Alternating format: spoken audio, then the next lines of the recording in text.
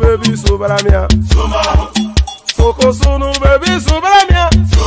As the one for Japan, years of Cambodia. Since I was born, but now I am getting youth. I'm gonna move on, I'm gonna go that book.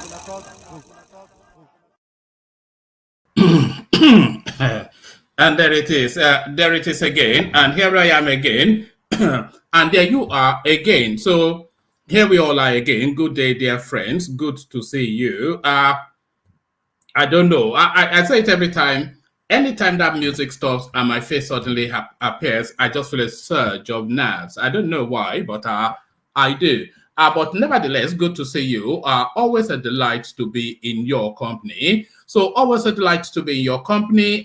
Never take it for granted. So it is with gratitude that I welcome you every time you do decide to spend, because it's a choice you make, of course. I know you've formed the habit of, this is now part of the backdrop of your day now. The one man went to no session, but nothing taken for granted, and your company received it with gratitude. So your company received with gratitude. The usual protocol: click on the like button just as you're coming in.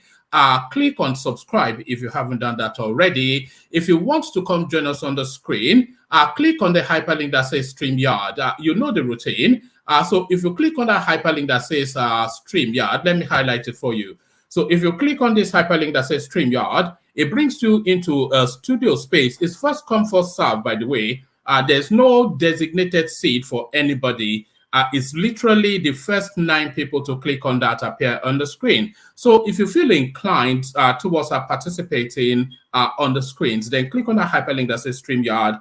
It brings you into a studio space, as I said. And then as soon as I've finished reading out the body of the talking points, I'll let you onto the screen and we engage in a conversation. That's how it works. That's the format. So if you feel inclined, then click on that hyperlink that says StreamYard. Of course, the invitation to buy your host cups of coffee, that is always there at your discretion, of course, but you're encouraged to do that, but only if you feel inclined to do it. So click on like, you must do that. Click on subscribe, you must do that. Click on the hyperlink that says StreamYard, that's at your discretion. And the hyperlink that says buy your host cups of coffee, that's entirely at your will. But the two compulsory ones, like and subscribe, you must do those. So you must do those. So now let's now go to the talking points that we'll be discussing today. Let's kick it off from here. Appeal Court affirms Adeleke as Osun governor. So this is big news on two fronts. So in fact, on several fronts, really, it's big news that Adeleke finally retains that mandate that was given to him 4 years ago, stolen by the courts. He retrieves it. They attempted to steal it via the courts again, but he's able to hold on to it.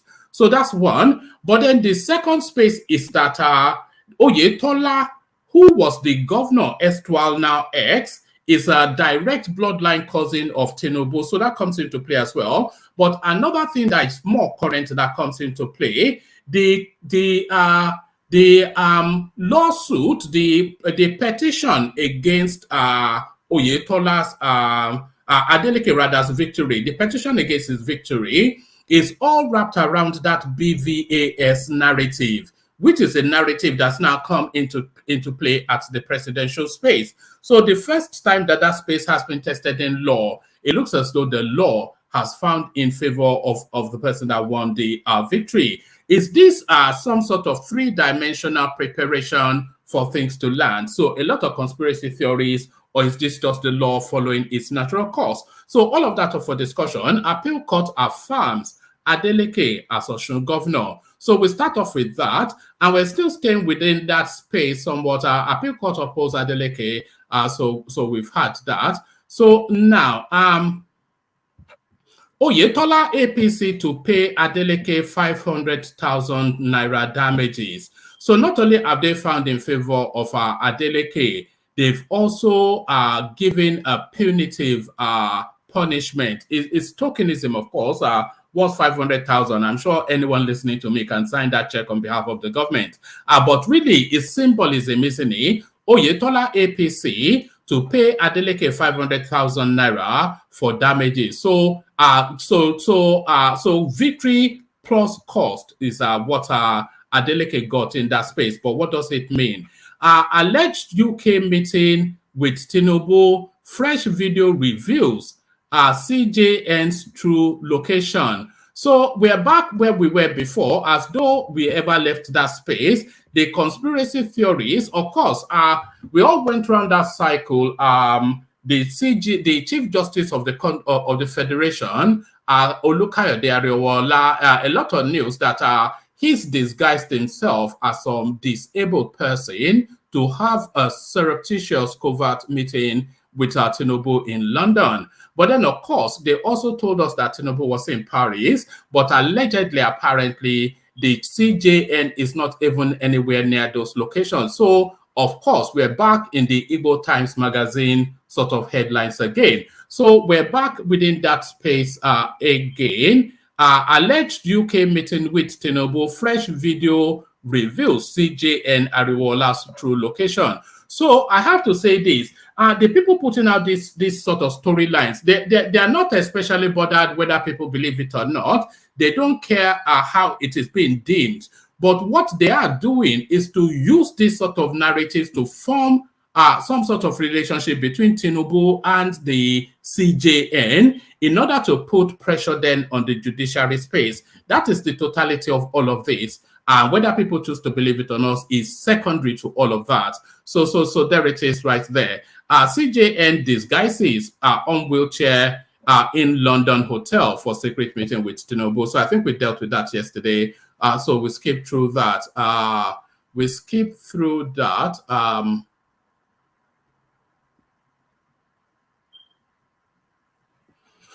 But hold on. I'm just trying to see how I sequenced this. All right, we skipped through that to go to this.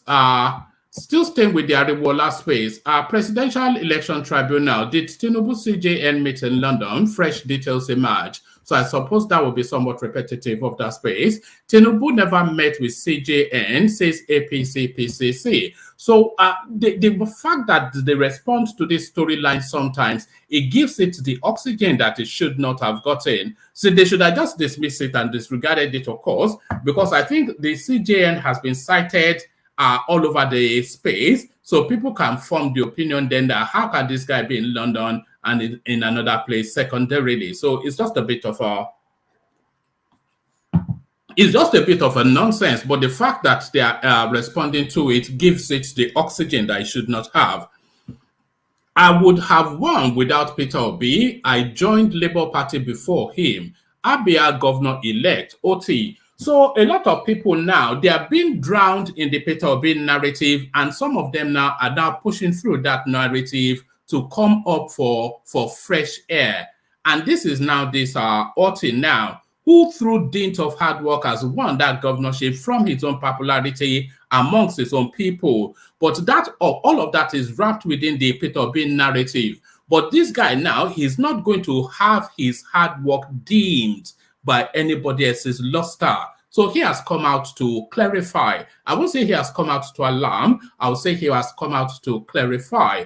I would have won without PITOBI. I joined Labour Party before him. Abia Governor Oti. So Abia Governor Oti, we find out exactly what is going on there. 2023 elections, all 26 governors-elect announced by INEC. So we'll be documenting then the winners of this particular cycle, who won what and where. So I think all of the announcements have now come in now. So for reasons of documentation, we shall be going through the list of now the new governors that have emerged. Not all of the states were in contention, by the way. I'm sure you all know that, because quite a few states are off cycle. That is to say, for reasons of whatever litigation, they've had to rerun their elections outside of when general election takes place. So the sitting governors, they have not run their 4-year tenure for them to be up for revalidation. So those are off-cycle elections, but the ones that are within cycle, they've all been counted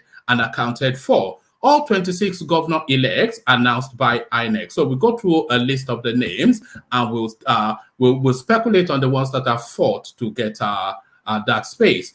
Like I said, we still remain in silly season. Presidency reacts to Buhari's alleged refusal to hand over to Tinubu. So we saw this. It was actually, I was going to say a reputable, but you want to question that now if it still has that reputation. But a news outlet, Sahara Reporters, actually broke this story that Buhari was caught privately saying that he does not see himself handing over to Tinubu. So again, they have felt the need to come out into the public space to come and debunk this. So debunk this,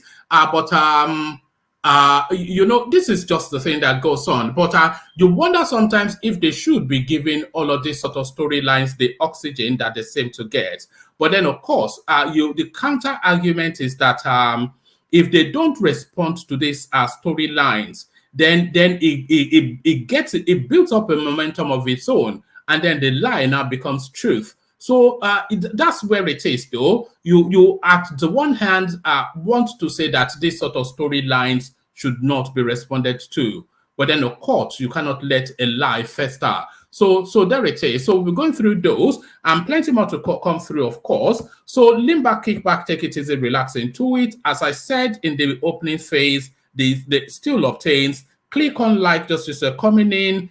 Subscribe if the subscription button is showing as red. If you want to buy your whole cups of coffee, do that via the link showing on the screen. And if you want to come join us on the screen, do that via the link that you can see in the comment section as well. So all of that's in play. Let's take a micro musical break. And then when we come back, we get into the details of it. Let's go first to the K-Guys. Water, only water, where they see ma. Water, only water, where they see ma.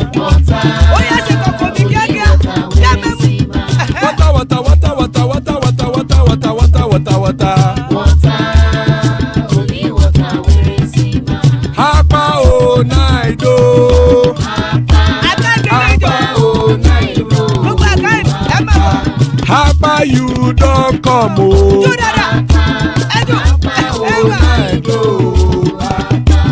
Hapa o naido.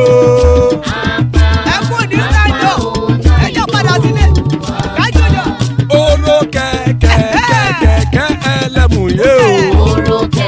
Ibe sodi ya kẹ̀kẹ́ ẹlẹ́mù re o. Obi master kẹ̀kẹ́ ẹlẹ́mù re o. Chief Waila ti kẹ̀kẹ́ ẹlẹ́mù re o. Eruku lẹ̀lẹ̀ ẹlẹ́mù dé.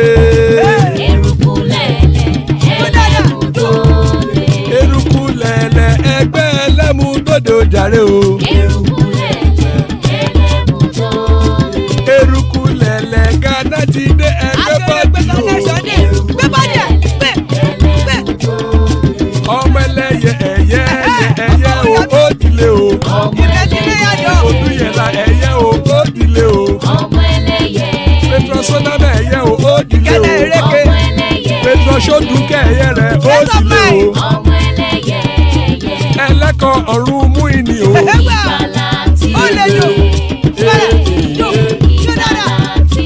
Àkùkọ ọ̀run mẹ́kọ̀.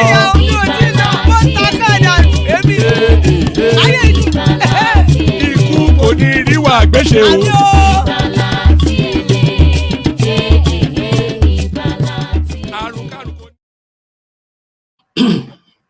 And there it is right there.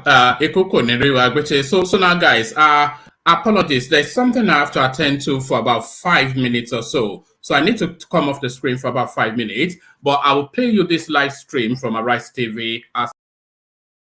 I'll play you this 5 minutes play from Arise TV as the space filler. I think they're discussing the Ekweremadu space. So unless Thomas wants to jump on, but actually don't jump on just yet, Thomas.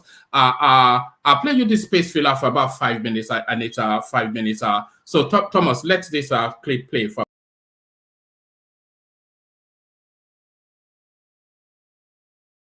So many other ways, legal ways and proper ways to get an organ donor for a sick person. I mean, some people are, sympathetic with their Ekweremadus that their daughter is sick and needs help. Other people are also saying, well, you have been in the Senate for at least 20 years as a lawmaker. what have you done in Nigeria to help in terms of health, setting up health facilities for the country? Oh, well, you have the funds and the resources to go off to London like many politicians do and in many public officers to take care of the health of their families. What about those of us that are in Nigeria that do not have that kind of fund to do so? So some are sympathetic, others not so. But it is terrible for the image of our country. And you can see that the trial was speedy. Within 6 weeks, the judgment has already been reached because they really wanted to wind this up. Right. So that's another lesson, in terms of how fast judicial cases can be. Absolutely. And I think you made a good point there when you talked about Nigeria's healthcare system, that if it was working, Mr. Ekweremadu, who's been in government for 2 decades, would not have had the need to seek help abroad. So in a sense, he is, to some extent, by some people at least, seen as complicit in not fixing that healthcare system so that he would not, or anybody, in fact, would not have to travel abroad. But let me come to you, Chinwe Izebu. You are a lawyer, of course. Senator Ekweremadu has been a contributor to the making of laws in Nigeria, one of which I understand prohibits human organ trafficking. So how astonishing is it that he himself is now guilty of organ trafficking? It's very ironical because I was very shocked by the verdict. Having said that, Mr. Ekweremadu was actually in charge of the legislative arm of the National Assembly, Deputy Senate President, when the legislation was made at the time, that is the corresponding legislation in respect of human trafficking in Nigeria. So he probably was not aware of the interpretation of that statute. So we have it again that the courts have the exclusive right and jurisdiction to interpret a statute. So even though Mr. Ekweremadu was at the National Assembly at the time when the law was made in Nigeria, he went over to the UK not being aware of the legislative statute which prohibits human trafficking in the UK. Now, Section 2 of Modern Slavery Act in the UK, I think it is 2015, prohibits anybody from facilitating the journey or travel of anybody to the UK with a view to exploiting that person. The key word, Charles, is exploiting. So the court took a dim view of the fact that this young man, 21-year-old, as we now know, was exploited. Mr. Ekweremadu is a compassionate, loving father, and like every loving father would do for their... All right, I'm back. So do you want to listen to this woman some more? Let me actually get rid of her. If you want to listen to us some more, we can bring her back. Let's get back to matters that we did intend to discuss. So let's get back to matters that we did intend to discuss. So let's kick it off with this, the Adeleke space. Appeal Court affirms Adeleke as Osun governor. The Court of Abuja, sitting in, not the Court of Abuja, the Court of Appeal, sitting in Abuja on Friday, vacated the tribunal judgment that nullified the election of Governor Ademola Adeleke of Osun State. The appellate court, in an unanimous decision by a 3-member panel of justices, held that the appeal Adeleke lodged to challenge his sack by the Osun State Governorship Election Petition Tribunal was meritorious.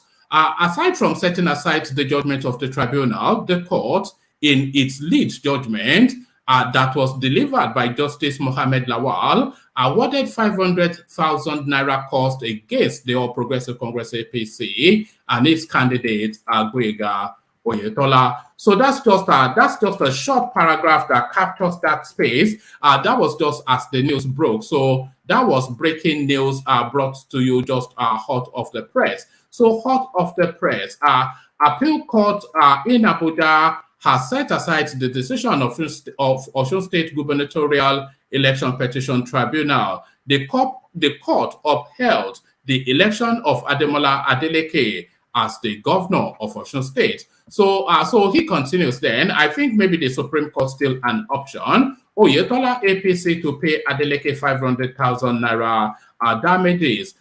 So I think we've already captured that. So that's that. So what does this mean though for the presidential space? That's the question. What does this mean for the presidential space? Because of course, a lot of the appeal that was lodged by Oyetola was wrapped around the BVAS and overvoting narrative. You know, so we probably need more details of that judgment really to form a solid opinion. But certainly now that this is the first instance then that BVAS has been tested in court and is found in favor of the victor. So how does that permutate towards the Atiku Tinubu and Atiku PITOBI sort of a narrative? So all of that to come, or is there any interlink even? That's the question. So so there's that. On to the next. And by the way, there's still spaces left in the studio. If you want to come join, don't wait until the last minute and then you are clicking furiously and saying that, oh, this guy doesn't like me and whatnot. It's first come, first serve, as you know. First come, first serve. Okay, let's go on to the next. Which one comes up next? All right, let's go on to this one. Alleged UK meeting with Tinubu. Fresh video reveals CJN Ariwola's true location. So we're back with the obedience space and the usual hoo-ha. So the usual hoo-ha, amidst rumors that it was in a private meeting with the president-elect, Asiwaju Bola Tinubu, Chief Justice of Nigeria CJN, Justice Kayode Ariwola, has been spotted in Abuja. CJN Ariwola, according to Channels TV, was seen on Friday, March the 24th, leaving the Supreme Court for the Ansaruddin Central Mosque in Abuja to observe his prayers. The speculations that Ariwola is in London with Tinubu are fueling suspicions that the latter is making smart moves to buy the former's heart, whilst court cases surrounding the outcome of the presidential election abound. So, so there it is. It's come to. There's a video clip which I'm going to grab and see if I can present. Let me see if it's actually come to something now that the Chief Justice of the Federation has to now be doing Instagram twerking to show that he's not in London. So the Chief Justice of the Federation is now having to twerk on Instagram in order to show that he's not in London in a secret meeting with Tinubu. So the cheek of this obedience space, it knows no bounds. The force matters with just the loudness of the noise that they used to present it. The Chief Justice of the Federation, he is twerking on Instagram to dispel or refute storylines being brought by the PITOBI camp. So here is Channels Television now putting it out on their Twitter. The Chief Justice of Nigeria, Justice Kayode Ariwola, leaving the Supreme Court for Ansaruddin Central Mosque, Abuja, to observe his prayers. This is coming in the wake of speculations that he is in London to meet with President-elect Tinubu. So it's unbelievable. So let's go on to the follow-on story, actually.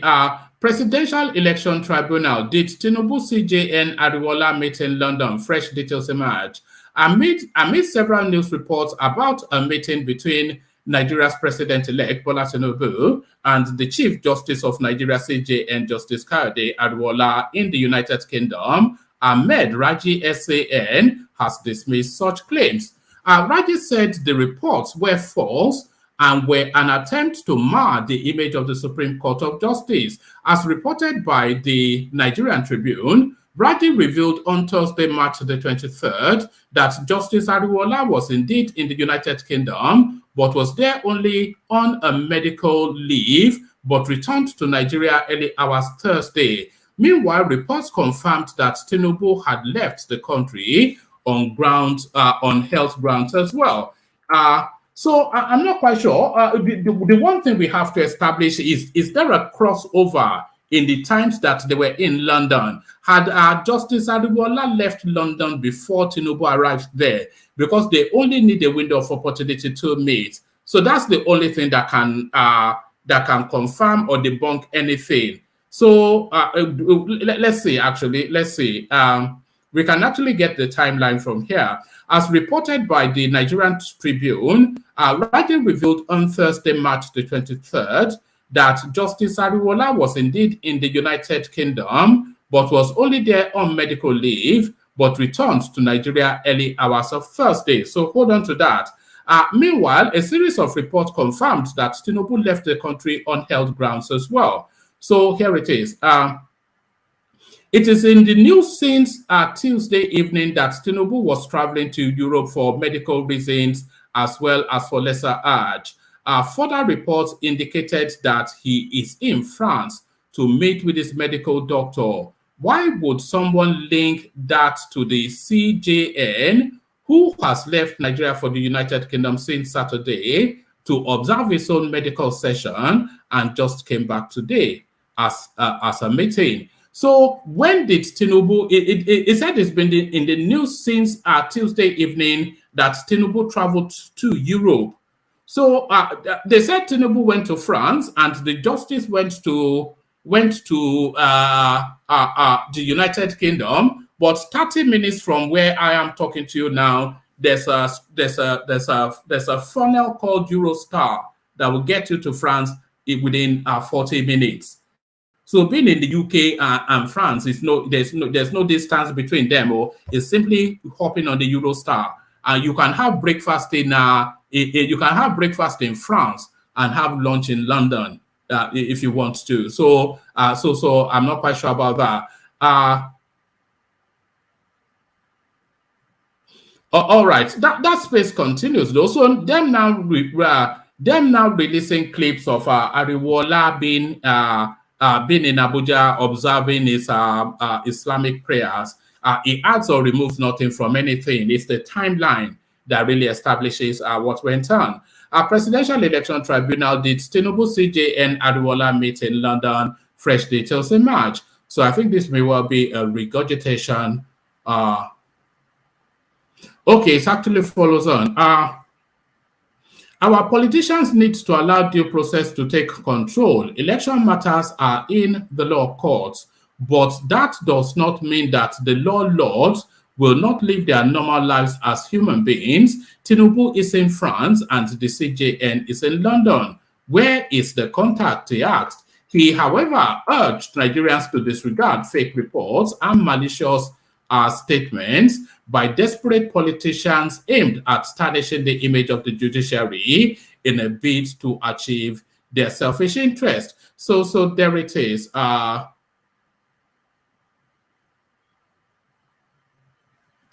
It's still shrouded in mystery, actually. President-elect Tinubu's whereabouts finally revealed amidst medical trip rumors.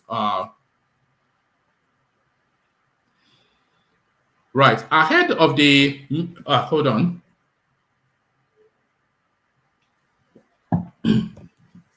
Right, ahead of the May 29 inauguration, the president-elect, Asiwaju Bola Tinubu, on Tuesday night, March the 21st, traveled abroad to rest and plan his transition program. This was disclosed in a statement sent to correspondents via his media aide, Tunde Rahman, on Wednesday, March the 22nd.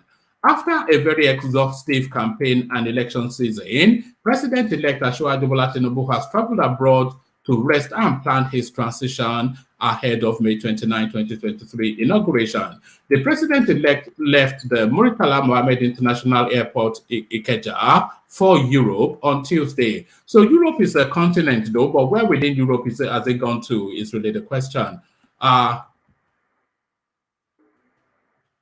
Rahman further explained, Rahman further explained in the statement that Tinubu decided to take a break after the hectic campaign and election season to rest in Paris and London. So there it is, in Paris and London.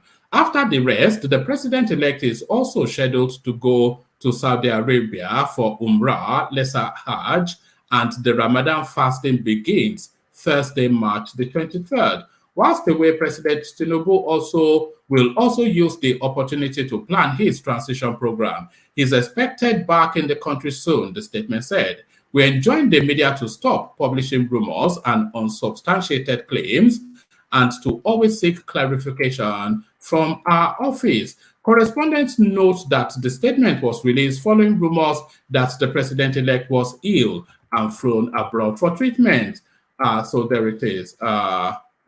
So there it is. It gets even more confusing than it was from the onstart. So there it is.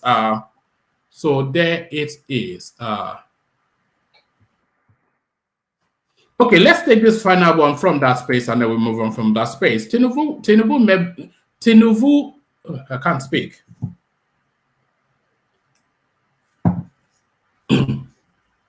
Tinubu never met CJN, says APC PCC. So I don't quite know still why they have a PCC. That's just the thing. That's the Presidential Campaign Council. The campaign and elections are over. The All Progressive Congress Presidential Campaign Council has refuted the report of a purported meeting between the Chief Justice of Nigeria, Justice Oluka Adeariola, and President-elect Asiwaju Bola Ahmed Tinubu in London. The council, in a statement Thursday night by its Director of Media and Publicity, Bayo Ononuga, dismissed a media report that Adeariola disguised to meet with Tinubu as fake, misleading, and malicious. Our attention has been drawn to the grossly fake, misleading, and malicious story about the Chief Justice of Nigeria, Olukayode Adeariola, disguising to meet President-elect Tinubu in London. The story was a pure concoction from the hallucinating mind of hatchet men bent on creating doubts and public distrust about the legitimacy of our recent election, which was won by Tinubu. We refute emphatically that there has been no clandestine meeting between the president-elect and the respected Chief Justice of our country anywhere. It is pure fabricated news, groundless in fact and authenticity, Ononuga said in the statement. He said to show that the story was mere fiction. The report claimed the CJN left Nigeria for London on March the 11th on a wheelchair to board a plane. Saying, however, Tinubu left Nigeria on March the 21st, 10 days thereafter. What kind of appointment or secret meeting with the two men will the two men have arranged in London with so much wide arrival dates, except in the imagination of the false news merchants? So I don't think the arrival dates really matter. What really matters is if they were in London both at the same time. That's really all that matters. We can confirm that the president-elect who left Nigeria Tuesday night has not been in London. He is right now in France to have a deserved rest after a hectic campaign that began in January. So there it is. It was more mystery than mystery solved. It gets more mysterious than more clarity.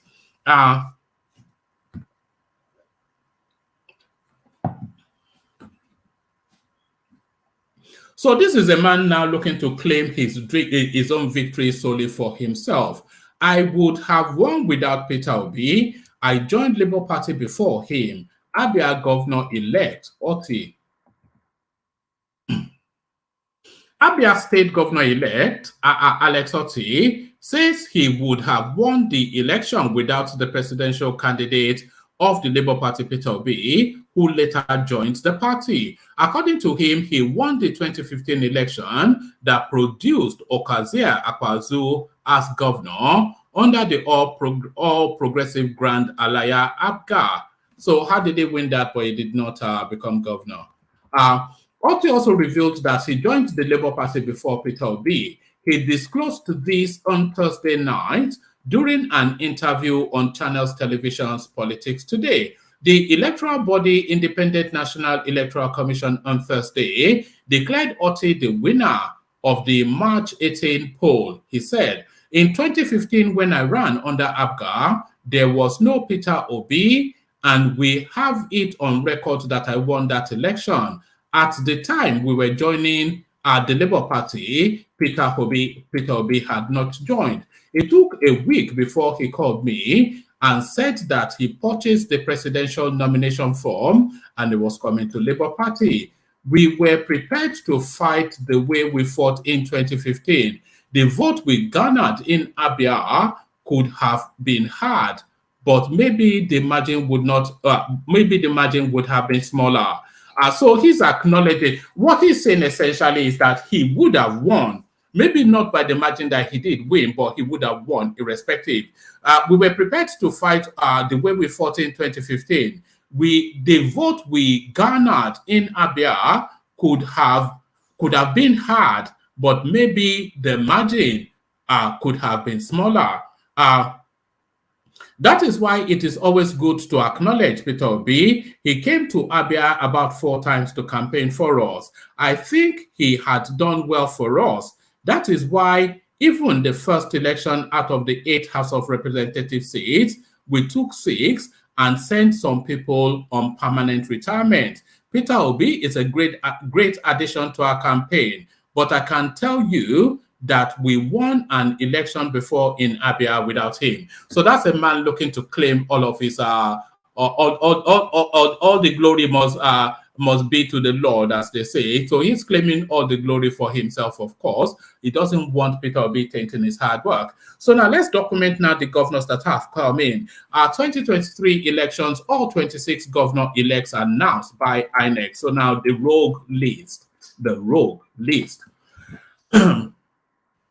The Independent National Electoral Commission, INEC, has so far announced 26 candidates as governor-elects following the March 18 poll. On Wednesday, Alex Otti of the Labour Party LP was declared winner of the governorship election in Abia State. Peter Imba of the People's Democratic Party PDP also emerged winner of the governorship election in Enugu State. This means the result of 26 out of the 28 governorship elections have been announced. The elections in Kebbi and Adamawa were declared inconclusive. The All Progressive Congress, APC, won 15 states, PDP 9, LP 1. The New Nigeria People's Party, NNPP, won in Kano State. APC had 7 governors re-elected.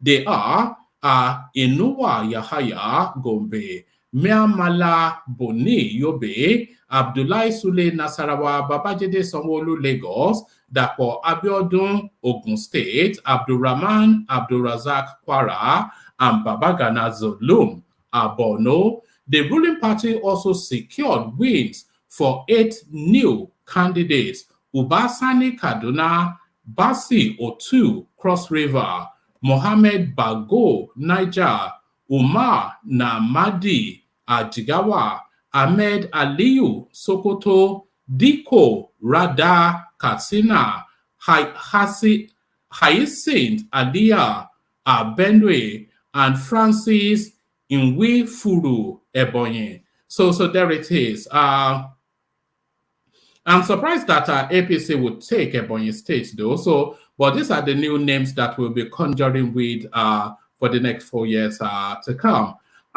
2 PDP governors, Seyi Makinde, Oyo State, and Bala Mohammed Bauchi, secured re-election. 7 first-term governors were elected on the platform. 7 first-term governors were elected on the platform of the PDP. They are Kafas Agbu, Taraba, Caleb Matwang, Plateau, Peter Mba, Enugu, Umo Eno, Akwa Ibom, Fubara, I won't attempt his first name, Rivers, and Sharif, I won't attempt his last name, Delta. PDP's Dauda Lawal unseated Zamfara State Governor Bello Matawalle, whilst Abba Kabir of the NMPP unseated the APC in Kano. So I think the unseating of the APC in Kano is probably the biggest news to come through within that governorship cycle. Presidency reacts to Buhari's alleged refusal to hand over to Tinubu. So this is another story circulating the bunks.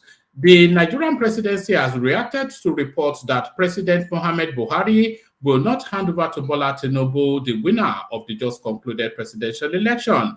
In a statement on Friday, signed by Garba Shehu, sent to correspondents, the presidency called on the general public to disregard the report. The statement reads: the presidency wishes to denounce an outrageous and fake. Let's do that entirely all over again.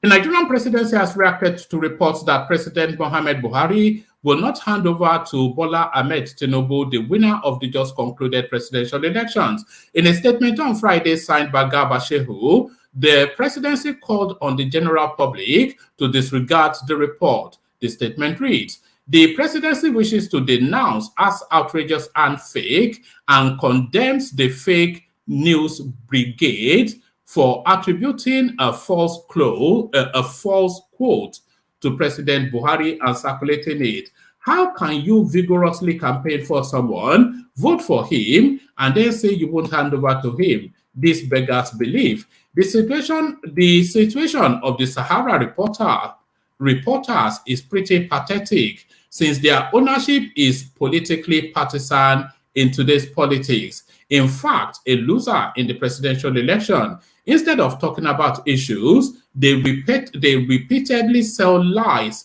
in the hope that people believe them as truth. The government is already in transition phase. The transition committee, made up of representatives of the outgoing administration and the incoming one, are meeting on almost a daily basis, planning the handover to the Tinubu-Shettima administration. 13 committees are offshoot of the main committee, some to arrange military drills and pull out of the President Buhari are either all, let's do that again.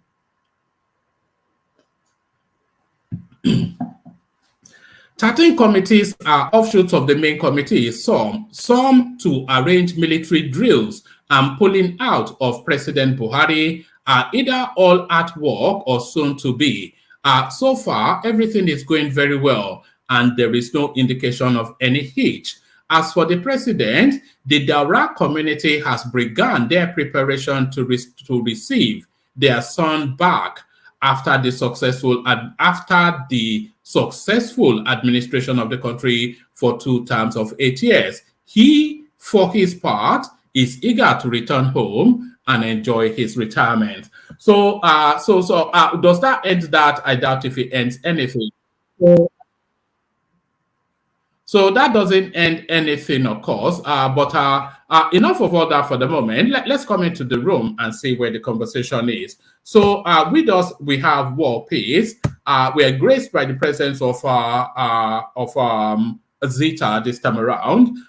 Gideon joins us from Edo. The Progressives from somewhere in Ireland. Adeleke'S joins us. And I think we have Charlie Boy as well. Do we have you, Charlie Boy? Yes, we have Charlie Boy as well. So good to have you. Good to have you, everyone. So that's the panel so far. There is still room on the platform. So if you want to come join us, now is the time. So now is the time. I will kick it off with Zita, but we'll kick it off with this clip and invite Zita to respond to it. Our own. And with two people, Yorubas, please. People should not be annoyed, those of them that said Lagos is no man's land. It's an understatement and a slight to people's personality. I beg, I say, please, I am sorry. Lagos belongs to Yorubas. They are our host country, our state rather. And I told my people, we should appreciate the Yorubas because they really accommodated us. Among all the tribes in Nigeria, I stand here to say that Yorubas are the most accommodating. Yes, I say that. And why I'm saying that is that I schooled there in Yoruba land. I married there. The land blesses me and is still blessing me with children. I married here. And I have houses here. Is that not a good land? It's not. So there it is. So Zita, is it time now to draw a line under this no man lands narrative? The election has come and gone, and really we should be in the healing phase now. So is it now time to draw a line under this no man's line? Whether it was said or not, who really cares? It doesn't really matter. We've always been together, and we will always be together. Igbo land is not going to be uprooted and moved next to China.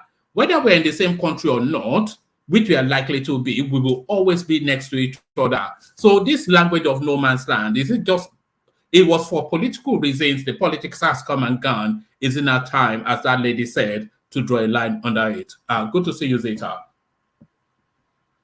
Are you ready? On mute. Oh, all right, we don't appear to have Zeta. Do we have you, Rosie? Can anyone? Yes, I'm here. Good evening, woman.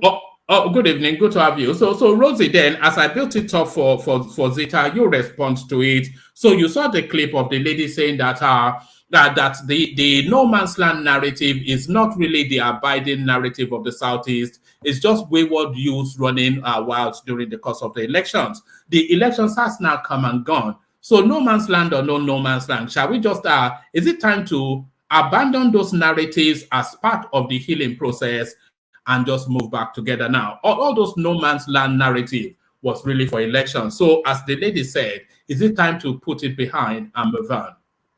Yes, the lady is really right for her to say it's time to put it behind and move on. This no man's land slogan, I think it was just a propaganda to cause rifts between other tribes and the Yorubas in Lagos. Because I know other tribes in Lagos do not believe that Lagos is a no man's land. Because if Lagos is a no man's land, why would you go to Omonile when you want to buy land?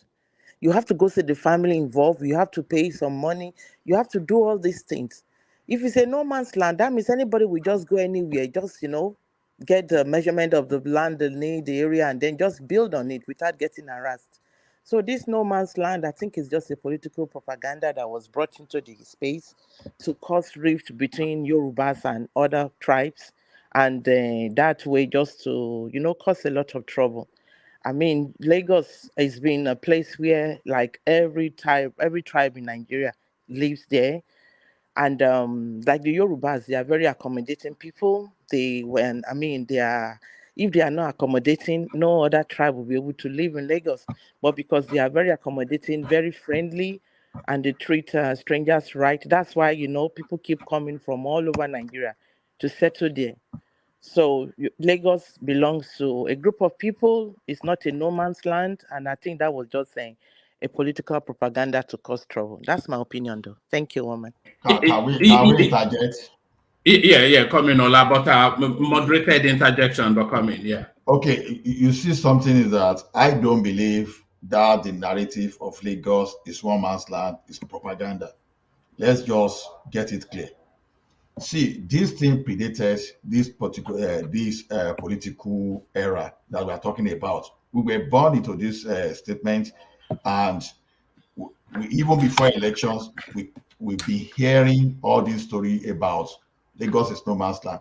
Yeah, I think it is good for the leaders to sit down and settle this before it escalates beyond this, because I see it more of Nigerians that are living together and they want to belong to wherever they are. For example, if you've been living in the Lagos for 60 years, according to the law of the land, you should be able to do anything there. You should see yourself as resident of that place. You should be able to contest. You should be able to do anything like normal Nigeria. That, I think, that is the narrative people want to actually paste there. But it's unfortunate that they allow that thing to diffuse into the political to the political arena. So to me, it's not a propaganda. To the best of my knowledge, it is what the constitution of that country want to say. But the way they are now using the word Lagos is no man's land can be offensive. But you can show that as a citizen of Nigeria living in Lagos, I belong here, I pay my tax here, and I want the progress of this place. And let it remain like that. Even in the future, if you want to contest for anything, zip your mouth and stop saying Lagos is no man's land. Even though within you, you know you are a citizen of Lagos, and let it be that way. So to me, it's not propaganda. It is what is part of our social and whatever, and what the constitution of that country wants us to even believe. That wherever you are for a certain time, normally you should be a citizen of that place. So the political leaders, I think, way forward at the national level, all these nationhood things, I think, needs to be addressed. Otherwise, they will keep using this thing during the political campaign. That's what I wanted to say. Please, if I may come in a little bit, like for me, I was born in Lagos. I stayed in Lagos for until I was 32 before I left Lagos. All the time I was in Lagos, I never heard that slogan that is a no man's land, because I know the people that stay there, like the IGBOS. When it's December, everybody goes to their town. Lagos becomes empty.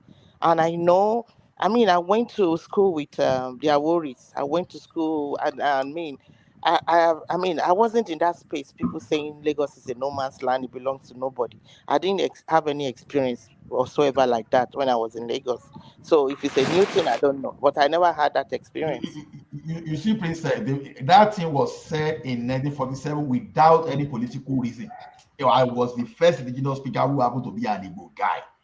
Since that time, so that's why I said we were born into this Lagos is no man's land. And I can say, to the best of my knowledge, that it was actually referring to Lagos FCT. Lagos FCT is that like that? Yeah, but that's exactly it, though. Ola, is there not an argument to suggest that Lagos is actually no man's land? That is not to say that there are not people indigenous to Lagos.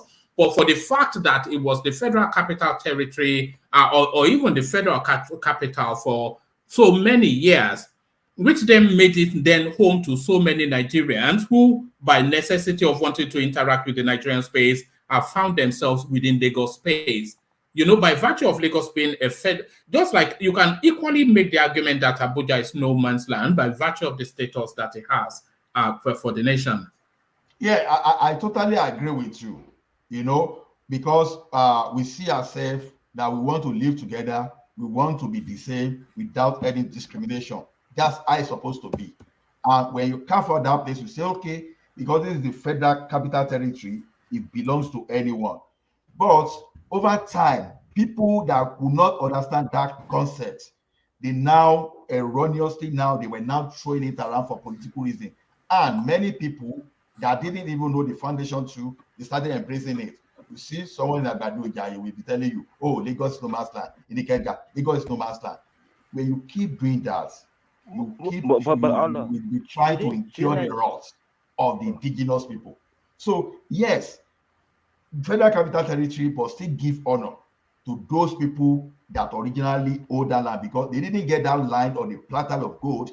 They fought, they won battles, war to secure that land. So the effort of the hero past, you just want to come overnight and say, oh, you didn't do anything, Lagos is no man's land. It's very infuriating.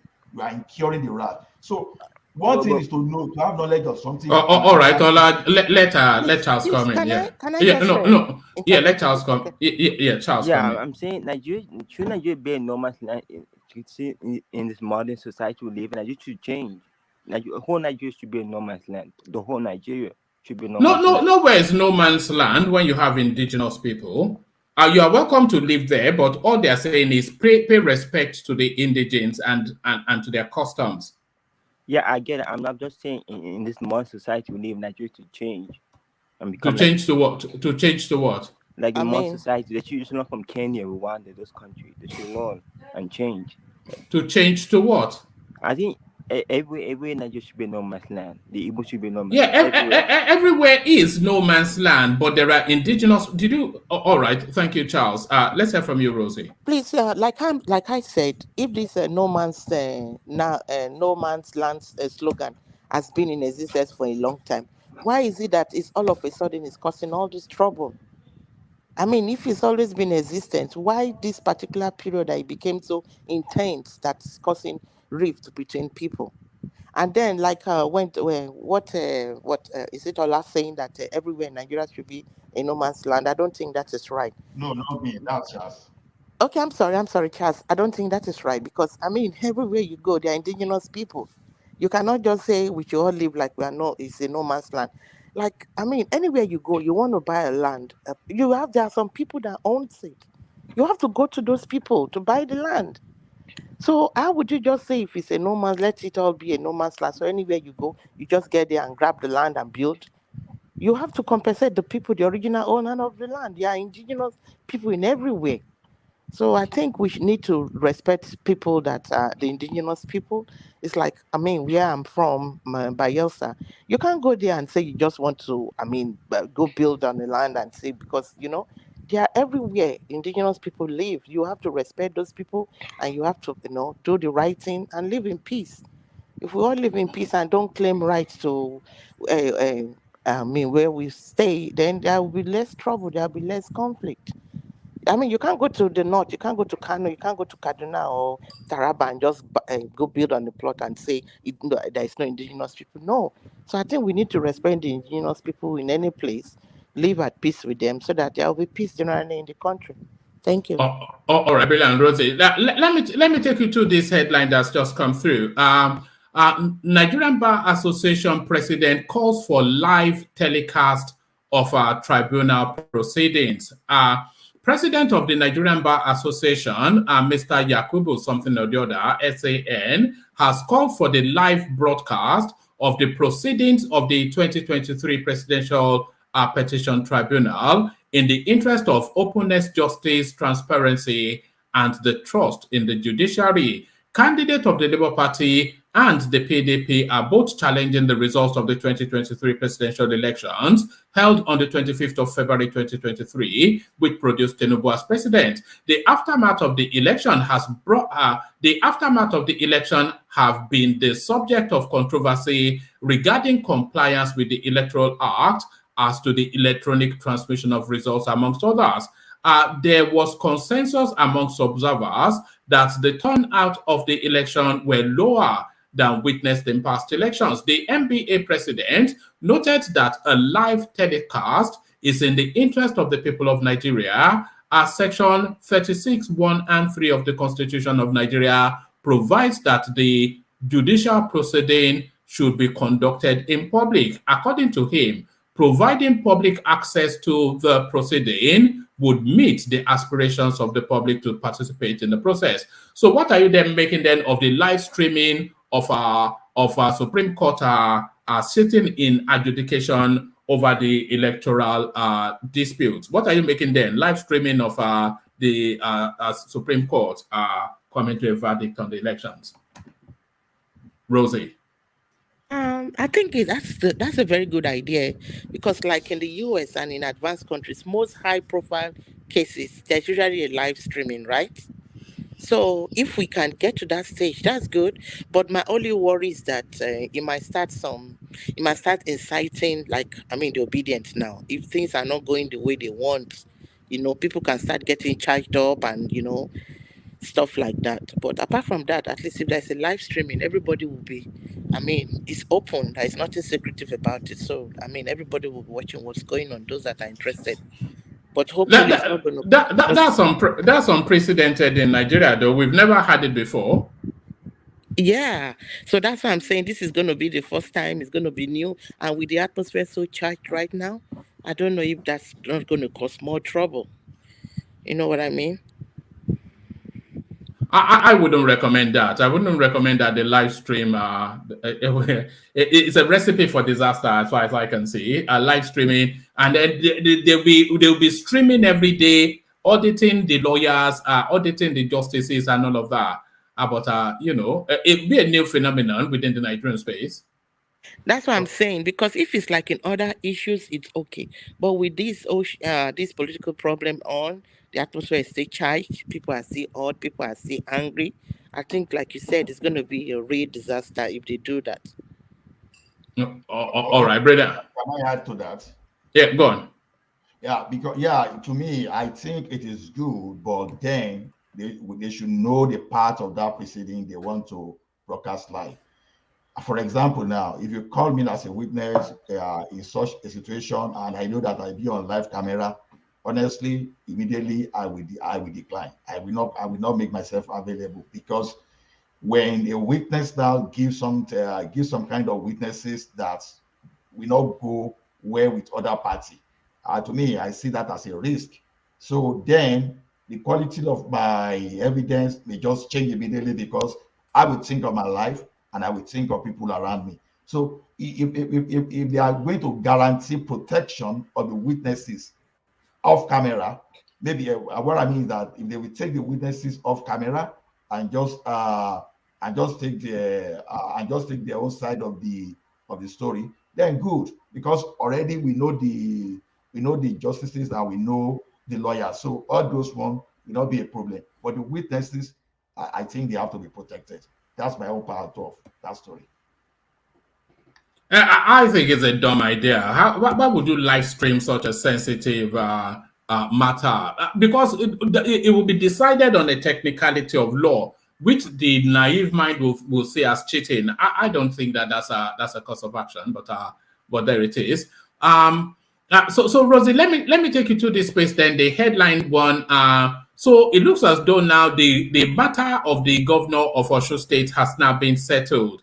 Appeal court affirms Adeleke as Osun governor. So they've actually they've upturned the judgment of the Tribunal of the Electoral Tribunal, which upturned the election of Adeleke. So they've now reversed that to affirm that Adeleke is the governor of Osun State. So what are you then making then of that, set against the backdrop of all these litigations going on?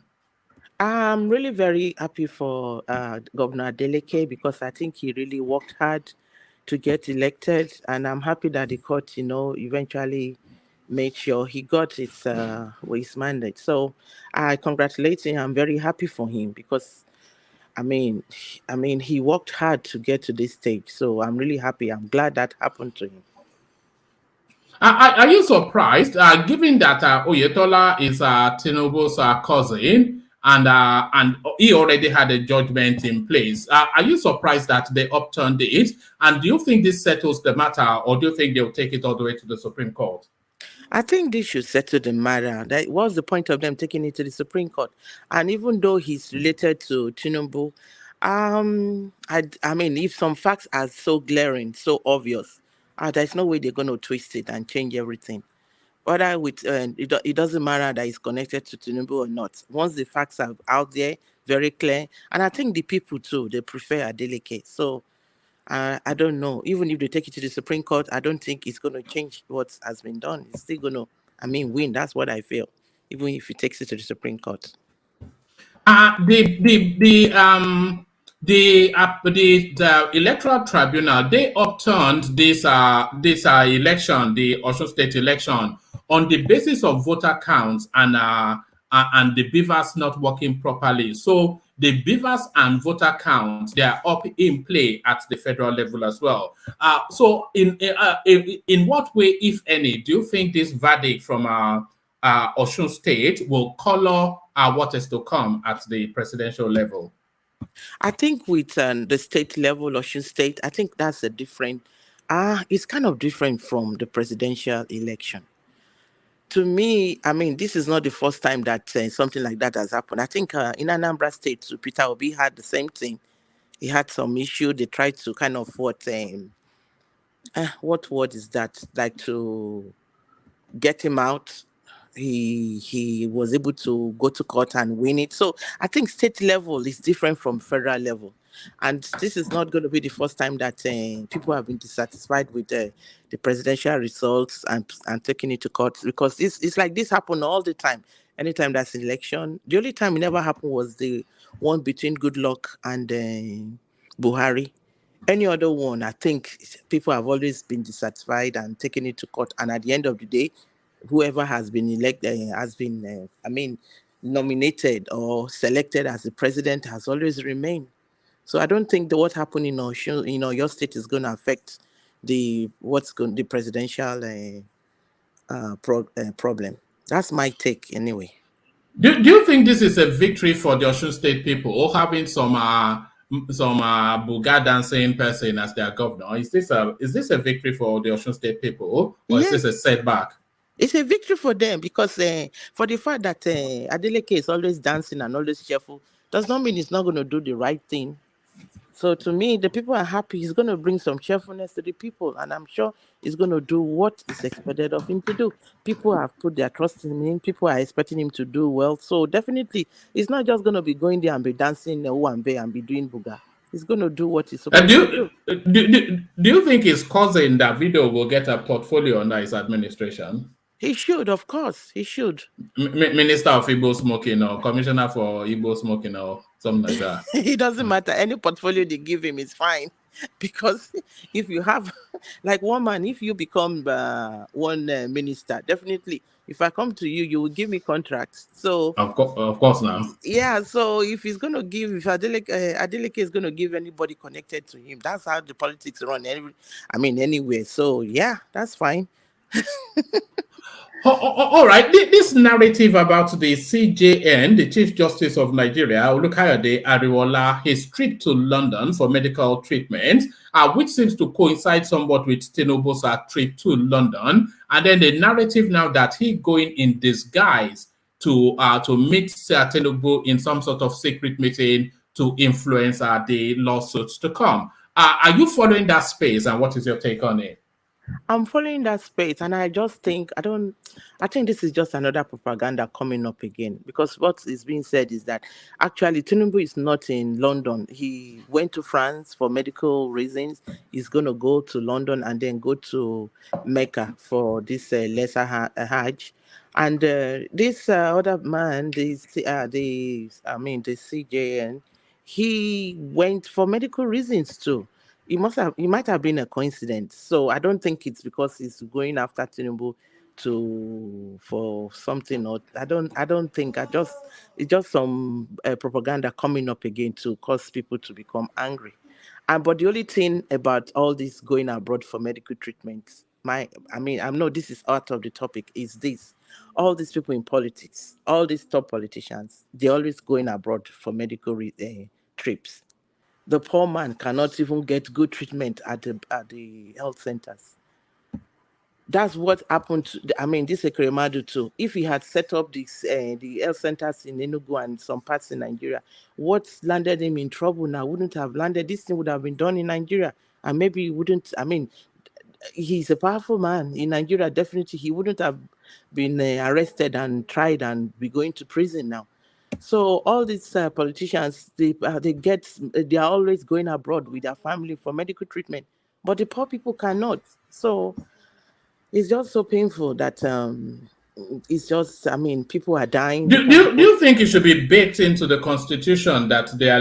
I'm not sure if it can, but do you think it should be baked into the Constitution that their medical needs should be met locally, must be met locally? Yes, it should be built into the Constitution. If they do that, that means they are going to find a way to make provide good medical system in the country. Okay, look at the time of COVID. When COVID happened and all parts of the world was shut down, you see a lot of people died in Nigeria. Not the poor people, the rich, because they couldn't come abroad for medical treatment. Yes, really that was what took Abia State, wasn't it? Yeah, it really hit them hard. So if they put it in the Constitution that they should find ways to get treatment in Nigeria, then I think they will make all the medical setup, they will make it to be assessed. They will provide the right things. It's not that they can't afford it. They can afford this. I remember growing up in Nigeria. Then things were not as bad as this. You go to the health center, you will see, although you will line up for like 1-2 hours, eventually you will get medical attention. You'll be given medicines. The only thing you pay for is maybe for card, which is not expensive. But they were still providing this medication. You still see the doctor. Things were what, but now everything is like at a standstill. But all these politicians, they are still going abroad for medical treatment. It's terrible. So anyway, that's off point. But this situation of Tinubu, No, that's actually on point, because I've always thought also that the Minister of Transportation in Nigeria, he should not be allowed to fly locally. If he wants to travel within Nigeria, then the Minister of Transportation, if he wants to travel within Nigeria, then he must travel by road. Yes. I mean, let me add this to it. It should be made a consideration that traveling abroad for medical treatment for these politicians, mostly a public office holder, is a national security threat to the country.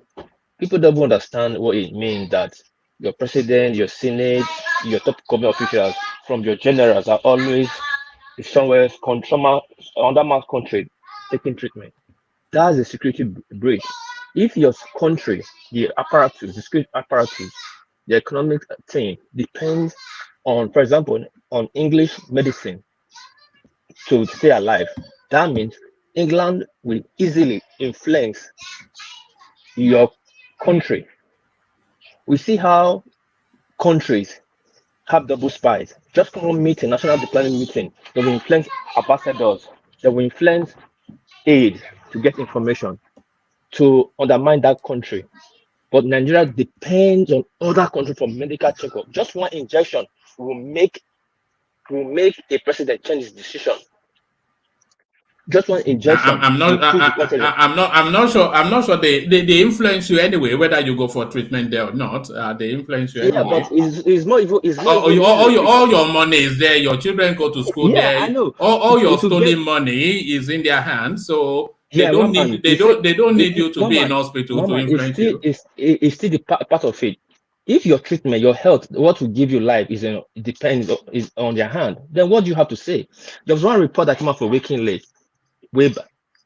They said America have let me use the word interest in all Nigerian parastatals. In other words, they have an eye in every parastatals. So what does that tell you? How do you think they get these people? These are the easy way to get them. No, that's nothing to do with anything.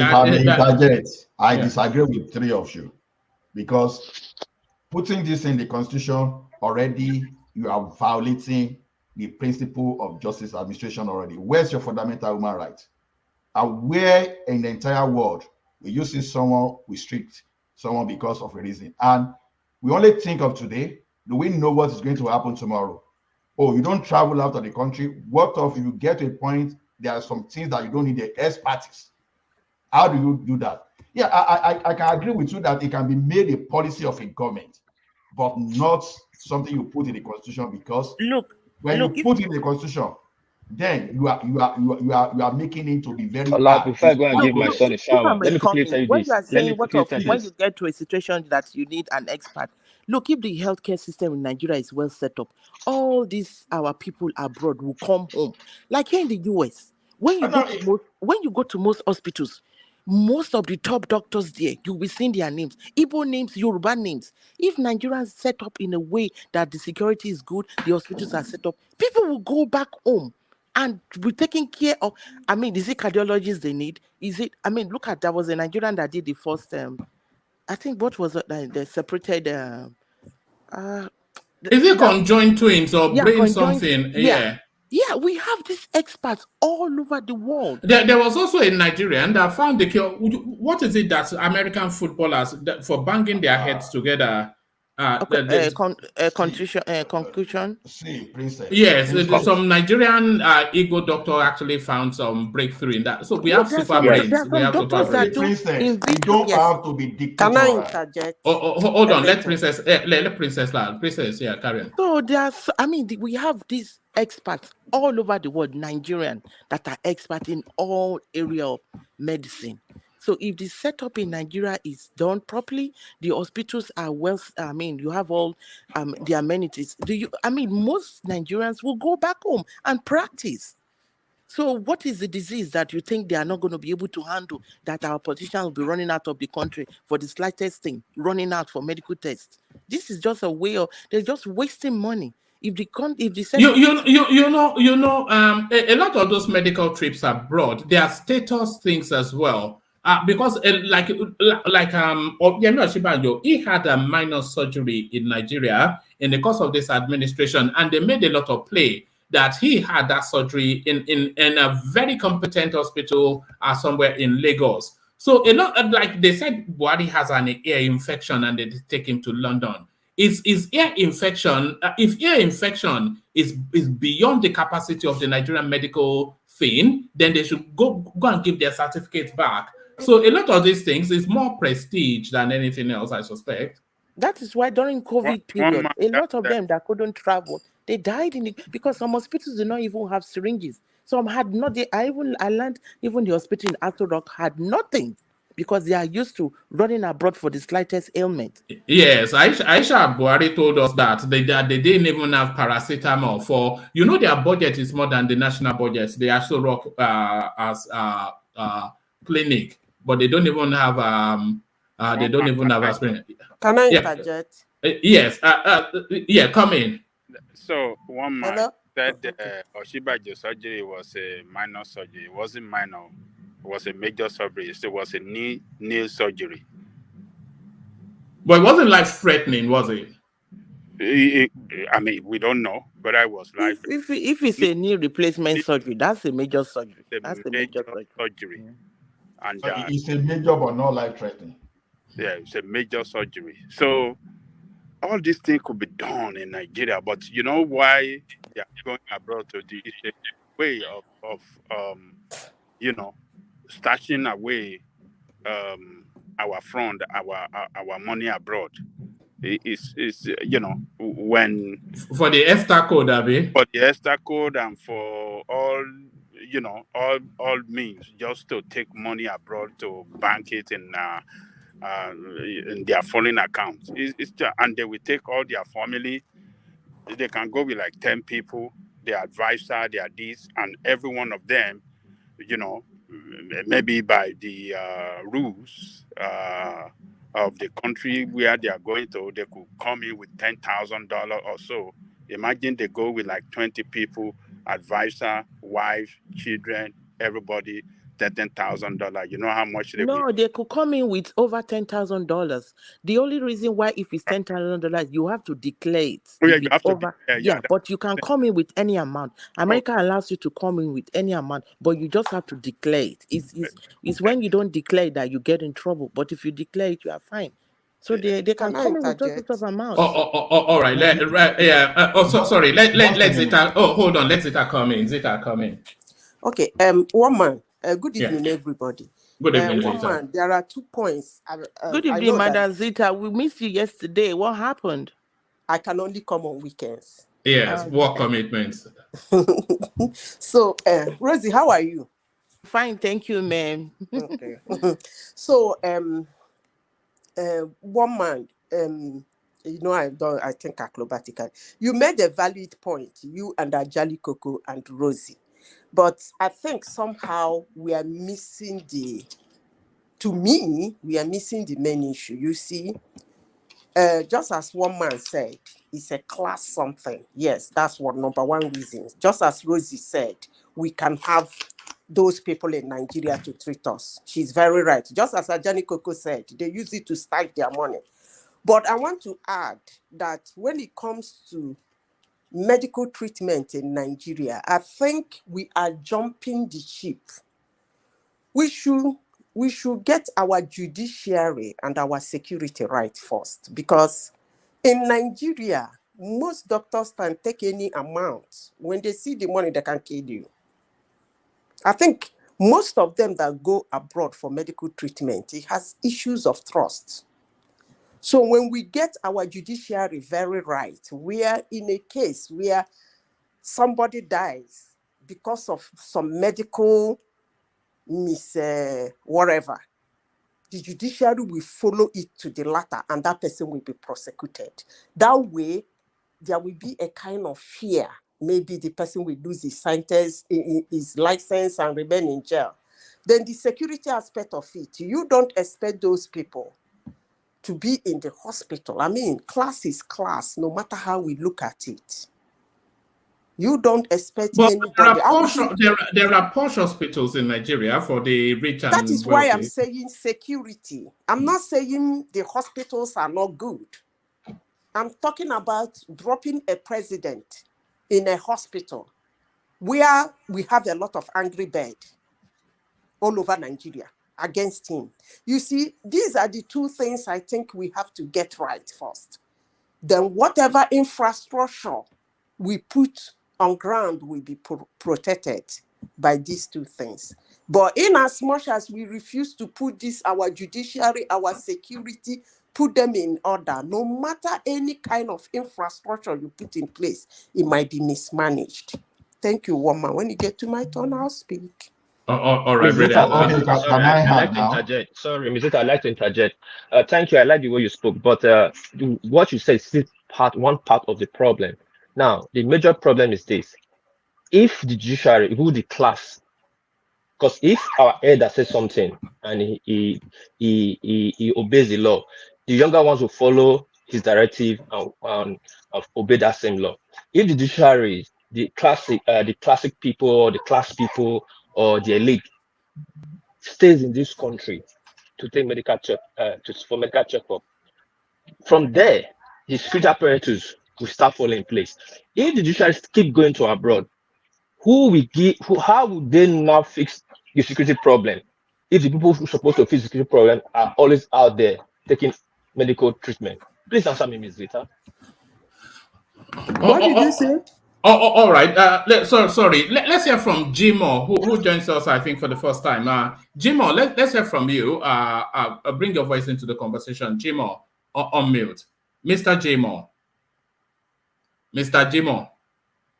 All right. All right. Back to you. Can I ask something? Ms. Zita, please answer my question. No, she didn't get the question, but can I say something? When you said about the security issue, so you mean if Buhari is sick now, he also the hospital there is well equipped, you have doctors and everything, who is going to come kidnap him there? Or if Buhari even decides to go to Lagos to receive treatment, he's not going to go with the security all around him. So what's going to affect his security? Oh, I mean, look at Nigeria. Ordinary people are moving around with bodyguards, and all these pastors going around with bodyguards fully armed. They're moving around. So if somebody is seeking medical treatment and there's guards everywhere, how is he going to be kidnapped? How is he going to be?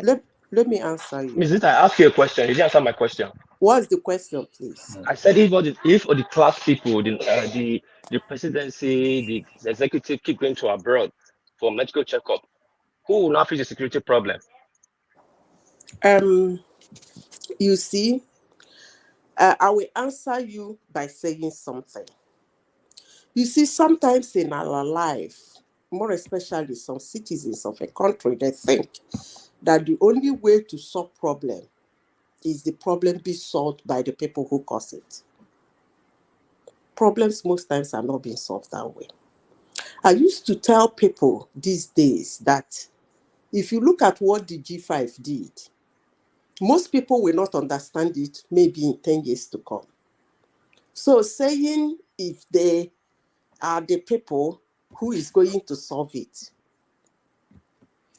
Sometimes in life, just one thing, and I always pray for one thing, that one thing will happen and change the total landscape. In Owerri, let me deviate a little, one man. In Owerri, Imo State, as at 1996, most Nigerians never know that Owerri is the mother town of Africa. Whites, yellow, brown, black, IGBOS were being mutilated, cooked, and eaten. Until the head of an 11-year-old boy was beheaded. It changed the whole dynamics. So looking at and asking me, these are the people who are causing this problem, who's going to change it? I tell you, it's just a spark. of light in the darkness, and the whole scenario will change. And every day I pray for my country, Nigeria. I pray for that little light. The people that cause the problem might not actually be the ones to solve it. Somebody else might. I hope I've answered your question. Rosie, you said something. So what hold on, Lola. What I said, Madam Zita, is that you said because of security reasons, a lot of people leave the country for medical attention. So I'm saying, like Buhari now, he has the ear infection. They has to run him to UK to get treatment. So you mean if he has to go to Lagos to get the treatment, he doesn't have enough security to keep him? Or if he has to go to any part of Nigeria, you mean he's not going to be secured enough to get the treatment? So if now security is the issue, then let them solve the security problem. So that people all over the world, there are a lot of experts in all fields in medicine. They will come home if it's secured, if the hospitals are well set up. They will come home. Most people want to go back home. They're tired of working here. They look forward to going back home. But if there is no security, the roads are bad, the hospitals are not equipped, how would they be able to go there to contribute their own quota to the development of Nigeria? Thank you very much for what you say. You're right on what you said. But me, in as much as I want class to be class, I like doing cause and effect. If the president of America is sick today, they have their hospital. I'm sure you are aware of.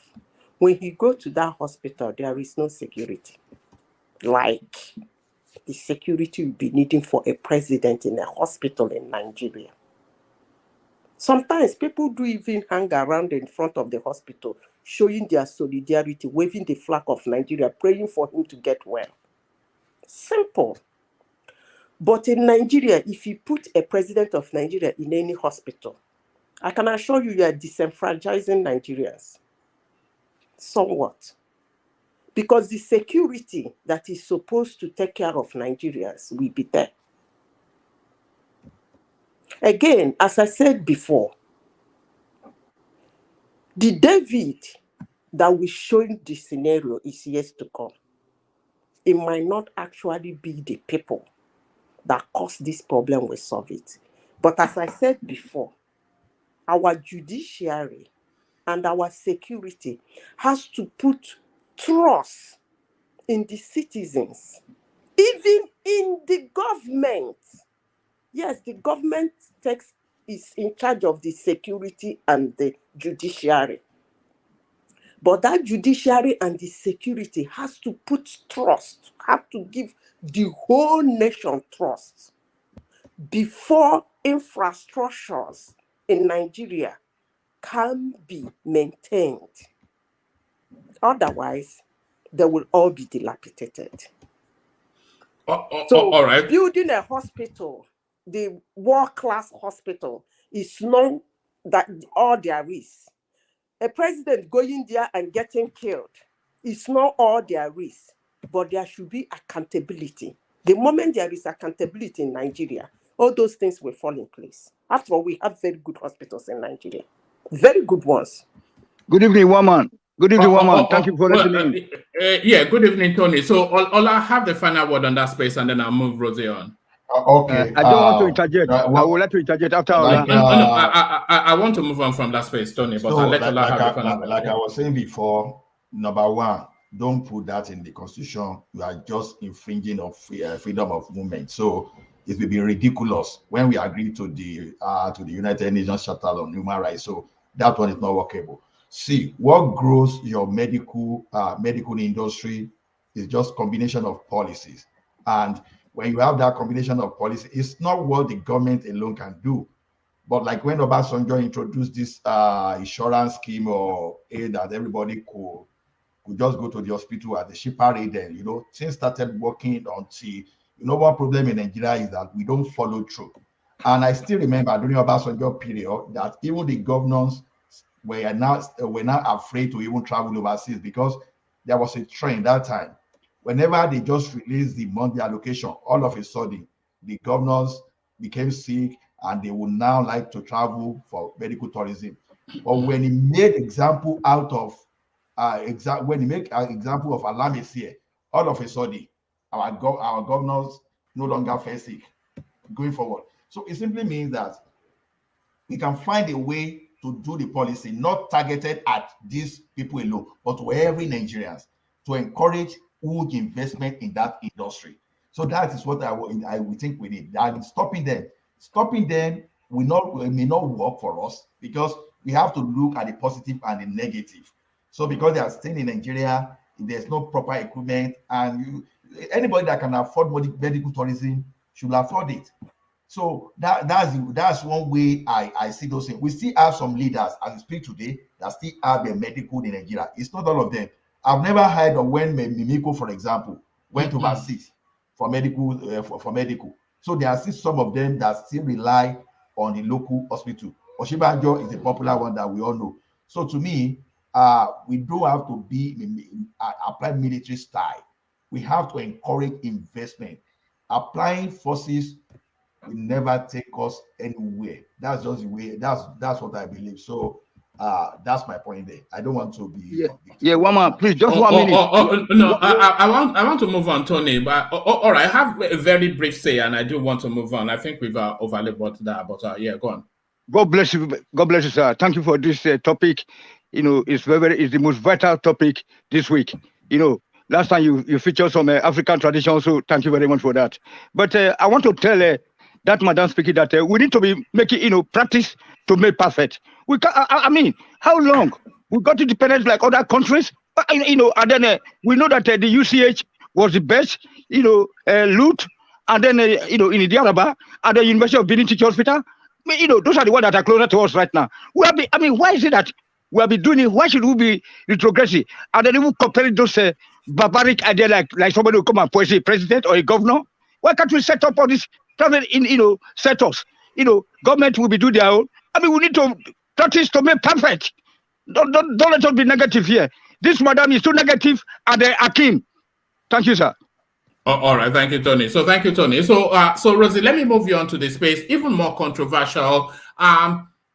So now, Tinubu, he has left Nigeria to go to Europe. So whereabouts he is in Europe, nobody is really clear. They're saying it's in London, but his team tells us it's in France, in Paris, to go on from Paris to Saudi Arabia. So that's one. And then they're also telling us that the Chief Justice of the country also happens to be in London. So that's two. Now, number three is they're telling us that there was a surreptitious covert meeting that took place between the two of them, where the CJN, Justice Olukayode Ariwola, where he went in disguise as a disabled person to have some sort of covert meeting with Tinubu. So this storyline had been circulating around the news space for a couple of days, to the point that the Tinubu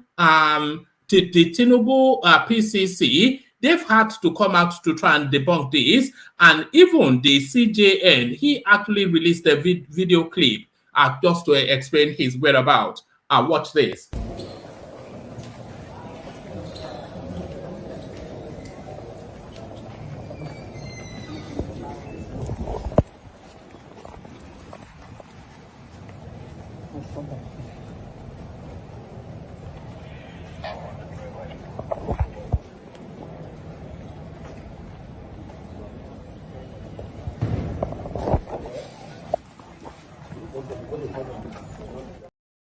All right, so that's the Chief Justice of the country, Ariwola, on his way to observe his prayers in Abuja. So now the storyline around the secretive meeting was being highlighted by the Arise news space.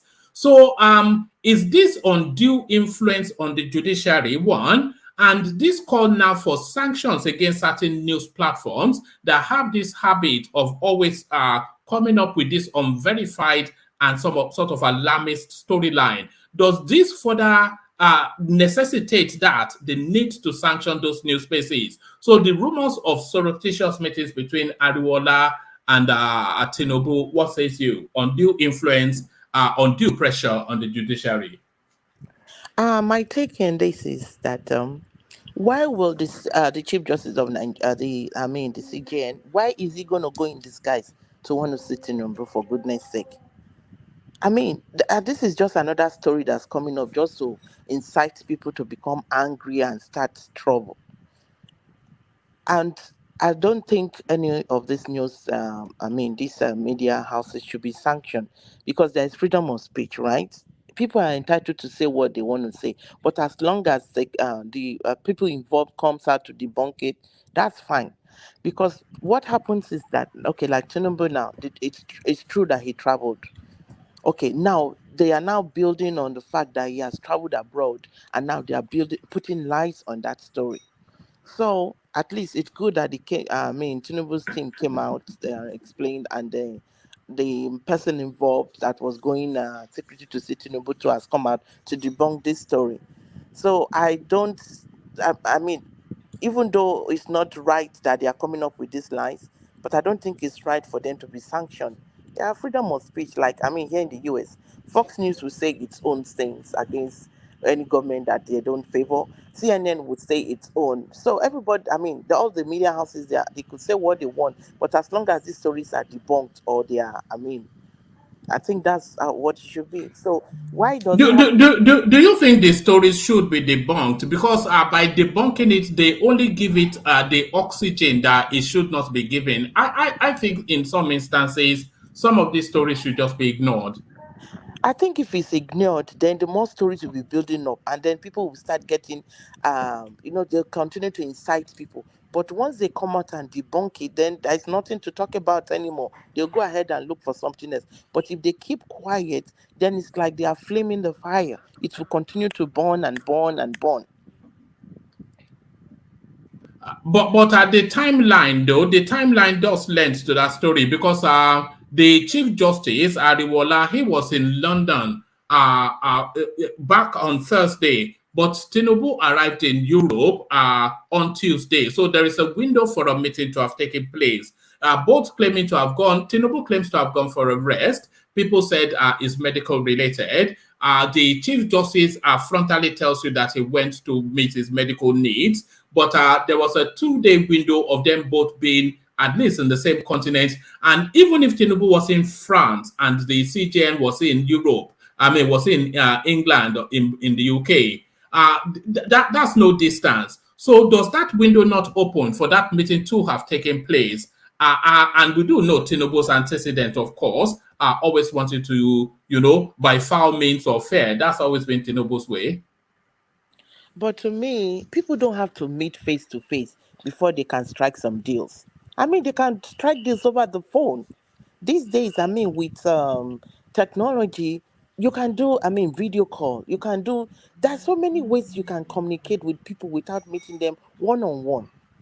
So I don't know why the story is that, Tinubu was in France, he's in UK, now they both meet. He's going disguised as a handicapped man to go see Tinubu. Tinubu gave him $280 million to be able to influence the case. I think this is all propaganda just to incite the obedience and cause more trouble. People don't have to meet face to face before they can contract deals.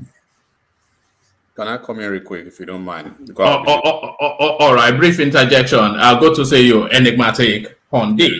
See you. Salam, everybody. So it's a month. Have you started? Ramadan? Yeah. We're at the second day now. Yeah. So it's a month of sober reflection. So I wish everybody success in the month of Ramadan.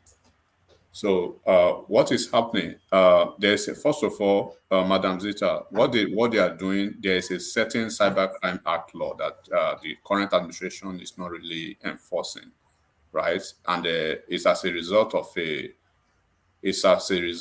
I will always say this, it's as a result of a weakling and a willful nuisance that Nigeria has as an attorney general. That's why we are not seeing that. By the time they have a strong attorney general and they're able to actually enforce that cybersecurity act, the cybercrime act, right, to the letters, you will see a lot of changes in the social media space. Because what you are seeing, as we are speaking now, the CJN, he said he has not even left Abuja. in 3 weeks. First, he has. No, they said he was in London. They've not denied that he was in London. He said it himself. He hasn't left ABJ in 3 weeks. In 3 weeks. In 3 weeks, he has been in Abuja. He has not even, because he goes to Ogbomoso most of the time on weekends, right, to relax, to go to depart from the city life. He goes to his village. He said in 3 weeks he's been in Abuja. One. Number two, as we are speaking now, there's another rumor. There's another one they are flying all about that the cybersecurity and the information technology department of INEC, the director was paid $10 million, to switch off the server during the election. So they are linking that guy to Omokore. There's one Omokore, one business magnate who worked hand in hand with the former petroleum minister, Desiani. Tunde Omokore is Desiani's business partner, a multi-billionaire in dollars. So because the ICT director of INEC has similar surname, last name with this Omokore, so they are linking them together. The guy's name is Paul Omokore. So they are spreading this rumor again about $10 million being paid to INEC, and then to INEC information department to orchestrate that the switching of the server. For one. So when Keyamo came to the TV station yesterday to say they found out a room or a place in ABJ or a hotel where some folks are camped, even if that could be fallacious, right?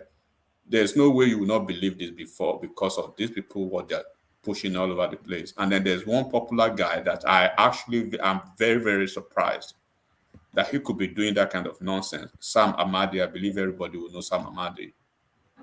He was the first person that actually tried to retweet that thing, and he actually came out now to apologize. So one man, a lot of people will put themselves into trouble by the time a new administration comes on board, and the Attorney General is able to do the job. Can I interject, enigmatic? Hold on. I'll be going very. You can speak to as much as you want when I leave. Disobedient one man. We cannot shy away from the fact that they have a narrative. They are hell bent, right, to divide this country. They are hell bent to incite the, fleeting frenzy, headless, gullible mobs. Because how could you believe almost everything hook, line, and sinker? Don't you guys have brain? Do you guys think? Are you guys educated? Sometimes subject some narrative to common sense, text before you start jumping into it or jumping onto it. It does not cost Asiwaju, if he wants to have a conversation with Ariola, to have a conversation with him. It does not stop anybody. These people, they are the one who basically parodied the narrative of Buhari being a clone, Nigeria being an Islamic state, when Buhari is going to Islamize. You've gone to that Biafra space again. What is wrong with you, enigmatic? Can you just stop this for crying Nigeria out? is going to be Islamized. So Buhari is leaving office now. As Buhari Islamized Nigeria, one man. So these people, because they lost an election, they are not letting the nation rest. You guys have lost election. You already have a process in court. Let the court do the job. Now you've incited the mob against INEC. Now you are inciting the mob against the institution of the judiciary again. What else do you want to do? What else do they actually want? We should start asking them. Then when you say, if you love your country, if you're a patriotic Nigerian, you will not wish Nigeria bad. You will not want Nigeria to burn because of an election that you lost.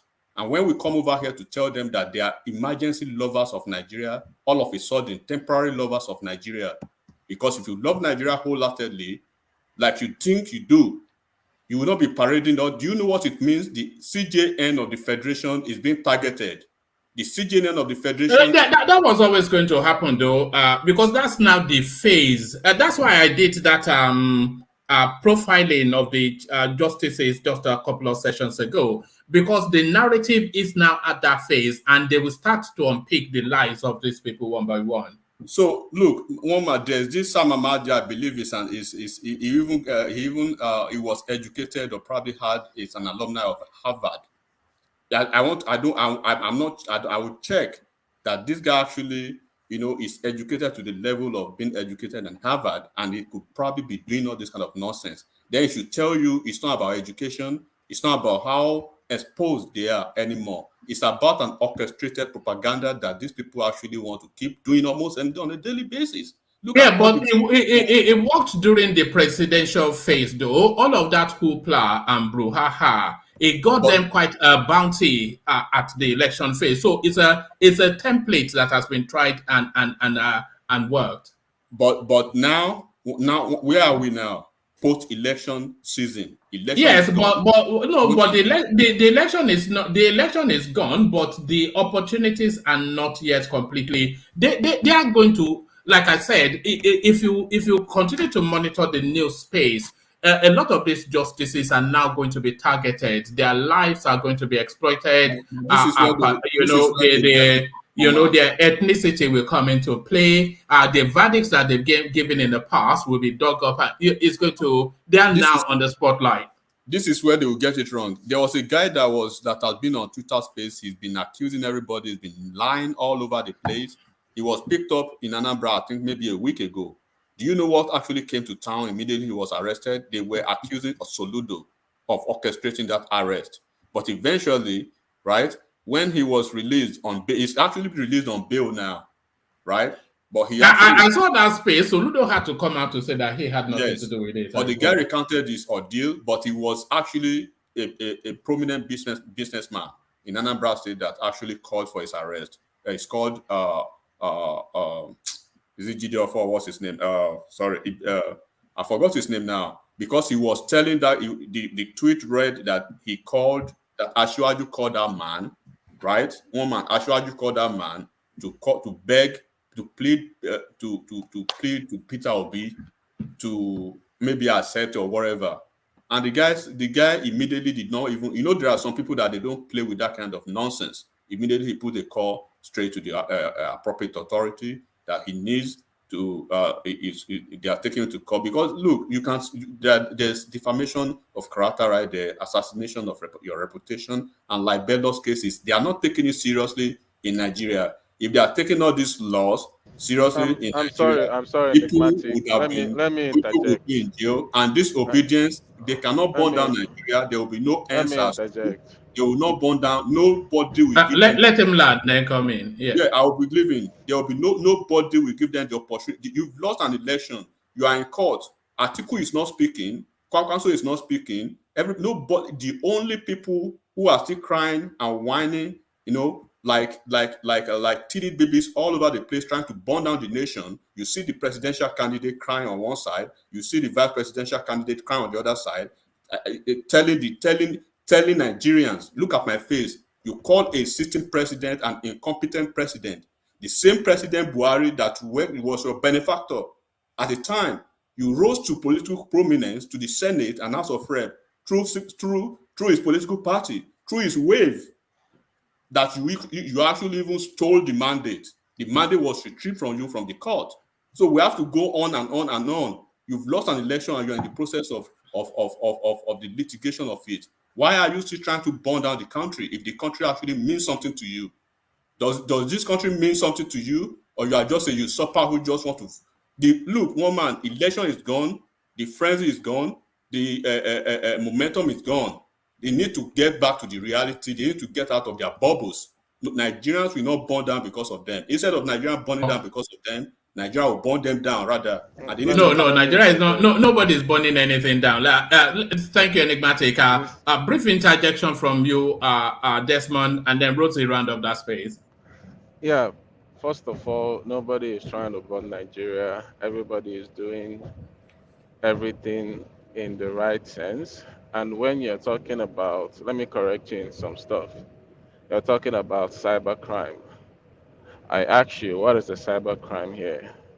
People has the freedom of speech to say whatever it is they want to say Are in the you? Are No, you? speech. no, they no. Let me Hold finish. on, hold, Let me hold finish on. first. No, no. Except I'm Yes. Let me coming. put something straight. No, No, I'm coming. hold on, enigmatic. Let him land Except, because he no. let I yeah. you just want land. to Yeah. put something straight. I No, man. want to land. What I Hold on, hold no, on, man. enigmatic. Hold on, let him land. He No, let you land. Let him no, land. Yes. because that's what I want to put straight before I Oh leave. God. I'll be leaving in a second now.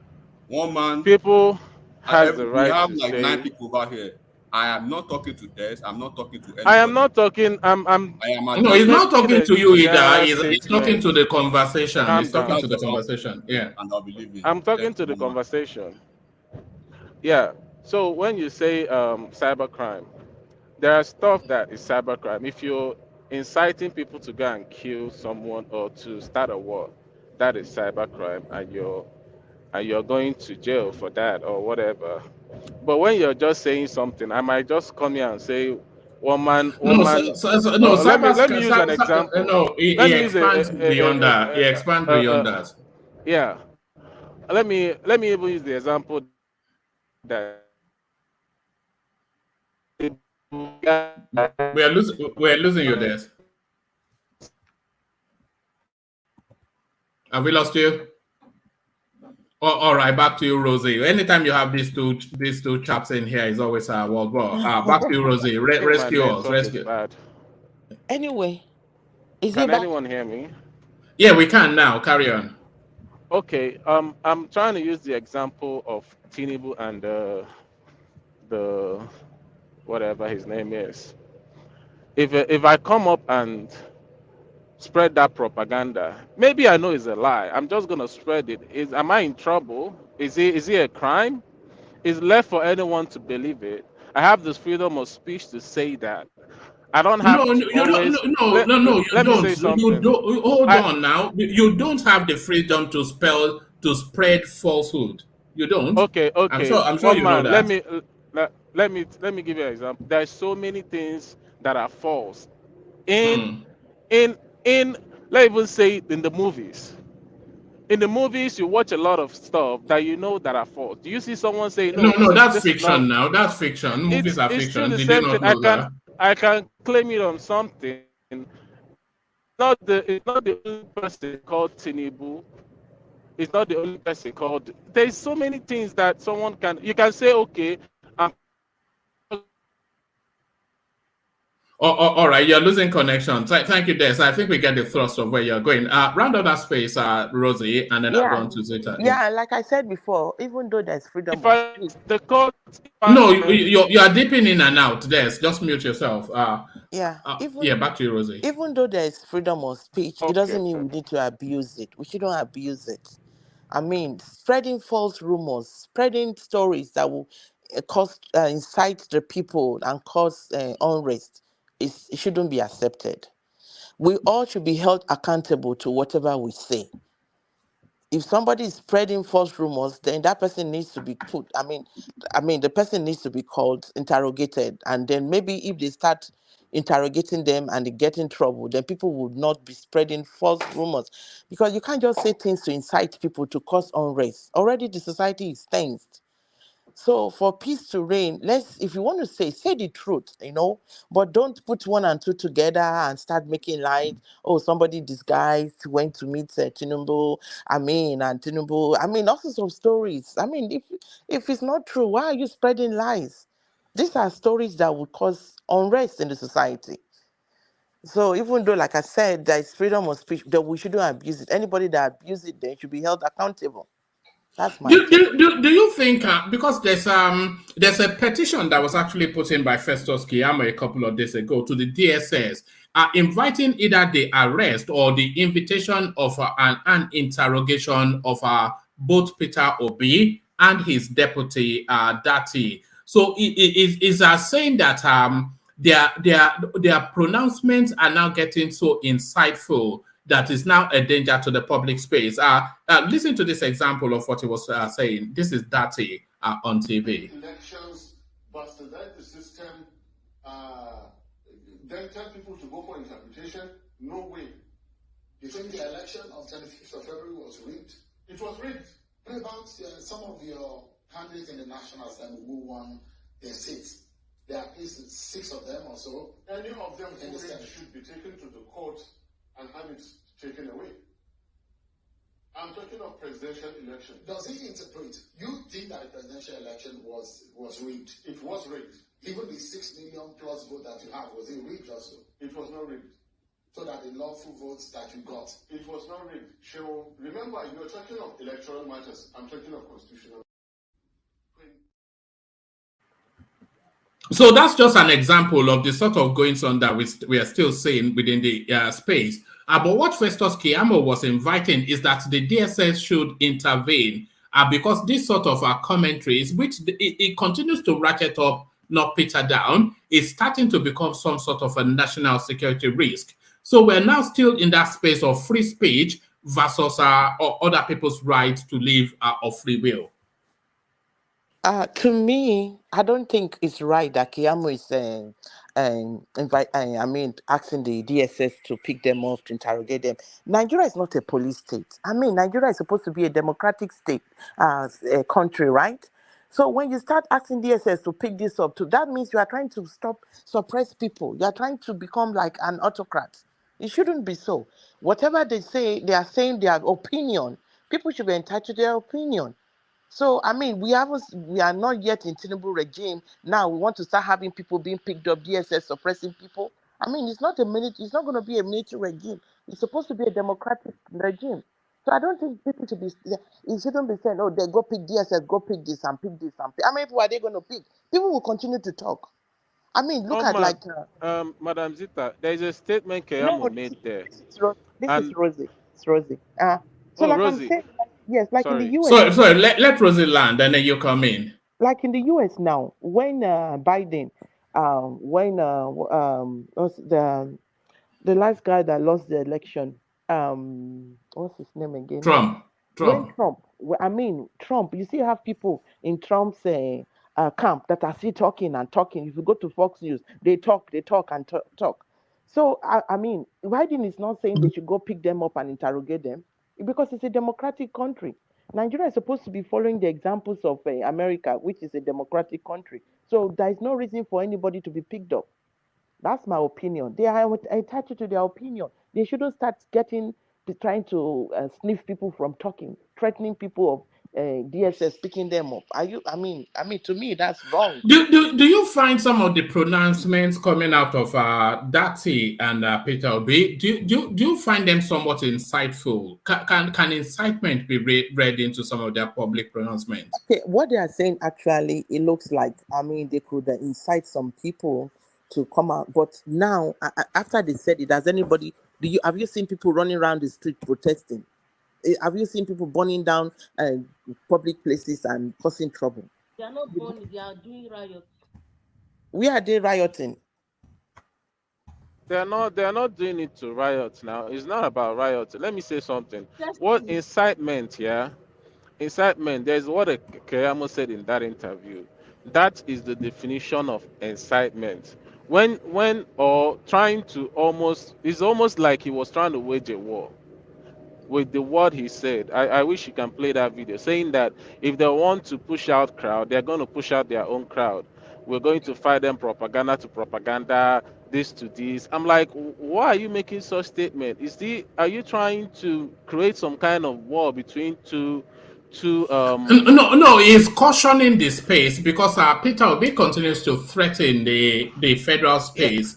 The same thing the same thing you're trying to douse. He's saying you're trying to douse the whole thing. Well, now it doesn't make sense. You're trying to douse. Do you think PITOBI should calm down? One man, listen. If you say dirty, PITOBI has not done any single thing wrong. What he made a statement that he trusts the judiciary. He's been a beneficiary of it. And if people want to do a peaceful protest, that is fine and good. PITOBI is not the controller of everybody in Nigeria. He can't control me. If I want to go down and do my he controls his space. So if it tells them to go on the streets, they will overrun the country. Yes, true. But he has told them. But he hasn't. But he hasn't. No, listen. He told them to go for peaceful demonstration. He said if anybody, listen to the interview, if anybody feels like they want to go peaceful protest is their own right. He's saying it under their wish. It's their own wish to do so. He never said, okay, obedience. If he wants to do that, then he himself will march out with the crowd, just like Atiku did. He marched out with the crowd. But he never did that. He just relaxed and followed the due process. But now, when you're saying Dati Ahmed has come out and made his own statement, which he has the right to do. It's freedom of speech. He can say whatever he wants to do. He never said people should go and riot or go and do anything. He just said in his own eyes, Tinubu is illegitimate in his own opinion. That if they swear him in, it's going to be an unconstitutional government for his own view, on his own view. That's what he said. So whether anybody takes it as incitement, it's left for them, or trying to say, okay, if it doesn't even add up. That's why I'm saying there is what we call incitement. I can't just, a lot of incitement, a lot of propaganda has been going on against what's his name, Trump. I mean, have you seen anybody? Not a lot of lies. Nobody have been arrested. It's just how it works. It's politics. Lies come out, fly around. Propagandas fly around. It's just freedom of speech. You can't use because of it and say you keep saying freedom of speech. Freedom of speech is not an open ticket. I'm sure you do know that. Your freedom of speech, it doesn't guarantee you to say anything without responsibility. With freedom of speech comes responsibility. Do you know that, though? Do you know that? Freedom of speech is freedom of speech. There's so many things. You don't know that. Let me say something. You keep saying things you don't know. Listen now, one man is only in Nigeria, yeah. Like what? Do you have the freedom to call me a murderer? Do you have that? It's speech. This is not. What do you mean? No. If you were to say, "Oh, that one man is a murderer," do you have the freedom to say that? You have the freedom to say that. Yes, you can say that without consequences. Hold on. Now, don't tell me what I will do. Let me. I'm the one asking the questions. Without consequences. There's consequences, but it's left for you to now say, okay, I'm going to court because it's assassination of character. No, I will have you. You're putting my life at risk. You know. No, one man. You don't understand. You don't speak. You know this. What I struggle with. So you don't know a lot of these things, but then you think you know more than. Anyway, say what you want to say. What I was gonna say. All right. If I say. And I've seen some people say Trump is a goat. Trump is whatever. Call Trump so many names. Even brought a placard for it. You know, nobody's been. I mean, what you do is follow the truth. That's why Nigeria is a lawless country. When someone comes out and says something, now because you have the power, you call the police to arrest. Where is that done? You can't just call the police to come and arrest someone. It's only in Nigeria that you call because someone insulted you. You'll be like, police, come and arrest this person. It's not done anywhere. You go to the court, complain to the court. This is, I feel hot. I feel this one. Court will say, okay, call that person in. They're here. That's how it's done everywhere in the world. But in Nigeria, everybody feel like they're on top of the world. If someone insults you, or someone called you a goat, or someone called you an idiot, you'll be like, oh, this person is insulting me. Police, come and arrest him. No. Don't say that. I don't. Someone is getting arrested for saying something, and he's been in jail. Someone is that person didn't take it. It's all no. If it's not right, it's not right. I don't like it when people come here and try to paint something that is not right as if it's okay because Nigeria it's just a normal thing. All right. Thank you, there. So thank you, there. So and thank you, Rosie. So let's go from you, Rosie, to Zita, who patiently waits for her turn. So Zita, you are up next. Let me take you to this space then. So Hello, yeah. woman. Yeah. Before you take me to that space, can I say something, please?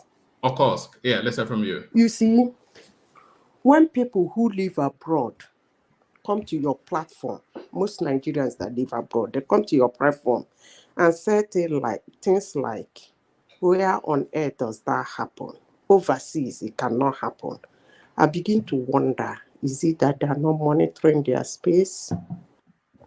Rosie, let me ask you, which one do you prefer? For those two men to be banned from using those medias to speak, or for them to be called for questioning? No, what I'm saying is this. No, I just asked a question. You don't want the two? Yeah, I would answer you now. The problem we have in Nigeria is this. Just because I have more power, I have more influence, you do something, I'll get the police to harass you and suppress you. If you are hot about whatever anybody is saying, you can go to court and say defamation of character. You solve it. You can, like here in the US now, you can't say somebody called you bad names. You get the police and they go throw the person in jail. I will You come take to the that. person I will to address court. that. So Okay, now these men are saying something. This is freedom of speech. If they say, okay, this is wrong, then let them be, I mean, whatever they want, go to court. But don't call DSS to go and get them. So that means in Nigeria, people can't talk anymore. It's not an autocratic country. It's supposed to be a democratic country. So why would you now be saying DSS, pick this one? So everybody is going to be picked up in Nigeria. Okay. Why I asked you that question is that I want to remind us of something. In the year 2020, the president of the United States his Twitter account was dropped by an Indian woman that was employed to work in Twitter. They banned him from speaking because they felt he was making inciting statements. Have we forgotten? That is the sitting president of the number one country in the world, so said. Then back to this, they said you cannot. Okay, please, ma, if I might say something. Okay, if they took him off Twitter. Okay, this men, there are certain things they can do to them, but it's not to take DSS after them. Go pick them. That's what I'm saying. Which one do you prefer? No. It's a petition for investigation now. You can petition the DSS to investigate anybody. Yeah. So which one do you? That's why I asked you. Which one do you prefer? Yes, true an institution. Sorry, carry on, Rosie. Yeah, to me, you said which one? Can you please repeat yourself, man? So carry on, Zeta, rather, yeah. Yeah, so, please. That's why I asked you, which one do you prefer? For them to call DSS to question them, or for them with their authority to ban them from appearing in those platforms to speak? Yeah, because it's different scenario, the same result. Trump was taken out of Twitter, and that's a president. Yeah, they could do that. They could ban them from speaking until whenever the court case is resolved. But that's no. They shouldn't, but I don't think they should start getting them interrogated. They are not criminals. There's a reason Trump was banned. So don't say that Trump. Let me say something. Twitter is someone's personal. It's someone's. I can do whatever. If I own Twitter, I can ban whoever I want. Do you know who Twitter is not a Twitter government? No, listen now. Do you know who told Twitter? It doesn't matter who told Twitter. Twitter is not a Channel government. Television and Arise TV are they government? It's like YouTube now. Same. You know, YouTube has its own rules and regulations. If you don't follow it, Channel Television and Arise TV are they owned by the government? You're just misplacing everything. Okay. Back to this. Let me. Rosie. Hold on, Zeta. Des, do you know that Twitter and whichever other spaces, they are still bound by the laws of the United States, so they cannot act outside of the laws of the United States. Yes. So YouTube, everybody that functions. So also hold on. Yes, if you do know, then you know that if they ban Trump outside of the law. You know Trump as much as anyone. He will get the law to finish them. So the law still backs what Twitter did, which is to say that our freedom of speech was overstepped. Let me ask you a question. But does Mark Zuckerberg need a permission to ban you from Facebook? Yes. Yes, he did. If he bans me without just cause, I can take to law. I mean, if you don't obey the rules and regulation of Facebook, he has the right. He doesn't even need to why are we even? I don't. I One beg, man, No. let me Anyway, address like the I other said, one. you don't I understand told a you lot my of these question. things. Yeah, Let me go on, address. Azita. Let me address the other one. Des said, so I can go to answering the questions you want to ask me. Des said that where on earth can somebody make a speech and be caught, will be arrested because of what he said? I want to tell him I'm sure he lives in the United States. One of the very popular musician in the United States called Kanye West, he said that his trainer, his bodybuilder, poisoned him. That's part of why he's having his beye. They arrested him and questioned him. Are you aware of that? I don't understand. This is a I different asked case you now. a His question. bodybuilder.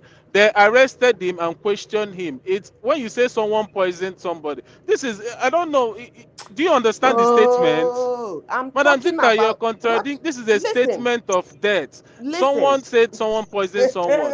And come And on. riot One does man, you know, not sometimes include I'm very death. cool. Oh. One man, I'm cool sometimes. If I want to interject, Hold on, there, Tony. Yeah. What If I I'm tell saying one is man that that you are Hamid saying we are poisoned on one man, earth, freedom of speech. You are this talking is about different. freedom to I say said anything. but. No, I Freedom said to there is say an anything. exception to that. Maybe you're not hearing me.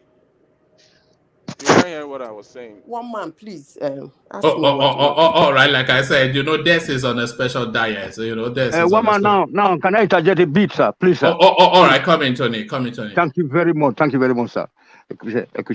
So there is an institution or department set up by the government of the country ever since that will be watching over the president and then the Facebook directors or whoever, everybody in the country. So the president cannot act on on impunity like as been done in the black people's world.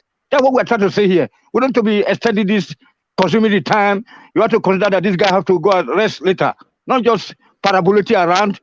There's an institution that the government fears, the president fears. Also in Germany here, a president went to one hotel. Somebody paid $100 for him. The president was sacked, because of conflict of interest.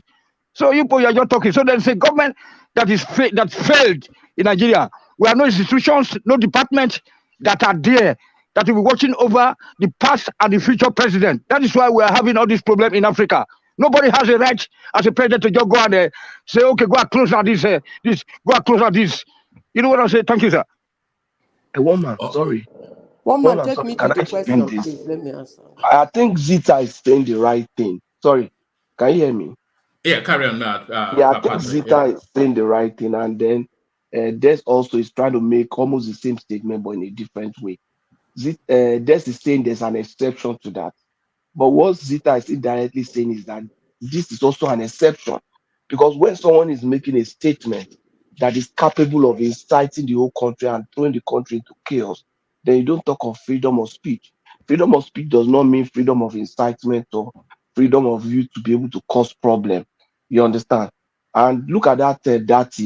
I think it's better if it looks more intelligent if he keeps quiet. The guy, anytime he talks like this, is just I think it's not an addition to be. I've said it several times here. It's just messes up and stuff like that. And that is why they must be called to order. That was what they were trying to do with all these their poll and everything. And now they are there now. They are beginning to now say is illegitimate, is this one. Can he do that in Mauritania? He's coming to now cause problem in Nigeria. We extended fellowship to him, give him the privilege to run for vice presidency, and now he's inciting. And Obi is also saying that this is wrong. Did Obi ever speak up against the killing in Southeast? Now he's saying something is illegitimate. Is the killing in Southeast legitimate? So he knows how to speak like this. So I'm not interested in any of these politicians. Election is gone, and let's start rebuilding Nigeria. Thank you, woman. All right, brilliant. Let me take you to that's why I said, although there is freedom of speech, but it shouldn't be abused. It shouldn't be abused.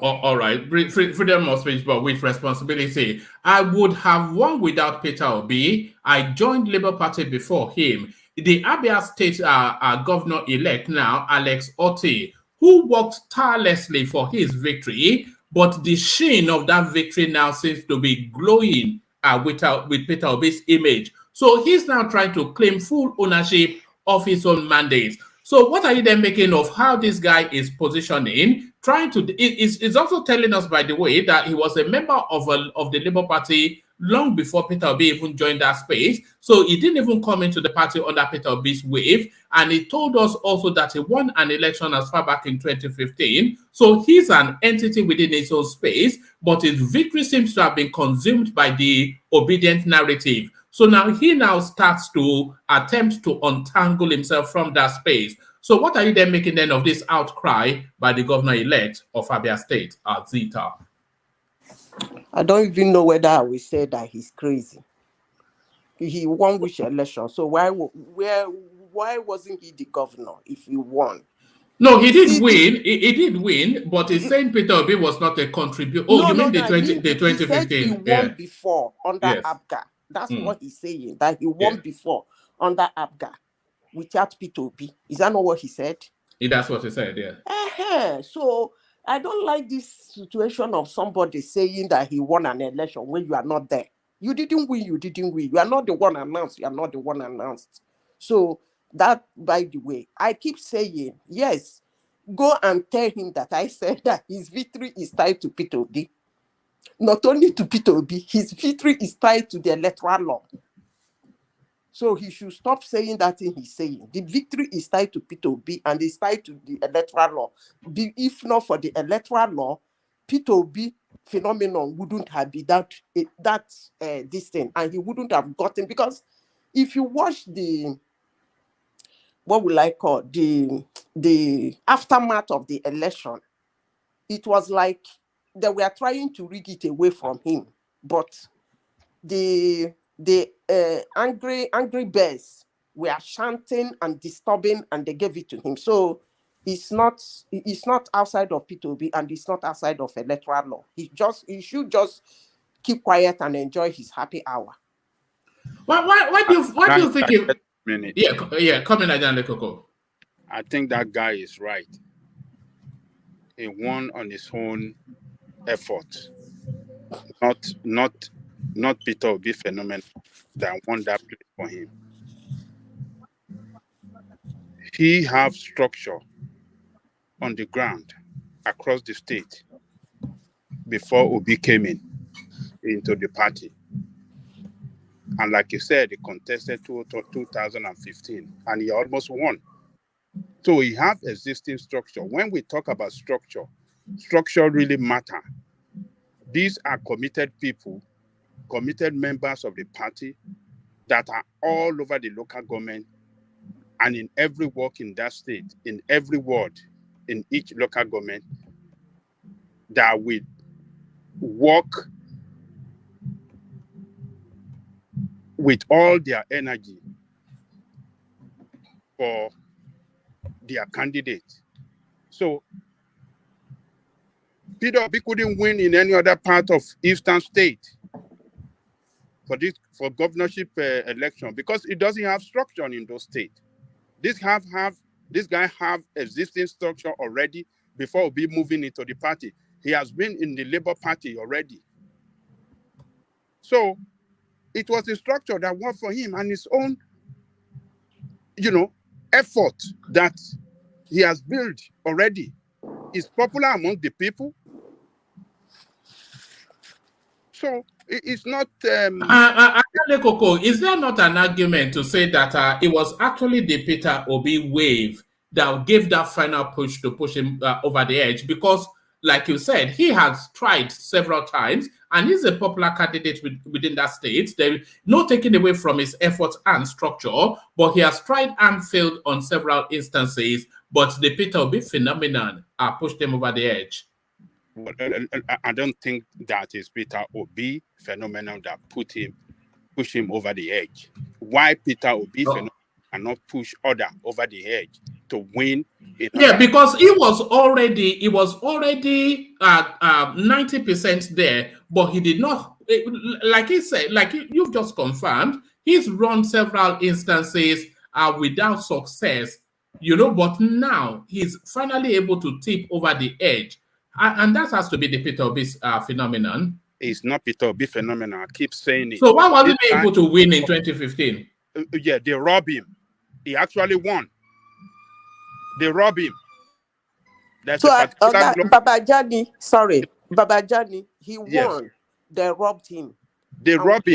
What do you think is the reason why they couldn't rob him now? They couldn't rob him now because he overwhelmed them. He won by large, and he had his people that already on the ground preparing for that kind of scenario, that they want to attempt it again this time around. But he have his structure, he have his people. They stood on the neck of INEC and they stood against the PDP robbery operation. So you give it to this guy. This guy has been doing this thing. He has spent so much money, spent so much time, but he never won. And he have committed people on the ground that did the job for him, that make him work. But he never won. Obi. In the field of politics, sometimes you lose today for you to win tomorrow. It lost in 2015, and to create he worked in 2015. He worked hard in 2015. He had a structure on the ground, and they are still with him. And those are the structure that gave him this job. It's not Obi phenomenon. Why Obi phenomenon cannot win in other part of Eastern State? Unfortunately, I agree with Madam Zita this time. The guy. Why is that unfortunate? Zita is one of the biggest brains here. If you don't agree with her, you are wrong. I barely agree with her because I don't know why. The thing is, Obi made Alex Oti win. There is no two ways about it. Without the obedience, Obi win in now, any other? Hold on now. Obi won. Okay, hold on. Obi won in Plateau State, isn't it? Why couldn't his government won there? Obi won in Nasarawa State, and what's the name of that? The other state, is it Yobe? I mean, what do they call that small state? Taraba. Why couldn't all this? Why couldn't? Hold on now. Hold on. Let us clarify this thing to ourselves. Obi couldn't win in those places. He won in those places. He couldn't even win in Enugu. He couldn't win in Taraba. Let me ask you a question. Let me ask you a question. Let me ask you this question. Let me ask you just one question before you continue. Yeah. The NNPP won Kaduna. Or Kano, sorry. Yes. What do you think made NNPP win? Be honest. Kwankwaso. Okay. Kwankwaso. Okay, so now Kwankwasia factor will make Kano won the governorship too. That's what I'm saying. He won the presidency and he won. But that's different now. That's Kwakwanso's home state now. It's not different. Look, hold on, one man. It's not different. Even hold on, one man right there. Even in Nobi, Anambra State, Abga won more state assembly. Yeah. More than the Labour. Look, when we are talking of structure is very important in political party operation. When you don't have it is very difficult for you to win local election. Obi victory. I understand your Obi victory. Two factors are responsible: religiosity and ethnicity. Period. And that one has gone with Obi.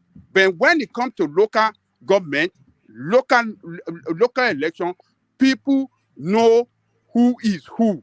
among themselves those that they want to vote for. And that's why you see Obi couldn't win in any state. Without Babajani, Hold on. Let's hear from Zeta. Zeta. Babajani, you are right. You are not wrong. Yes, he has a structure. I quite agree with you. But if you bring the election, is it in 2011 or 2015? The man 2015. he even won more than he did now. But they didn't let him. They didn't let him. In as much as he has a structure, he ran in APGA. He has structure. People were crying that time. I could remember following him about. He was screaming all over the place. But nobody listened. But this time around, he was in his house, nursing his wound, while the angry bird are outside, screaming on those INEC officials until they declared him a winner. They almost robbed him of this one. If not for the gingering of the angry birds, he wouldn't have gotten it. So we Zita, let me ask you a question. Who gets the attribution more? Like you said, is at the finishing line. He's always been at the finishing line, but he's never been able to cross the tape. So who pushed him up? What pushed him across the tape? Primarily, hold on. Is it the Obi phenomenon or the new Electoral Act? Which one gets paramount? Both. Because I used to tell people that I disagree. It is the Electoral Act and the use of beaver that helped this guy this time around. Including the Obi. Difficult. It was so difficult to rig massively the way they used to do in the past. And his people, a half majority of people in that state behind him. They overwhelmed the PDP administration. And the PDP couldn't get it because people are tired of them. They have failed completely in the running of that state. So forget about Obi this thing. It is not Obi that won that place for him. It's that guy effort and the structure he have that have been following him for several years. Committed people. Look, when you don't have committed people behind you as politicians, you cannot win election. I agree with you. Woman, give it to Adeleke'S. I think that's the best analysis I've heard in a long time. Yeah, but I want to go with Zeta. No, Patrick. I want to go with Zeta because I think it was Obi that pushed him over the edge. I think. No, I don't think so. Adeleke'S is sure. I love my heart. No, he broke it down. See, let me tell you a story that happened in Anambra in this 2023. There is one man called, is it Victor Woyedes? What's his name? That won Senate. Yeah, Victor Woye. Anambra people sworn that man, they will never vote for him. Yes, you know the story. But they went and voted from top to bottom, and Victor Woye become the Senate. And Anambra people are regretting now. It's the Obi factor. Yes, he has a structure, he has everything, has been doing it, and he never didn't win. He has never been announced the governor-elect. But this time around, he got it. So let's give credit to who credit is due. It might not seem so, but that's what it is, Babajani. Sorry, brother Zita, from the body language of this guy's commentaries, do you see that very soon he'll be leaving the Labour Party to a warmer place? Because it looks as though he wants to own his victory all by himself, and he doesn't want it clouded by Obi's shadow. So do you see that this guy will very quickly, Alex Otti, move to a bigger party? It depends on what he wants to do, because if he think because he's the only state that is Labour, just like what this guy did, the Ondo guy, he will be the one funding everything. It depends on what he wants to do. If he wants to fund Labour Party, fine. If he wants to work in his state, fine. If he chooses the letter, definitely he's going to leave Labour Party. All right. So a combination of the two is your analysis. Let me take you to this space, Zita. This is the Nigerian Bar Association. Say that for reasons of for clarity and probity, the president, not the Nigerian Bar Association, I should narrow it down. The president. Actually, before I go there, let me acknowledge the super chats that have been coming in. They've been coming in primarily from well, not primarily from IO. Yes, his own having now rescued his wallet from Fort Knox and dusted the cobwebs of it. He super chats to the enigmatic space. He says, enigmatic, maintaining your credibility starts with telling the truth. Right now, you have significantly damaged the microbes of credibility you had. So that's having dug his wallet out of the Fort Knox, he also dug the dictionary out as well. Enigmatic, maintaining your credibility starts with telling the truth. Right now, you have significantly damaged the microbes of credibility credibility you had. So that's him punching at enigmatic via super chat. Aldi joins us via super chat. He joined us on the screen yesterday. He says it is not done anywhere in the world. Try that in China, Iran, Saudi Arabia, Philippines, Mexico, Cuba, Israel, Palestine, North Korea, etc. Western Europe and United States of America is not the world. So thank you for that, Aldi. So that's to the freedom of speech narrative that we were discussing just about a couple of minutes ago. So Ayo now takes over his space, teasing first with a super chart, following through now with a super sticker. So he's gone through all of the options, only really to persuade you. So if you're not persuaded by my pleading, you should really be persuaded by Ayo now bribing you to like, share, and subscribe. So he's gone through the entire options on the playlist on the well, it's not gone through the entire options, but he's gone through a ratcheting up from $2 to from $1 to $2 to $5 to $10 and then to $20. All asking you to do the same thing, and you can see it right there. So to $2 to $5 to $10 and then to $20. All really with the same plea for you to like, share, and subscribe. So if you are not persuaded by me pleading, at least you should be persuaded by Ayo's bribery. But Ayo is not only bribing you with super charts. He has ever, you know, of course, what I'm going to say next. As soon as the session starts, as soon as Ayo settles in and gets that whiskey that he likes to drink all the time, we're still wondering if he's an alcoholic. He buys me a coffee instead. He doesn't drink whiskey. That's only a joke. I don't know if he does or not. So he does buy the coffee thing. So Ayo, thank you for all that. Keep them coming in. All those spaces are not exclusive to Ayo. So let me now take you to this space, Zita. Nigerian Bar Association president calls for live telecast of tribunal proceedings. So this has to be one of the more outlandish commentaries that I've heard from the Nigerian space. O.J. Simpson style, Tinubu looking like O.J. Simpson stood on the dock. So what are you then making then of this rather left-wing sort of suggestion by the Nigerian Bar Association telecasting the Electoral Tribunal? Is it a law? No, it's a suggestion. Okay. The law facilitates for it, but it's a suggestion. Okay. What was his reason? For transparency. I wouldn't have any problem with that unless if the transparency will start from their discussions with their lawyers. Yeah, but is it not going to get ugly? Can you imagine? You don't. I'm just trying to ridicule his suggestion. Yes. Less transparent in everything now. It's not the proceeding. Less transparent. If he wants everybody to hear everything, let's hear everything. What kind of a ridiculous suggestion? Woman, please. You know that guy is always a ridiculous man. He's a funny-looking fellow. Anyway, let me bring up his picture. This is what is wrong with our country. Please. We hate transparency too much. Is it not my space? Let me finish. Okay, finish up. You see, in a country where you say a word,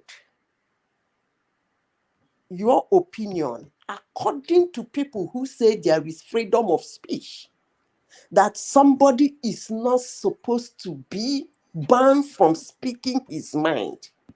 But in our country today, a particular region, you dare speak your mind, your house will be burned down. Your family might be killed.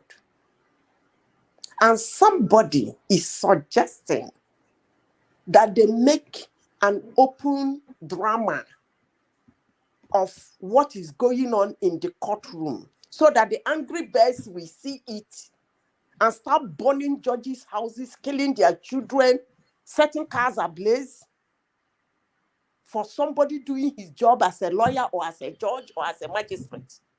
Is that what the person is asking? I mean, I don't get this. Madam, Is it that the person... Don't mind that guy. He was not even transparent in their own election, NBA election. They were not transparent. He bribed his way to be where no, he Adeleke'S, the thing is, yeah, this is more like a national matter. You get? If it's not, I'm not saying they should do it. What I'm saying, it's a right way to go. If the courts, if no, let me say, it's a right way to go. There's no doubt about that. It happens here in the United States. Where did it happen? Broadcast. In the United They States. broadcast. Is it where? the Congress? What do you mean where? Is it the Congress or the judge, the room OJ Simpson now. for presidential cases? Are you talking about the Congress or are you talking about the Supreme Court judgment? I'm not sure what you mean. Going on here? What do you mean? Have you ever? You are saying in the United States they broadcast something live. Do you want me to show you so many examples? I'm talking about presidential election tribunal broadcast live in the United States. That's what I'm asking you. I don't know about that. I'm just saying that I don't know about presidential, but I'm saying that I've seen a lot of court cases being broadcast live, and you've not seen any in Nigeria being broadcast live. I mean, I haven't actually, to be honest. Okay. When Tinubu was docked, wasn't he broadcast live?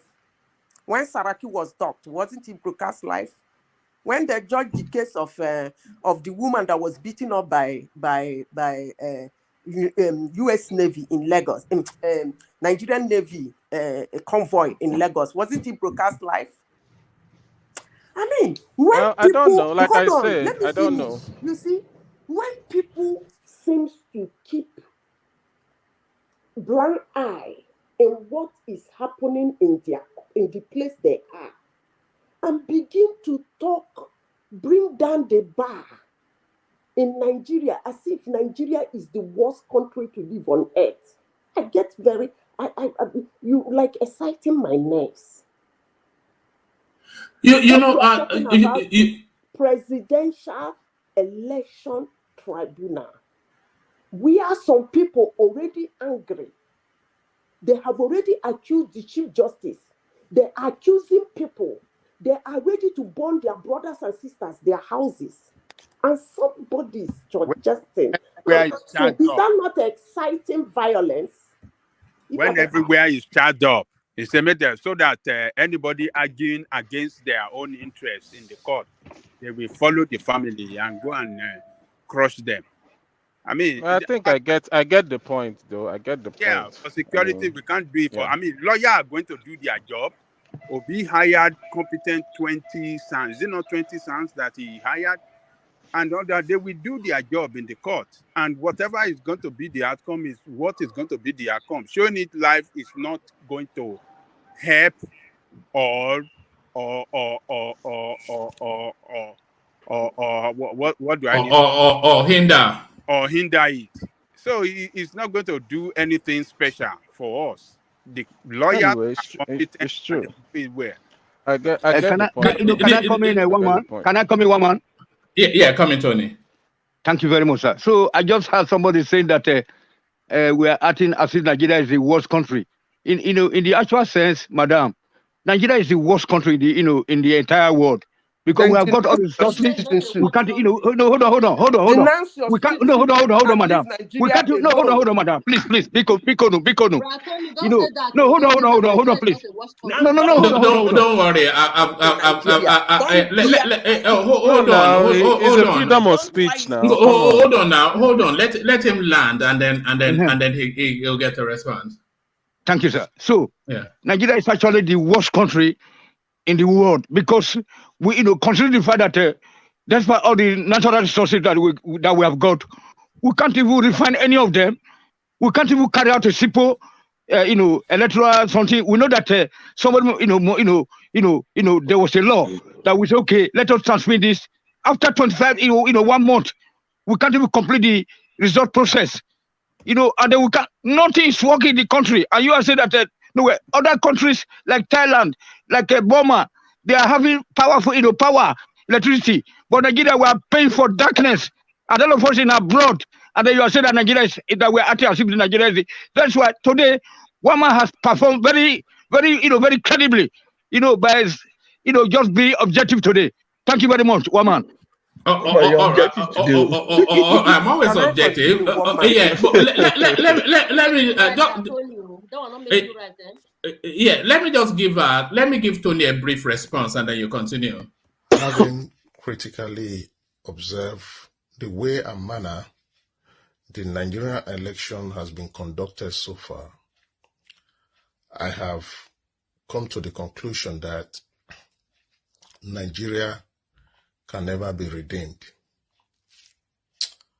As a result, I have decided not to be associated with anything called Nigeria. In order to buttress my assertion, I hereby destroy my Nigerian passport.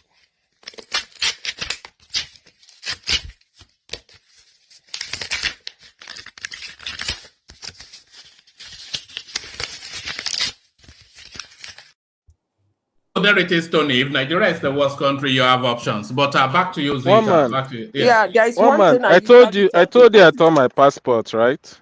You didn't do it live here now. If you did it live, then we'll believe you. I don't want to. I told you this even before this.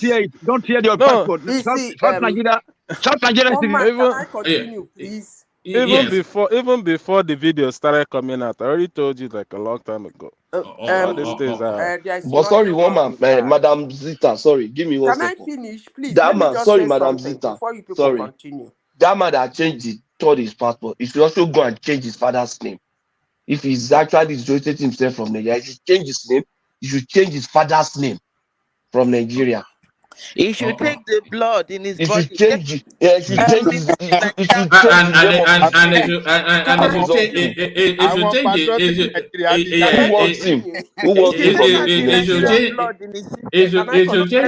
He should change his diet from eba to potato. But back to you, Zita. There's one thing I have to say. Denouncing your citizenship as a Nigerian is not by tearing your passport or saying rubbish. Go and make the appropriate application and denounce your citizenship legally. And I want to tell those saying rubbish about my Nigeria, you don't like it, you leave it. And when you want to leave it, do it the appropriate way. Apply. Go and live there. Go and stay there. Your citizenship. Madam Zita, please. You love Nigeria so much. Why are you not living in Nigeria now? You are here in America enjoying the good life. So that's what I don't like to hear. That's what I don't like to hear. So sorry. Let's So that's the question was to Zita. Yeah. That is one. Two, Madam Rosie, if you say that time where I did grow, I be young girl, you find your brother, he come marry me. I forget Nigeria by now. And but you can go back to Nigeria with your partner. I don't follow who marry me now. You can go with you to your precious country. I'm waiting for Nigeria to be good so I can go back. I'm missing home. No. Nigeria is good. I go to Nigeria whenever I want to. But you can live there permanently Are with your we partner. actually do you know when deceiving I left? ourselves, Madam Zita? Can you hold I on? left because of Let's say love. let's I've been living in Nigeria even after so many years of marriage. So it's just a transfer. So why are you asking? Let me just say. I'm just pulling your legs, Madam Zita, because I know you are pulling her legs. Nigeria. So to you me, forgive me, your brother. You for not ask me this question. I think but your your partner life. is my brother now. What are you talking about? You want to denounce my brother or in the Oppo? Your partner is no. She's saying she's married. She's married to an American, so therefore she has to my live. brother now. They are all from Adam and Eve, from one family. You know, I just want to a little bit Zita on that space because not especially what Rosie said, but it's a narrative that you hear often that if you love Nigeria so much, why are you living abroad, or why are you not in the country? It's pushed at it's pushed at every one of us that lives outside of the country. The two don't. You have to understand that these days nobody lives anywhere. That's one. People live internationally. A lot of people actually live on an aeroplane. You know, they spend yes. So that's one. And the fact that you live outside of Nigeria doesn't make you less. In fact, you find that you're probably even more Nigerian outside of Nigeria than you are in Nigeria. You anchor more after the culture, the food, and everything. So you are not diminished in any way that you exercise a choice to live somewhere else. Given what you could go there and study and then marry there and settle, you know, there's a lot of people from Europe, America that are moving to places like Thailand, Spain. Everybody lives in Dubai. Do they detest that? They don't. It's just the choices that we have now. So all of that idea that if you love it, not you, Rosie, but it's been around for too long. If you love Nigeria, why are you living abroad? Mr. Woman, even me that I'm talking now, I'm here in the US, but my physically, my body is here in the US, but spiritually and mentally, it's in Nigeria. I have to contact Nigeria, my family, every day. So it's like my body is here, but my spirit and mind is in Nigeria. I'm so attached to that country. So that's all of us now. That's why we all gather here now. Let me say something before we continue. Can I just say something? Yeah, carry on later. One man, when somebody tell you, why are you not in Nigeria? Why did you leave Nigeria? Ask the person, why are you not in your village? Because leaving your village to go to Lagos, or leaving your village to go to Kano, or leaving Lagos to go to another village in Nigeria is still relocation. It's the same thing, Madam Zita. It's just a global. It's not the same. It's not the same. Let us let me say something. Let me say something. Who developed Nigeria? No, all let me say something. All the capitals are living. Madam Zita, let me say something. Yeah, if you leave your village and go to Lagos, it's for one reason. Yeah, for a better life and to make money and all that stuff. If you leave Nigeria, wherever you are, and go to abroad, it's because where you are in Nigeria or wherever you are in the village is not working. Or wherever you're in Nigeria is not working. That's why you traveled. No, now I'm trying to make sense. To calm down now. So anywhere you live, calm down now. If you migrate from one place to another, it's a simple reason, whether in the village to town. It's because the village is not working and you need to make money in the town. Whether you live in Lagos to US or wherever, it's because the Lagos you are is not working and you need to go to abroad. Now, when people in abroad are saying Nigeria is the best or Nigeria is whatever, the question is, if Nigeria is what you portray it to be, why not go there and live?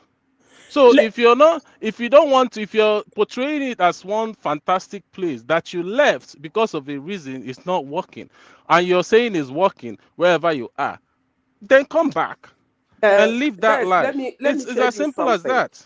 Let me tell you something. You know, most times when people leave their location to go to another location, just as he said, if it's within the country, they said they're looking for greener pastures. But if it's outside the country, they said they ran away from their country. Let me tell you something. What I am today, I became in Nigeria. That's why I can never watch anybody say any bullshit about Nigeria. What I am today, I repeat, I became in Nigeria. The place I'm working today, the company I worked in Nigeria is not better than the place I'm working today. The company I worked in Nigeria is bigger than the one I'm working here now. So whatever I am today, I got it in Nigeria. So I am so proud of my country, Nigeria. I am not saying it's perfect.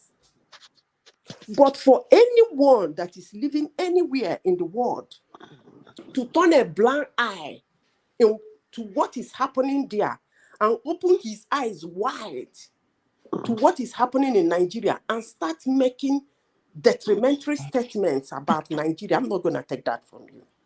I won't. Madam Zita, Nigeria is a mess. Let me finish. Madam Zita, because please. anytime Nigeria is a you mess. say Look at that something accident that happened in Lagos. Look at that accident that happened in Lagos. That people, the bus went to had a collision with the train. Do you know how many people died? They carried people from Lagos Island to Idiaraba, to the mainland. When they got to the mainland, Did you watch on the ground? That is Nigeria. Hold on. Did you watch the accident in the Sierra train? Did you watch it?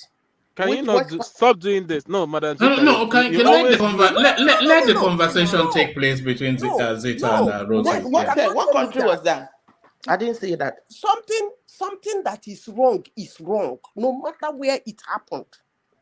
Sierra was it? What part of the world was Sierra? Hold on, let me finish now. You cannot, because something happened in a country that happened in another country, and you turn a blind eye, or maybe probably you didn't know it happened in that country. You said the one that happened in another country, because of that the country is shattered. Do you know that in the United States, when I sit in the church for church service, when the door open, I keep turning back. That is how scared I am. Somebody is coming there to open fire on us. But Nigeria too, open in the church. That is what I am saying. That is telling me to stop doing that. That is no, Madam saying. Zita, let me say this, yeah. If you're a Nigerian, you're not in any other state. We are talking about this country we are from. If something is not, don't start comparing it because something like this happened in other places. No. What I'm saying is that it is wrong everywhere. It's wrong everywhere. It is everywhere. It's not my business and what happened in Kafanchan or what happened in wherever. My business is what is happening in Nigeria, and whatever is happening in Nigeria. If it's wrong and if it's corruption and ethnic bigotry and all these things is bad, we have to say, the roads are bad, the electricity is not working, there's so many things that is wrong. We have to say it is wrong. The country is wrong. It's not for me to say because it's happening in US is what's my business. With you now. I agree stop with portraying you. it like that. That's what I'm saying. It is wrong, but remember what I said. I said anything that is wrong everywhere. Yes, we can create a space and discuss the things wrong in my country, Nigeria. We discuss about it, we condemn it. But the one I said I will not take is somebody coming to say is the worst country on earth because of what is happening there. No, I will not accept that. But if you say there are things going on, Nigeria is not the worst country on earth. No, I disagree with that. I disagree with Nigeria. I disagree with Nigeria being the worst country on earth. But is Nigeria? There is something wrong in Nigeria. We discuss it. From Nigeria, please. We discuss I'm not traveling again to Nigeria. That's very sure. I'm saying that we don't need you. I don't care. Ever I don't care for the rest of your life. Can I contribute? I don't care. But can I contribute on this topic? All right. The only thing that brings me to Nigeria is trying to get married. But now it's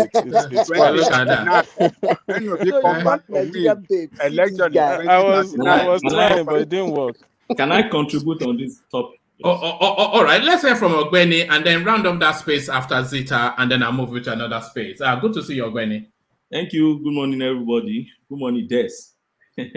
God peace, everybody. Good morning, Papa Janiko and Madam Zita, Rosie, and others. You see, my take on this is this. You're welcome, sir. Thank you. You see, immigration and emigration, right, is as old as the earth itself or herself, whatever which preposition, is as old as the world is earth itself. The reason why people immigrate, and leave their country differs. And you can't put everything on, because Nigeria is not good, that's why. No, my brother. Even when Nigeria was good in the 60s, the likes of Fanika Ode father, Awolowo, and all those Odumeko Ojukwu and others fathers, they kept sending their children abroad, right? Bianca Ojukwu studied abroad and all of them, and they stayed abroad, right? They only came home to come and share the power, which they still hold on to date. And when I look at the rate of emigration, how Britain emigrate out from Britain, statistics show me that about 4.7 million of British nationals now lives abroad. Then I ask the question, is it because Britain is not okay for them? Sorry, Ogbeni, let me inject this. They've migrated to Spain so much that the Spaniards, they requested for British policemen so that there can be an interface between the British community and the Spanish authorities. Is that because Britain is so rubbish? What is that? That's the question. That's the question I asked myself, And what is the British population? 67 point, I think, going to 68 this year. As of 2021, we are 67 point something million. So out of that 67 point something million, 4.7 million live outside. That is British nationals that live abroad. When you extrapolate it and compare it to Nigeria, 200 million, and you see the population, the percentage of population of Nigeria living abroad, you will know that if you have to rate the two, more Britain live abroad than Nigerians living abroad. So I get Obeni, what is the rate of immigration and emigration in UK? What is the rate of people going out and people coming in? What's the rate? You mean Britain? Because Britain, yes, Britain has a lot of nationals in Britain. Yeah. Let me just use UK. What's the rate? But I don't have the rate. The rate I know is British living outside. That's British that relocated out of Britain is 4.7 million. That's the how many people have immigrated into Britain? No, that's what the index we need is what Ogbeni has given. We don't need immigration. Hold on. You understand the point that Des is making, and you're trying to that's avoid immigration position. Yes, so it's telling us that Britain is such a desirable space that is probably more migrants than immigrants. No, this is what I'm saying. This is what I'm saying. I think that should get me right. This is what I'm saying. The Britain, we're talking of Nigerians now that migrated out. We are not talking of people that enter. Do you know more population still enter Nigeria from other space now today? But what I'm looking at is Britain, the British that should be comfortable in their own space, right? The place we think is the best, that should be comfortable there in the empires that have lived since 1702 or something like that, right? Those Britain are leaving their own country to settle. I'm not saying they are coming out and going in. They are relocating. And statistics tells you that 4.7 million of them lives abroad, and more are still emigrating away from their country, right? To the extent that in Spain, they are requesting for law enforcement agents to come so that because of the clash of culture, right, and exposure, so that they'll be able to take care of the British population. It means that the British in Britain, in Spain are increasing for a reason. So when you ask yourself, so why would Obeni, the reason is the main thing. If they are immigrating to another country, the reason is what we are trying to. Okay, hold on. Des, speculates to that reason that in excess of 4 million Britons are chose to migrate to other countries. Why would that be? I don't know. You don't in know. America, in America, I can say here, I've had friends that want to go to. It's greener pasture now. What are you talking about? No. It's not. It's not. It is. Let me say something now. The ones I have here that have gone to Europe, definitely the greener pasture wasn't even in their books. It's more like trying to travel the world and go to experience other things. That is No, their main reason. not vacationing or migrating But is what you're no, talking. that's what I'm saying now. They just go there to live Me, I'm thinking and mostly, I'm sorry, that is mostly for greener pastures. Okay, look at like a British guy goes to Nigeria. He's considered an expatriate. He has a driver, he has a cook, he has a gardener, he has a gate man. Would he have all those things in London, in Britain? No. He's going to be taking his trash can out. He's going to be doing his laundry. He's going to be driving himself. But when he goes to African nations, they treat them like lords. They have all these. Yeah, but Rosie, he'll be doing all of that in Spain and Australia as well, which is where Britons migrate to the Okay, you most. mean in Spain you're going to have a driver, you're going to have a yes. gateman, No. What I'm saying is, no, you won't have all of it. No, you'll be taking your trash out in Spain. You'll be living as you were, maybe at a higher or lower level in Spain and in Australia as you were in Britain. Nobody is giving you a driver and a car in Spain. Yeah. Let me tell you what my research shows. Human beings are fascinated by different things. Different things entice people. Let me give you an instance. Somebody like me, I love where I stay in Scotland. Some people don't love it. I have my younger brothers who came to visit and they said never would they come to this cold. It's very cold there. And lonely place. Always raining. That is what they don't like. But me, I'm a researcher.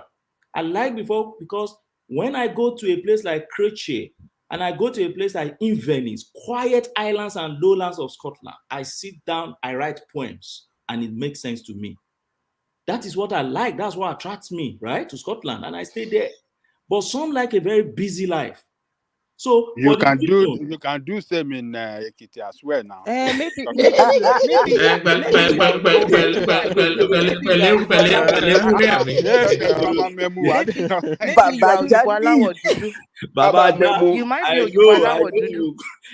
you will come with this Ekiti thing, no problem. But yeah, Ekiti is growing. Nigeria 1960, as of 1989, we just wrote Yoruba history and all sorts.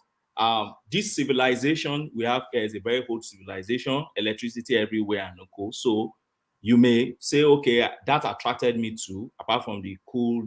But for the Briton, now my research showed that some from Britain believe they don't like the traditional and conventional lifestyle in Britain. And because of that, they take advantage of their immigration law that allows them to settle down in other spaces, and they leave their country. Some, they believe that their laws are too Christianized. So many Britons that have been, how do I put it, neutralized in terms of religion, think that the laws and the way of life still attached to the Christian-oriented thing. So because of that, they don't like it. Some, it is the weather condition they don't like. Do you know some relocated to Spain and all this place because of sports?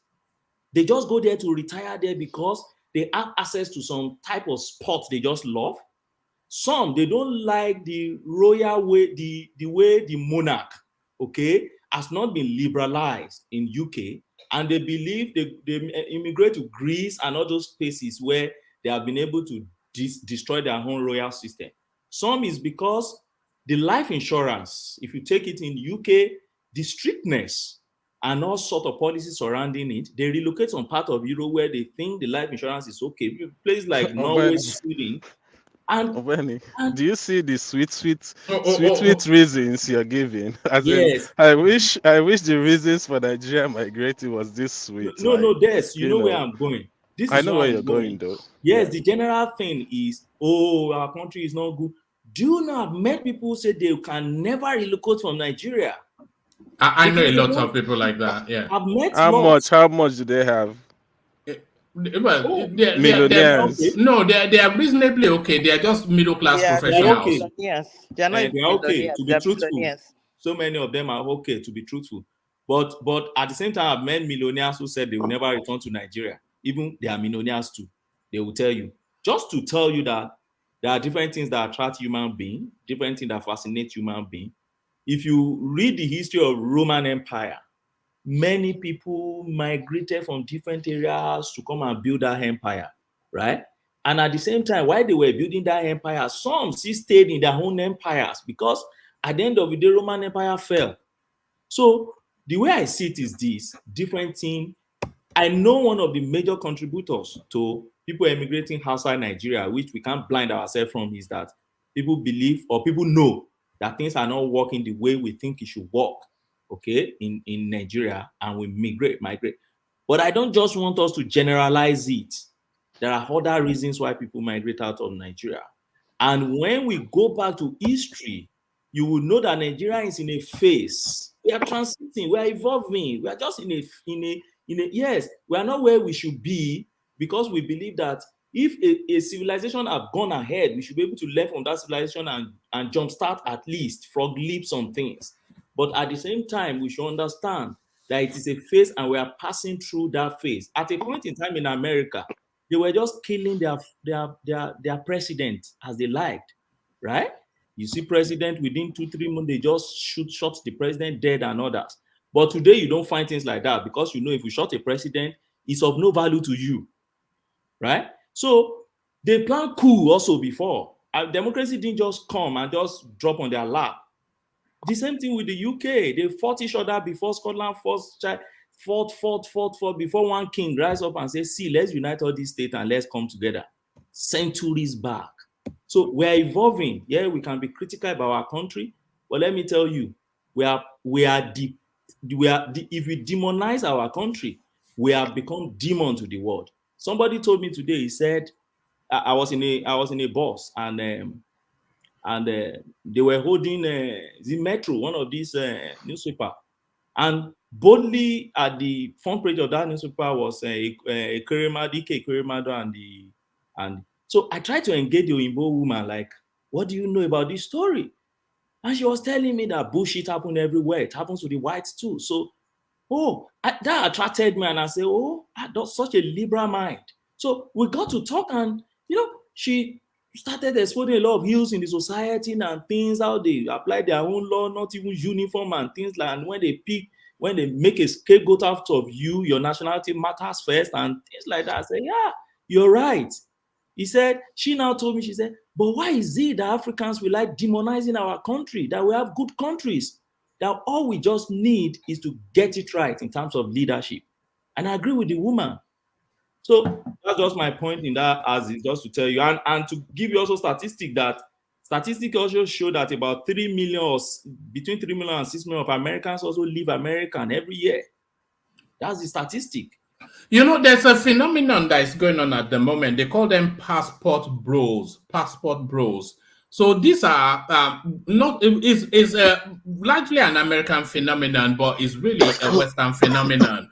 So you have a lot of these Americans because their society has been structured in such a way that they are lost in just the rules and regulations, and they are so stifled by those rules and regulations they can't date. Because even to date a girl, you need like a 10-page document for her to sign just to take her to McDonald's. So they leave the American space and go to spaces like Brazil, Thailand, the Philippines, etc., where the women still have traditional values and the role for male and female are still clearly defined along traditional lines. So they are calling them passport bros now. So people move for a lot of reasons. But Zita, back to you. To one man, to buttress in what you said, these people that are saying Nigeria is this. When my in-law came, my little cousin was taking them, to show them around the family uncles, like visit, introduction. And along the road, the guy picked a stick and hit a mango. The mango dropped. I'm just telling you what happened. The next thing, he hit an avocado pear. So my husband's uncle, who is a professor in the United States, was like, what the heck are you doing? Who owns it? My cousin told me it doesn't really matter. You want some? And the guy was like, wow, just like that. I would really love to live here. Like, you go about plugging fruits, plugging vegetables, the way we do in Nigerian villages. When a fruit ripe right by the roadside, you plug it. Those things are freedom they don't have in the United States. So there are a lot of reasons why people relocate, not just because of greener passions or whatever, how civilized that place is. Madam Zita, in Nigeria, yeah, can you go to someone else's compound and pluck it and pluck In my a village, mango? yes. Yeah. In most You can? instances, Yeah. in most instances you can, yes. Yeah, in my village, yes. What I of know if you the, what can't. of if the compound is fenced? Hey, The, it's the fun. compound. No, that's different now. Then that's breaking an entry This now. happens in Canada too, because my sister, she just relocated to Canada about 4 years ago. Sometimes she said when she's walking along the road, she see people getting apples from the apples drop around. They just pick it and they start eating. Nobody harasses them. Yeah, So it's not only in Nigeria. But if it's in somebody's compound in Canada, I live in Canada. Yeah. If it's in somebody's compound, my you compound can in get the shot too. village, I'm pretty sure But these ones nobody are can the ones just that walk are in just and pluck in planted. pears. It's somebody's compound, but it's not fenced. It's like almost along the road, so you can Yeah, just though that one you can pick. Yeah, You yeah. can pick with some respect. Yeah, At not times, I picking think it like you has are going to happened to go my sell son. it. It's not like you pick it in a bag like you want to go sell it. You take one or two. That's fine. No, Some people will frown at you. It's for you to eat. Yeah. No, but yes, but packing it to go and sell, no. And in my culture, if it is behind the house, that is inside the compound, you take permission. But if it's in front of the house, it's free for all. It's even fun. Sometimes you see those old men and women chasing those kids around the tree. So it's normal. More especially when it is not totally ripe and they're trying to harvest it. You see those old people, it's fun. So in my compound, in my village, you can. All right. Pineapple, roadside avocado, in front of people's houses, pear, But mangoes, the word is trying to move past all those. These are village whatever. I mean, very soon I don't think anybody will have time to come and be plucking fruits. All these things are trying. I mean, I think the world has already moved on. It's primitive, Abby. It's so primitive. All these things we're losing it. No, you don't know anything. We will never leave our culture and tradition. You don't know anything. I think you have dropped Nigeria. You are in America. You can go ahead. But you see, in my village, our culture, our tradition is our name. Okay? That guy you are talking to is not let a me Nigerian. add a little to it. All right.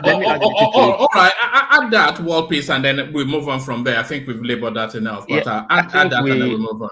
Yeah, I think every village, or let me say I don't want to use the word tribe, but let me use tribe in Nigeria have almost similar culture when it comes to this fruit. Yes, if you go to people's farm, you can take what you can eat, but you cannot take the one you take home. Is an offense. You can take what you can eat, but you cannot take the one you take home, or take what you put in a bag and take somewhere else. Is an offense. If you are coming on the street, you see a mango tree, you can pluck a mango tree. The one you can eat is allowed, because in the culture, like you are hungry, you want to eat, but you cannot pluck and put in your bag and take home.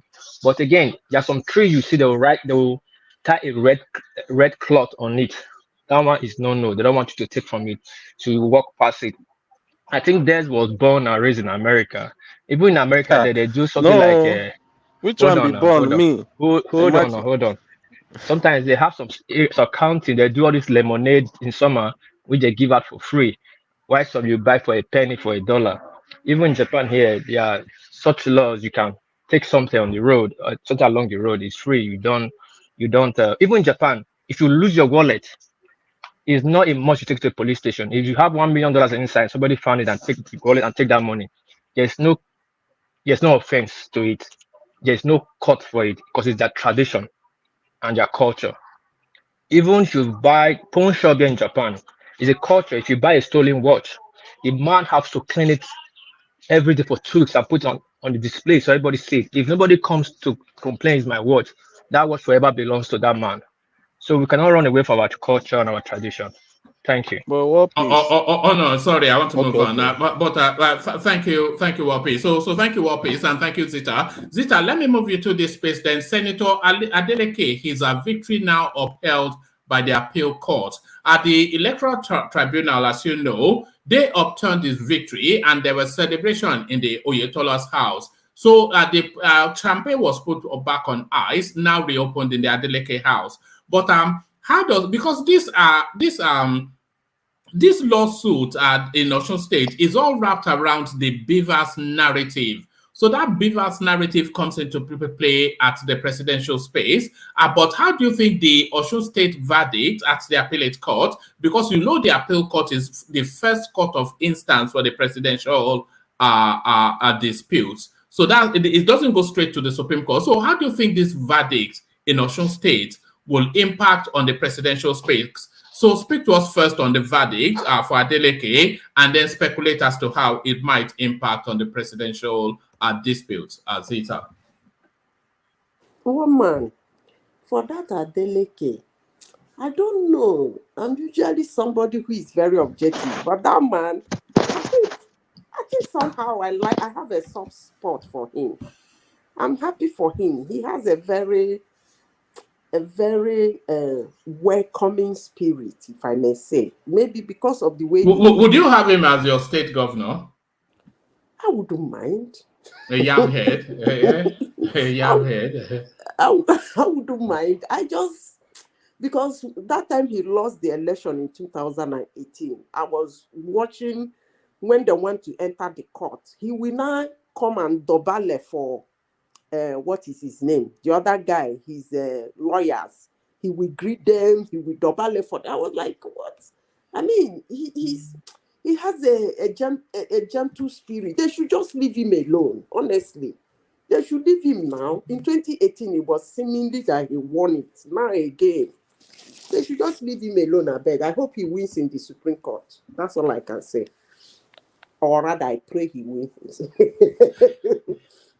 Yeah, but do you think this victory, because it was all wrapped around the BUHARI and overvoting, so do you think this will come into play at the presidential tribunals, because the appeal court are the ones sitting on the presidential tribunal as well? No, I mean, his own case will still get to Supreme Court, right?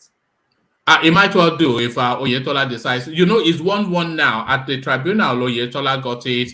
At the appellate court, Adeleke holds. So now, does Oyetola, because his uncle now becomes the president, so even more incentive for him to still challenge it. But yes, I think I suspect that he might well push it to the till he has no other options. I know that lawyers do cite case that is won when they're making their case, but sometimes it doesn't really work. Sometimes it works. So even if they cite his case on BUHARI, it might not work for the presidential, depending on the argument. I think Obeni will have an answer to that one. All right, brilliant. All right, brilliant. Let me take you to a different space. So the narrative then of who is where, when, and why. Who is where, when, and why. So Tinubu, he's in Europe. At least we know that. Location unknown, but we know it's in Europe. For what they are claiming his camp is a rest from the grueling electioneering, but what others are speculating as a medical trip.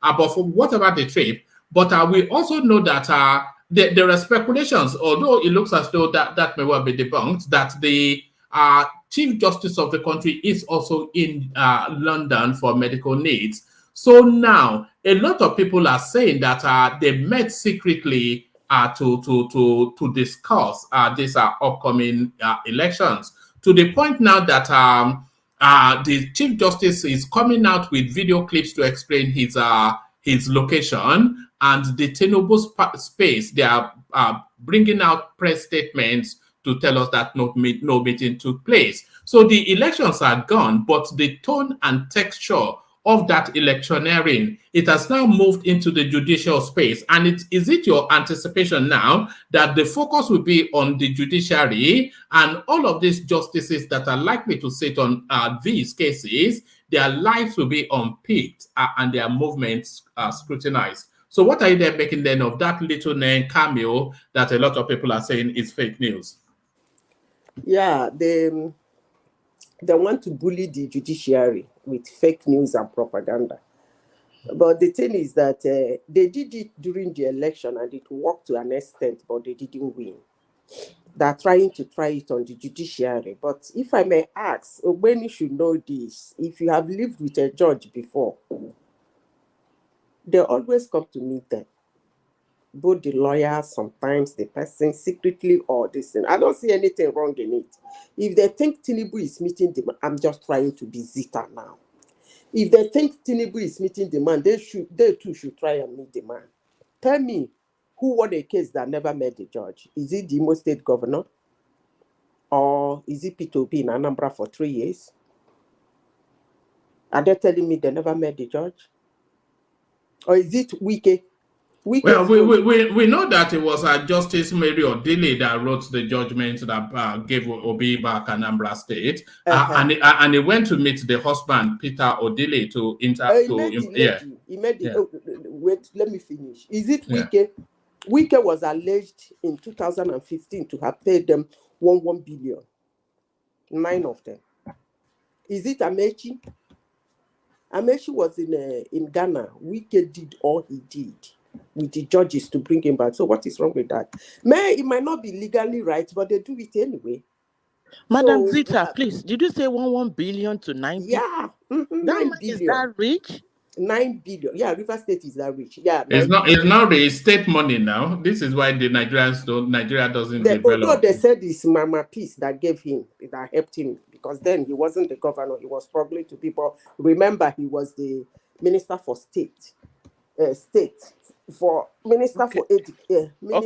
during Jonathan's time?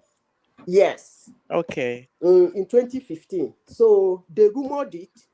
So maybe Obeni will say that it's not legally right, but they do it anyway. So what is wrong? He meets the Chief Justice. They too should go and meet the Chief Justice. So what is all this drama all about? Benny be the middleman between them and politician and let me say this. Hello, Baba. I will respond when Madam Zita. So you see, why I'm saying this is my late aunt was a judge. I was opportune to live with her as a young woman.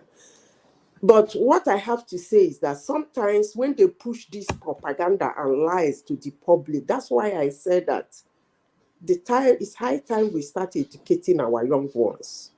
They make it sound as if it's a sacrilege. It is not. Legally, maybe, but in real life, they do it anyway. That's how they get their results. That's why they get to push to get something. I've seen it happen several times. So what's going on? They're just trying to bully the judiciary. Whether the man see him or doesn't see him, they too should go and see the man. After their judges and their lawyers, all those lawyers, all of them call. Why they are meeting the man too? Do you have concerns about this CJN Zeta? Because he seems to have some sort of a political undertone, which that office has never had before. There was a time that he went to a gathering that was being organized by the G5, then the Wike group. That was in the throes of the fight with between Wike and the party. So he went to an event being held in Ibadan. He's from Oyo State, the Chief Justice. And then the governor was there, and he was saying that, and he was joking along with them that Wike is a good example for the governor, Seyi Makinde, to follow in terms of the way that he was putting up a fight.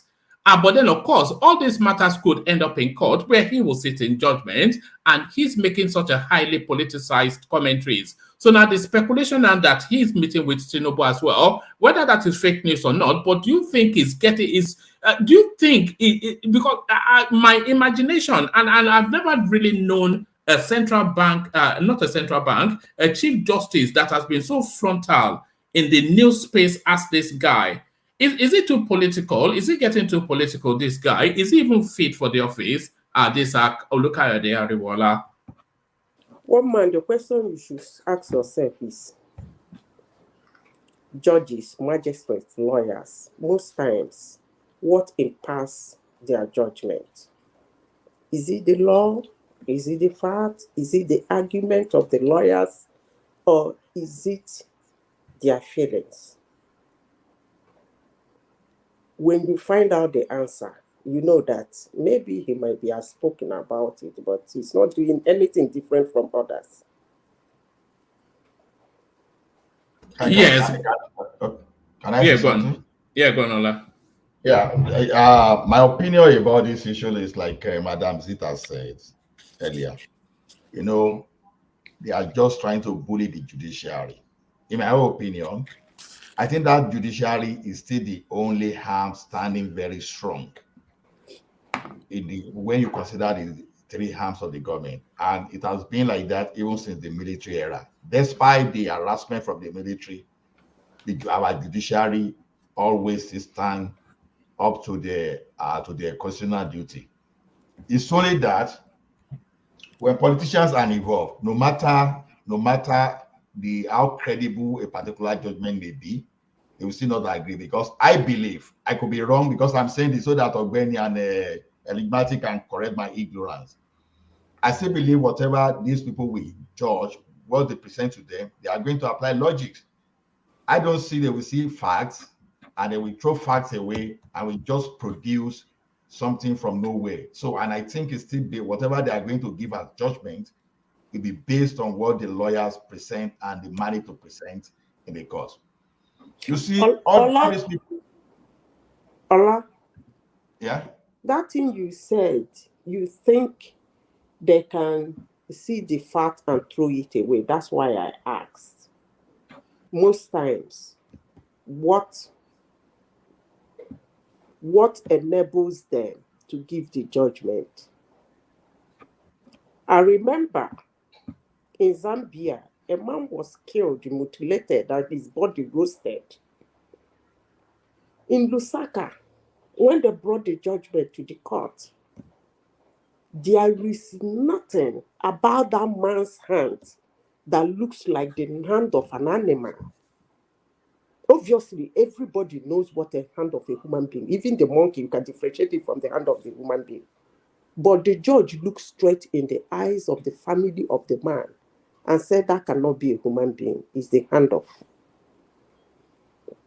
an animal. So most times, it's not really the fact.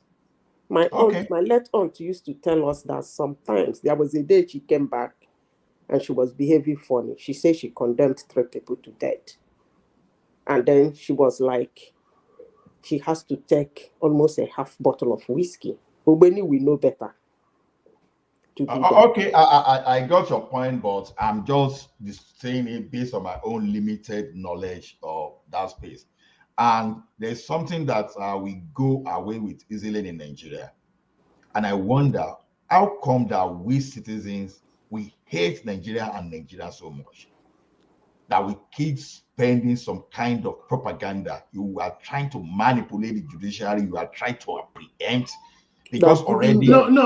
Hold on, Lola. The Chief Justice himself is not helping matters when he's fraternizing with politics, making political commentaries that are partisan in matters that are likely to end up in court. So if that is his backdrop, then people will view him with suspicion. They say to be seen, not heard. But in when it comes to these justices, they should be heard, not seen, and they should be only heard on their benches, not in the political arena. One man, I'm sure some people who are among the team that are bullying this man support freedom of speech. The freedom of speech is the man excluded. No. We keep saying. No, hold on. The freedom of speech. Everybody has. It's not every freedom. It's not every right that you have that you exercise, and it is not right every right that you have that it is expedient for you to exercise. Your position in life, your status, the circumstances, all of this color the exercising of rights. Now you say freedom of speech. Freedom of speech is not carte blanche. But we are arguing on your platform about an hour or two ago about the freedom of speech. And I know the position people took here. Don't verify them, don't cancel them. Well, they're saying their mind, they don't not saying anything, incitement, blah blah blah blah blah. And I said, does that situation exclude that man? Does the chief? Okay. Let me ask you. The man? Let me ask you a question, Zita, and then come in after Adeleke. Does the Chief Justice of Nigeria, does he have freedom of speech? Does he? Of course he does. Or should he? Should he? Of course he should. He should. You think so? All right. But hold on, let me Yeah. finish. He has freedom of speech, but to me, looking at what happened in 2023 in my country, Nigeria, I'm beginning to be among those who believe some people need to be censored for what they say. Because before now, I am an advocate of freedom of speech. Say what you want to say and be held accountable for it. But I noticed that most people listen to that thing, they don't verify it, they don't investigate it, they run with it. So because of that, I'm saying some people should be cancelled for what they said to be able to bring the truth to the public. Otherwise, he has the right of freedom of speech. Please, Madam Zita, if I may also add this man, although he's the Chief Justice, he's a human being too. It's not a human being now. You keep saying it's not a human. It's the Chief Justice now. It's an entity. It's not a human being. No, it's not a. If he has his personal, ideology, is he going to have his affiliation? For the fact that he's a Chief Justice doesn't mean that he shouldn't have any tie to any political party. He's a human being. There are some people he have tie. He cannot have tie. He cannot. He should just act like a machine. No, he cannot. It can't be partisan, and even the ethics of the possession. I don't think that he allowed them to just talk anyhow, even though they have freedom of speech like every other citizen.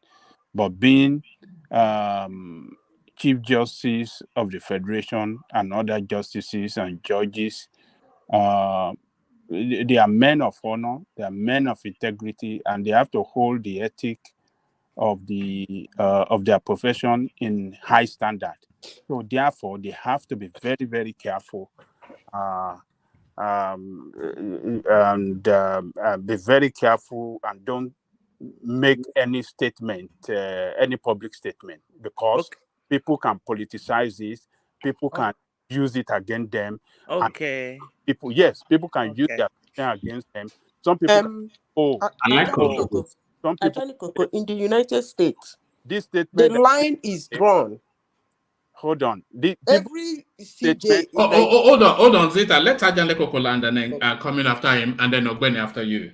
He can make a statement, and people will interpret it as a statement against their interests.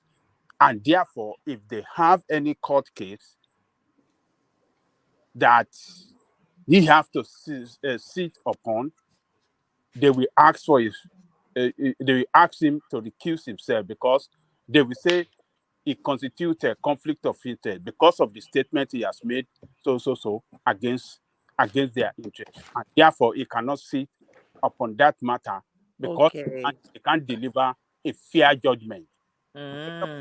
So they are always careful. They don't just open. And this CJN is running that risk. He's running that risk. Yes, but one man. But what are the evidences? Let me finish, Allah, please.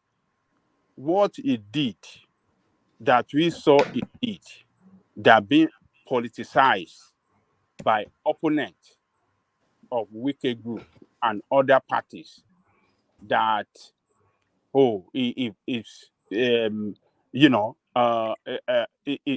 is associating himself with politicians, thereby he have interest in Wike's and his group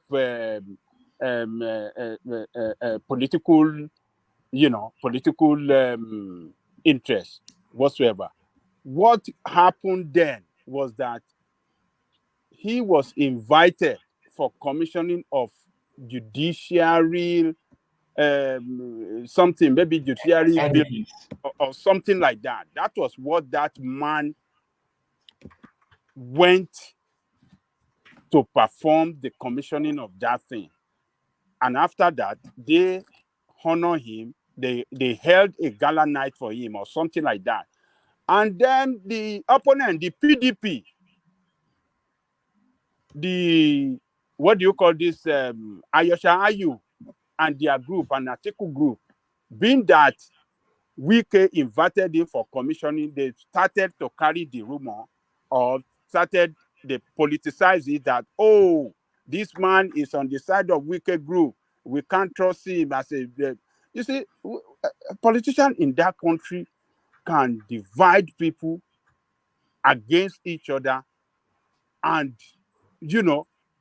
this cause everything that they have done for this country, for that country, and they have succeeded in doing permanently, and they will continue to do it, is set people against each other,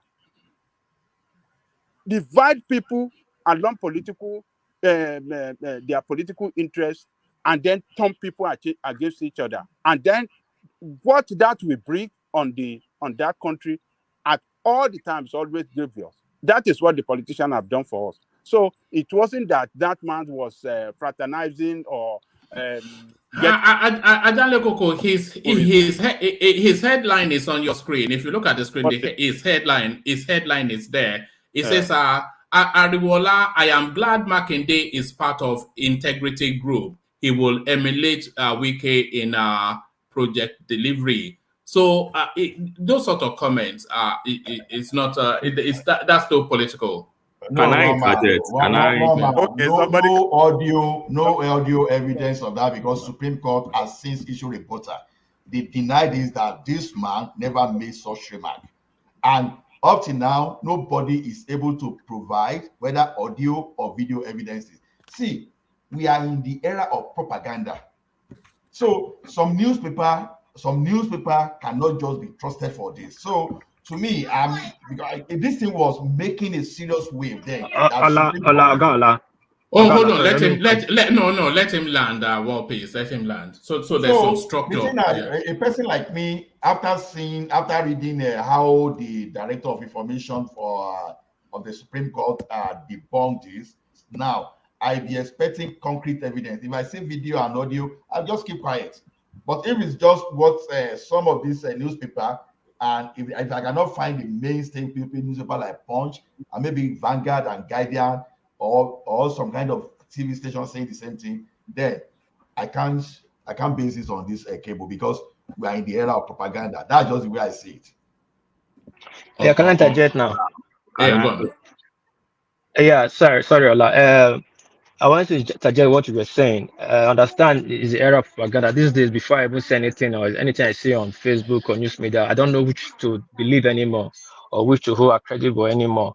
But again, this is a country that they sue anything that feel that go against their interests.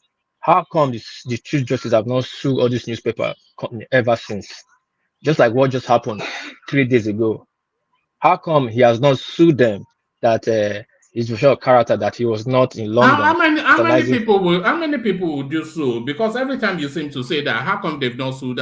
How many people will do so? Yes, because I'll tell you how many people they sued. Autumn sued Oshomole when Oshomole make a wrong statement, accusing him that he said that. But how many wrong statements was one person sue? Is it every wrong statement that is made about you? You go to court. You go to court. Yes, one man. Yes, because he's a public officer. No, that's not how. No, that's not how. Like, let me land now, one man. Hold on. All they have to do is to issue a rebuttal. You don't, which they have done. One man. He has to make it. One piece. Mrs. Hold on, please. Hold on, please. What will you call that? Hold on, madam. I'm not saying me.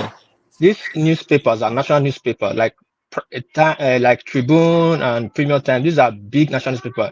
You should make a statement, and you should make one as an example, and the other will take a lead.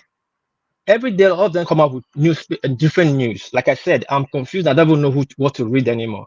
If the CJ one day, or any of the political office, or even the Tinubu obedient team that they are throwing fake news up and down, if one sue one and make example of it, I think the rest news media will be very careful the next time they scrutinize news before they put it out there. And again, let me please talk about the CJ. This CJ is a public officer.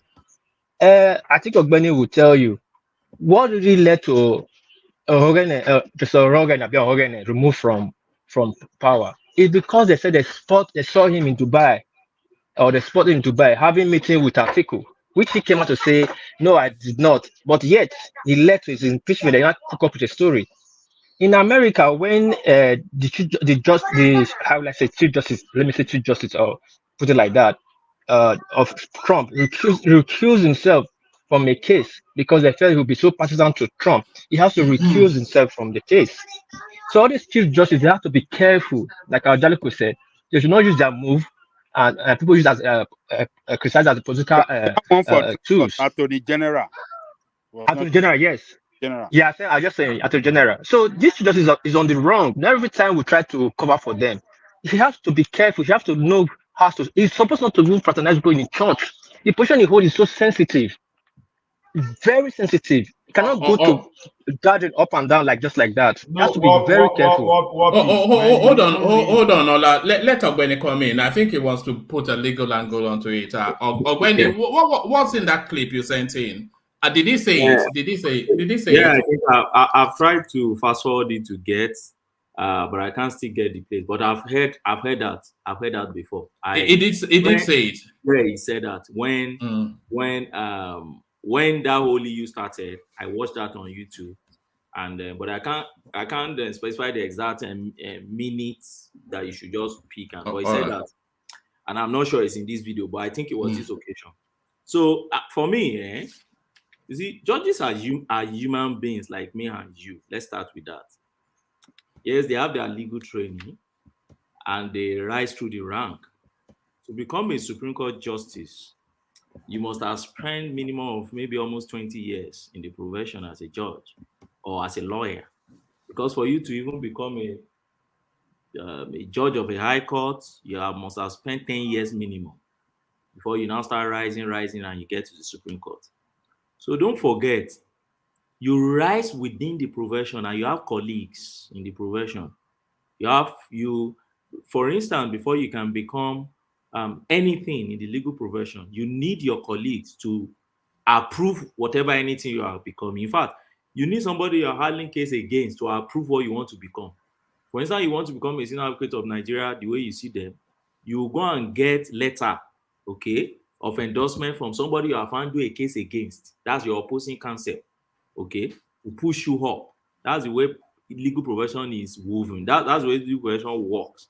So lawyers are hardly enemies. You see them in court arguing that they are not, because you can pair A and B in a case today against C, and in another case ongoing in the next court, C and A is pairing against B.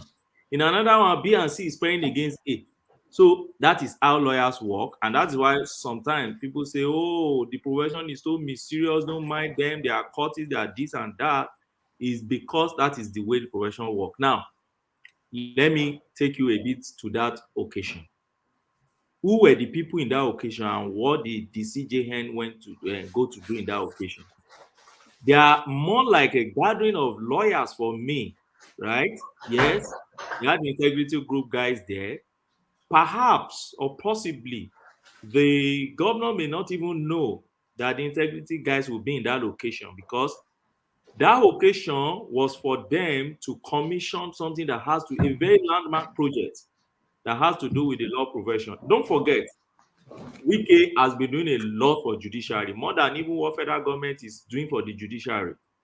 Wike has built a law school, he has built quarters for judges, he has upgraded his magistrates, he has given them cars, he has done a lot, building court structure everywhere. He brought court of appeal, brought the structure down, built another one, federal court everywhere around. Why? Because it's their baby. It belongs to the profession.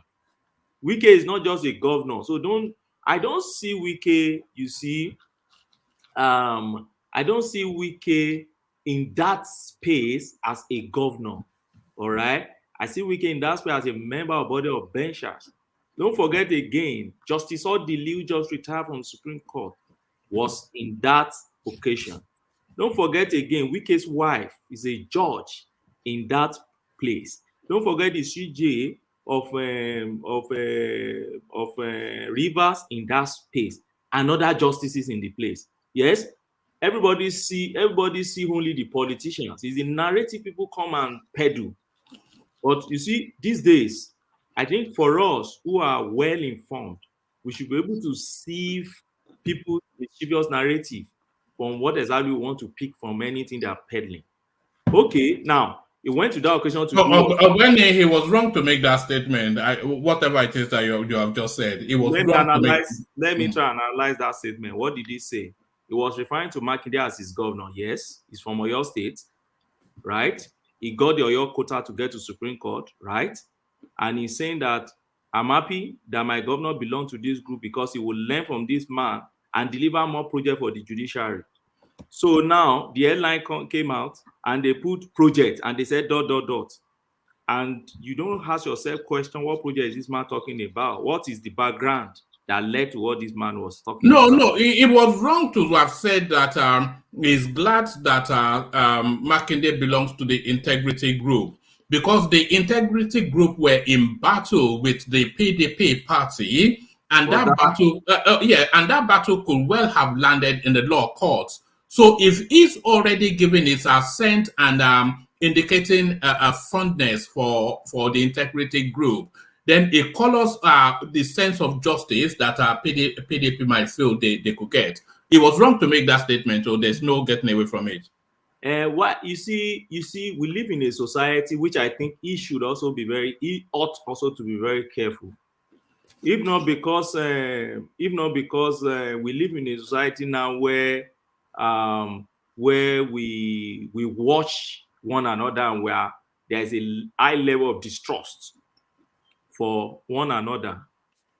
If you make that kind of statement and jokingly in the garden of where you have lawyers sitting and you're talking to your governor, there can't be anything seriously wrong about it. But because we have this high level of distrust, yes, fine, he should be aware of the situation of things, particularly in political terrain in the country. But let me tell you, somebody of his seniority is unforgivable.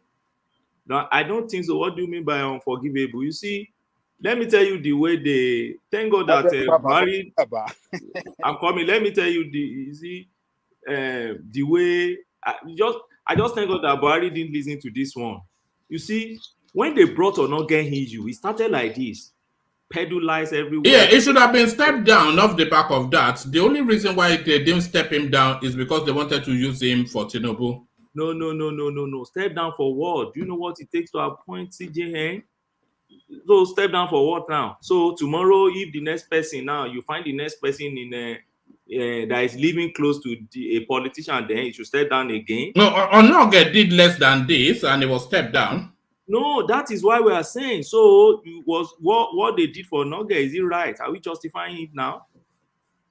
They did what they did for Onoge. Yeah, but if they start Onoge down for a lesser crime, then why is he being able to get away with this? Didn't even commit any crime. That's what I'm telling you. Well, exactly. So they bully Onoge out from office, right? They said Onoge went to Dubai, so as a CJN, you can't travel to Dubai again. So, right? Mama, you believe? They said they didn't declare his foreign funds. I'm coming. Now, that was the first thing that was the rumor that first came out. That was a rumor. That he traveled to Dubai and the one that they actually head on to, that the compass head on to, was the Dubai. Yes, and the man said, I've never met Atiku in all my life. Bring out evidence. They didn't bring out evidence. The next thing they would do was to say, oh, you did not declare one bank account that there was no money inside it. Right. And he said, oh, it's an oversight. After all, no money even in the account. So how can you say an account is an asset? Oh, they never listened to him. And after they said he has millions of naira transfers, he said, I don't have anything. I can go and check. Till today, they refuse to show us that account. There's nothing in that account that shows what the federal government was peddling around, right? And eventually you went to Code of Conduct. You couldn't go to court. You went to go to Conduct Bureau to go and use that guy, that one there, Umar, to get interim order to remove a CJN, and you just bully the man out of the office. And after that, you close the case. And that was just a week or two to set up an election tribunal. So It's the same thing that is playing out. I just thank God that Ogbeni, you didn't finish it now. Eventually, a report came out that he was clean at the end of after a year or 2 years. They cleared the guy eventually. No, I can't. Ogbeni, this is what we are saying. Yeah. If Justice Rogan didn't go to Dubai, they wouldn't have framed him up with the studying with Atiku. That's what we're still saying about Arola that is in London now, that is trying to say that he did not see Tinubu. If you are still putting your Onegen did not go to Dubai. Onegen didn't even travel. No, hold on. I follow that. No. At the very time, the day they said he was spelled Atiku, he was not there. But at the same frame time, he was in Dubai when Atiku was in Dubai. Let's just say 3 months. No. The point, let me tell you, in the first instance, what actually started on August problem, Ogbeni, you didn't really put it well to them. What actually started on August problem was they had a someone different than Onogen in that for that position. But are you aware of the fact that that time it was the time that Buhari had to step out of the country to take care of himself? It was this guy Oshibajo that appointed him because he was supposed to be on that acting capacity, and even Fala and all of them, they've been trying to bully Buhari to say confirm this man, make it substantive. He didn't do anything. So it was Oshibajo that actually did confirm Onogen. So that actually did not sit well with the cabal. So they had to find every means to get him out, to bring their man on board. That is just the politics. He was never in Dubai, just like Suore that when they were trying to prop up his so many cases, frame him up, they said he was in Dubai doing this, and Suore has never been. He said he doesn't even know how to get to Dubai in his life. He does not have it. So when you want to frame stuff up, there are things they do. This Ariola they are saying, he said he has not left Abuja in the last 3 weeks. So if you no, that Ariola, Mathematic, I'll stop you there. Is the Nigerians this thing have confirmed his trip for 3 days now. He was in London for 3 days. He traveled for 3 days. He came back on the what day here on Thursday. That's confirmed now. So when did Tinubu leave the country? He left the country. So the country left on Tuesday. Okay. So he left on Wednesday. Okay, look at this. But Tinubu says he's in France. He said he's in London. At the point, hold on, listen to this. And this is why we were talking about these people trying to cause commotion in the country. Has there ever been a time in Nigeria that we found ourselves in this unfortunate situation? Have you forgotten that we had an army general in Muhammadu Buhari who ran 3 presidential elections? He lost, he cried on the TV, right? He went to court. He never incited the society. He never incited his team. He never incited anybody. There was never any propaganda like this. He went to court 3 times. Nobody bullied the justices of the Supreme Court. Nobody bullied the judiciary the 3 times. Atiku has been running presidential elections since 1992. This should be his 6th time running for presidential election. Atiku is still quiet now. Atiku's team, they are not bullying the judiciary. They are not the wing of the people, the headless mob, who are sponsoring this propaganda here and there. Now, two weeks ago, they printed all the names and all the pictures spread all over the internet of the Supreme Court justices, right? What they want is this man to recuse himself, to get him out of way. Then the number 2 person, are you aware the number 2, Kekerekun, is from Lagos State? If they actually want to do the policy, the number 2 person on the line is from Lagos State. Kekerekun is from Lagos. And number 3 person, go and check, is an Hausa man. So if you want to push it to the people, hold on.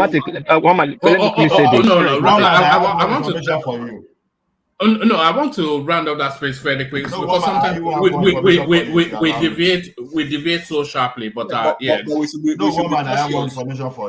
should be cautious of this fake news and all this propaganda here and there. This is not the first time that presidential candidates go to court to prove their cases. Nobody has bullied the judiciary. Nobody has bullied the INEC. Nobody has bullied the institution of government. This is the very first time we are seeing this toxic, divisive environment in our political landscape.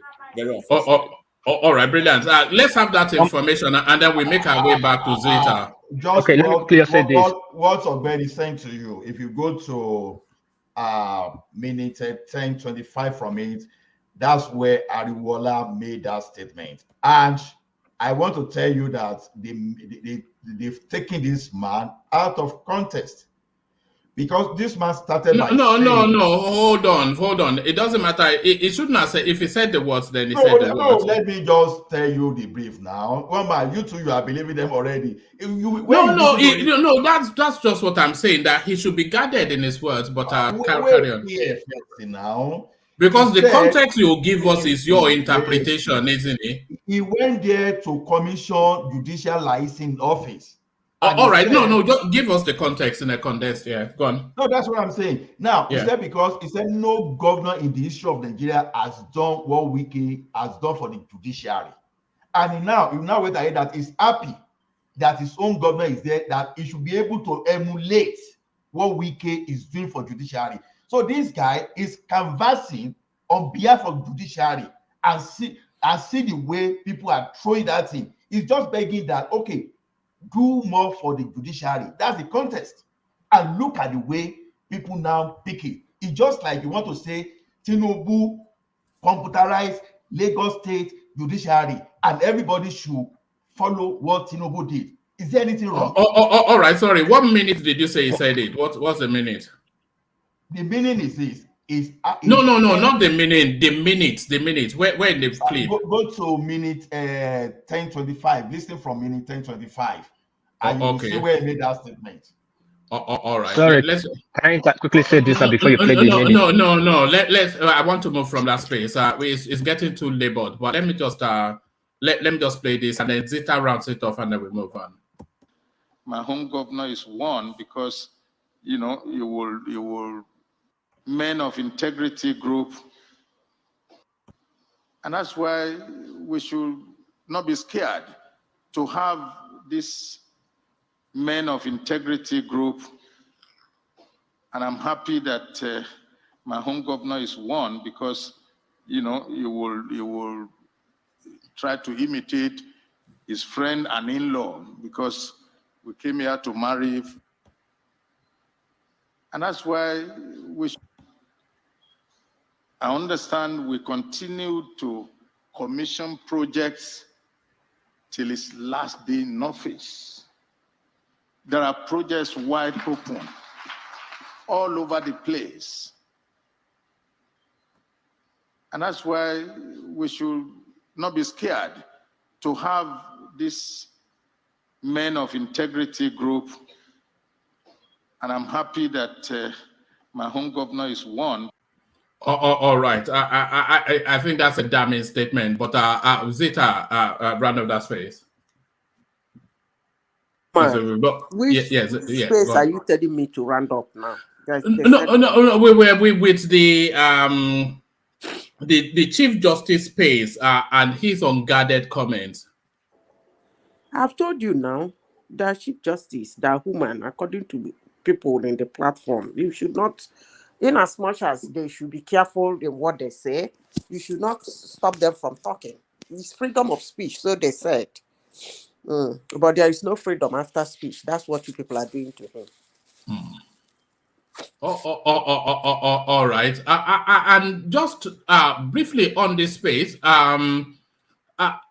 actually, let me give you this one instead. 2023 elections, all 26 governor-elects announced by INEC. So,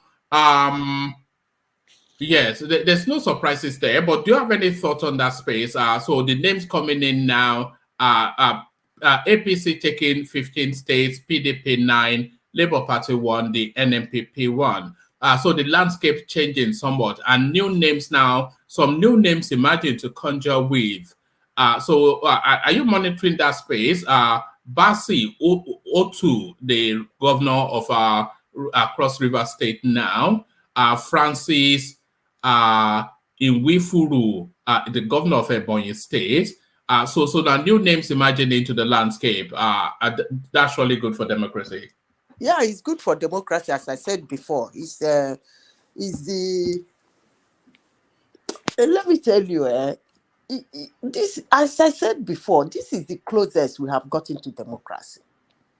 I know Nigerian politics is terrible, but if you look at the way the result is going, you will see that a lot happened. Even the Zamfara man lost his seat, right?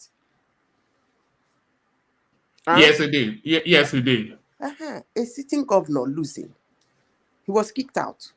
So you see, it's a new thing for our democracy, in as much as some people who lost doesn't want to accept it. I hear them saying this is the worst. And I keep wondering, how worse was it in 2003? No other party. In 2007, Obasanjo bullied his way all through. In fact, if we look at the elections from Obasanjo till date, it's almost like a different country where, you know, you are right, progress is being made. Yes, progress has been made. A very big you know, looking at somebody coming third in the presidential election in Nigeria, and he has 6 million votes. When I sit down, I drink champagne, I laugh, and I say, wow. I remember the third person is always 100,000 votes or 50,000 votes. We don't even know who he is. It's just the two candidates. But a lot has changed. A lot. We should acknowledge that and move on. Like, continue from where they stop. I'm not saying anybody should not make a case. You have the right as a citizen of Nigeria to pursue your case to any length you want it. But it's a good step towards the right direction. I'm happy the way the whole thing is changing. Honestly, sincerely speaking, I like the way that some states have, you know, like Abia State, since 1999, they have been battling with PDP. At least now, they have a change. I pray that Enugu State, too, will have a change. Maybe one day. Yes, Madam Zita, that is why. I'm sorry, yes, Madam Zita, that is why a keke driver too now has had the access, right, to power because of this new change. Yes, that's why I was surprised that most people were abusing Buhari. When Buhari came out and said he has delivered one of the best, he's right. It's not perfect, but it's to an extent. If you look at this election, at one point people voted party, at one point they voted individual, at one point they voted in anger, at one point it was a kind of a swing to another direction. So that's how politics is supposed to be. It's not supposed to be the whole of South, the whole of South is PDP. The whole of North, one side, no. They should mix up. That way there will be competition, at least in governance. I'm really happy for Abia people. Honestly, sincerely speaking, I'm happy because PDP has brutalized and baptized those people. Honestly, I pray this man will work. Because if he doesn't put anything on ground, those people will really lose hope. I hope. What are his credentials in terms of what won him that victory? What quantity does it bring to Abia State? I'm not aware of his body of work, Alexoti. You see, he's actually, let me be honest with you. Abia people wanted something new. I must be honest with you. They are sick and tired of being sick and tired of PDP. They wanted something new. They have tried it severally, more especially with that man. It's not working. So with this electoral law, they were able, and they were able to achieve it. So the man, yes, they say he can do something. They say he's intelligent, but his performance in Diamond Bank, I don't want to say anything, but I pray that another 419. Another Peter Obi. No man, Alex Otina na quiet guy man. Quiet guy man. So his performance in Diamond Bank is not really. I don't know. Let me just shut up my mouth. Let's hope he will do something. All right, but just the change in itself is progress. Just the breakaway from at yeah. least a breath of fresh air, because that PDP was actually shocking Southeast. They are shocking Southeast, and there is one thing about Southeasterners, because of the way we are. We do what we call, our Christmas is fun, and then we do what we call a harvest of name and project. So it is nice in a way, but it's not nice in a way. You see communities, their big children, their rich children coming together to launch money, to grade the road, to tar the road, to build boreholes and things like that. They shouldn't be doing it anyway. That's the job of the government. But at the end of the day, the governor will pocket all the money. But most times we do it not because of affection. We do it because of affluence. You get the point. You need to see when they start donating the money in dollars and then in pounds. And recently they have added the yen. You know what I mean. So you see them getting those names, or Mero Hawan, or Buruburu Tatin, you know, those stuff, you know. They keep donating and their name will be announced, and they dualize this road, they did this and did that. I mean, even my younger brother was involved. The road to my father's house, he did it with the electricity and everything. So it is. So it makes our governors very lazy. They do it anyway, but I hope the man will work. Igbo people have to get away from that PDP. It's not working. Honestly, sincerely speaking, it's not working. Let's see what the man can do. Hopefully he does a good job. But there's one thing that struck me in this governorship elections at Zeta. Because now, if we're saying that the influence that Peter Obi had on the victory of Alex Oti, if we're saying that is watered down, because you've just now listed the pedigree of the man that was strong enough to have won that election anyway, but then Peter Obi may have tipped him over the finishing line. If we look at all of the results of all of the governorship spaces, then you cannot see that Peter Obi actually influenced anything. So the votes that Peter Obi got was essentially, I was just having the thought that the vote that Peter Obi got in the presidential space was 30% for him and 70% against Tinubu. So it was an anti-vote that Peter Obi got in the presidential election. And what solidifies that, what gives that statement some credibility, is the performance in the subsequent governorship elections. Abia State stands alone, and the victor of that state is trying to distance himself from Peter Obi. He won no states. He didn't win anything. His influence and his cachet, he did not deliver anything outside of the votes that he got as an individual. And a lot of those votes were not so much a vote of confidence in Peter Obi as opposed to a vote of disquiet, a vote of lack of confidence in the status quo, which Tinubu is a representation of. I'm suggesting, Zita, that 30% of the votes, only that 70% of the votes that Peter Obi got at the presidential space, they were not for Peter Obi, but against Tinubu. I wouldn't say that one, man. Let me say something. Before I go into analyzing what I want to say, I will first say that, let me be funny and political a little. I will say that they learned their lesson after the presidential, because it cost them some of the Congress seats. So they learned their lesson. That's me being funny and me being me. But back to the protest vote. I don't really think it's a protest vote against Tinubu. How do you explain the performance at the governorship space then? Yeah. Wait, let me come now. One man, Go on. be coming down.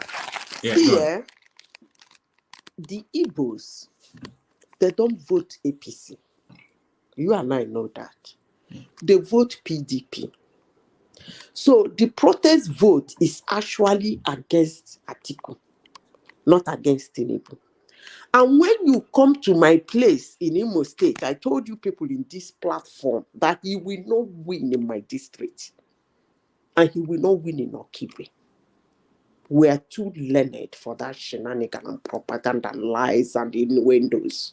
And he didn't. So those, if you look at Imo's Southeast results, I think he had lowest in Imo State. I think 77. So who won in your area? Huh? Who won? It's Ositi Zunaso. No, in the presidential. That's where he got the 14%. No. Who won? You said Obi did not win there. In my district, yes. Yeah, who won? Tinubu, of course. Okay. That's where he got the 14%. If you look at the Southeast, I think it's in Imo State he got the highest percentage. I think so. I don't know. I'm not too sure. But I think he got 14% in the Southeast. And these two areas I mentioned, they are all occupied by APC. Even the young woman that come for House of Representatives in APC, Nokigwe, she won. So it's not a protest vote against Tinubu, I must say. I think it's a protest vote against Atiku. Because but it wasn't a vote for PITOBI. It's more my assertion that and disagree, please. But I am suggesting that 70% of PITOBI's vote at the presidential space were votes against the establishment rather than vote for him. See, one man, I don't really think so. Let me tell you something. When I came in this platform this evening, I made a comment. I told you that when you look at some histories of the electoral landscape of some countries, there come a time when something will happen and change the electoral landscape. In Nigeria, what happened in 2023 has changed the electoral landscape, but most people are not seeing it. One man, God keep us alive in the next 5 years. Maybe by then your platform will be very big. We'll come back to discuss this. You see, the gingering of the G5 in the Southeast, in the South, was brought down to the grassroots. If you go to interior villages in Igbo land, in the South side, you know what they say? Madam Gideon, I think the one in Bini at home girl, she will confirm this thing I'm saying. They're like, you want another Fulani man there? No! You get the point. In as much as they don't like Tinubu, they don't like the establishment. They are pro PDP, but they have issue with the name Atiku as a Fulani man. That was the grassroots jingle. So now, most of them take it personal. And they say, vote for Tinubu. No, we know they vote APC. For here, we know they vote APC. We go vote, let's vote Labour. That is, what happened was, I'm not going to vote the establishment. I am PDP. I'm not going to vote the Fulani man again. So I vote. It was like a protest vote, but not against Tinubu. No, I don't see it that way. Against the establishment and against the Fulani man, I would say. All right, thank you, Zeta. So thank you, Zeta.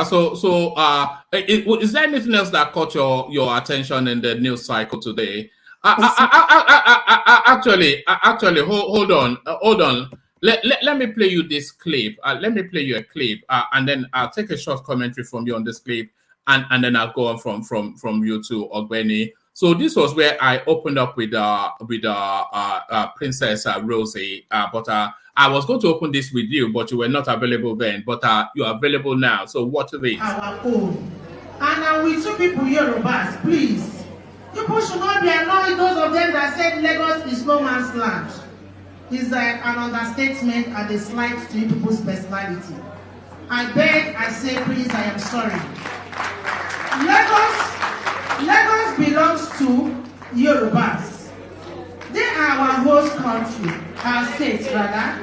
And I told my people, we should appreciate the Yorubas because they really accommodated us. Among all the tribes in Nigeria, I stand here to say that Yorubas are the most accommodating. Yes, I said that. And why I'm saying that is that I schooled there in Yoruba land. I married there. The land blesses me and is still blessing me with children. I married here.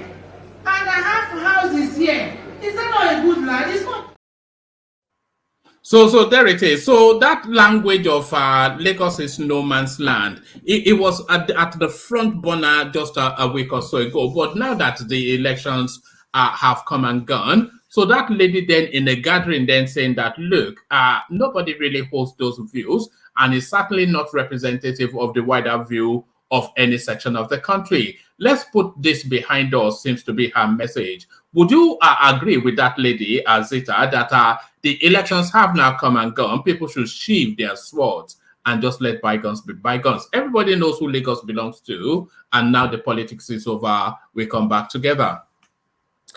One man, before I say anything, how much time do you have for me to discuss this? You know people love hearing your voice now. Take as long as you can spare us. Okay, thank you. Take this with your journey, Madam Zita. So I think some people are seeking for certain clarification about what you said in Imo State. So they are challenging you that APC nobody votes for APC, that results were manufactured. So yeah, now you know when you don't win, the votes are manufactured.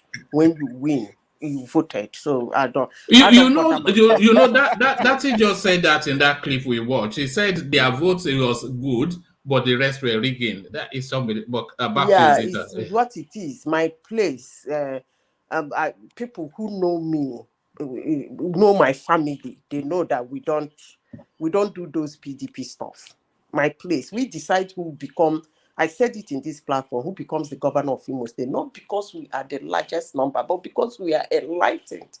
We know what our thumbprint means. Mpitolu and other places that are bigger, but we see Okiwe and Uguta, they decide because they will come out and vote en masse. And then maybe 1999, 2003, they were going for PDP, but recently, no. Instead, they vote Abuga. Anyway, one man, back to the video you showed me. I want to say this thing on your platform. Thank you for giving me your platform to speak. I want to say this.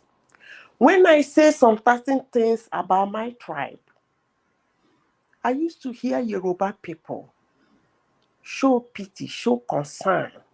Edo person showing pity, showing concern, and saying, Zita, hey, you are taking it too far, so better. You know what I see those people are? I see them as enemies of the Igbos. I must say, I can explain. When you see somebody doing something that from time to time, it takes his life and his property, it destroys his human capital, and somebody is speaking against it, probably his brother or his sister, and you say, why? I heard somebody saying, why does she talk? She's not an Igbo girl. I am concerned for my people. And when I hear some people showing, the other day I was going through your studio, what you people said, and I heard a Yoruba man saying, hey, the attack is too much on the Igbos. Hey. I wanted to. That was rational mind. I wish I was there that day. The person wouldn't have liked me. You know why? When they say that kind of a thing, do you know what they remind me of? One man. They remind me of 1966. And when anybody reminds me of 1966, what you are just telling me is that I'm stupid. In 1966, this is the same thing that happened. Obi got a lot of support, a lot of pity. Hey, no, now why you do this and we do this? No, let's face them. Blah, blah, blah. And when the man declared, Igbos were left to be slaughtered.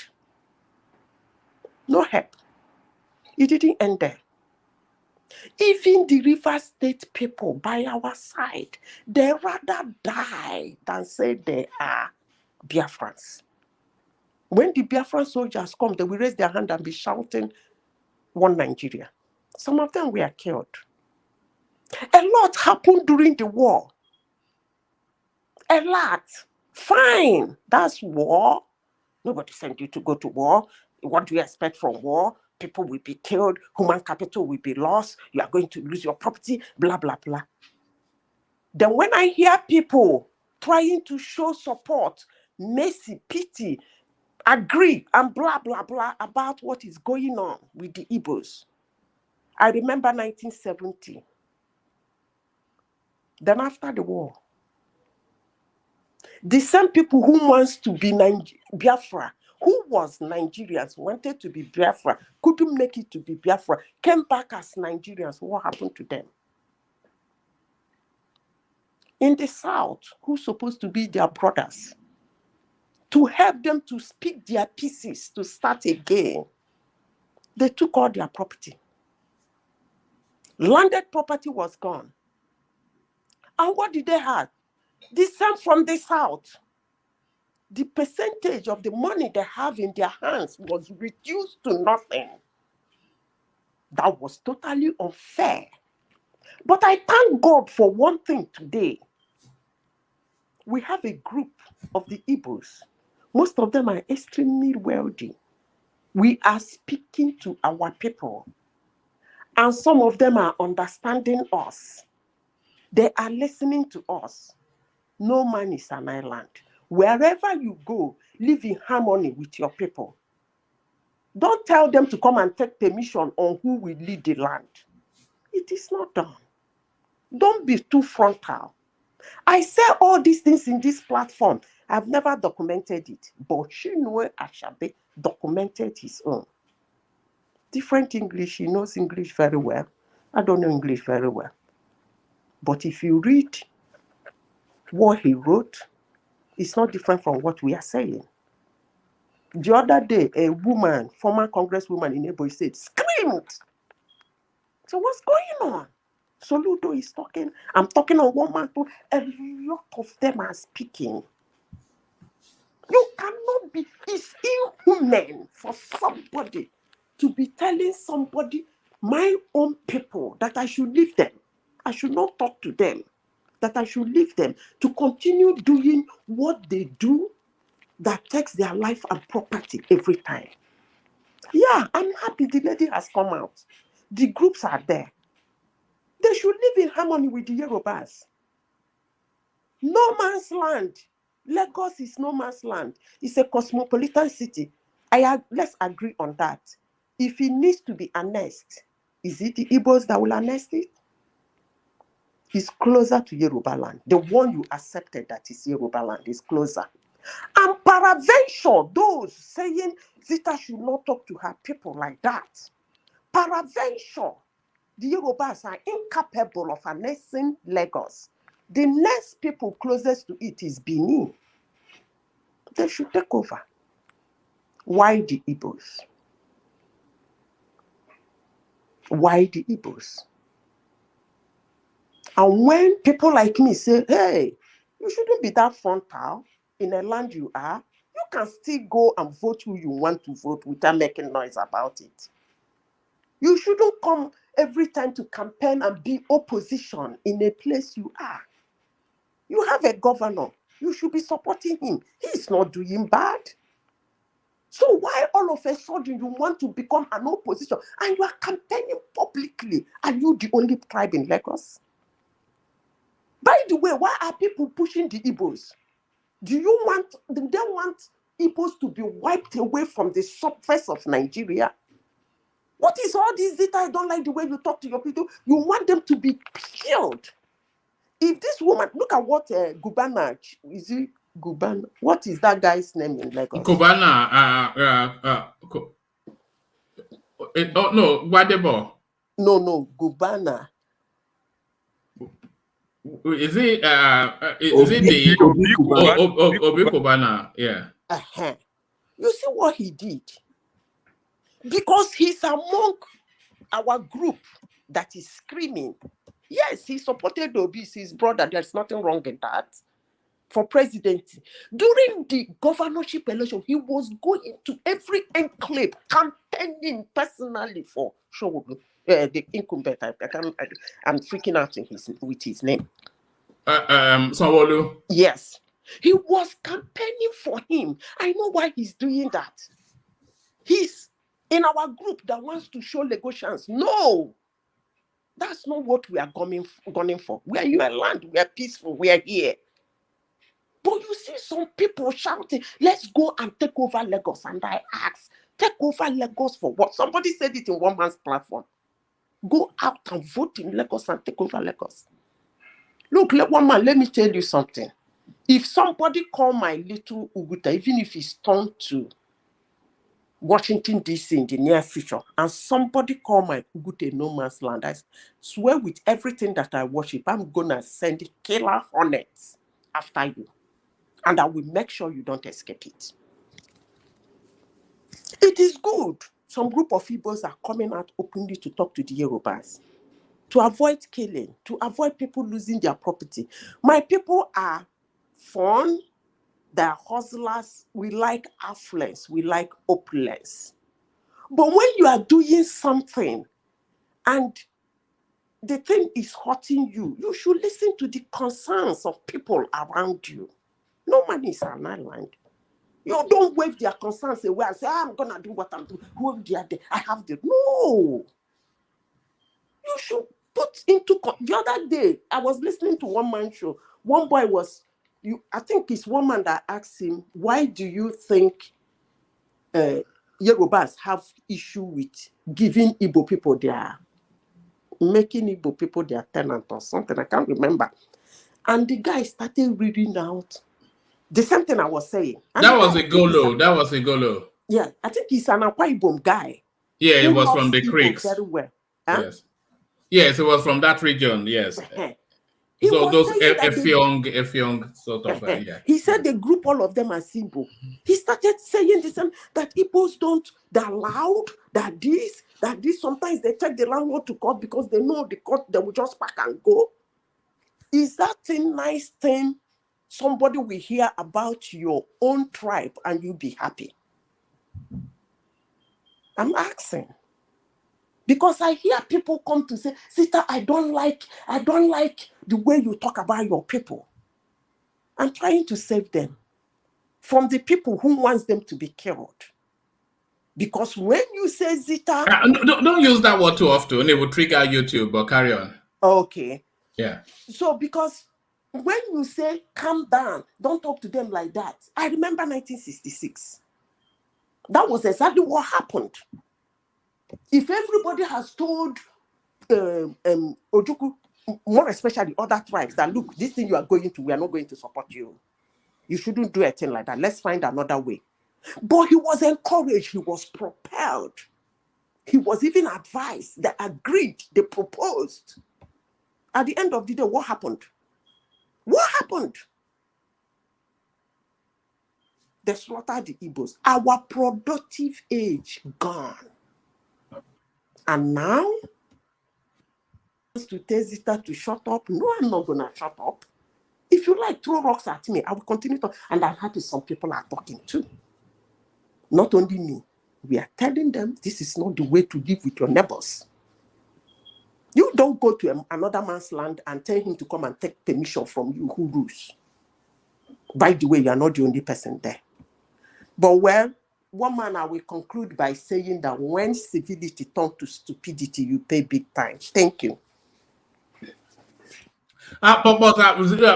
Zeta, well said, because you have the power of oratory and very compelling to listen to. But the thing is, what that lady was actually trying to do in that clip, I don't think she does not know the backdrop, as you've just elegantly fleshed it out. But because the octave in Nigeria is ratcheting up, and she's just coming into that space to try and create that middle space that everybody can come to. So all of those backdrops, a lot of people hold those views. Some people hold views differently. But now we have to manage the space because if we continue to ratchet it up, it can only really lead to one space, and nobody comes out on top in that space. So is it time to at least to paper over the cracks, even though the cracks are still under the wallpaper? Just really to just ease that place, because that space, it will only end in disaster. And I think that is what that lady was inviting in that clip, that it is time for people to sheathe swords and come back together. The language of reconciliation. Do you think it's time for that, or do you think we have to go all the way to address actually what the issues are and let it land wherever it does land? Woman, please, can I just interject a little bit before Madam Zita continues, please? Yeah, come in, yeah. In addition to what Madam Zita said, that she's trying to kind of talk to the Igbos to be, peaceful, not loud, wherever they are, that they should be quiet and just go about doing their business. I think she's very right, because what sometimes I'm not like, sometimes where what they do in other places, I don't think they would accept it if any tribe comes to do that in their place, right, Madam Zita? No, hold on, Rosie. Do you speak Yoruba? Do you understand Yoruba? Oh, yes. Okay. If I say something like "mo iwa fun oniwa," do you know what that means? Yes, of course. So can you translate that? That means whatever character a person has, you know that person's character. Yeah, so that is it now. You know what we are actually saying is a problem with the Southeast is actually their strength.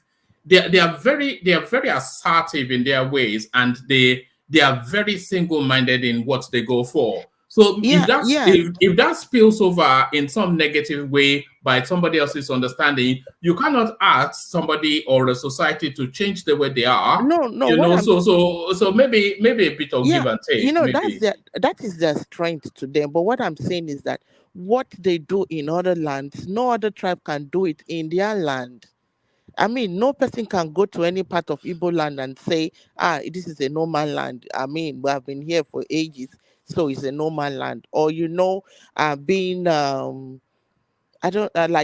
proud, boastful, coming out to be very territorial. I don't think it's going to be accepted in any part of the Igbo land. You get what I'm saying? Well, it's not been tested, so we don't know for fact. It's not been tested. No, I don't think so, because what you are saying is, with Afoniwa, you are simply saying accept them for who they are. Yes, accept them for who they are. Yeah. But Yoruba has another proverb that says, "Aralelo molamudi wurilara takwe." If we say, okay, they are Nigerians, we accept them for who they are. That proverb said, well, we Nigeria will know that that's who they are. But if they go outside Nigeria, they will see them as lousy and everything. And I shared my experience in China. One day I was in a shop in China and I met a Chinese guy. I said, how are you? He said, are you in Nigeria? I said, yes. He said, but you are not Igbo. I said, why did you say so? He said, if I'm Igbo, the moment I come here, I will say, hey, come here. How much? I'll just be pushing people around. While he was saying that, 4 Igbo guys just came into the store. And the next thing was, they were just commanding the guy. So the guy tapped me and said, did you see what I just told you? What I'm simply saying is that even outside Nigeria, in Guangzhou, they know that. So I think people need to start reorientating themselves. Mutual respect is something people should learn. We should respect Igbos. Igbos should respect us, and Igbos should respect other people. That's what we are saying. Nobody hates Igbo. But we say respect people. If you respect the Igbo person, the only thing I wonder is that if people try to water down the Southeastern, are you going to take away the magic that makes them what they are? Are you going to take that thing is not the magical. That is what the magic that made them who they are is their enterprise and their industrial nature. But that's all wrapped in that. No, but that's all wrapped in that alpha machismo thing. No.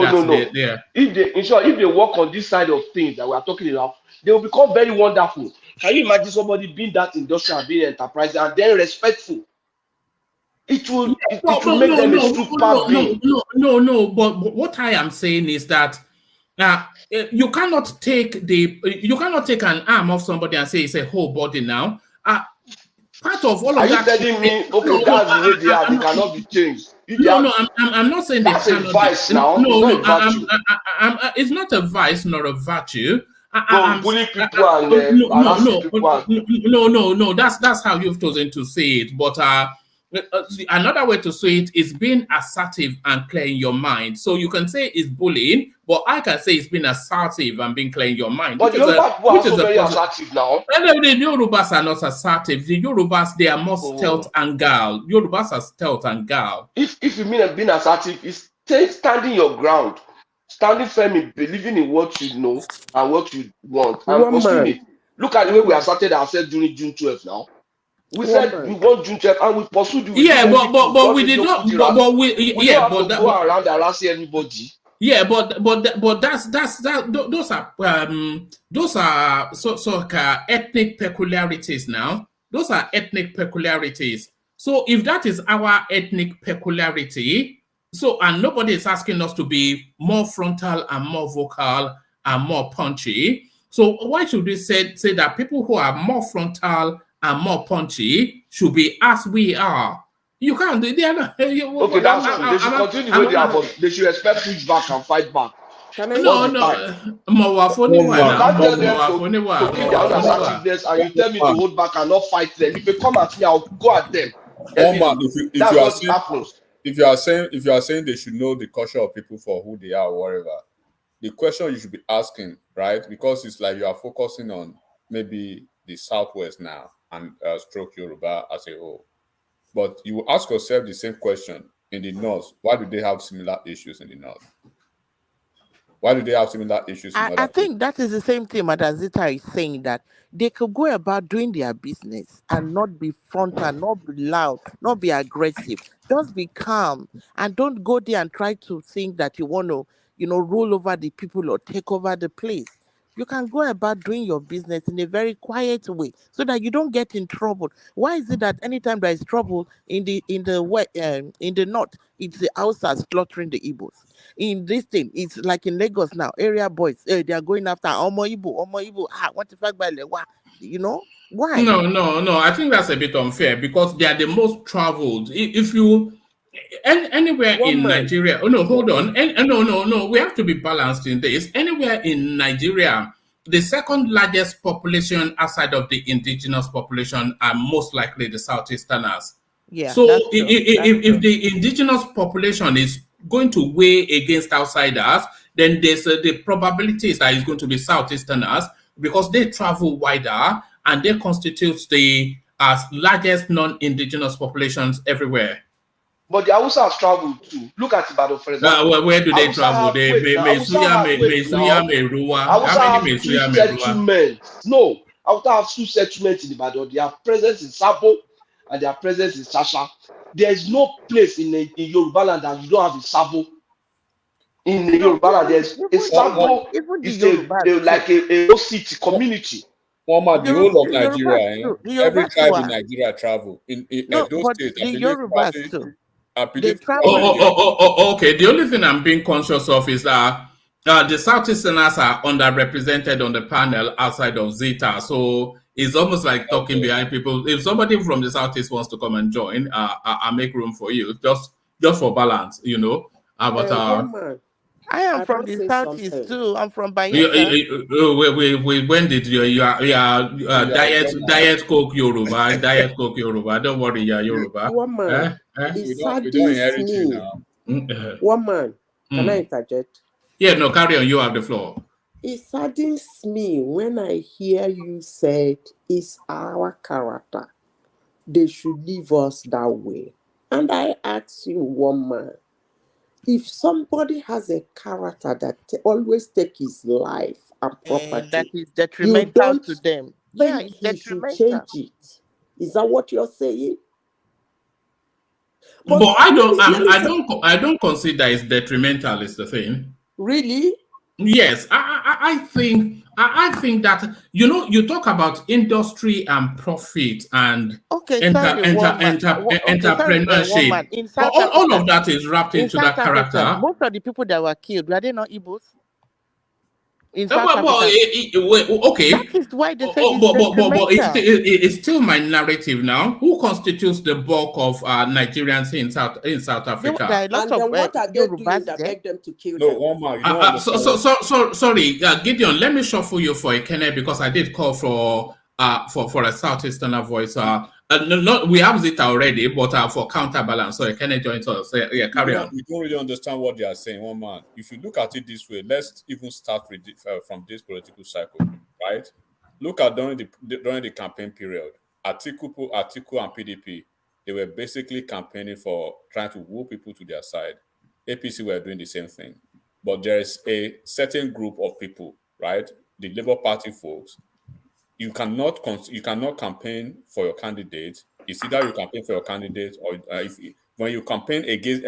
When you support PDP, you are in trouble. When you support Ashwaju, they will probably be looking for catapult to shoot you down, right? It's either you go with their Labour Party, or you are not Nigerian, or you don't, or you are are you not tired of tiredness? So it's either their way or the highway. They do not allow people to have right to their own choices, and then it transcends right to every other thing.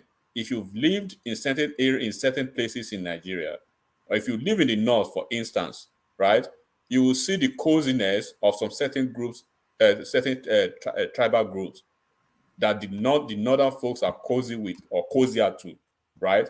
Then it's like when you have a little kid slaps you in a very quiet way, you say, "Stop it, that is not nice."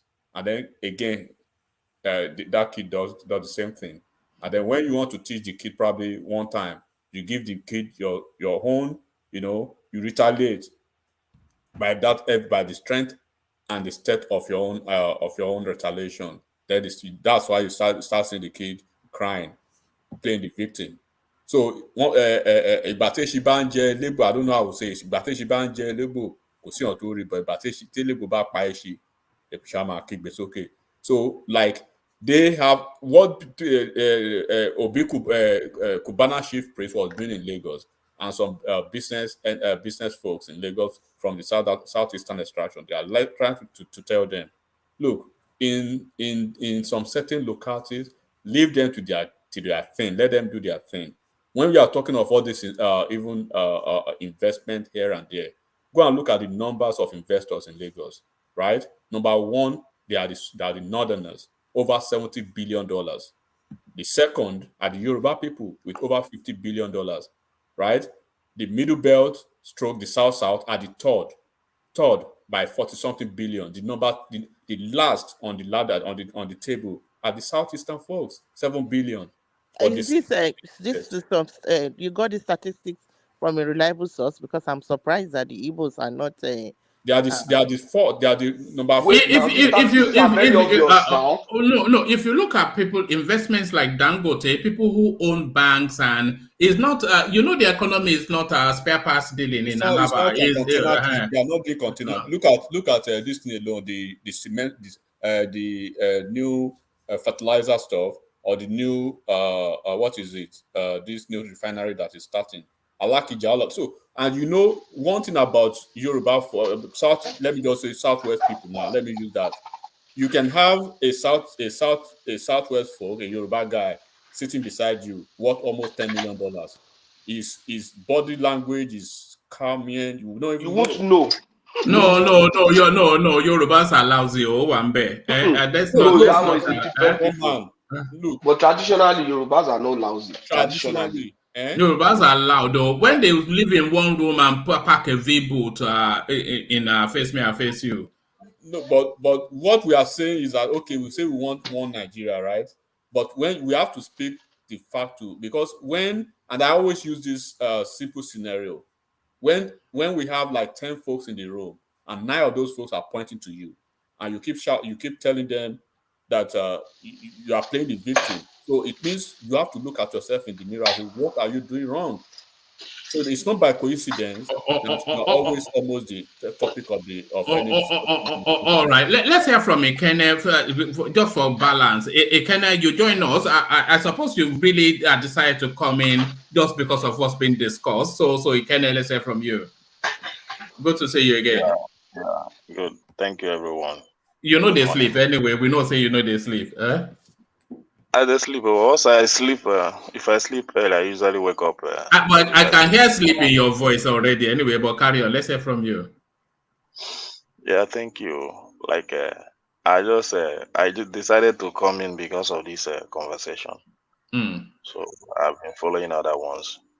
So, but the issue Southeast do this and that. Everything concerning Nigeria, it's all about a better country.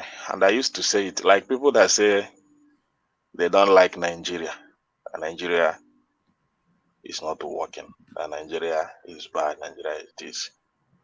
I once said it in this platform that nothing will make me leave this country called Nigeria, except for business trip. And that is my stand. This country called Nigeria, nothing will make me leave it to go and live in another man's land. I can never do that, except for a business trip. So for that reason, I think I am more a Nigerian than any other person. So please, if I may ask a question, are you living in your village, or you are living in a big city? I live in Lagos. Okay, that's living your. I'm talking about Lagos entirely. I'm talking about Nigeria entirely. I'm not talking about Lagos is Nigerian. But you're not in your village now, because you would have. I mean, you came to Lagos for greener pastures, right? What Rosie is saying to you is that you leaving your village to go to Lagos is no different from other people leaving Nigeria to go abroad. You left your comfort zone to go and look for. You went to look for greener pastures, just like the people abroad went to look for greener pastures. I didn't cross the border of Nigeria. I'm still within the country. Your own Lagos is your own America, your own Canada, your own. Yes, that is it. Nigeria is my own. Lagos is my own greener pasture, whatever you want to do. And I'm still within the country called Nigeria. So if anything is happening today, if I want to travel to village, it doesn't take me anything to travel. So that's the thing. So, but in terms of IGBOS, let me bring you to where the conversation is. And by the way, this space was initiated by Zeta. So I just to observe myself somewhat. But I played a clip of a lady speaking to that. Did you hear that clip? Did you see? Did you see the clip? I thought So I played that clip, which the lady was trying to douse down the tension around that Lagos is a no man's land narrative. And then I invited Zita to give her opinion. And then we opened up, and that space opened up by itself the narratives around the interaction of especially the Southeast and the Southwest, and then the Southeast versus interaction with the rest of the country. And people were discussing somewhat that if there's some character traits amongst the Southeast that stands them out sometimes in conflict with their host communities. So that's where the conversation is. Let me tell you something. All this Southeast Yoruba, I don't see, there is no problem between Igbo and the Yoruba. I can tell you that for a fact. I'm telling you that one for a fact. Maybe you people staying there hearing the news.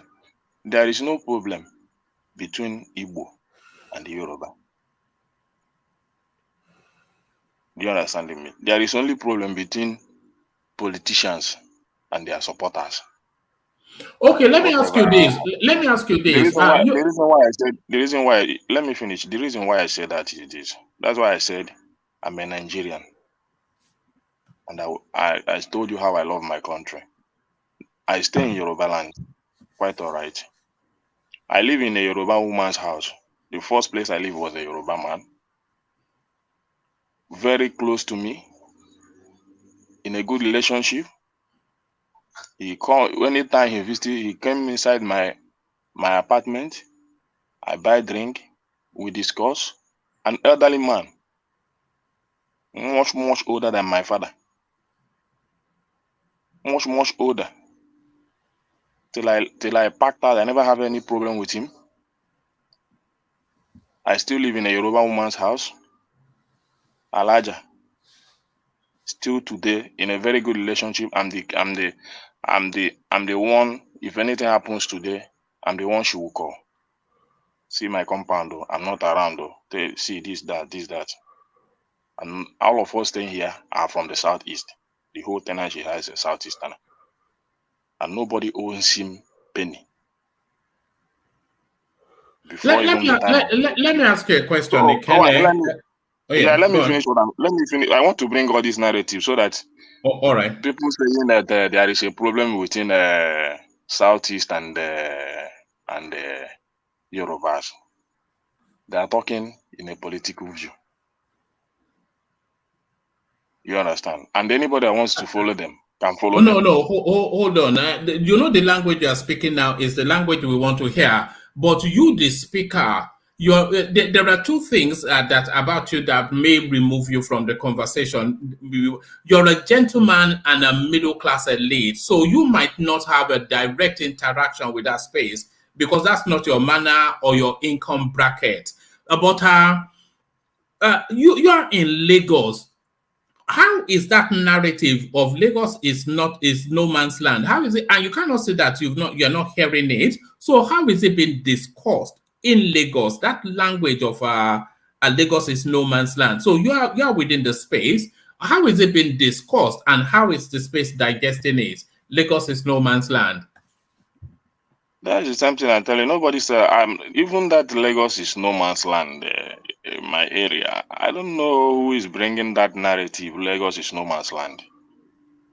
Even as I am here today, I know this is not my place, personally, and I don't see that. I don't know who is bringing that narrative. I'm busting it up that Lagos is no man's land is, and I'm making it a topic that it becomes an issue between Yoruba and Igbo. You understand? I travel every time to the village. I know where my village is. I know where my father's house is. So even if I have any property in Lagos, I know the reason why I have it. I don't have it to stay here forever. Maybe if my children wants to continue with it, maybe they can hang on that. But that narrative, if I want to retire, I know my village. I know my father's compound. Do you understand? And I believe every other Igbo man knows that, because why does an Igbo man travel every Easter and every Christmas? If Lagos is no man's land, maybe Lagos is his place. Then every Christmas, let me go to my village and enjoy myself. Then the next thing he comes back and begin to start his business afresh. Like my guy will stay in the village for almost 2 months before he comes back.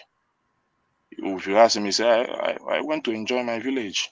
Oh, okay. What about Ekene? So you are an Igbo man and Zita is an Igbo lady. But what about the assertion that Zita keeps making? And Zita, if I'm quoting you out of context, please correct me. But what about the assertion that Zita is making that the Southeasterners, not everybody, of course, because you are a complete contrast to that. You're a gentleman, softly spoken, but the average Southeasterner is too brash and too loud.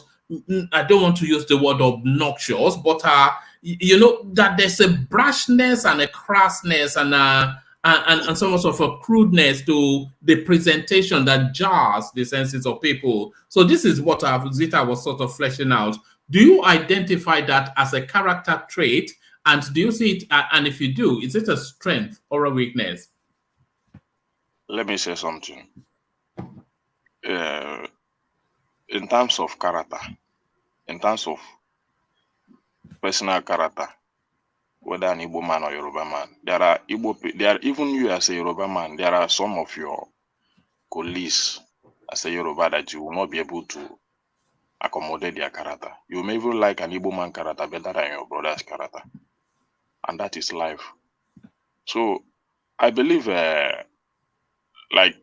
intelligent people, that is why we need to educate our country. The problem we have is politicians, and I will keep on saying that there is no problem between Igbo man and Yoruba man. Educate the people, expose them, talk to them, let them know, say something peaceful to the society. Say something peaceful to the society. See, there is no problem between an Igbo man and I will continue to say that. My best customer in the street is a Yoruba woman. My best customer, all of them, both the one I buy meat, both the one I buy fish, the other one is a Yoruba man. Even this cashless policy that we are facing in this country today, it was because of my relationship with a Yoruba man, that I'm able to still buy food stuff in the market, because they can pack any amount of fish that I want, go transfer the money when they are ready, because even the cash is not there, the network is not there. But whenever I got the network, I transfer the money for them. But once I enter the market, anything that I want, a Yoruba man, a Yoruba woman, I'll pick it and go house. I will not even beg them. So where is the problem? But I continue to see people, I'm relaxed, yo. I don't have any problem with anybody. I've told you, I've not been privileged to live in a Igbo man's house. The place I'm living today is a Yoruba woman, not even a Yoruba man. The first place I live, this is the second place I'm living in Lagos. It's also a Yoruba person. And we never had any issue. Let me say this. Let me say this. Okay, Madam Zita is still here. Let me say this. And I'm not saying it to my landlady will not give her house to a Yoruba person. It's a fact. Because he don't like, the reason is this, she don't like doing brothers in his business. And that is her personal view. You cannot question it. So that if she wants to collect her money, she will come boldly and tell you to give her money. If she don't want you to stay in her house, she can serve you a notice. And that is her decision. And you will not say that she's wicked or she doesn't like Yoruba. She don't mix business with pleasure. All right. Let other voices come in. I think somebody wants to. Is that Rosie yeah, Zeta? Yeah, Zeta come in. Ekene. Yeah. Let me not ask you how long you've been in Lagos, but let me say this: have there been any time Igbos have been attacked in Lagos? Oh, like what? Let me say this: what we have in Nigeria is political problem. Because whenever Igbo are being attacked, it's always political. Maybe it's political period or something like that. But after the politics, you will see everybody coming together. But even at that, I've never seen in my area, yeah, many times they have been attacked. Like the time we have problem in Alaba with Aboros, but it's still political issue. It's still political issue. Please, what about in the north when Igbos have been attacked? Waiting now. Okay, I'm sorry. Please don't vex. Ekene, yeah. Have you ever heard or seen or somewhere been told that Igbos are attacked in the north? Yeah, Igbo are being attacked in the north. Igbo are being attacked in the north. Is that political too? I don't know for them. I'm speaking about in Lagos where I stay. I've not traveled to the north. I'm telling you for a fact. Okay, let me ask you again. Have you ever heard in recent times that Igbos are being attacked in Ghana? Yeah, I've heard that one. Is it political? Madam Zita, what about Wait, in South wait, Africa? let me finish now, Madam Rosie. I'm driving the point to something. And I'm sure you've already also heard that Igbos are being frontally attacked in South Africa. I am happy the way you try to dodge the questions and say that we are Nigerian, we are in peace and everything. But I'm happy too that you are able to acknowledge that Igbos are being attacked. Although you said it's political, if it is political, why are they the only one being attacked? You see, one man, before now, as you said, let them be, that's their character, that's unfair. Because it's not right for you to be saying people who are doing a particular thing that is taking their life and property, you should leave them. But one thing I have to say before I close this night is that I thank God and I thank goodness that before now, we've not seen Igbo people speaking out against the way they behave. But of recent time, we have had Igbos, prominent ones, coming out, holding meetings, talking, tweeting, writing, Wishu and I am happy about that. In as much as some of them are trying to dodge the question and trying to make as if nothing is happening, people like me understand that something is going wrong. And I will never keep quiet and watch my people being wiped out of the surface of Nigeria. Mbano. You see where you see where I have to be mindful is that I am not an Igbo man, and I'm not sure if I'm the conduit, because I will just stand accused of being an ethnophobe, and I don't want to be called an ethnophobe. You know, there's certain things you said that I think we all associate with. We've seen play out so many instances. And we also, but it's just, you have to balance it, especially because I'm not of that race or tribe, you know, that I don't have the fullness of expression in that space, you know. I don't have the fullness of expression. And otherwise, I'll stand accused. I do have, and I am saying it. And I am gaining ground. And I have support from my people who have the same view with me. We have to mellow now. It is us. We like showing affluence. We're showing what we got. Yeah, it's us. Our language is loud. It's hard. I agree. But when you are doing something and the people around you is showing concern, not just that they're showing concern, it's hurting you too. You have to change strategy. Thank you, woman. What about what this? Let me add this, and then you come in. There's this lady, Arowo Shubo TV. She's saying, I agree with the Kene. In fact, the problem is online only. So do you think this is, because that seems to be what you're suggesting, Ekene, is this really more something that is playing out online rather than in real life, Ekene? I'm just telling you the relationship going on, physical relationship going on between Igbos and the Yorubas on the street. I'm not talking about online stuff. So anybody can paint it anything that he wants. If we go to the street, we know the people we associate with. We know the people that buy market from us. We know how we go. We know how we do things. You understand? How can Igbo man keep his business without relationship? Igbo man cannot grow his business without having a good relationship with an Hausa man or Yoruba man. Business is all about relationship.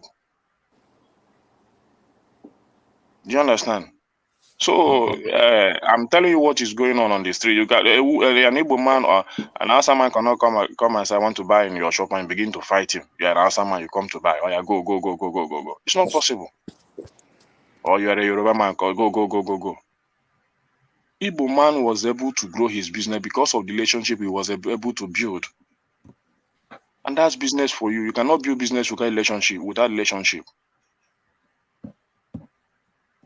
So every other thing that comes is political. Let me interject. All right, let Adeleke'S have the final word on that space, and then we move on. But thank you, Kenneth, for that. I wanted that Woman, I balance. think Rosie wants to ask me something. All right, okay. All right, then Rosie asked the question, and then let Adeleke'S not lose his thoughts. No, That's Madam Zita, I was just trying to like kind of add in addition to the question you were asking him, when he was saying it's political, I was like, what's political about the attack in Ghana? What's political about the attack in South Africa? So I mean, that's why I was, exactly the type of questions I have in mind was the one you were asking him to, because to But you, the same thing you see it in other countries, like a black man fighting a white man in America, something like that. Is it not going on there? no, what we are saying is what Is there no racial abuse? We watch football. We know how they. Anna is saying is No, that let me say something. Let me say something. When you watch football, you see when they come on the field, they say no to racism. Why are they trying to contend that? It's a human factor. It's trying to build their mindset. But that's not political, right? They're not indefensible now. You see, what we are saying is what Madam Zita and I is saying is this, that it's good for them to, go travel wherever they want to go. But once they are there, they need to mellow. They need to, not be loud, not be like, not like, I don't know, not be Let me like. say something. Let me say something. Like in the north now, when there is always uprising, most people that are killed are Igbos. In South Africa, when they killed a lot of majority of the people that were killed were Igbos. I mean, in Ghana, they are having the same problem. So what we are saying is that they just need to calm down. They are very assertive. They are very industrious. Okay, calm down on what? Calm down on which aspect? I'm not saying they will not calm down, but you have to explain where they need to calm down. Let me explain that. Okay, they are very hardworking, very industrious, but that wherever they are, they need to not be too that don't show up too much. Don't be like proud. Don't be, don't overexpose yourself. Not confrontational. Okay, have you been able to find out the problem they had in Ghana with the because I know that the problem they have in Ghana were business problem. Have you been able to find the reason why the problem came up in South and balance Africa? it up? Okay, anyway. Hold on. Ikene is right, because in Ghana, what the Ghanaian authorities are doing is they are overtaxing the Nigerian business person who often is yes, even when they have all the taxes and the taxing system in Ghana is that you pay the tax and then you put the certificate on your wall. They do all that. But the Ghanaian authorities will still change the rules to try and squeeze them. So that's they will give them rules. This is how, because the Igbo people are the one importing goods there. They will tell them to sell this price. They'll tell them to sell this price. They'll begin to give, and how do they make the money to meet up with those expenses? Was that what happened in South Africa too? Almost. I'm telling you the one I know the fact. What are those recycling factors? What are those recycling you're saying? They do it in River State to the Igbos too. Yeah, so I will come to that. We have to look at the we have to look at the mitigating circumstances and not just broad strokes, because Ikene is right. The Ghanaians, they are targeting the Nigerian business community, which is largely Southeasterners mainly. What was? Okay, let me tell you the one that happened. Let me tell you what happened in Alaba last time ago, not too long. Then you use it to judge, and that is why I said before you continue, let me give you this one. One man, I don't know if you people are really following what is happening in Lagos State now. There's in one of these Igbo dominated markets, they are trying to devolve the powers now, because you cannot contest for any of the executive offices in all of those markets. It was actually stated in their constitution. If I see it, probably I'll send it to you again. They mentioned the states clearly in the constitution: Imo, Abia, Ebonyi, and stuff like that. That's in Alaba market. That's in my market. So now the government, and I told you You know, like Obama said, elections come with consequences. But this election that just finished in Lagos. All right. Let's kind of flesh out that space because I think that's where he was. So yeah, is what he's saying just true? Well, what If you come in Alaba, we have section by section. They have electronics, they have electrical, they have fancy and furniture. All these areas they have. You even have outside area the brew the change. Those Alaba Lago, they are outside sections. You understand? So when you come to Alaba, the electronics, they have the people, they have their constitution. Because those places are there is no, I never see an Igbo, Yoruba or Hausa person doing business in that area. Then the same thing with electronics, the same with fancy furniture. Then you come to C line, those people are dominated Yoruba. Handwork, they repair television, all this and that. You come to brew the change, they are dominated with Hausas. And in this area, they have their constitution. Then they now have amalgamated the government, as in they have amalgamated government that bring those government together in the market. So in electronics, the this thing there is between the leadership there is between Imo is combined with Enugu, then Anambra State. The same thing in electrical, the same thing in fancy and furniture. Then when you go to C line section, it's YORUBAS dominating that area. You have Yoruba as their this thing, their chairman. You go to Hausa, that C line, they brew the change area. You have an Hausa man as their chairman. Then they now have amalgamated. Maybe if they want to have a meeting, maybe something is happening in the market, they need the task force to do this thing. Yoruba will bring their task force, Hausa will bring their task force, IGBOS will do this, they join it together to do whatever they want to do. Do you understand? One man, let me give you a story. Let me give you a story real quick. I don't know. I don't see any problem there.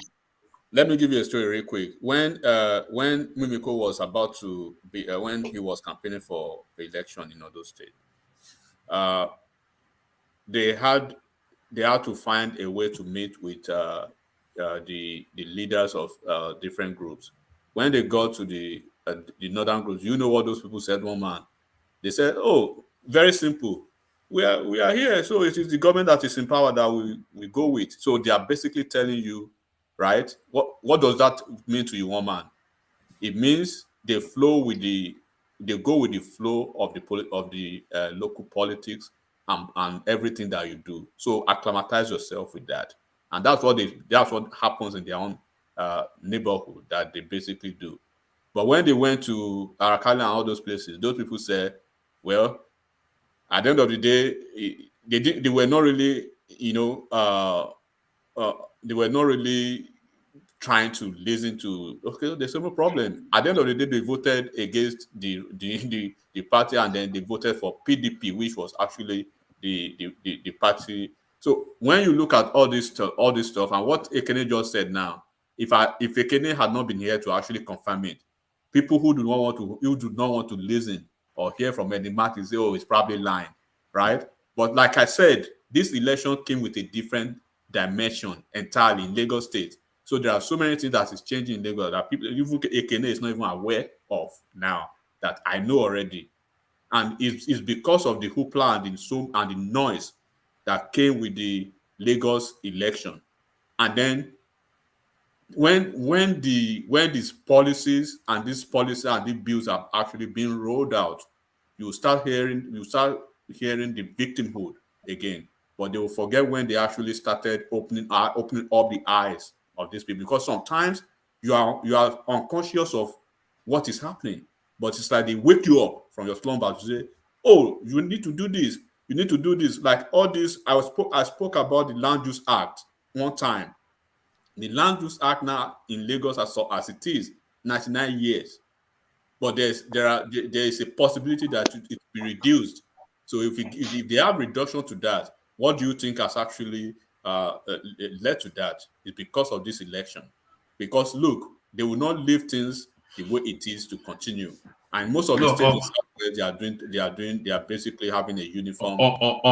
abuse and stuff. So when I know you don't want me to say because you are thinking it's tribal, but we have to say it, one man. Either people like it or not, right? When you get to a certain place, acclimatize with the system and get with the flow, or by the time they come back to you, you won't like it. That's what's gonna happen. Let me tell you. Let me point out something to you. Sorry. Do you know that I have a very strong presence in Togo? This same issue that we're having with Igbos here, my friends in Togo are beginning to say the same thing. That's outside Nigeria. I told you my friends in China, even in Togo. All right. Let's move on from there. It's getting a bit too somewhat. I don't know, but a few. Let me say this. Let me say this. Yeah, it's better we begin to educate our people, show them, because all these things we are saying here. The point I'm trying to make is this: an average woman on the street and that man, whether Igbo or Yoruba, all these things we are saying, they don't hear it, and that is the point I'm trying to make. And the elite that are supposed to douse this tension, make it cool. Because if this thing happen, maybe if there is a war tomorrow, which I know there will be no war, it is those people that don't know it, that don't know what we are discussing here, that will suffer it the most. Because maybe probably you are online, you are hearing what is happening tomorrow, you run out of the country, something like that. That is why I said, all this unnecessarily, like there is what one man said about the characters of Igbo man on this and that. You cannot take it away from you. Don't go and begin to bring all the 200 million, millions of your Igbo people and begin to tell them you are lousy, you are this. You begin to change your character, this and that. Normally, people have to change their character. Normally, but there are things you cannot change from people. And I used to say it: an Igbo man political view cannot be a Yoruba man political view. That's a fact. It's there, and you can see it in the Southeast political system. It might not be the same thing with a Yoruba man political view, and that is why I said that the problem in this aspect is political. Just like Umar, he said that we are doing Nzobu politics. Do you know what that means? Once the Igbo people decide this is where we are going, it's just like that. Nobody looks back. And that is a type of politics. And the Yoruba man can decide to play another type of politics. And in terms of politics, you don't expect everybody to go the same way. You don't expect everybody to go the same way. All right. Let Adeleke'S have the final word on. I'm sorry, sir. Can I say something? You said, okay, the Igbo politics is in Zobu, but then yes, they go the same way. Then you're not saying you don't expect everybody to go the same way. I mean, you are contradicting yourself. I'm combining it with I said Igbo and Yoruba and Igbo might not be the same view in their politics. All right. I think Zita is about to leave us soon. So Zita, wait to hear Adeleke'S intervention, then have your final words, and then we're going to open it. But let Adeleke'S have that intervention. Adeleke'S to you. Yeah. Yes, I think what divides us more, between the Igbo and Yoruba, it's mainly politics. No other thing. When it comes to business, we do it together peacefully. But when it comes to politics of the land and that of the country, politics in Yoruba land and that of the national politics, that is where we have problem with each other. And until when Igbo people respect Yoruba and doesn't interfere in Yoruba's indigenous politics until when they respect us and stay out of it, this problem will persist. This problem of pointing and accusing fingers to the Igbo for not respecting other people will persist. And people that can do the job better by, retracing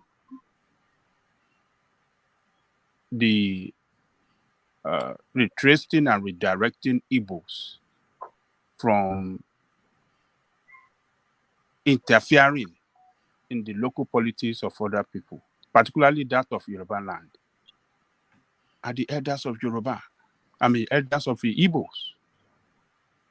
If elders of the Igbo don't stand up to their responsibility by letting their people know, by standing in the front and letting them know that when it comes to the politics of the local people, like the governorship of the land, like all state assembly and all the rest, don't play it, don't get into it, don't try to put out your chest and start to support one candidate frontally against another candidate.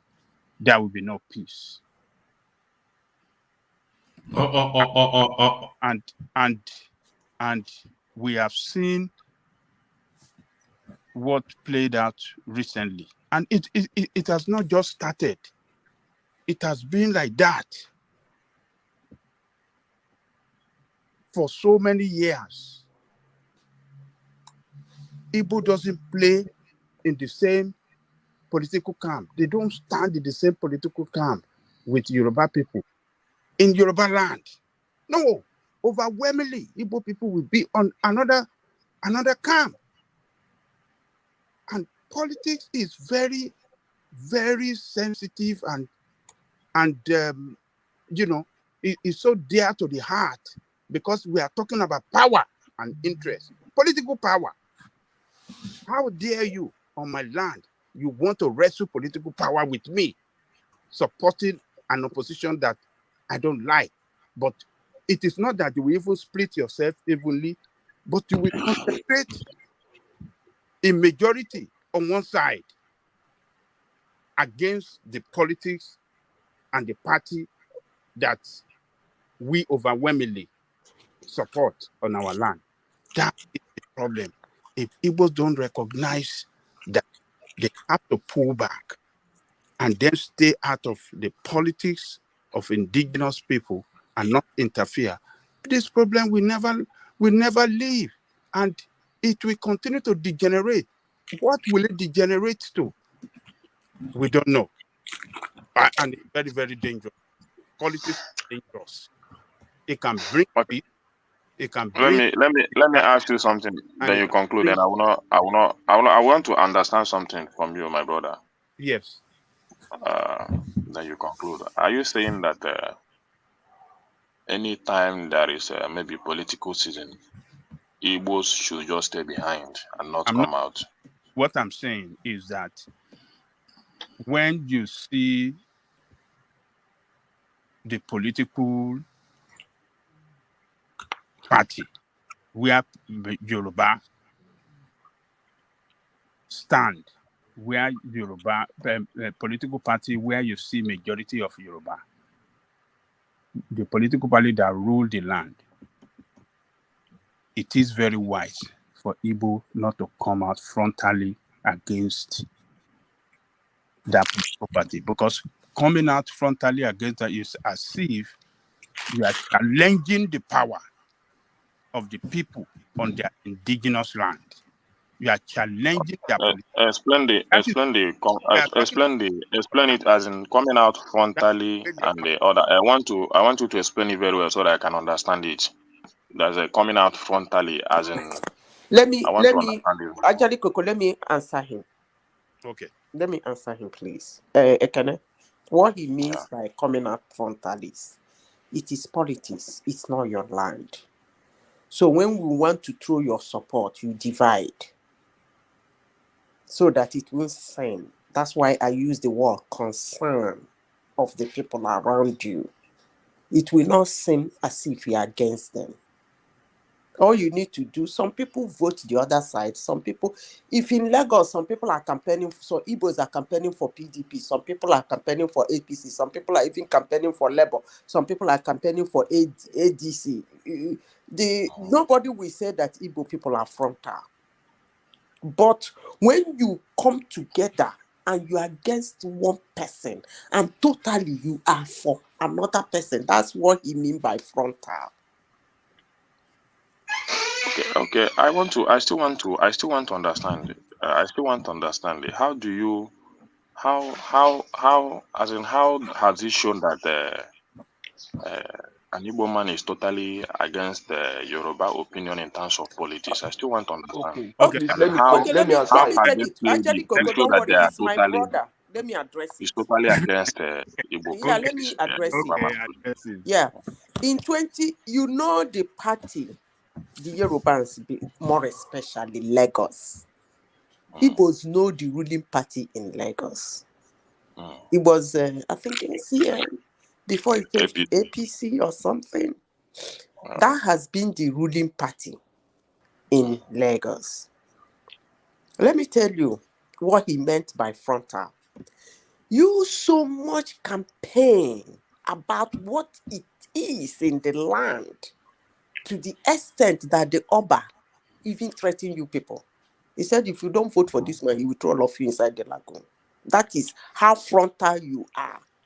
To the extent that the Oba of the land how frontal you are. Can you tell me the campaign and the words used by any woman to campaign that made Oba to say that? You didn't see. You want me to start sending the videos? Yeah, I want to see. You want me to start sending the videos? Zita, please or give me 1 minute. Let me. All right. I don't think I'm just worried that I'm worried that we're being a bit too ethnic, maybe.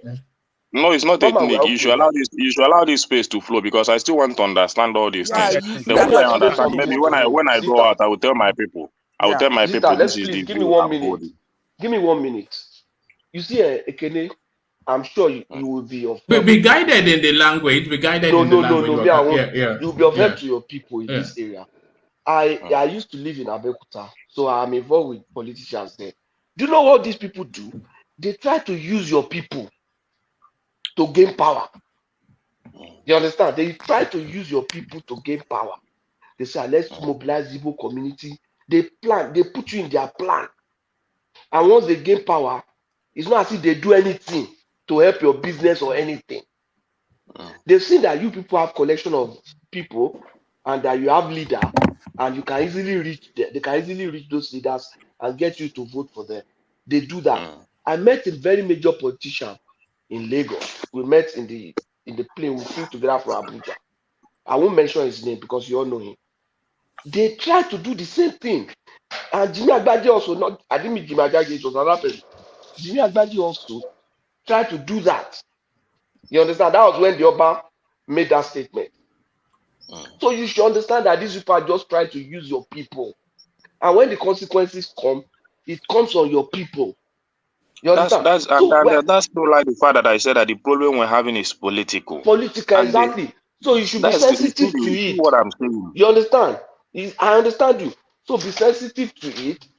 And wherever you are, maybe if you are the north, play their own. It's either you flow with the political space there, or you stay back. There, don't let them use you.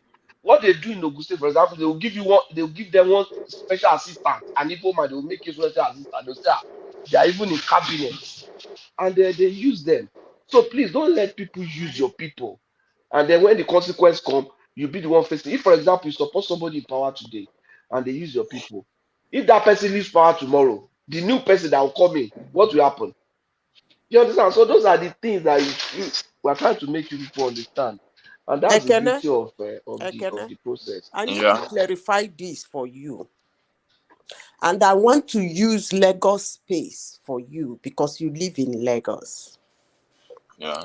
And you know that in Lagos, there are some markets that Igbos are known for. It's just like when you mention that market, the first thing that comes to your mind is Igbos, business people that are there. Now, in 2007, the Igbos in their markets, I must say this, you know, when I talk to people, we say, I don't like the way you talk about your people, but I will keep talking. They were campaigning against, I am not saying they don't have right to vote for who they want to vote for. No. You can go to the polling unit and vote who you want to vote for. The ruling party in the land is ACN, if I'm right. They were campaigning in their groups publicly against the ruling party, but for Jimmy Agbaje. I am not saying that there is something wrong in you voting Jimmy Agbaje. Don't get me wrong. What I am saying is for you coming openly to take sides. To confront them. To take side with them. That's what I'm saying. It did not end there. The second time, they did the same thing. Come to Ambode, they did the same thing. You don't do that in somebody's land. The signal you are sending is that you are not with them. But you can actually not be with them and have peace with them. You might actually not like the government. Live with them, vote against the government, and have your peace.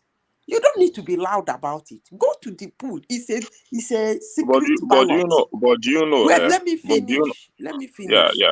When you go to the secret ballot and vote PDP, that is your choice.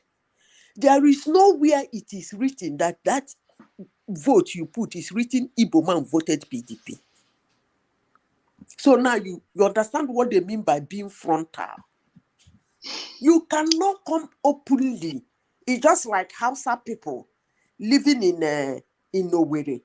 Those ones. All right, we want to round up this space. I think people are starting to feel a bit. I understand everything, but if you are in Nigeria, I don't need to explain all these things to you. You know what is going on. You know how the politics are being played. Because even you saying, even a politician know the strength of his political opponent.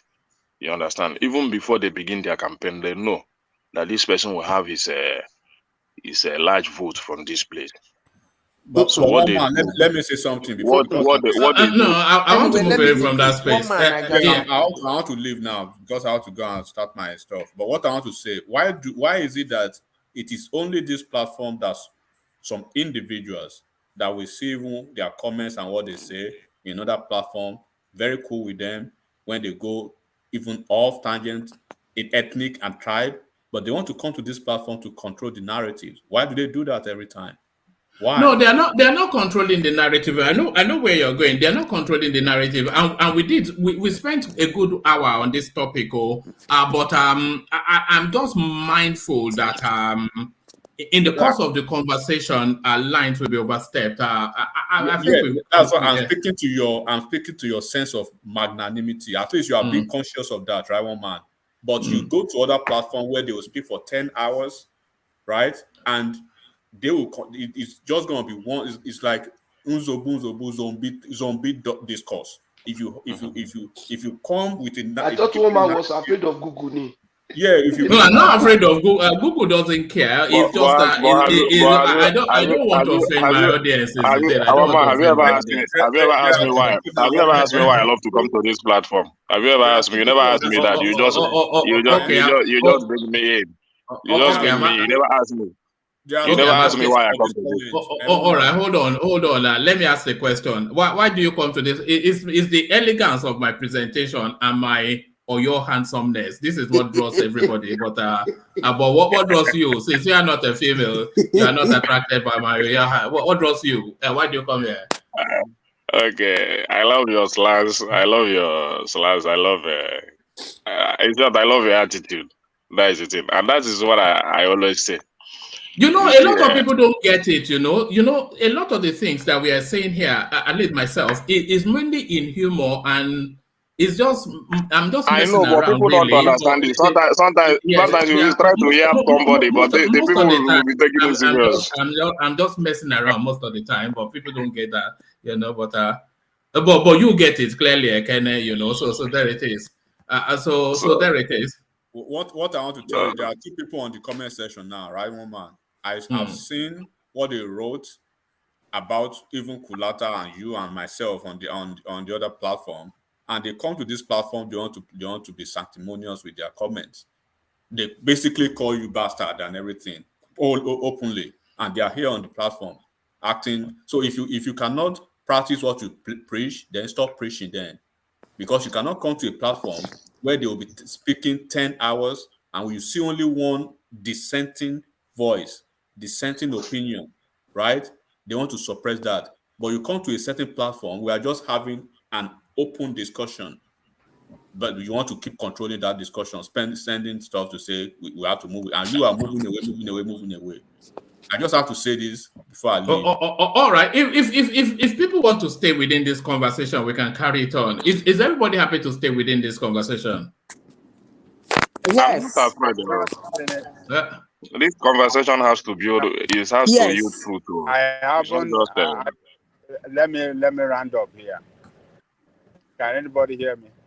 Perfectly. Carry on. Yes, we can hear you. Okay, so what I was saying, what I was trying to say is that Igbos have to respect the other people. I'm not saying that they cannot vote, but they should not come out frontally in support of opposition party against the ruling party in every state.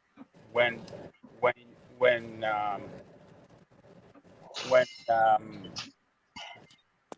they stand united en masse in one party, but the ruling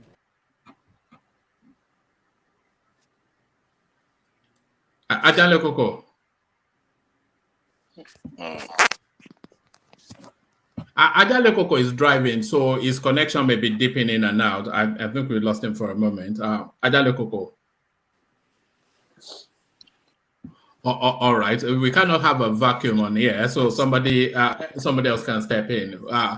Let's hear from you. And Rosie. Yes, please. Can I can I say something? Go on. What he was saying, that they shouldn't be too frontal. I think it's right in the sense that if they do that in other places, I'm sure they won't accept it in their own place. Like, imagine if there is some politics going on in Owerri or in Enugu, and then the other tribe will come in there and come out openly and be supporting, trying to kind of influence the politics there. I'm sure they're not going to accept it. So, in the same sense, wherever they go, they could do, support whoever they want to support, but to make it kind of they should be quiet about it, right? Don't come out in the open so that you don't expose yourself to unnecessary hatred, attack, and stuff like that. Can I close my thoughts? Yes, What I have to say is that yes, ma'am. Sometimes when my people talk and type rubbish, it becomes so ridiculous. It makes me feel what's going on with their brain.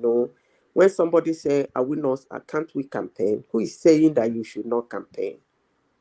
I said here, divide yourself into three. You shouldn't come as a whole to support somebody. And somebody said, we are trying to vote who will serve us better. Why is it that it's always the opposition that will serve you better? And again, if you think that the people in the land and the government they preserve is not serving you better, you know the word You don't like it, leave it. Good night, everybody.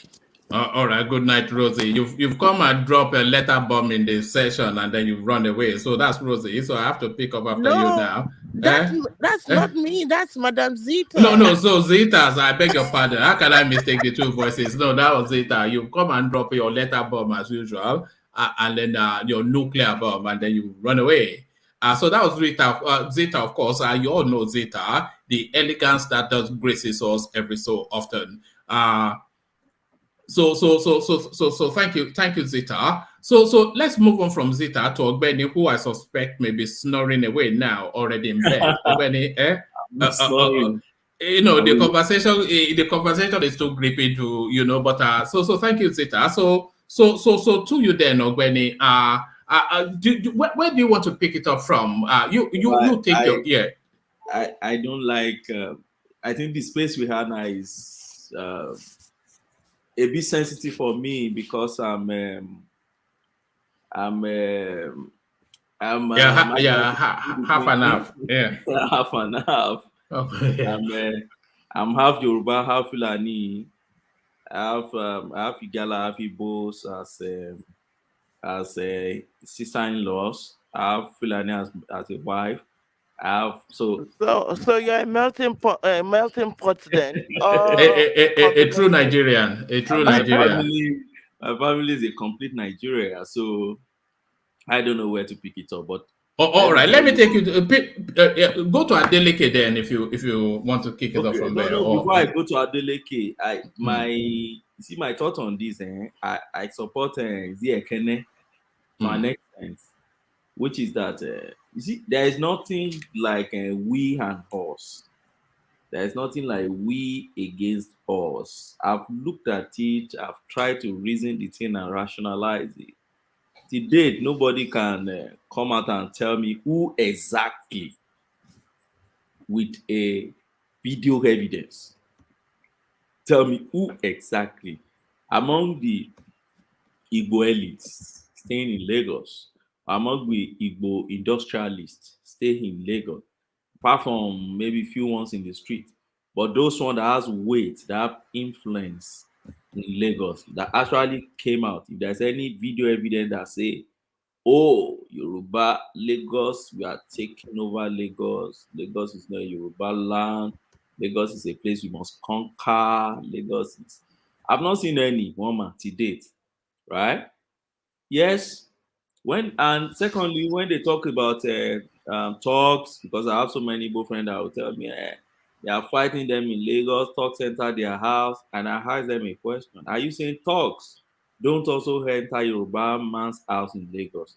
If a Yoruba man's house is not supporting them, so if they enter Yoruba man's house, enter a Igala man's house, and enter your own house, it's politics they are playing in a very crude way, which I think government should take responsibility and correct. But it's not that because you are Igbo, they are attacking you because you are a political enemy. That's the way I see it.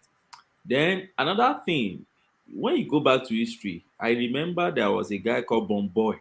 See, today everybody come, they blame MC Oluomo. What I ask people, do you know that the position MC Oluomo is occupied presently? An Igbo man from Ebonyi called Bomboy has occupied that space during Mawa time, even till the early times of Tinubu. And it was even more brutal.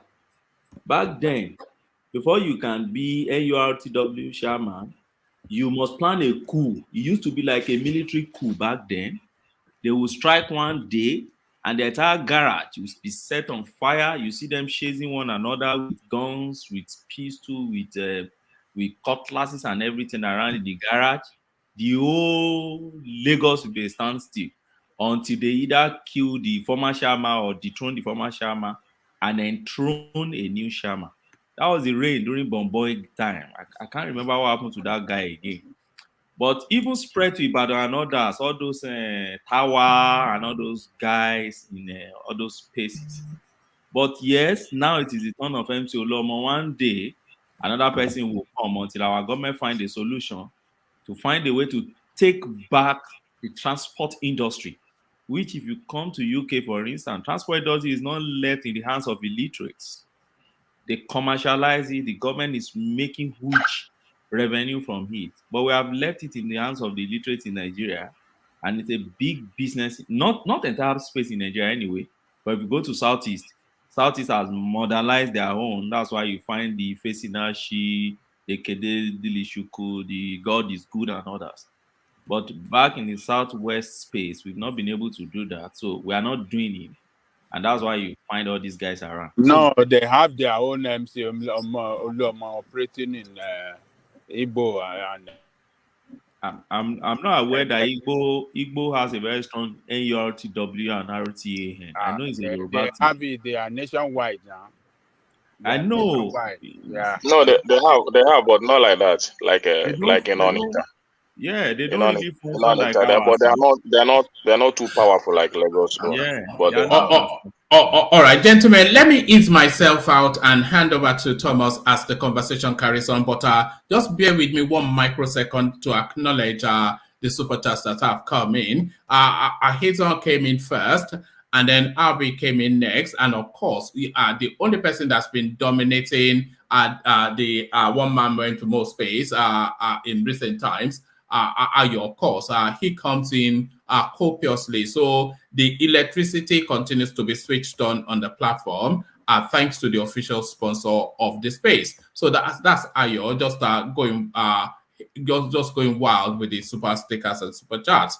Only really to encourage you. So he's paying you money to like, share, and subscribe. So you can do that then just to acknowledge his spend. So RB continues to join Ayo in that space.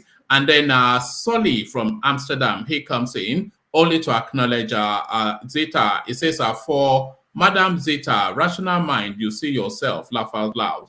So just the contrast in the narrative of rational mind and Zeta is highlighting there. Thomas, with the co-pilot, he joins in to applaud Zeta. You know how strong a following Zeta has on the platform. Augustine Ahigbe, who came in recently with the super chat, has now continued with that space. If you want to know the character of the average Nigerian, speak differently from what they believe. So that's his assertion to that space. RB continues with the super sticker. Prince comes in to caution Enigmatic. Enigmatic and his band of followers. He has Enigmatic has a special section on the platform, and he has his own group of I'm not sure if we are calling them admirers or not, but he certainly has his own special group, Enigmatic and his followers, I have to say. So thank you for all that. And of course, the coffee thing as ever by Ayo, who continues to keep that place 100. If it wasn't for Ayo, that space would have long dead, but he holds it steady. And that's Ayo doing as he always does. So thank you, gentlemen. Let me ease myself out. Hand over to Thomas as the conversation continues.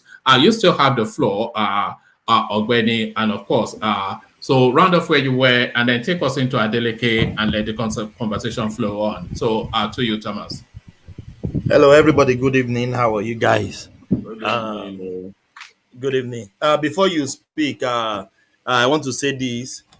Enigmatic points out something, then I want to emphasize on it. I hope one man is still listening to me. There are some people in the comment section. They will go to other platform. They will batch us, call us big gods. When they came here, they will be mindful of their words. I know you in the comment section. Or anytime you mess up, we will block you here. I know you. You know yourself. We are not taking rubbish here. This is not the platform you will insult people. You will be kicked out or blocked. Thank you, one man. I hope you like that as well. One man. Let's be. No, I'm not disagreeing with you. I mean, it's your section. Yeah. So you can. Let me say this. Thomas, let me say this. No, Tola now. You can't go to other platform. Rubbish us. Don't let's go. No, let's enjoy ourselves together. I say something. Ìjọba Thomas lágbára. Ìjọba ológun ni o. Feel free to Feel free to put your comments. So we are enjoying everything. Even if they abuse us, we are okay. Yeah, let's have a Majale Coco. Yeah. They can have tons of accounts and they will still come. So don't waste your time. Leave them. Yeah. Freedom of speech. Yeah, let's have a Majale Coco. Freedom of speech, but then maybe we'll ask DSS to go after those people cussing us out. We will have to write a petition to DSS with their name. Festus Kiyamosta, Majale Coco. Thomas. Yeah, Baba. People at the comment section, leave them alone. Let them do what they are doing. I see them as the strength of the platform. Let them curse as much as they can curse. I think it is okay. You don't have to kick anybody out as long as they don't use foul language or they don't, if they don't use any foul language, just leave them alone, let them operate. We love everybody to come. Let them come and say whatever they would like to say. Let them attack us. They abuse us that, one man, yam head. It's okay. It's a big God. It's a big God. That word normally irritates me. Yeah, let them call whatever they want to call. Don't let us say, we cannot operate like commando. Look, we are enjoying. We cannot operate like a BUHARI regime that wants to close up all this. So just leave them alone. Let them be doing their own. While we, inside the studio, let us focus on the issue and let's continue to discuss the issue. So that's my advice. Don't. I always listen to you, but it annoys me when I saw some comments here. Yes. Well, just one of the tricks. Thomas, as you are the co-pilot and the moderator, sometimes you just have to detach yourself from it. I say it a lot as well, but I just like Ola said, what can you do? You see the comment section is like, I see it as somewhat like a zoo, So no, with all due respect to the comment section, but I say somewhat like a zoo. So let them just go wild if they want to go wild, A zoo is even better. It's the wild, wild west. It's the wild, wild west. Yes, a better place, a better way to put it. Can I speak now? For 6 hours, I'll be waiting for you guys. I've heard you guys' action and everything you guys said, and I heard what Thomas is saying. All right, let me bail out as you're about to speak. Rosie, if you have access to the private chat, have a look there. Over to you, Thomas. So. Thank you. Who is speaking? I think it's Albania. It's me. What? It's me. World Peace. Yeah. Yeah. So is your section? Thomas is your section. So I understand what you're saying. Please, it's gonna offend you. Where is the private chat? One man was asking. Look at the by your right hand side. Yes. Look your right hand side. You will see comment private comments. So just click on it. You can see what one man is writing. Okay, I don't see that. Yes. Okay. Thank you. Just check. Yeah. Have you time? Hold on. Sorry, apologies. Ogbeni has the floor because he was just going to talk us through. It was going to talk Adeleke, but I think World Peace just wanted to interject, but then Ogbeni has the floor. Ogbeni can continue. Ogbeni can continue. I will say what I'll say later. All right. Yes. I will come back to you, World Peace. Ogbeni, give us in we are almost 6 hours now. Just 1 or 2 points before World Peace, because I'll be leaving where I am now back home. So,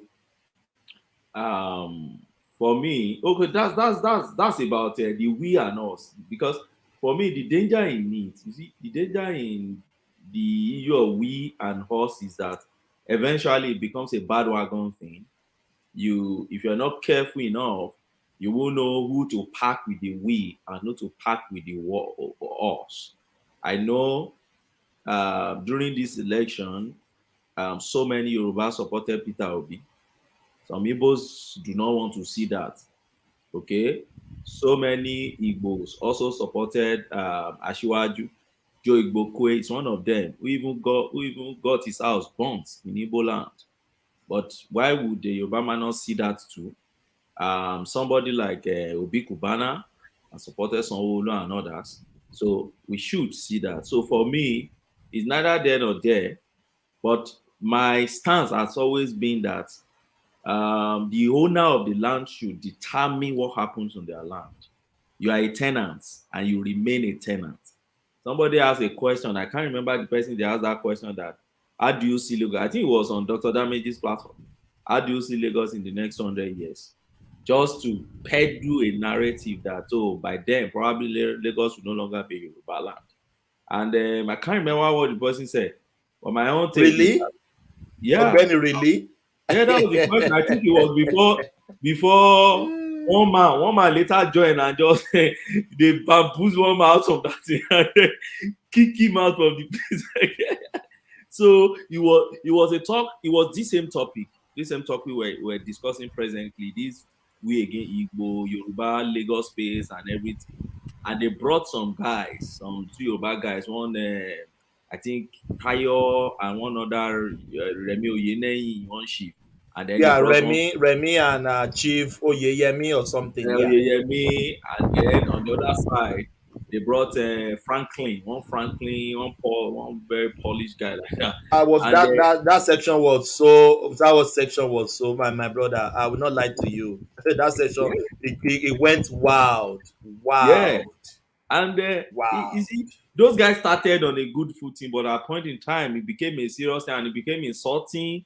And at the end of the day, if you actually, because I waited till last, they were gleaning over words just on a particular ethnic, and you keep just talking down on the ethnic, and even when the speaker that came just told you, there's nothing like we or horse. That's the way I see it. There's nothing like we or horse. But they were trying to peddle this kind of, in the next 100 years, Lagos will now be fully metropolis. For me, there's no space anywhere in the world you find that. United Kingdom has been there for how many years? 60 or something like that. Scottish still remains Scotland, right? Scottish in their land, English in their land, Irish in their land, and Welsh guys in their land. So you're not going to find out because people's language, people's culture, people's way is part of the people. That's what makes them their people. That's their identity. So for me, people peddling all those things. And if we can make a solid retrospect, right? You realize that Badebo started all this. You see, this thing wouldn't even have come up apart from Obi. Obi started it by way, okay?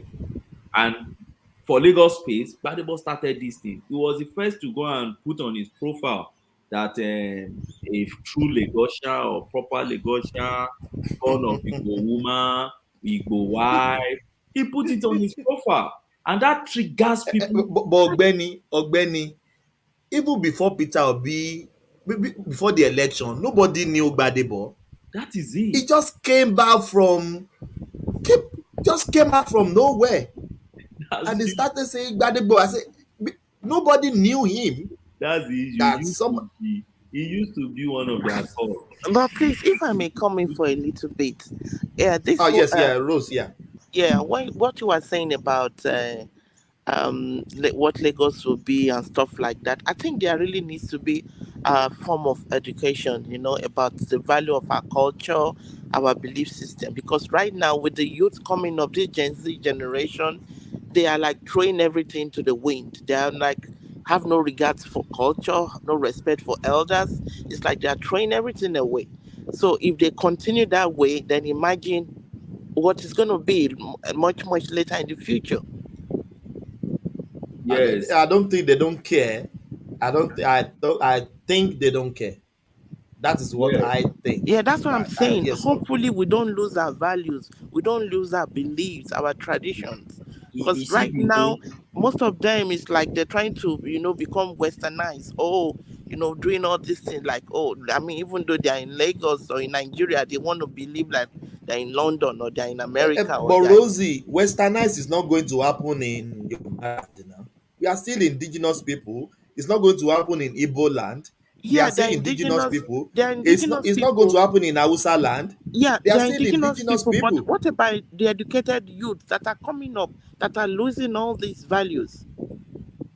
I mean, I agree with Rosie that over westernization is really deep into our people, particularly in the urban areas, right? I agree with that, but you realize that for instance, in Lagos, the House of Assembly in Lagos, they are waking up to that reality. They realize we need to start ingraining Yoruba curriculum back into the system, and we need to start getting history also back into the curriculum, so people understand where they're coming from. I think they are trying that area, in that aspect. Osun State is another area that I know is trying very well in that aspect. So yes, there's a generational gap already. Probably the children of the 2000 plus now, yes, a gap. But I think they are trying to bridge that gap so that that will not be too deep a cut. That's for me. But all these things, all these things, I don't see it happening. Somebody taking another man's land. How is that? It's not possible now. No, we are not talking about taking another man's land. We are talking about the culture, the value, the beliefs, stuff like that. That's what we're talking about, not taking another man's land. Because now, Rosie, I've been hearing Fulani is taking our land since I was born. Nobody has told me. I have not done that. But nobody has even shown me one land Fulani has taken. The Fulanis we have in Nigeria, they are the peaceful ones. It's like the ones coming out causing all this problem are from outside. That's my take in that. But to me, it is the one that is using for political reasons. That's see, on that Fulani you are talking about. Let's face it, Southern Kaduna, where they created grazing reserve. If you go back to that issue, what is happening there now?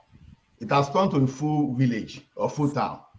And all the crisis that is happening in the Southern Kaduna, how did it come? When you resettle the S-men there in the name of grazing reserve, and they turn the place to village. See, if you look at the banditry in the northeast, in the north, go and look at where those people displace people and they start putting the emirate there. See, this idea that nobody can take someone's land, it's not entirely true. If you sleep too much, it's going to happen. I will just be saying it's not going to happen. That's true. Like even in Benue State, even in Benue State, those people that they are now in IDP camp. Rosie, I just make a comment now. Since I was born, they've been saying Fulani is going to take your land. Which land have they taken? The grazing reserve they gave in Southern Kaduna, they've taken over the Southern Kaduna. Is it not Northern Night? There are some parts. Is it not Northland? There are some parts of Benue State that they have killed. Have they come to Yoruba land and take your land? Have they come to Igbo land and take your land? IDP camp. This IDP camp. The IDP camp. Okay, what about the IDP camp? The IDP camp in Benue, is it not people that were displaced that ran out of their lands and now they are living in the IDP camps? They've taken over their farms, they've taken over their land. No, Rosie, no. That is insurgency. Insurgency happen. Let me talk now. It's insurgency that displaces people, isn't it? Thomas, we are talking of narrative. You call it insurgency. What's the government supposed to do when you have insurgency? Are they not supposed to protect you? The first job of government is to protect life and property. The government look and people are going to the IDP, and these people, they are staying on this land, they are putting the emirate and they are collecting their toll if you want to go to your farm. And the government is looking away. How do you take land more than that? Then look at the example. How did Fulani? Hold on. What I'm telling you now is people grabbing their land. They are still northerner. It's northerner that is grabbing northern land. Ilori is not northern. It's not northern. They don't come to Anambra and grab your land. Thomas, Ilori is not north. So see, let us stop some political ṣé correctness. àwọn tíìfù ṣé It's wọn not yàtọ̀ sí it's a Yoruba Fúlàní ni? land.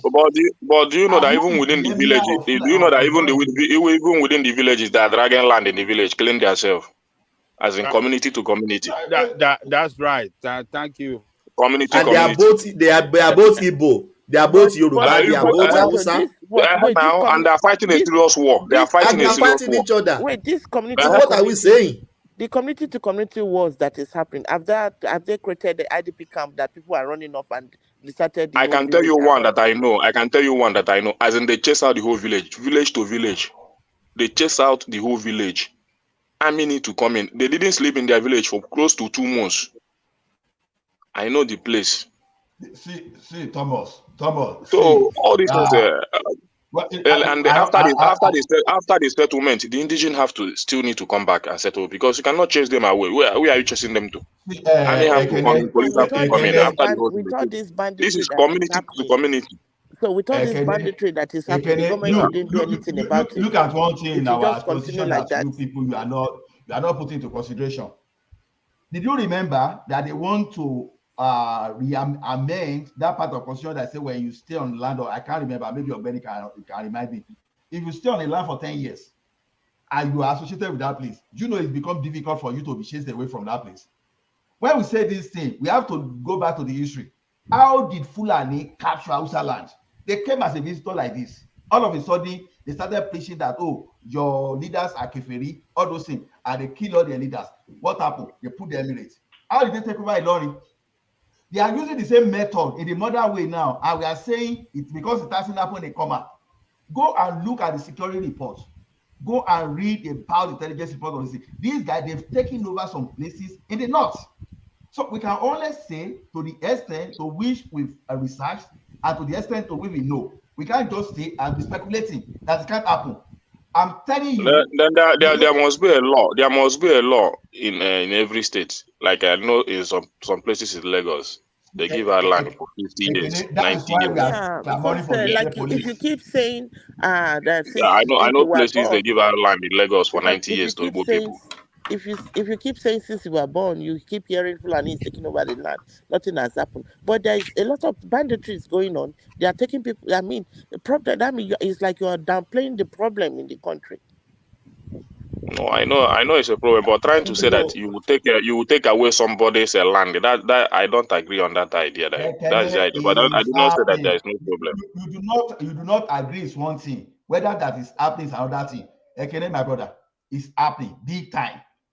It's happening big time, and these people, they are being backed indirectly by your current president there. Don't you know, like I said, and that's still the political problem I'm talking about. These politicians are not helping their matter. It doesn't matter, but the fact remains that they are taking land. Okay. What about the one that happened in the Gongo? That Sunday Bobo stood up and went there and said he's not going to accept that anymore. That do they take their land? They were not letting. I mean, there was a lot of insurgencies there. No, they didn't take their land. I'm specific on land. But there was Can I speak? I don't know. What are you talking about? I think let's move on. We are debating. Let's just move on. Let's just move on. Let's move on now, please. For us to face the problem and not to downplay. Can you imagine? Ola, can we move on, please? No, please. Because you know now, in Lagos now, we're going to have a Seriki in Lagos. As the way things are going. We have to put disclaimer and dismiss that statement that you've not seen. The fact that you've not seen doesn't mean that it's not happening. You don't see it, but people have seen it. It's on record. The historian, they put it. The researchers, they put it that this thing has happened. That Thomas of one man way to show hasn't seen this thing doesn't mean that it doesn't. Wow. Let's move on.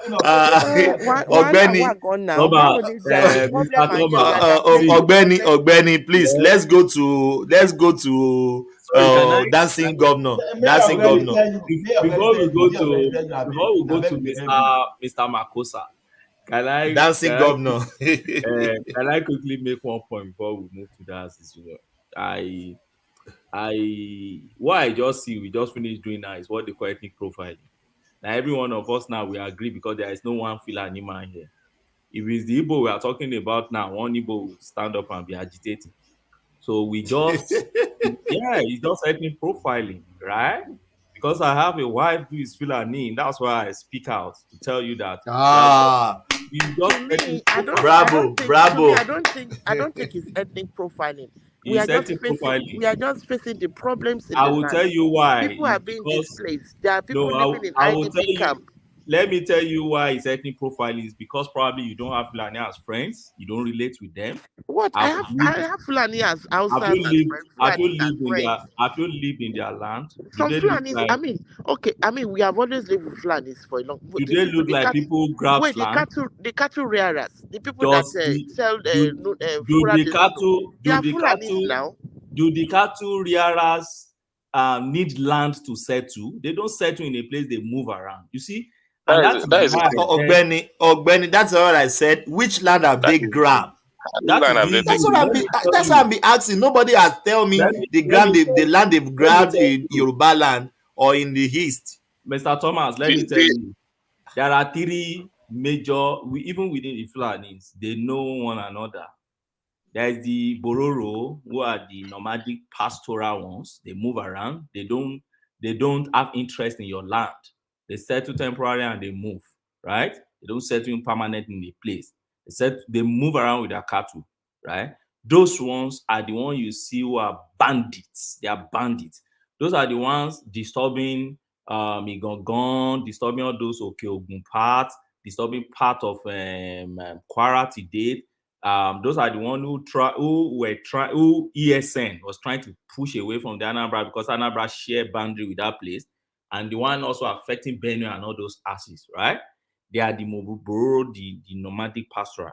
Now there are semi-nomadic, and you have the settled one who are settled in town. People like El-Rufai, the Atiku, and all the emirs everywhere, the Sultan himself, and all of those. Do they look like people who have interest in the land and pick your land? So what I see in them, and even what research have shown, is that they have this repressor attack they do. So most times when they come and you have offended them before, if they are returning to that axis in the next 10 years, they must attack you and move. If you attack them back, they will still come back and attack, and they'll be terrorizing, particularly the North Africa's part. Now, how did they get to Nigeria? That's the question we should be asking ourselves. I read some researches on that, some pieces of research on that. How did they get? Yes, we've always been having our own, who would have been very peaceful. People will say, okay, but some conspirators will tell you that, they've been peaceful because they had an agenda, and it was when the agenda now got to the fullest, now they're emboldened to move around. Yeah, some researches will show you that, and some will tell you that no, that's not true. That what happened is because the desert is now moving, is affecting them, and they are moving. I don't believe that.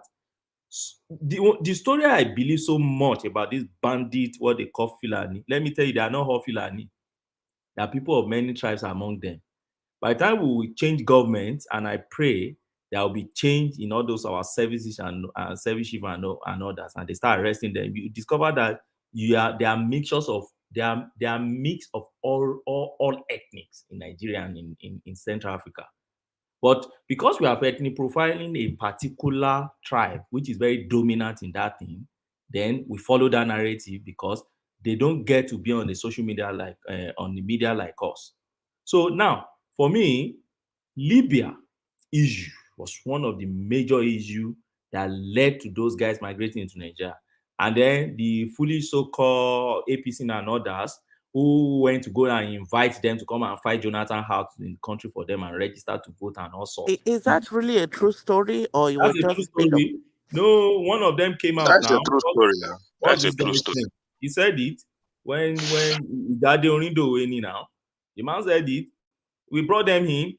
We armed them, thinking Jonathan will not leave. Now Jonathan left in order to disarm them, wahala. Send them back to their country. No. Give them money. Sheikh Gumi was all around telling them, settle these guys and let them go back. But how do you settle them?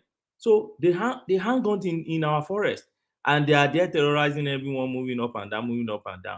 And Buhari will not do anything with them because they see Buhari as their tiny god. They belong to almost the same tribe. But what I want to tell you is there's criminalities everywhere, and these people are mixed. There are a lot of ethnic and races among them. They move around. Let's call criminality. Don't let us. Hope Tinubu will be able to do something about this. Ogbeni, I understand. You are talking from a very difficult position. That is well understood. I would have even preferred to request yourself because I understand you totally. See, we know how Southern Kaduna was before they brought Grace and Reserve to Southern Kaduna. And what is happening today in the Southern Kaduna is purely ethnic cleansing. See, when people like Danjuma talks, those people don't talk carelessly. Danjuma is not from Southern Kaduna. He's talking about Benue issue.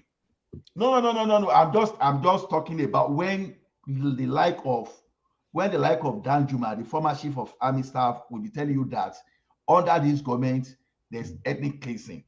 You see, for him to talk that way, he won't talk carelessly because he was daring enough to tell us the truth. And he won't be the first person to say that. What I'm telling you is this: before these people were brought to that grazing reserve in Southern Kaduna was a very peaceful place.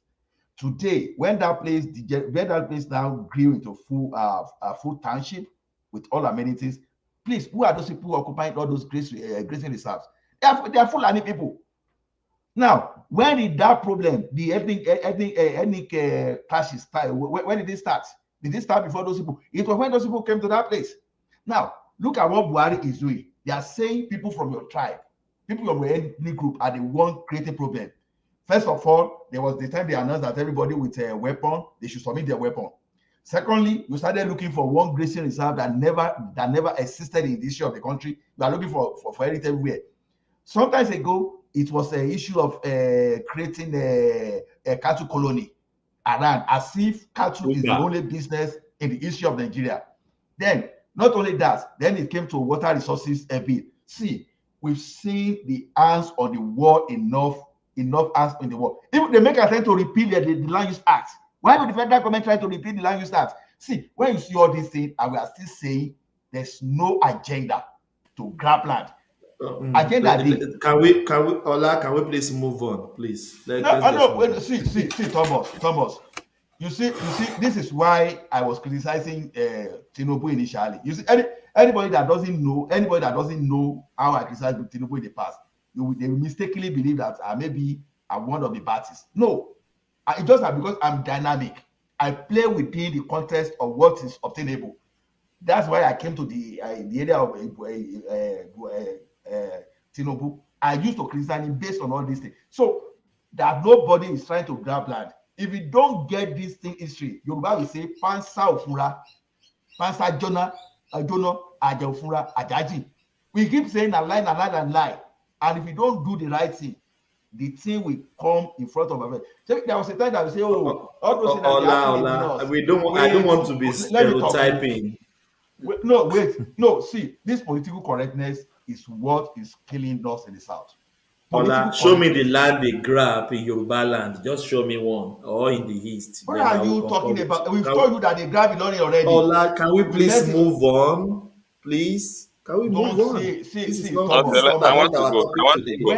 When you are running away from the problem, you are not ready to discuss it. You don't run away from the problem. Yeah, thank you. Thank you, Kene. Yeah, let's get to Kene. Kene is going here. So you see that they don't want to grab land. No. Political correctness, please let us just do away with it and face the reality. Some people just went to churches in Ogun and they started killing people. What, for what purpose? They are chasing people. You know the people they arrested about that war, they were not. Let me say something. I want to. So why see all these things we are saying? We have been living with the full and easy war, and that's why I said all our problem is political, and nobody can take land from anybody. And I know, but the political problem still remains there. We need to reset our political system. Our politicians are our problem. So once that's why I'm not Wait, against so any government. these people in IDP camps, where did they come from? Did they I'm not chase them out wondering, of their and we are land? seeing this thing It's and still we are the And you denying are it. saying nobody can take it's still land the from anybody. we cannot say Those people that are dying in we IDP cannot camps, did they not come from a place? we cannot be one I Nigeria and mean, be let's saying that face facts. Let's face we facts. cannot be one Madam, we People are cannot dying in we IDP cannot camps. be one People are Nigeria. living We in cannot poverty. those we ones cannot be you living it. see, We cannot be saying we are one Nigeria and be saying that Fulani want to take land, Igbo want to take land, Yoruba want to take land. That's not the right statement to make. So it's let just me to say find a this. solution to accommodate. And the bad ones, like what my brother Ogbeni said, I understand him very well. All these things, if you can go now, you can catch, if you catch one of those thieves, maybe 2 or 3 of them, you will see that they're a mix-up. It might not be Okay, Fulani, it cannot be pure Hausa. if you are one of those people that were living in the IDP camps, you won't be talking like this. It's just because you are not affected, you are living comfortable, No, it's your not because business I'm is not doing affected. really well. I share their sympathy very much, even more than you think. But the issue is that we don't have the political will that, like the leaders that are supposed to do some arrest, do some prosecution. You understand? Are not doing it. When the followers are denying the fact, how will the leaders know our pains? Because we are supposed to be the one to put them on pressure, to apply pressure on them. But we are denying the situation. Even Thomas that is a Yoruba man is asking me, well, you know the history of Ilorin, how Ilorin was taken over by Fulani, and you are still telling me that, okay, No, they now should be you are telling a wrong history about Ilorin now. What wrong Let me history? tell you what happened in Ilorin. Which Fulani came to take over Ilorin? Fulani didn't come around to take over Ilorin. You have Akonja. Wait, let me tell you the history of that space now. I know you will know the history, but let's straighten things so that we don't think, oh, Fulani just came and grabbed. Ben, I know you are in a difficult situation, though. I will have No. I'm I try to be very dispassionate in my, Okay, can you tell us a little bit about Usman Danfodio too? No, Usasafodio was just Fulani to Hausa now. It has nothing to do with other ethnics we're talking about in the space. But Fulani and Hausa, they are two ethnic groups. How did Usman Danfodio capture territory? Usasafodio use, you see, that's another thing you need to know about Usman Danfodio. Usasafodio used their own people who he first converted to Islam, okay, to take over their lands, right? It's just like you have. He said Usman Danfodio Fulani or Hausa. Usasafodio was Fulani from Okay, Sudan. thank you. He has a Sudan origin, right? He has a Sudanese Fulani origin, right? And don't forget that Fulanis who are indigenous to Nigeria, don't think they came from nowhere. They are like Hausa settled, they settled also. And they have been Islam before he even came, right? But he believed that the Islam the Hausas were practicing were a mixture of Islam with the traditional thing. And he believed he brought a pure one. And he believed that God sent him also for jihad, that's to take over land and ensure that to take over a space and ensure that the religion is spread. So because of that, I started converting people, just like what the Boko Haram are doing now in the Northeast Axis. When they started, I actually served in Yobe, Adamawa Axis. I remember during my service here, I was a professor. Back then, we were doing rural rugged evangelism for Nigerian Christian Corpus Fellowship, which I was the secretary. We went to University of Maiduguri, and that day was the last day of this Boko Haram guy. It was their earlier days when government was yet to be going after them. And do you know people were crying? They were burning their certificates. We landed and were even crying for them. How can people be burning their certificate? Because they were brainwashing them, telling them, oh, it's haram. Western education is haram and everything that has to do with it. Go and burn your certificate. And they had a bonfire, and everybody, they were throwing their certificates inside the thing. That was how they were able to radicalize these people. 2 or 3 years after we heard about Yobe, then had already left the north. And we started hearing the burn. I said, that was the seed they were planting as at then and our government, So Usman Danfodio was exactly like that, was able to indoctrinate some, converted them, and from there they became a mole, and it was there to invade their land and wage war. In this day, nobody will carry that and be waging war on your land. The point I'm going is this. So what happened in Ilorin? What happened in Ilorin is simple, so that we don't miss history up. there was a revolt within the Yoruba. General Simo, Afọ̀njá revolted against Aláàfin, right? And he felt cheated. And he knew that the Yorubas would come after his life. So he ran to Ilorin, he carved the Ilorin out from the Yoruba land. And he invited them. Don't think, and that's why this thing doesn't correlate when you say, oh, how did they take Ilorin? He invited them to come and help him to fight. And they came. They were together and they together fought Yoruba and fought the Oyo to a standstill. And then they changed the border to ensure that they carved Ilorin out from the Yoruba land. And eventually he died and the Fulanis took over. So he invited Ogbeni, see, I got that story you are talking about, but you are just painting the surface. You are not looking at the underneath. Something appear on the surface to be, oh, this is how it is, but you have to go deeper into the root of that thing. See, what you are saying, I know all those stories you are talking about. I help you to come and help me. At the end of the day, you eliminate me just to take over. They eliminate Afọ̀njá. It's not as if Afọ̀njá died and they took over.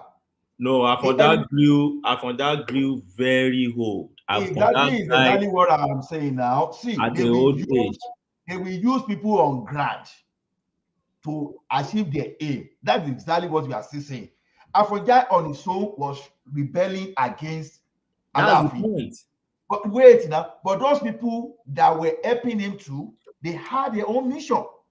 In Yoruba, we say, you wanted to achieve something and you got just like that opportunity, you grab it. Okay, look at in 2016, when El-Rufai wanted to create another grazing reserve.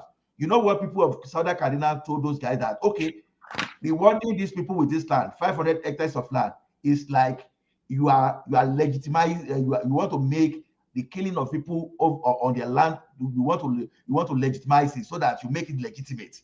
That is what we are trying to do. So look at it critically. You keep people from their land.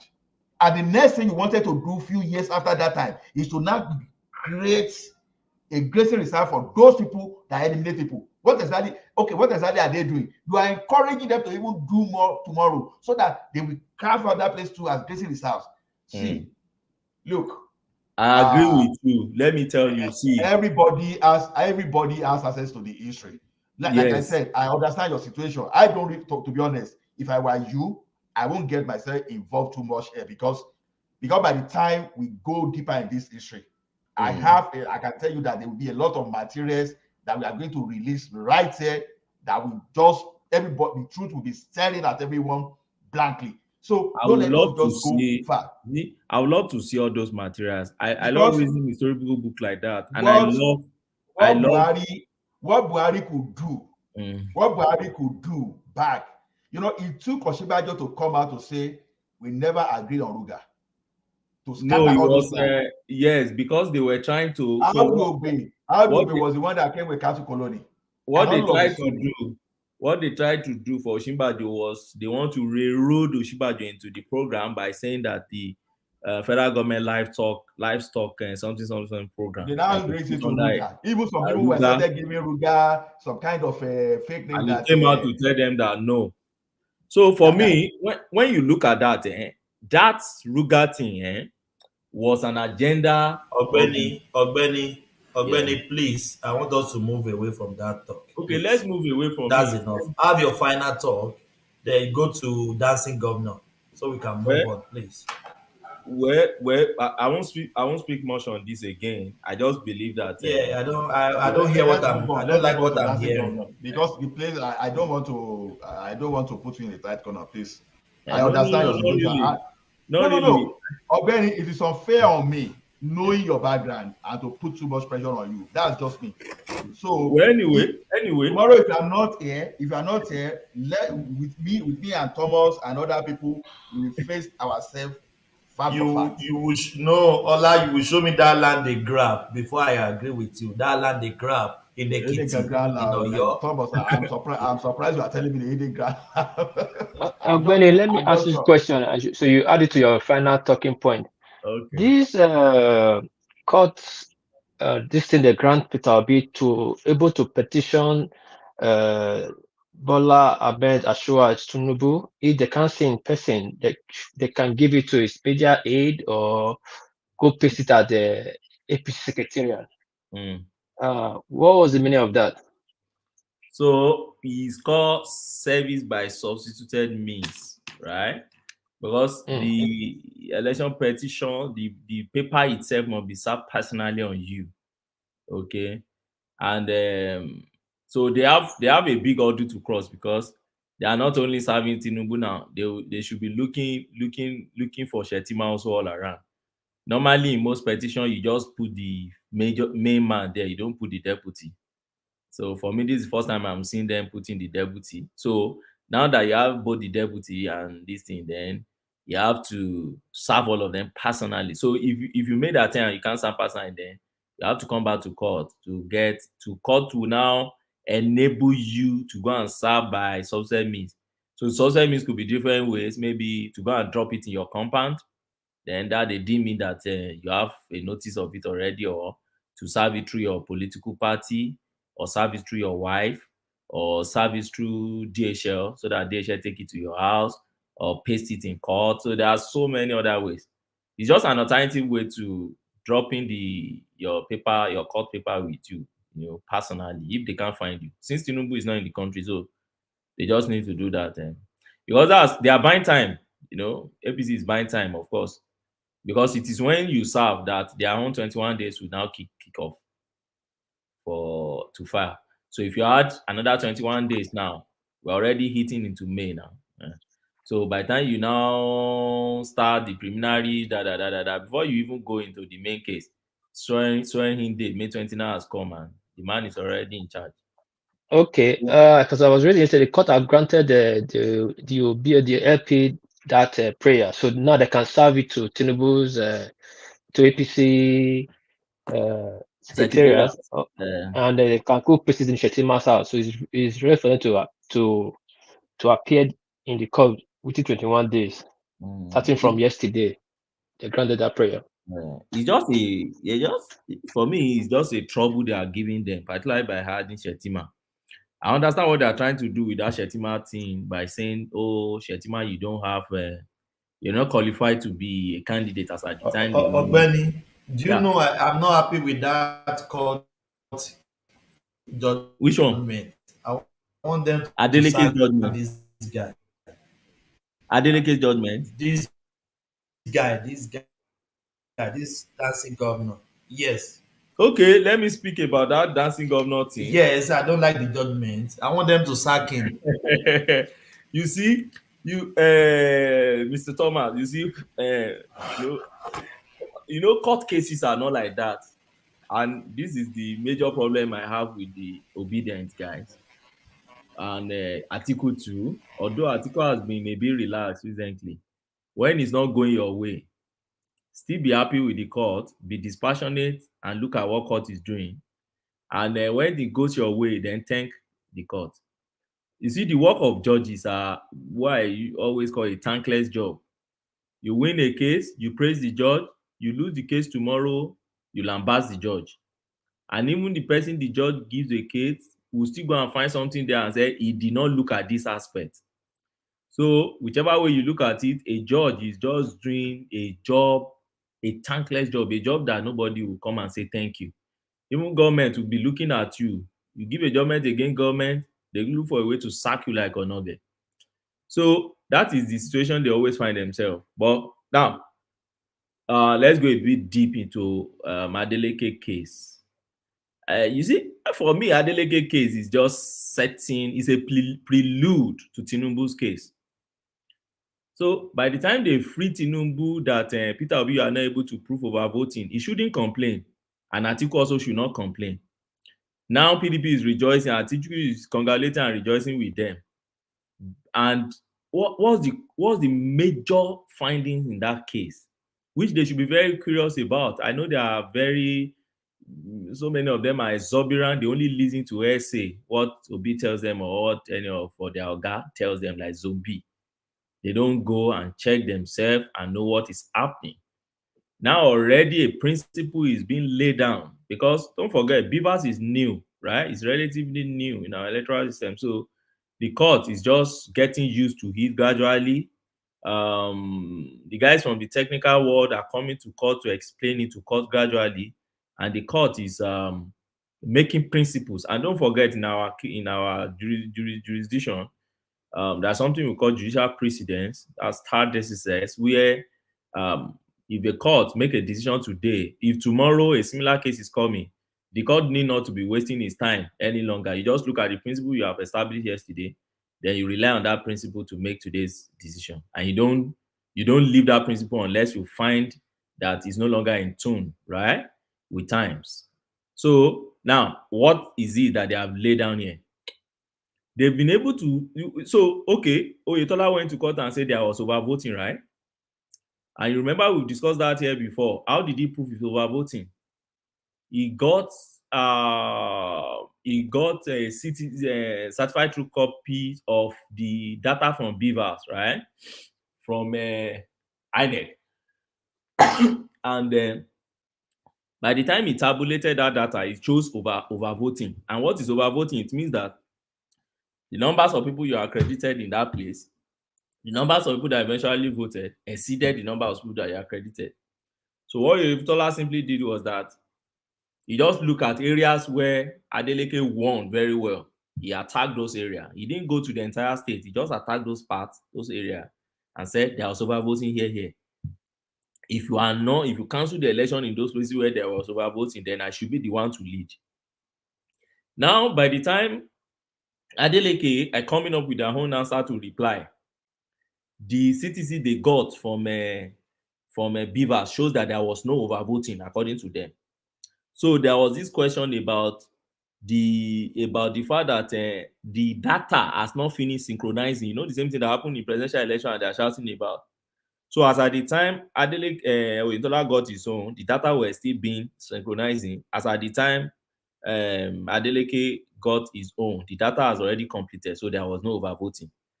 But the court believed that of Oyetola, I don't know for any reason. I wasn't part of the case, but that was what we've been reading on.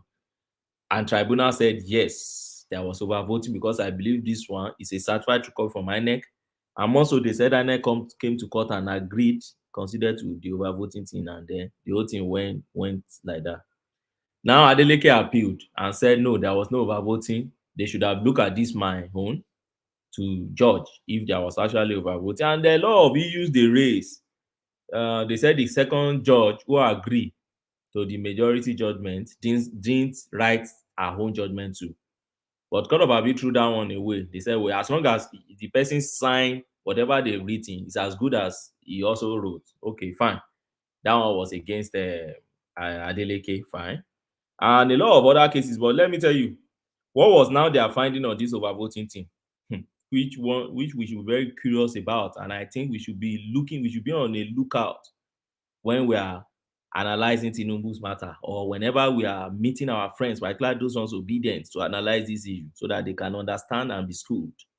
Now, the court has been able to say now that before you can prove overvoting with this, you know, in those days, for you to prove overvoting, all you just need to do is just apply for the voter register, bring it, then apply from your form say, bring it, then apply for your proof of accreditation, then bring it. Then compute how many people did they accredit as reflected on your form say how many people did voted. If that one is it, that's overvoting. Then you go to your voters register. How many people do you have in voter register? 10. How many people voted in this polling unit? 12. 12 exceeded voters register. That's overvoting, right? That's our traditional way. Now what the court now said is that no, INEC ought to bring that BUHARI to court to come and show us what is the number of accreditation as per the BUHARI. That is the only time we can believe that there was overvoting. And I will repeat it again. That's what their judgment is saying now. BUHARI now is key for you to prove overvoting. So when INEC brings BUHARI, whatever you have, all those ones, the obedient, we have our own copy. Our agent have our own copy. Was it not the same? I have my copy. Oh no, Ogbeni. What of the results from the sweetation room? 1 million votes for Lagos. He's a blah blah blah blah blue blah. Blah blah blue. Blah blue. Blah blah blue. He's a blah blah blue. I don't want to say brother dash so that we can be borrowing Tinubu's language very well. It's a blah blah blue. There's nothing there. If they have, Mr. Thomas, let me ask you a question. Have you read that petition? That would be petition. No, this is just the summary we read here. That's it. Please, you need to read it. Do you have a copy? No, you can send it on private chat. I can have it. I hope I want people to check the petition as well. I can only send it on WhatsApp. I think I send it to World Peace. I have his WhatsApp number. I send to World Peace. If you read, you need to go and read just 90-something paragraphs, not too many. My brother, if you read, you see all those things, all those the allegations that is flying around online. There is no one in the petition. Nothing like voter oppression, voters of the no, nothing like that. They are not complaining anything like that in their petition. They are there, still deceiving their gullible followers outside. But in the petition, now by the time the court now will make judgment, they will say, we thought those voters oppression, which you did not place before the court. See the issue we have now with our leaders and the zombies followers that we have. That is one. Do you know in that petition, they are not really emphasizing on Lagos. In fact, they just listed Lagos as a passing comment. They say another state. They now put Lagos inside it. Nothing to say. But they want Lagos now. They can't contain Lagos now. Why would they? But they said they had 900,000 in Lagos. They should be saying what Tinubu had. Give me 300 to add to my own. Is that not what they should be saying about Lagos? That's what they should be saying. If it is true that they are 900 and they declare 600 for you, you should be saying, that thing you get Tinubu in that, give me 300 from it. There's nothing, I don't know the magic. It doesn't work like that, Benny. You know that now. It doesn't work like that. See the way it works. See the way I expect them to come. I don't know. They can't amend again. So this is the way I expect them to come. They said they have their own results in their hands. Use that your results to do your petition. Then ask INEC to bring their beavers. If it is true that your result is the real result, that's what they will find in the beavers. But you are still saying, let me even see the beavers. But Ogbeni, let's be reasonable here. We are not a fool. Okay. How will you have a result? INEC is the one. INEC is the umpire. Yes. INEC is the one that conducted the election. So. Yes. Where is your result, their own result? Where is it coming from? No, this is it. Mr. Thomas. You see, when you finish in a polling station, that result, that from CCAA, they execute it. They do it in counterparts, right? That means you have a lot of parts. They now tear each one. Whatever you write on the white one, the first one, will reflect all through in others, just like that carbon paper. Right? So you now like carbon paper, yes. Yeah. So you now tear for each person. But do you know the funniest thing? They tore it for each person, right? And they said their agent brought it to their collation center. Don't forget, Labour didn't even have agents in all polling units. So this Labour that is bragging. No. Okay. Before the election, we saw them when they were looking for party agents. And even some that even joined them, they were just moles within them. They were not really part of it. Ogbeni, it reminds me of Tinubu then when they said Tinubu is paying some people in Yoruba Nation. I said, that means if Tinubu call you and pay you in Yoruba Nation camp, that means what you believe in, you don't believe in it. Yeah. You're supposed to rubbish him and say, Baba, go to hell with your money. Am I right? Yeah, you're right. But if you collect the money, that means you are not serious. Yeah. Isn't it? Yes. So now for me, Beavers has come, right? Good. And Court of Appeal have told us now that INEC, before, Mr. Obi, Mr. Atiku, before any of you can prove overvoting, you must be able to be friendly with INEC to bring this thing to court.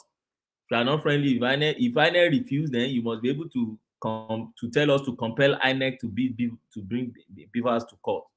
Then lastly, whatever we see in that beavers, we're going to believe, regardless of what you are bringing. That's, for me, what that judgment has shown. No, I've not read, and don't forget, I'm leaving a caution here. That is what I read as far as my understanding of what press, because I don't even believe Nigerian press again. Everybody with his own version of a story. But from what I read from press, that's the impression I'm getting now. So until I find a colleague to send, I've tried to get it. They will get it for me. If I get a colleague to send to me, fine. Then I should be able by then read well and come back to this platform to enlighten people on it. That's just my contribution, and I think I'll be signing off for the day. God bless everyone. Uptown, welcome. Yeah, hear from Uptown before you sign off. I think it's come to challenge you, Ogbeni. Thank you, Ogbeni. No, I just came to greet him, and I'll greet every other person on the platform. I'm Baba John. Good morning. Oh, good morning. All right. Yes. Do we have Ola? Do you want to say something, Uptown? Yeah. On the challenging, I really wish I have strength to challenge anybody right now, but I don't.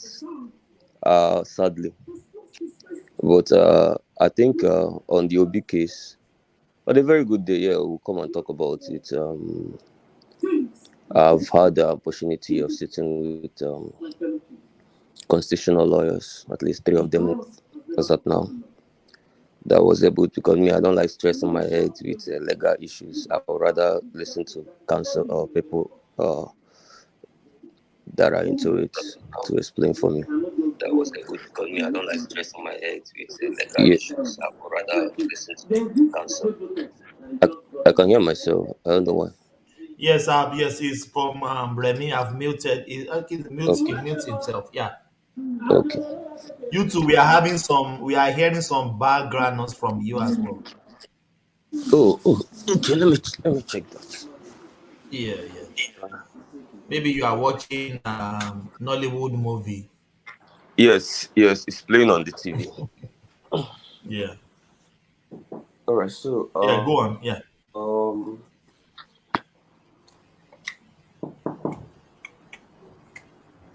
Hold on, please. Yeah, Thomas, do you want me to come back to you? Sorry, just 20 seconds. Yeah, Remy, coming, Remy. I sent a link to you about a new judgment from Appeal Court relating to Shettima double registration. The Appeal Court already struck it out. So even before in the comment section, in the private or the it's a new judgment from Appeal Court. PDP took them to court about Shettima double registration, being a senator and also. Really, we haven't heard that. And you can check the link from the comment section. You can check it. That is the new thing. So even before they went to the Appeal Court for the. Hold on, Remy, settle down. When they struck it out because they said they lack local standard. They lack locals, so that they lack locals. That's not to say that there wasn't substance in the case. It lacked locals. That's what it was. Yeah, but you are right. But this is what's the meaning of the lack locals? Enlighten way that are novice. So they don't have jurisdiction. Competent to bring the case. Is the PDP now that brought the case? They are saying you don't have the standing, you don't have the legal standing. You are not. It is not in your. It doesn't lie in your mouth to say why. Because they don't belong to the same political party, so they are saying, "What is your business with what is going on in other person's party?" There you go. Just like what is happening in their party, leave it to their own internal affairs, or you are prognosing something like that. You are right, but this is from the Appeal Court, not from the High Court. Yes, I think PDP now appealed. Do you understand? Yes. What you are bringing there. This is from the Appeal Court. It's not from the High Court. It's from the yes. No. Hold on, Remy. I'm not sure that you should get too excited. I'm not excited. Hold on. I just want to clarify. They did not say that the case lacked merit. they said that PDP, they don't have the legal standing to bring forward that case. So the case itself was not adjudicated. No, it is the standing, it is the status, it is the qualification of the person that presented it, a technicality that made them throw it out. So the substance of it has not been heard yet. But one man, why right. PDP don't have the right? Because they are opponents now. I think Ogwini is probably better positioned to explain that. So let me just. Yes, Remy is right, and if he's excited, I think he's right to be. The reason is that that is if he's actually on the part of on the side of Tinubu, then he may be excited, because I think it's exciting for the Tinubu guys, for the Baptists, because that is to tell you the Supreme Court the Court of Appeal will not depart from this position. So whoever is bringing the issue now, they may likely want to say we have to be consistent with what we have said. If you want to talk about this issue, it doesn't lie in the mouth of whoever is not within APC. Benny, does that mean APC carry card member can do that? Yes, that's pre-election matter. I've explained here before. See, nomination of members of a party, of a candidate of a party, is more like an yes, there are divergent decisions on it, but generally, largely, is an internal affairs of the party. So who can go to court now to be challenging it? You must be somebody who participated in that primaries. Do you understand? For instance, I'm a candidate in a primaries now. You change me. You go. I can go to court to go and challenge you. Not that somebody from another born somewhere far away will now be coming to do what's his business? Like Okorocha now can go to the court. Like Okorocha that participated and Lameshi that participated, like Oshibajo that participated, can say, okay, I'm a member of this party, you didn't follow our constitution. But not that Atiku will be citing APC constitution. What's his business? Is he a signatory to it? So that's the basis. But Ogbeni, sorry. Are those Atiku's lawyer, don't they advise them, or their lawyer doesn't know the law? No, they know. They know. See, the problem is actually with our court. Different judgment with different position just come out from our court. And problem also start from litigant. Cases that they have litigated will go back to court to go and battle it and start looking at. See, our court is one of the busiest in the world, though. That's our Apex court that you see. Ogbeni, sorry, can I interject just a little bit? Yes. Ogbeni, I think Remy. I think you are supporting as a lawyer. I think from the financial angle, the lawyers are making a kill. So no matter what, this is election petition, this is the time for all these senior advocates and so many lawyers to make their money. So it's just to make a kill. And unfortunately for black men did not see a lot of things objectively most time. They always think, okay, I can still do it, I can still become a president. When you look at the result, you look at everything. A black man will already know I lost this election, but they won't accept. They still want, this is Nigeria. We can still use mago, anything that goes, anything we can use anyway, we can still get it. It's done. Look at the petition. I listened to you, Ogbeni, several times, several hours, telling us that the pros and cons and everything about the petition. I was also expecting that I will see a lot of the polling unit where they were cheated, where there was a lot of rigging. I'm waiting to see a lot of thousands or millions of votes that they are going to remove from Tinubu Atiku and give it to Obi, or maybe remove from Atiku and give it to Obi, so that he can have that spread, and then they can now declare him as the president of the country. I didn't see that in the petition. I'm not a lawyer, but I listen a lot. So sometimes I'm in this place, I will be listening, and digest a lot. So just as normal with every black man, sometimes you don't want to accept defeat. Sometimes you just fight unnecessary cause. This election has come and gone. The winner, we already know what happened. To be frank with you. But Remy, they said they stole the mandate. If nothing was stolen, they will say they stole the mandate. Okay, and they have approached the court. If the mandate was stolen, I like Remy. Wait, don't you like how Peter Obi went to the court? everybody like it, so that the I'm not court can determine. It is his right to go to court, but unfortunately, I think he's just deceiving himself because he knows the truth. He knows the truth. He knows he lost this election. We are fighting a cause. Maybe he just think this is my best shot. I should give it all my best because in the next 8 years or 16 years, he doesn't going to have that chance again. Maybe that's what he's trying to do. Ranking on sentiment, crying or weeping. As 60-year-old man weeping or crying on 61. It's totally for what reason? Just an election? You win some, you lose some. Why do you want to die there? Life continues. I'm so disappointed in some of our politicians. Why are you crying on national TV? And you want to be.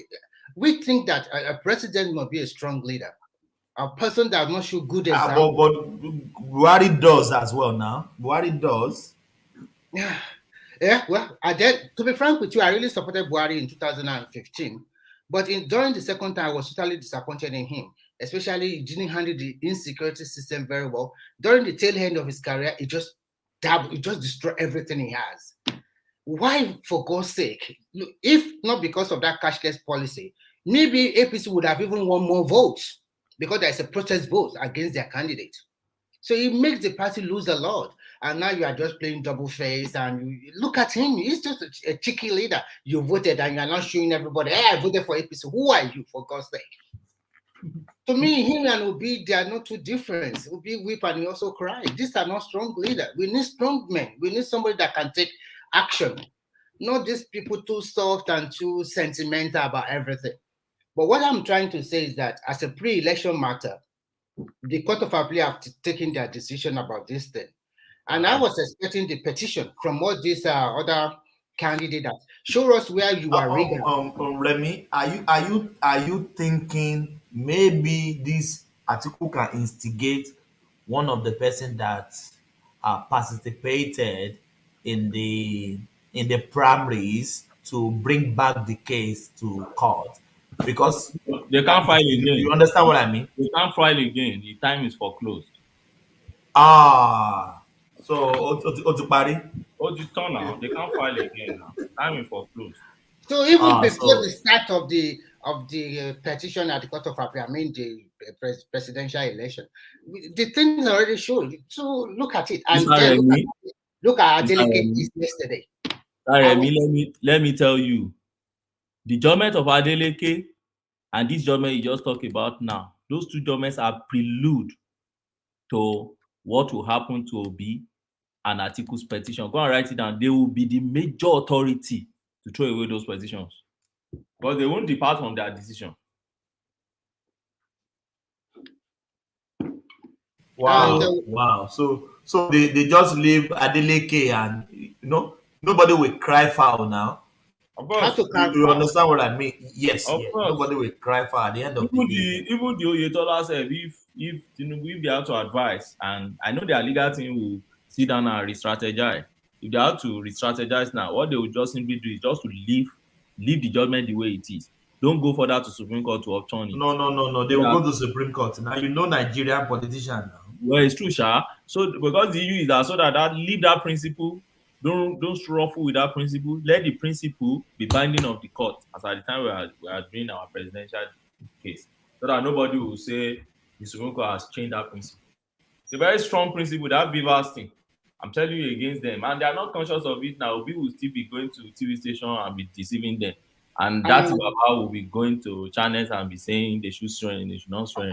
Ogbeni, there is this senior advocate of Nigeria. He already retired, Robert Clark. Yeah. He mentioned one thing in an interview, I think with Arise. He said the court will believe INEC. They gave INEC the power. It's what INEC present that the court will usually say, this is the truth. This is what we own. And with two people, Yorubas, please. People should not be annoyed, those of them that said Lagos is no man's land. It's an understatement and a slight to people's personality. Hello? Yeah. I'm talking about Robert Clark before the video went high. Yeah, I remember Robert Clark. Robert Clark said categorically it is INEC that the court always believe have the truth because they are the one that conducted the election. They are the one that have the result, that have everything. And to me, I just think the reason why I said this is an exercise in futility for Obi and Atiku is that I was even reading all their petition. I did not see where they said, okay, I was rig out 100,000 votes, 200,000. So I don't know why you are giving a lawyer 500 million just for, oh my God, just to buy. I don't know. What of the 1.5 million votes in the Nasarawa or the two? You need to read that petition, Mr. Thomas. Send it to me now. Let I'll put my mail. I'll put my mail in the private section. Put your mail. I'll send it to your email. I'll put my email there. I need to read that petition. Yeah, so go on, Remy. Put it now before I sign up. Yes, I'll put it down. I'll put it now. Just now. As it is now, I think as a leader, especially Obi, Atiku already mellowed down. And Obi should find a way. If Obi is truly a true leader, he should try to galvanize his movement very well. Even if he's not going to contest in the next election, or maybe he's not going to contest again, galvanize it. At least look at Tinubu. It took him more than 25 years of hard work. The reason why I supported him is because I like people that work hard and that focus. It's not easy. Even for him to 25 years, he still cannot even win Lagos. Remy, you are making a mistake. You see, this movement is even bigger than Peter Obi. Peter Obi followed the followers. Peter Obi doesn't have his mind of his own. Peter Obi can't say, I don't want to go to... No, he can't say, I don't want to go to court. They will take him to the Eagle Square and they will stone him. I'm not saying he should not go to court. What I'm trying to say is this. It's very simple. I know he's a selfish man. Sorry for my language. You can say that. I don't care about them. I am too sure that after everything, this man will just go away, leave all those guys that maybe some people already died because of him or maybe injured or something like that. He does not care. He's just an opportunist. And he was lucky because he used the sentiment because of no lack of job employment in Nigeria. Then he also used religion and tribalism. When people talk, people don't always say the truth. The reason why the Yoruba came out en masse to vote against that guy in Lagos State because of Obi, not even because of that guy, because the politics he played, you can see that they were town criers in the Southeast saying if you vote for APC or PDP, don't come out. The same strategy, that is what they also use against Vival in Lagos. So he's the one. And when the results start trooping out, the Yoruba being very liberal, they think, okay, I can vote for Obi, is my candidate. They voted for him. But they expect the result to be nearly the same all over the federation. When they come out from the Southeast, you voted for your son only, 90%. And then you are giving us a crowd that we always voted that way. We always voted that way. Now, to now rub insult upon injury, you are now telling the Yoruba people that we are the one that voted for Obi, not you guys. That Lagos is no man's island. Something like that. Even if you don't say Lagos is no man's island, your body language, some of your leaders, whether they are elite or they are not elite, what they're saying is very insulting to this tribe. That's why people say, okay, fine, this is what you are. For you, I live in Ibadan. My neighbor is an Igbo, and he's a very good guy. We are friends, no trouble. But there's this some set of people, they spill out rubbish and so many other stuff like that. So at the end of the day, that is why that Lagos votes are, okay, we'll show you who is the true owner of this land. Because we have seen that you pay tribal politics in your own region. We are going to pay you back in your own coin. Simple as ABC. That is objective from my part of from my reasoning. So don't blame the Yoruba for voting for their son, because we are not so dumb and so stupid that we are going to vote somebody that cannot speak our own language. They cannot accept 5% of what they are doing in Lagos. They cannot accept in their region. But as we said, it's now we should put everything behind us as a Nigerian. Let's move ahead. So Obi, if you are truly a true leader, there is a way you should communicate to your people. Mellow down, soft it down. I was watching Upholds Sen with Fayoshe the other day, yesterday. And Fayose gave it to him because he's Oh going yes, to. yes. You didn't came and you saw the video, Yes, isn't it? because he gave it to him because he's going too personal. And as a journalist, there was a way you can coin your language. Look at Politics Today on Channels TV. This guy has been holding this, I mean, for so many years.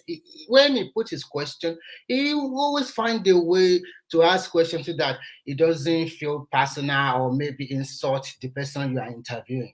You invite Are this you talking of Sheon or Kimbaloye? Yes, he's good at asking questions and he can get whatever he wants. But Rufai always think you are better. Who are you, Rufai, for God's sake? If not to say we are practicing democracy, if to some that military, can you be talking that way to your leaders? Even as a Yoruba man, can you? Remy, you said you destroy your passport. Have you destroyed your passport? Nigerian Me, passport? how can I destroy my passport? Those people that are destroying their passport, they are lying. They are destroying their old passport. They are not destroying their new passport they just have. It's a lie. Can they destroy their new maybe they have can they, if I want to believe them, those of them that have resident card or maybe nationality of other country, I want them to destroy it. Those pastors you see those guys destroying, these are the old pastors they already use, not their new passport they are using currently. And if I were Nigerian immigration, they should note that people when they come for Remy, I don't know. Let me say this: I don't know how it happens in other country. The last time me and my family, we renew our passport, they collected the old passport. I don't know how it happens in other country. I'm talking it's the of same thing. Australia. It's the Yeah, same thing they here. always If you want they to always renew collect your our old passport. Yeah. I don't know whether they collect your passport, but they'll give you a new passport. Why you should return the old Yes, one? they do. They do. They collect all our passports. The old one. They Okay, when I collected used it. to Yeah. live in China, they don't collect our old passport, but they will give us a new. It's a reissue to give us a new one. But for here in Europe, in the Scandinavia, everybody go to Sweden. I think they don't collect the old passport; they just give them a new one. So I think most people destroying that passport, they are just destroying the old passport, where they don't really need it, already expired. So nobody can tell lies But anymore. Remy, can you say those people are not even Nigerian in the first place? Let me quickly say this before I exit. Mr. Yeah, Thomas, I'm I've ready. sent it to your email. Now, Yes, yeah, I will check my mail now. Yeah. okay, now go and look at that man that destroyed his passport very well. You have that video. You will see that what the man destroyed is a perforated passport. I'm right. Perforated, and that's a cancelled passport. They've Yeah. already punched it four Yeah. times, 4 places. Okay, so go and check it back. You will see. It's a No, cancelled some passport. in some Nigerian embassy they will not perforate it, but they will stamp all the They will pages out. stamp cancel. Yes, the Yes. some but that one was perforated. You will see it. So everything is So, just so a they real. are just lying, okay? They are a bunch of liars. You are in abroad, you will destroy your passport. How are you going to travel? Are you going to declare asylum or whatever when you already have? No. They have American passport, London, UK Yeah. passport now. So They can get visa. Nigerian immigration should You wait don't for them. need Nigerian passport to go to Nigeria now, isn't it? Yeah, I know. But as an American, if you take your American passport, you need a visa. But you will collect visa now, of course. If they collect There's this, visa. if they collect this, I think because at the port of entry in Lagos, they usually the GSA always check your information through their laptop. Yeah, you can even collect visa on arrival. There's visa on arrival. Yeah. So Yeah. Let's see the video. I didn't see what Ogbeni said about that. Let's check the video. Let's Having see. critically observed the way and manner the Nigerian election has been conducted so far, I have come to the conclusion that Nigeria can never be redeemed. As a result, I have decided not to be associated with anything called Nigeria. In order to buttress my assertion, I hereby destroy my Nigerian passport.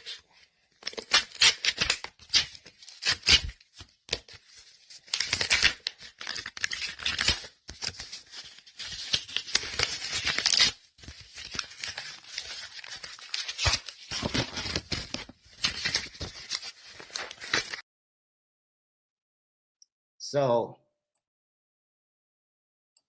you can see Did when you see he the heard it perforation? from, it's a perforated passport.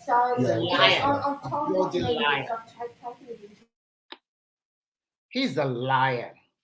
Most of them are lying. The passport Can I come in, please? expired one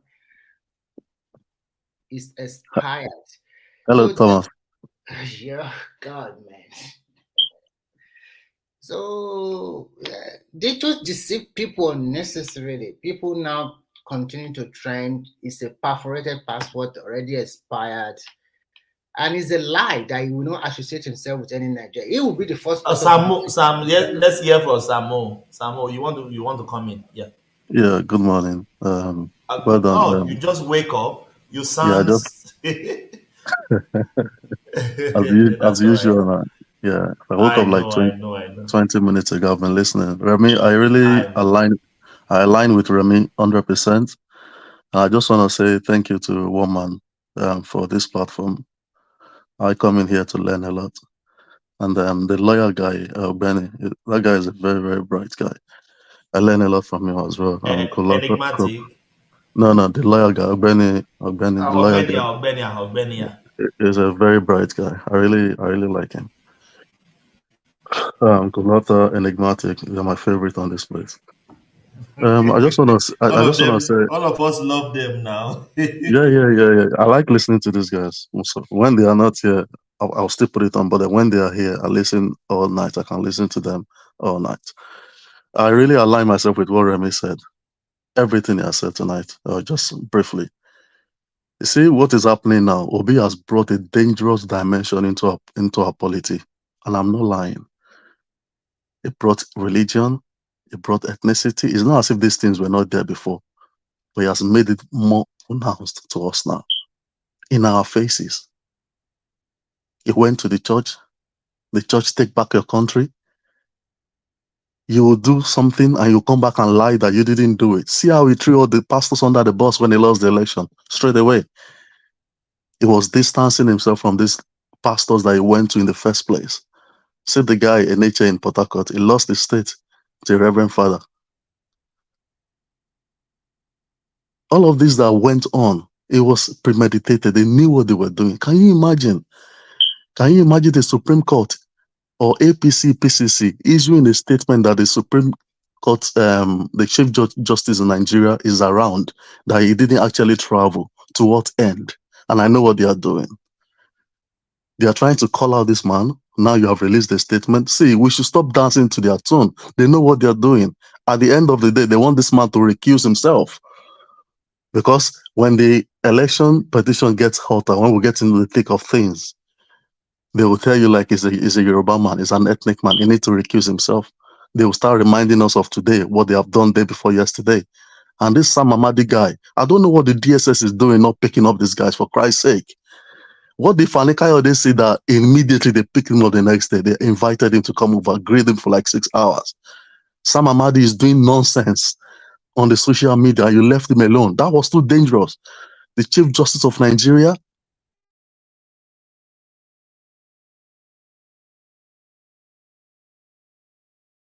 to me, no election is perfect.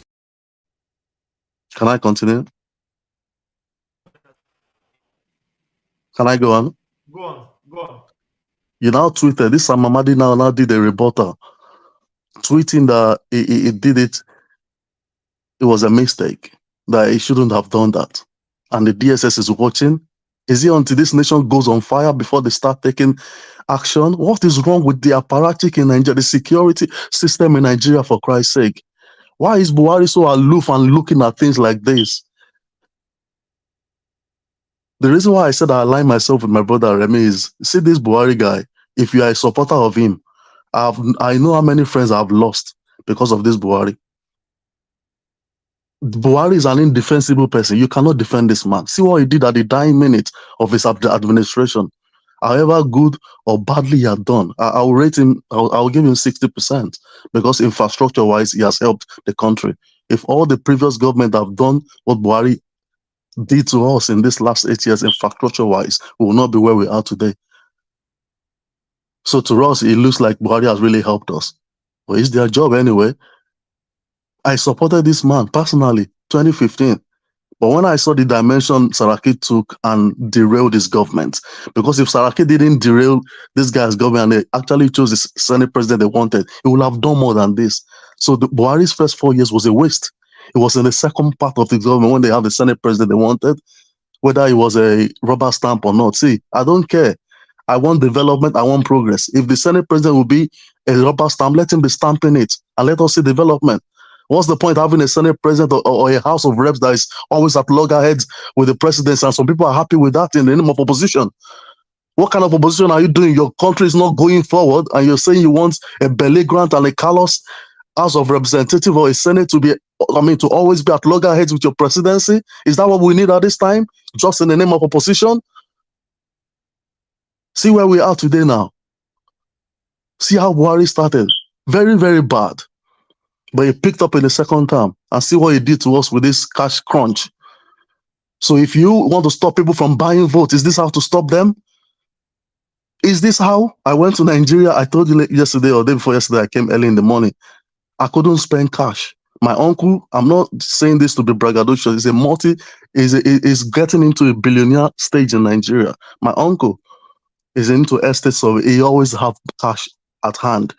I went to Bolade in Oshodi. There's this guy that saw me like, oh, guy, you don't even look Nigerian, this and that. Maybe because of my face that was fresh or something. Like, I shouted, oh, guy, just leave all those stories. I'm just as black as you too. He was just telling like, oh, guy, I just want to know you. I beg, let me collect your number. Is the operation manager at that filling station, Goodness of filling station in Oshodi, Bolade area. I collected his number. I didn't even know the guy would be of good use to me later. On Monday, I was going to travel back. Sunday, I didn't have cash on me. And I know these people at the airport, they'll keep taking money from you. They will not take transfer. I called that guy on Sunday night, like, oh, God, please, I need cash. He told me to start coming, that I just want to do it to me, that he just likes my face, this and that. I went to him. Under 2 hours, he works at the filling station, the operation manager. He was able to rally around and give me 20,000 cash.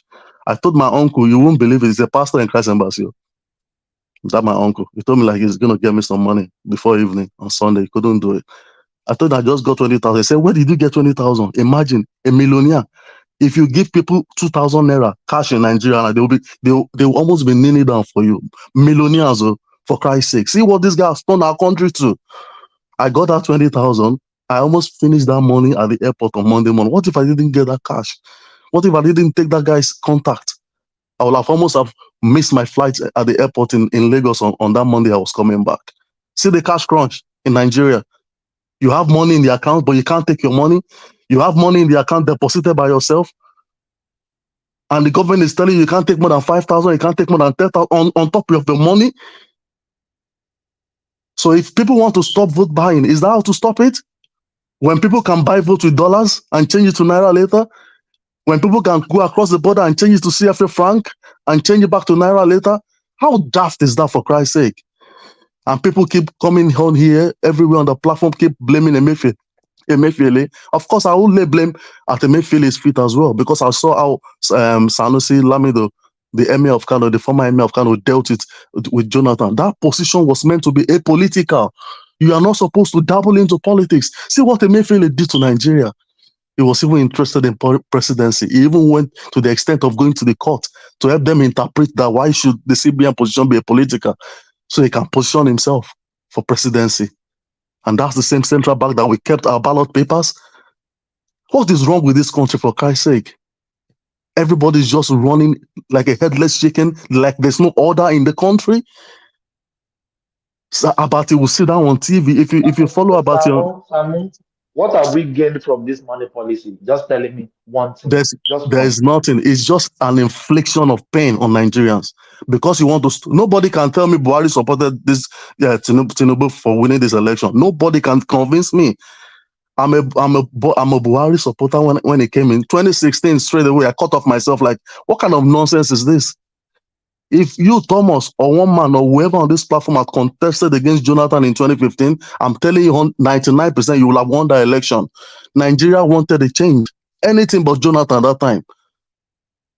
I remember Buhari telling Bola Tinubu to make himself available to be the vice president to him before Saraki said, no, this Muslim will not fly. I'm telling you, if we had that Muslim ticket in 2015, Bola Tinubu would have been the vice president. What are you talking about? Anything but Jonathan at that time.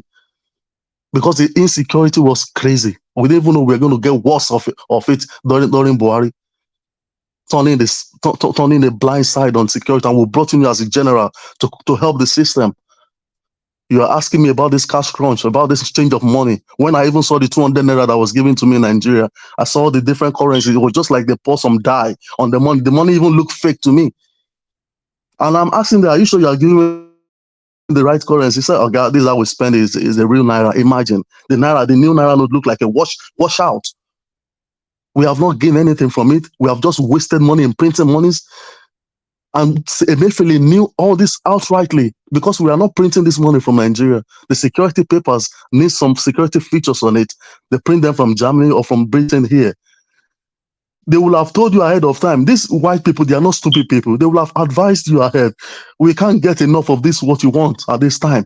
But you knew this and you misinformed the president. That's the part Emefiele complicated things for himself or got himself complicit in this. You knew this money was not going to be ready, but you went ahead to tell the daft president. I'm sorry to use that word. He was so daft. How can you decide with the governor of the central bank without speaking to your governors, for Christ's sake? See how many states all the governors lost in APC. You think they are happy? The presidency lost his own state during the presidential election. Thank God for saving face in the governorship that they won the state back to APC now. All the APC governors. I'm happy about it, how everything turned out. At least, if not for anything, Obi has brought a different dimension into the game now. Everybody will sit upright. I'm really angry about what I saw in Lagos. I'm an APC supporter. I'm a faithful of APC. I'm not a card-carrying member. But when I got home after 12 years, and I saw the area, Ketu Alakpere, that I left 12 years ago, and I saw how dilapidated everything is, man, I was crying inside. Thank God I drove around and I saw things for myself. It wasn't as if they sent me pictures. Whatever we are seeing in Lagos is just the high brow of Lagos. Go to the interiors and see. I went to Unilag, I went to Surulere, but Abia Mila really tried in Surulere, I won't lie. Sorry, I'm just miscellaneously picking things all around. I'm just telling you how I feel about this whole thing. Yes, they have tried in Lagos, but they could have done more with our resources in Lagos. Where are all this money is going to, for Christ's sake? Go to the interiors in Lagos and see Alakpere Estate. Go to even the Tomiland Bridge. You will almost fall into the water trying to dodge the potholes on the bridge. It's a shame. So if you want to stop Bola Tinubu from winning the election, do you have to inflict pains on the citizenry? Do you have to inflict pains on the plebiscite? Because you want to stop nobody can tell me he wants Bola Tinubu to win that election. And I'm thinking to myself, so if you don't want your party to win this election, you want Atiku to come after yourself, Fulani man doing 8 years, you want us to have another Fulani 8 years, like the other region don't matter? I'm someone that, I will go for competence anytime, any day, ahead of religion. I don't care. Yeah. Muslim. Yes, sir. Sorry, just to corroborate Obi is there now. Obi is there. If you don't want Atiku, Obi is there. Sam, I totally agree with you. Buhari does not want Tinubu to win that election. And that is the fear of most Southern people, that these Fulani people, they don't want to leave power to the other part of the country. I was so disgusted in his action. As a leader of a party, Tinubu and the rest all over Nigeria supported you more than 100%. They spend their money, they spend their time, they make sure you get to that position twice.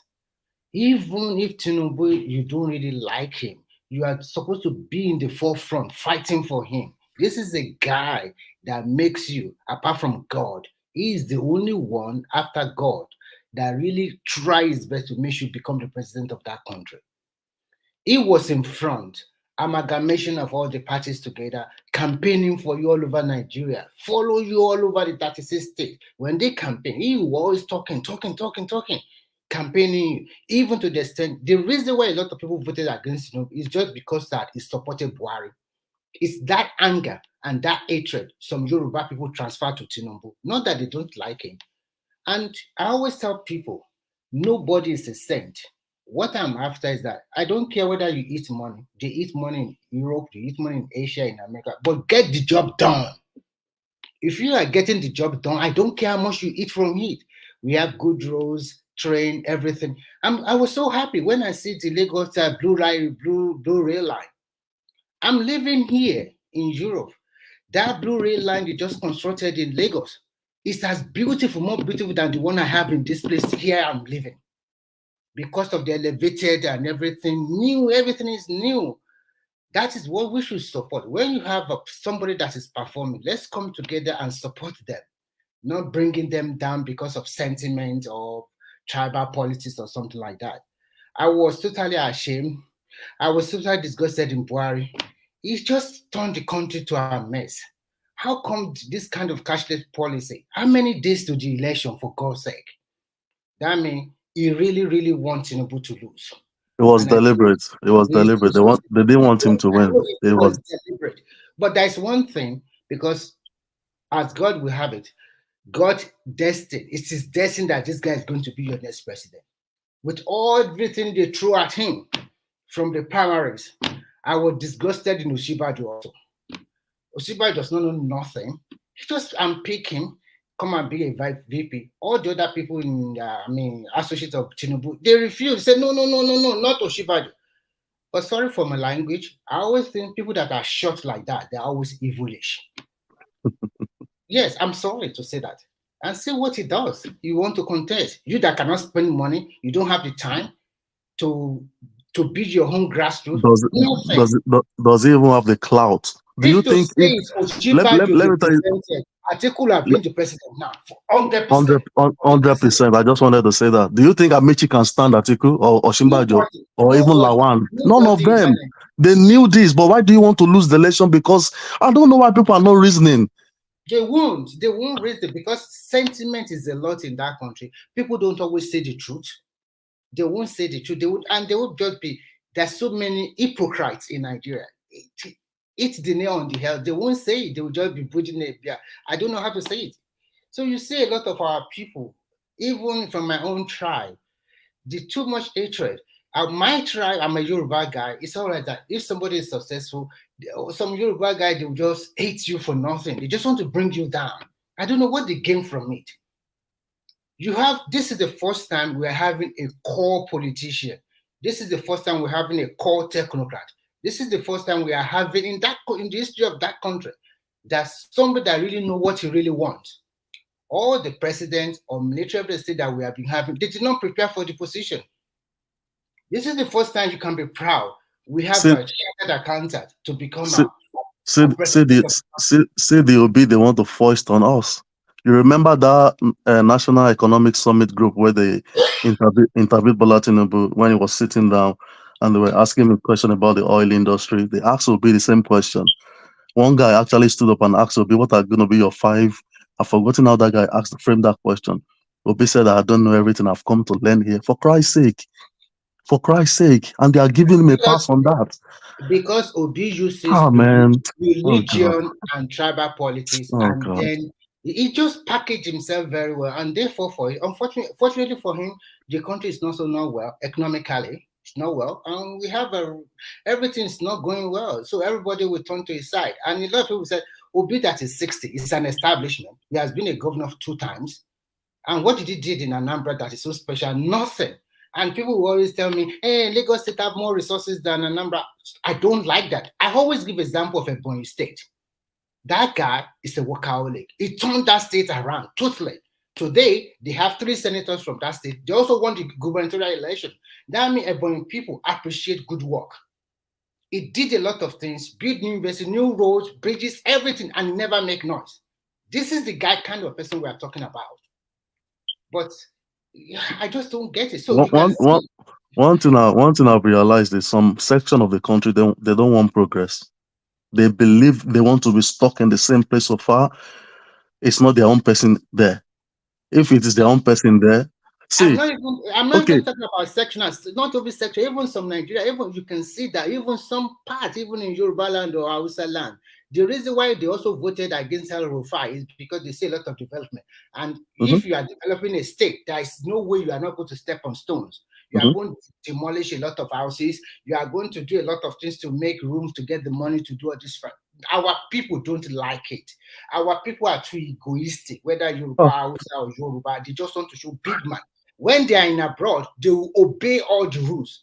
Look at what happened to Ekweremadu and the rest. Today, they will be in jail soon. And when they are in Nigeria, they are the big men. Everybody must follow them, must respect them, must do everything to them. But when they go to America or they will fall in line, obey the rules and regulations. But when they're in country, they don't want to obey it. No, but they won't obey it. So that is the point. Okay, now practical people. Now, yesterday, Thomas. I mean, I think it was Oriade that asked that question yesterday. I mean, I love that question so much. Like, so how do we move on from here? And I asked him a question: how can you wake someone that is pretending to be asleep? You think these people don't know? I mean, what they ought to do or what they need to do? Even if Bola Tinubu bangs his head on the floor, it doesn't mean that they will support him. Yes. No matter what, see Buhari, they were complaining and crying about second line that bridge. He did it for them, yet he has still not done anything. See, no matter what you do, they will say, forget it. They will not come by. They are just stuck where they are stuck. They call themselves Republican. That's what they want to do. I have a friend that I told him the truth that country, first, we don't need to copy American system to say that country needs a strong leader. If you want to build a nation, sometimes you have to use force. Go and ask it anywhere in the world. A nation will not be built just by mere rhetoric, talking, human rights, something like that. All of this thing is just to slow you down. China developed very quick because they use a lot of force. They force their people to work. They get things done quickly. In Nigeria, you want to just build a simple bridge. The lawmaker want bribe. Everybody want bribe. They will debate about it for 4 years. Come on, we have some country they debate for 1 or 2 weeks or 1 month. Within 6 months already, people already started using it. We are still thinking the whole day, every time. Everybody will come here, I'm highly educated, professor, blah, blah, blah. Get this done. That was the time they're telling me, we don't want old people, we want young people. And I asked them, Jonathan was young. Bankole was young. The Major Bankole was there. What did he do? Nothing for 6 solid years. Nothing. So it's not a matter of young or old. It's what you can do. And people will measure you through what you have done in the past. So that is the point of life. Because that is when you go for work. People want to see your resume. It's from your resume, they will judge you to call you for an interview. They will now see your resume with other people. Oh, you have a lot of experience. Let's call this guy. I think this guy fit the job. Then they will hear from you. But nothing to show. You said, we want young people. If you want young people, this is not Obi now. Why don't you go for people like Showore or Mogalu and the rest? I think they are 40 years old. You don't go for this kind of people and then you're telling me hey, somebody that is 60 compared to 70. What is the difference? 60 times 70. It's almost the same thing. So at the end of the day, that's why I said Nigeria are very hypocritical. They don't say the truth. Too much emotional and sentiment in their thinking most time. They are in Nigeria, they feel like lord, king, queens, princesses.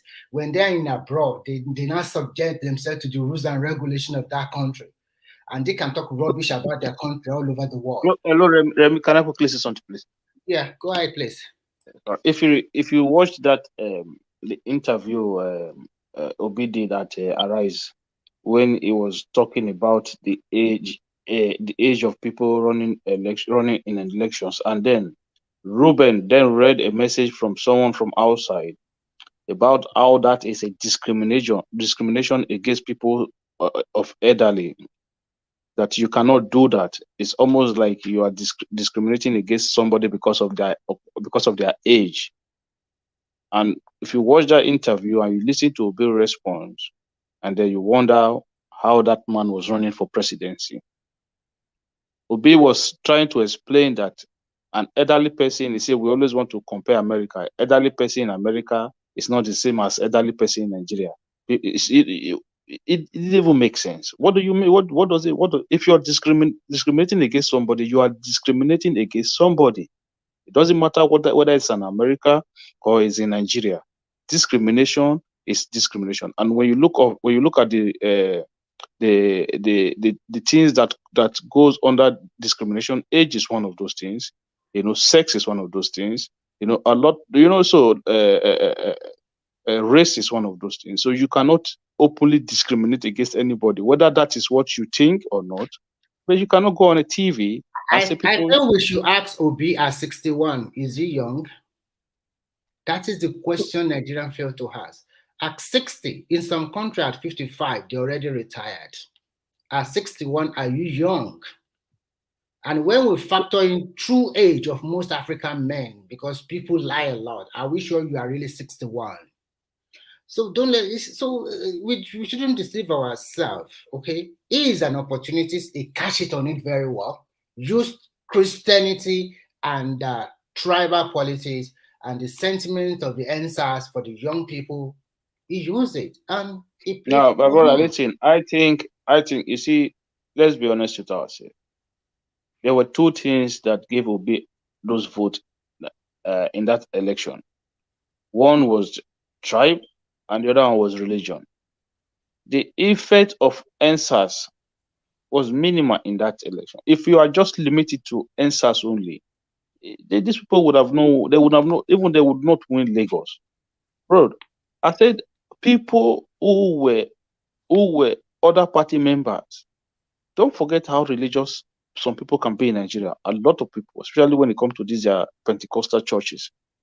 Once their pastor had proclaimed in church that, it is Obi, it is Peter, it is this, or some will just say, no Muslim ticket, and then all the members, they were all trooping that way.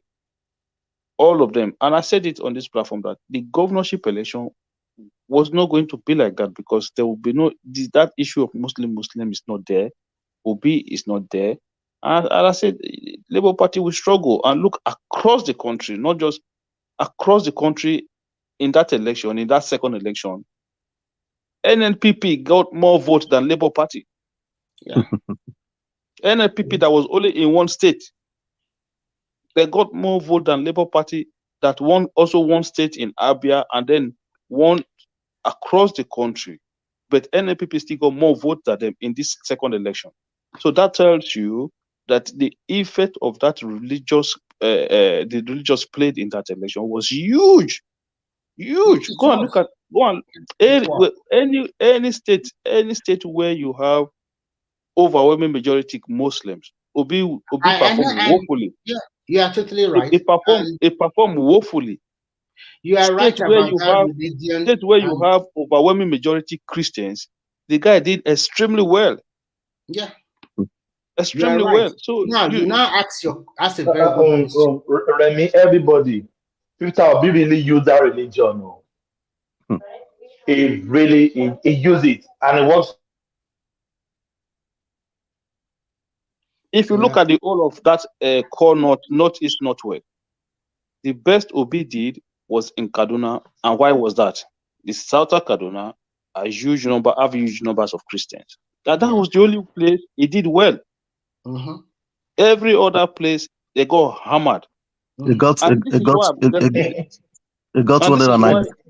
This is why I keep telling people that election for me reflects a lot of things that was on ground. So when we now go to the petition, that is why they were unable to prove in their petition that it was rigged. They cannot say 1 million votes. Yeah, because what I was saying, they knew the truth. Okay, so but everybody, hold on. What is the meaning of what Obi is saying? He said it's not challenging the result, but it's challenging the process. Can anybody digest? What does that? Is it not the process that brought the end game, or the result that brought it going? To me, generally, when you don't have a case, you have to hide under one thing. He's just hiding under a finger that everybody can see him. So he's just hiding under that one. There is nothing to prove. Nothing to prove. But as you know, you said does not want to lose face. If you say it's not going to court, the people that support him will say blah, blah, blah. It's just going there. Nothing to prove. Because if you don't have nothing to prove, you must say something. What are you challenging? What if you don't believe in the process from the beginning? Why do you partake in the election? That's a very good question. I tell Yeah. So why do you go for it? You don't need to go for it. I don't believe in this process. Or I don't want to play this football match because I think it's already against me. So why do you go on? Why do you play it? Why do you see what that Baba made did in his interview, right?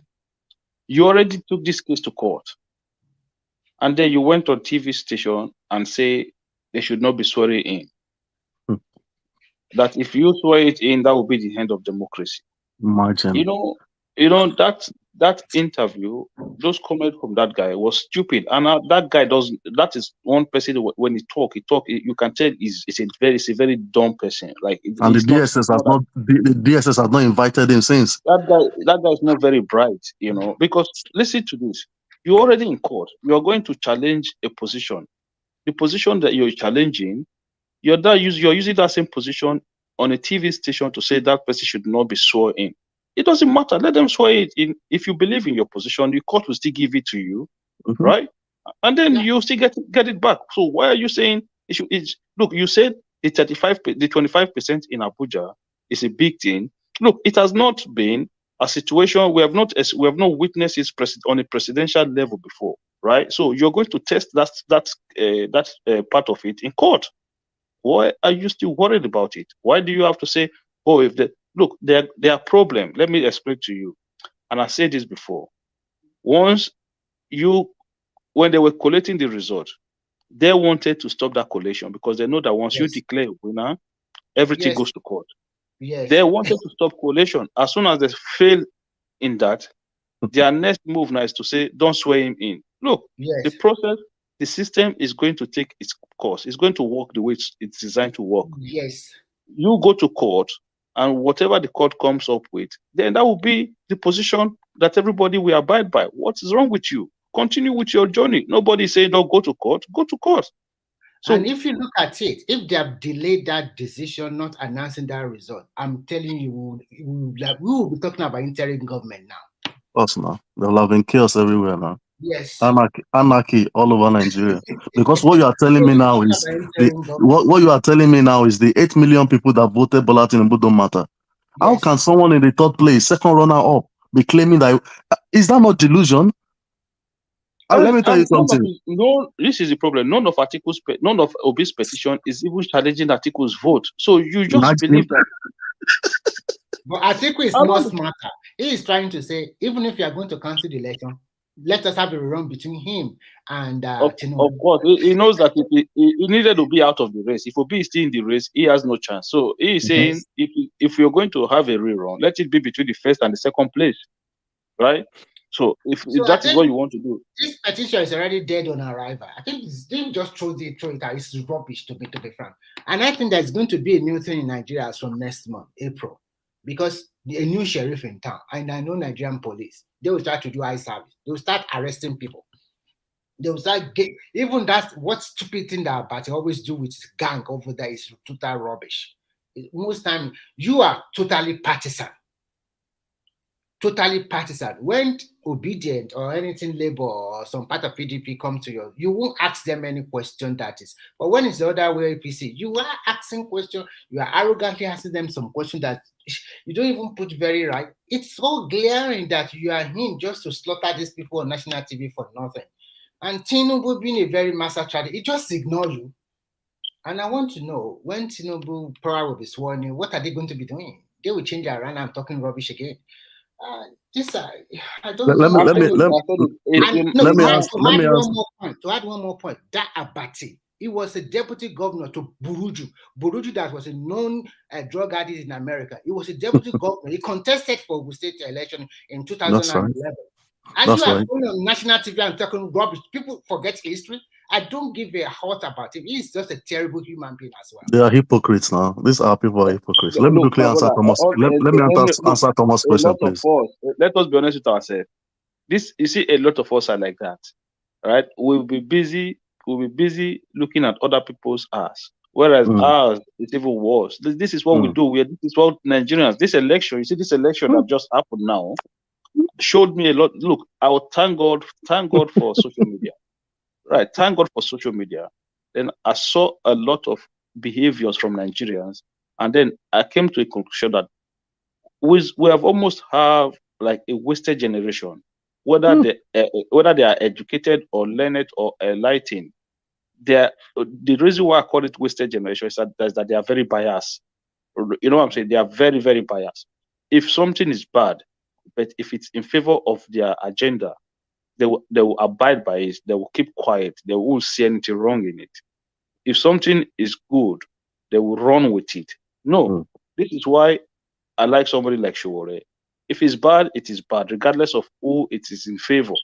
We fight for it. If it's good, it is good. We take it. You know, because there were a lot of people who did not know Gbadebo before that presidential election, right? These same people talk about competence. They say, "Oh, we have to elect good people. We have to elect competent people." But just after the presidential election, you see how well you did in Lagos. It's GROV. 3 weeks ago, you didn't know this guy. What's wrong with you? You didn't even know this man. How competent is he? You were the one calling about, we need to elect competent leaders. So why are you calling for somebody you didn't know 3 weeks ago? No work experience, nothing. Nobody knew this guy. None of these people that were calling for him 4-5 weeks ago knew anything about him. After they saw their performance in Lagos, they said, "Okay, you know what? Let's get rid of Sanwo-Olu." For who? For Gbadebo. When did you know Gbadebo? What do you know about him? At least you can rely on what Obi has been telling you about Anambra. So what are you relying on Gbadebo? But all of a sudden, you guys jump on the bandwagon, and these are the same people who talk about competence. They started supporting candidates up and down the country. I thought it was all about Obi. But all of a sudden, they started supporting Labour candidates all up and down the country, forgetting that this candidate became Labour member candidate before Obi went there. Don't forget, Obi went to Labour at the very last minute. A lot of these people were already candidates of the Labour Party before Obi went to go and join the Labour Party. How did you vow for their credibility? You've sent a lot of people to Senate, people who you didn't even know their character. Oh, God. You've sent a lot of people to State House of Assembly, people who you didn't know at all. They never campaigned at all. No. So, and you talk about we have to start electing people. You didn't know these people. Who are they? So how can you then tell me that these are competent people? So we are very biased people. We are not good. Our behavior is not good. Look, for me, I said from day one, forget a bad party. If you see a good candidate somewhere, support that person, right?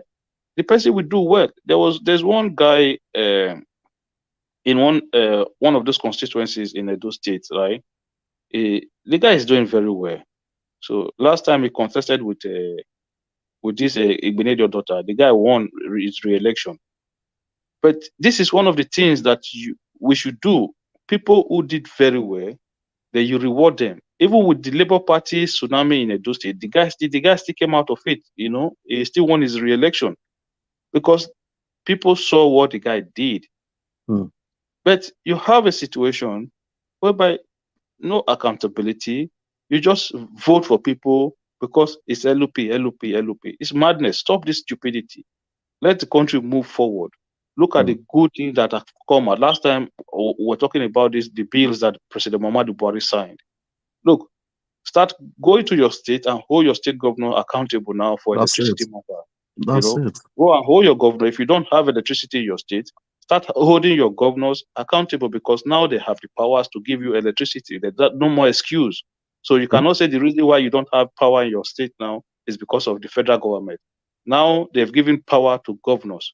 So we will continue to move in that direction. So when it comes very soon, nobody will be insulting Lagos. Nobody will be insulting Kaduna. Everybody, if it's too hard, go your state, go sit down. Hold your own governor accountable and let everybody start from home. You know, that is the direction we have to go. Very soon, I hope that this Tinubu government will be able to fight hard to get the state police done and get local government autonomy done. So when we get those two done, then look, it is easy to put pressure on state governorship election, on local elections, than to put pressure on the federal election. So that was why I was telling the obedient people that winning a federal election is very hard. You have to have this acceptance across the country. Even in area where Tinubu lost elections, like in the north, you could see that his performance was still very good. He came second everywhere he lost now. Yeah, in state where he came second, it was not like blown away. No. Places like Katsina, places like Sokoto, it was like 10,000 votes different, 8,000, like, so. And when you have the person who is in third position, who did not even show face at all, was not appearing at all, those were huge margin to come back to. And in state like in the east, where Tinubu was not doing well, Atiku also was performing abysmally. So it was almost like only Obi made huge gain in the east. So Atiku lost ground in the southeast and in a lot of the parts of south. You understand? So when you look at the arithmetic combined together, I'm trying to forget about the tribunal now, right? Forget about everything. Let us just, let's be logical as people. Let's just sit down and think and say, okay, without any bias, just tell me, how do you put this election, how do you put the permutation together that gives you the victory? If Atiku was smashing it in the northwest and Tinubu was performing abysmal, Atiku would have won the election. So that was not the case. So I'm trying to figure it out. If Tinubu would have rigged the election, lost in Lagos, he rigged the election, he lost in Osun, inside the 6 southwest state, he won 4.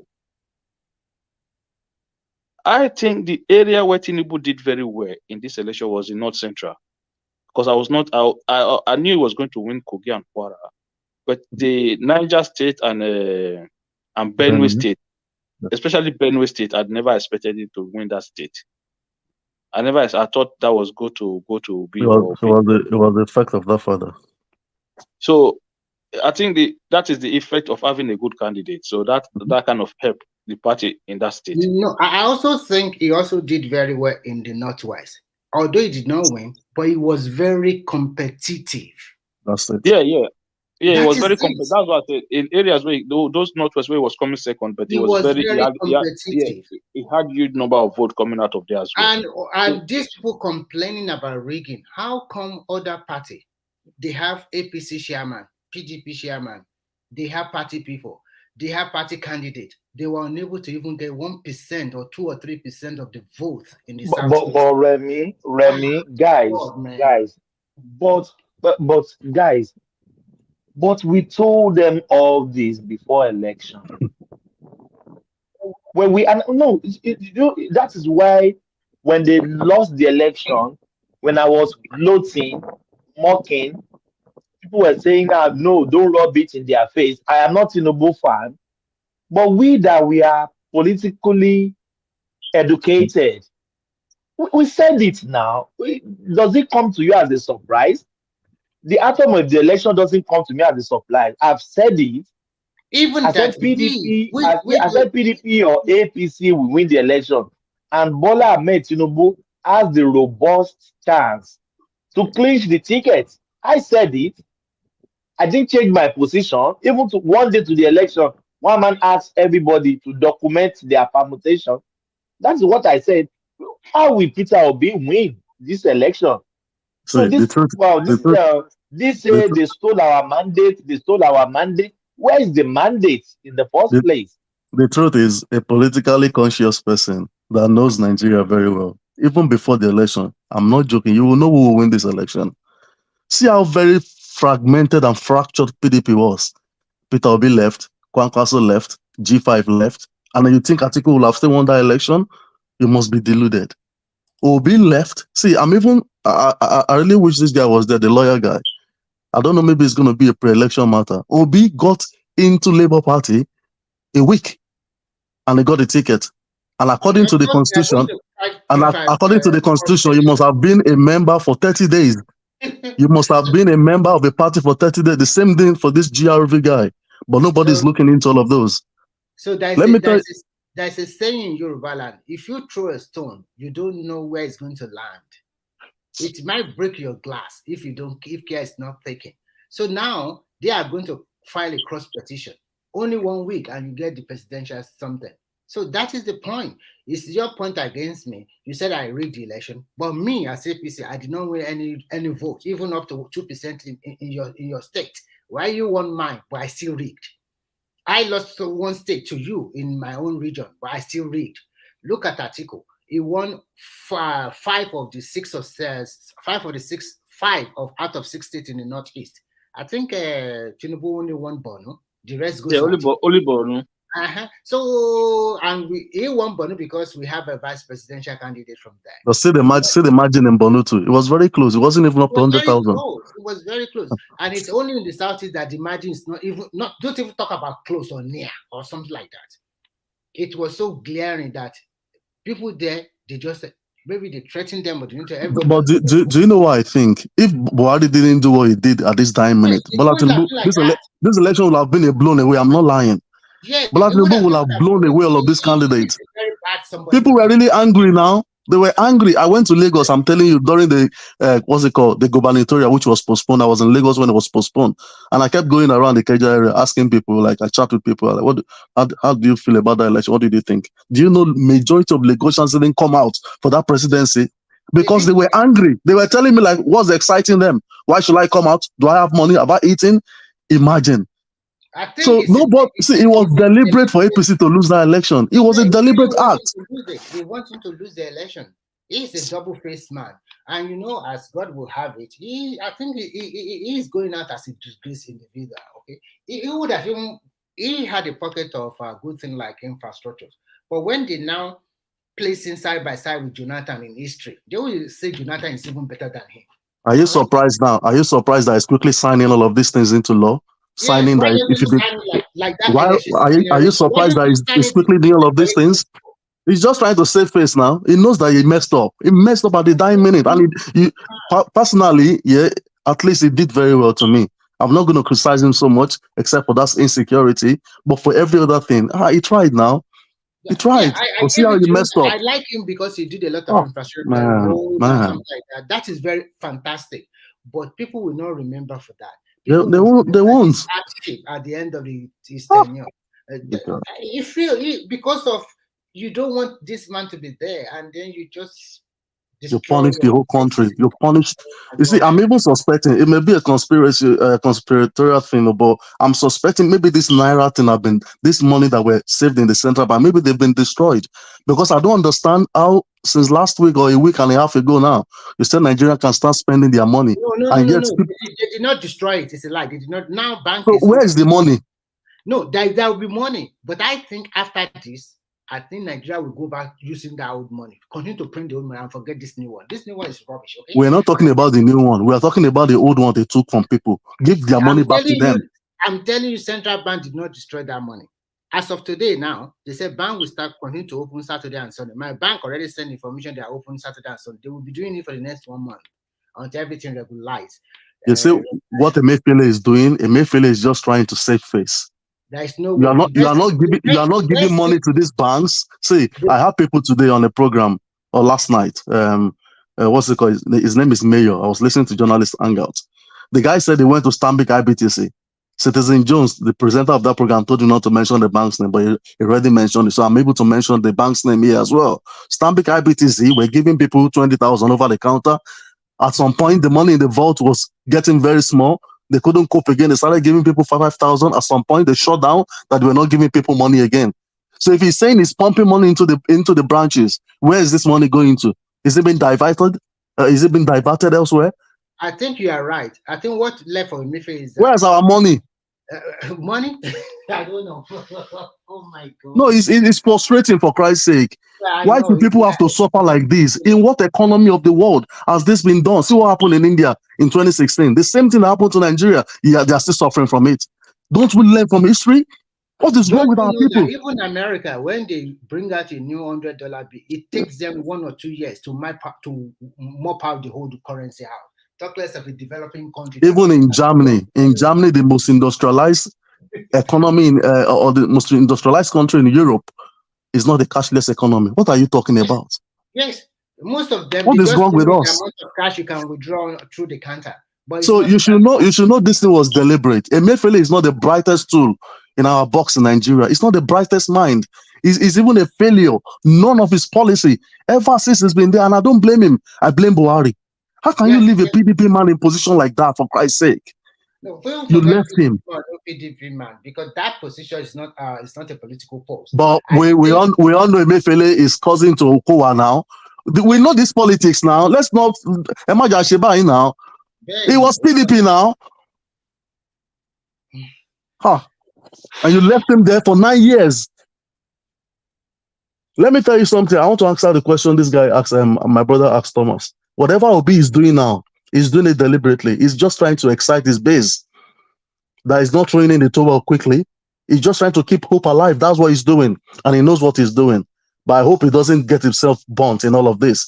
Because I don't see any reason why DSS is not picking up that Ahmed now because of that interview we did day before yesterday with Okin Baloye, telling us there's not going to be Nigeria. And Ezefe, that man from Anambra State, that old man, telling us Bola Tinubu will never be sworn in a president-elect. You see this brazenness, this confidence, this social media freedom of speech thing. I hope it doesn't destroy democracy in the world, not just Nigeria alone. How can people be coming out to be saying things like that against a constituted institution that they won't be Nigeria? Who are you, for Christ's sake? So the 6.1 million that voted for Obi, they are the only ones that own Nigeria. The 6.9 or 6.8 that voted for Atiku don't own Nigeria, or the 8 point something that voted for Bola Tinubu don't matter. What is wrong with these people? So that is why some countries they are trying to regulate social media. So we need to regulate it. There is nothing like free speech all over the world. There is a form of regulation, and people must also be very responsible. You cannot just people are so irresponsible about the social media thing, man. Everybody just comes online, does anyhow. Sam Amadi should have been picked up now. The same Sam Amadi that was in charge of our electricity then is now on Arise TV pontificating, telling us how to live our lives. People that should be in jail, Abati that should be in jail, Obiagbena should be in jail right now. See, I'm not just making all of this. So you know it. Obiagbena returned 400 million to Buhari when he came back. The money, the 2.1 billion they collected from Dasuki, the arms gate. Abati collected money on behalf of journalists. He's the one sitting on Arise TV telling us how to live our lives. And there's gallivanting around. Oh man, see, Nigeria, man. Oh God, I don't know, man. So the institution of state is not working very well. All those people, when you give Nigerians, just give one or two, pick one or two for examples, and everybody will sit tight. No, they won't do that. What?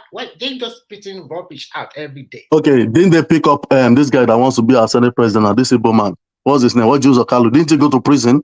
Now they said the Supreme Court has pardoned him, that he's been written off. It's just like he's never been to prison. Yet that same shameless person wants to be our Senate president. No, I don't think he's going to get it. I would prefer that the Senate change their law and just give it to that RUMOUR guy. He is the best one.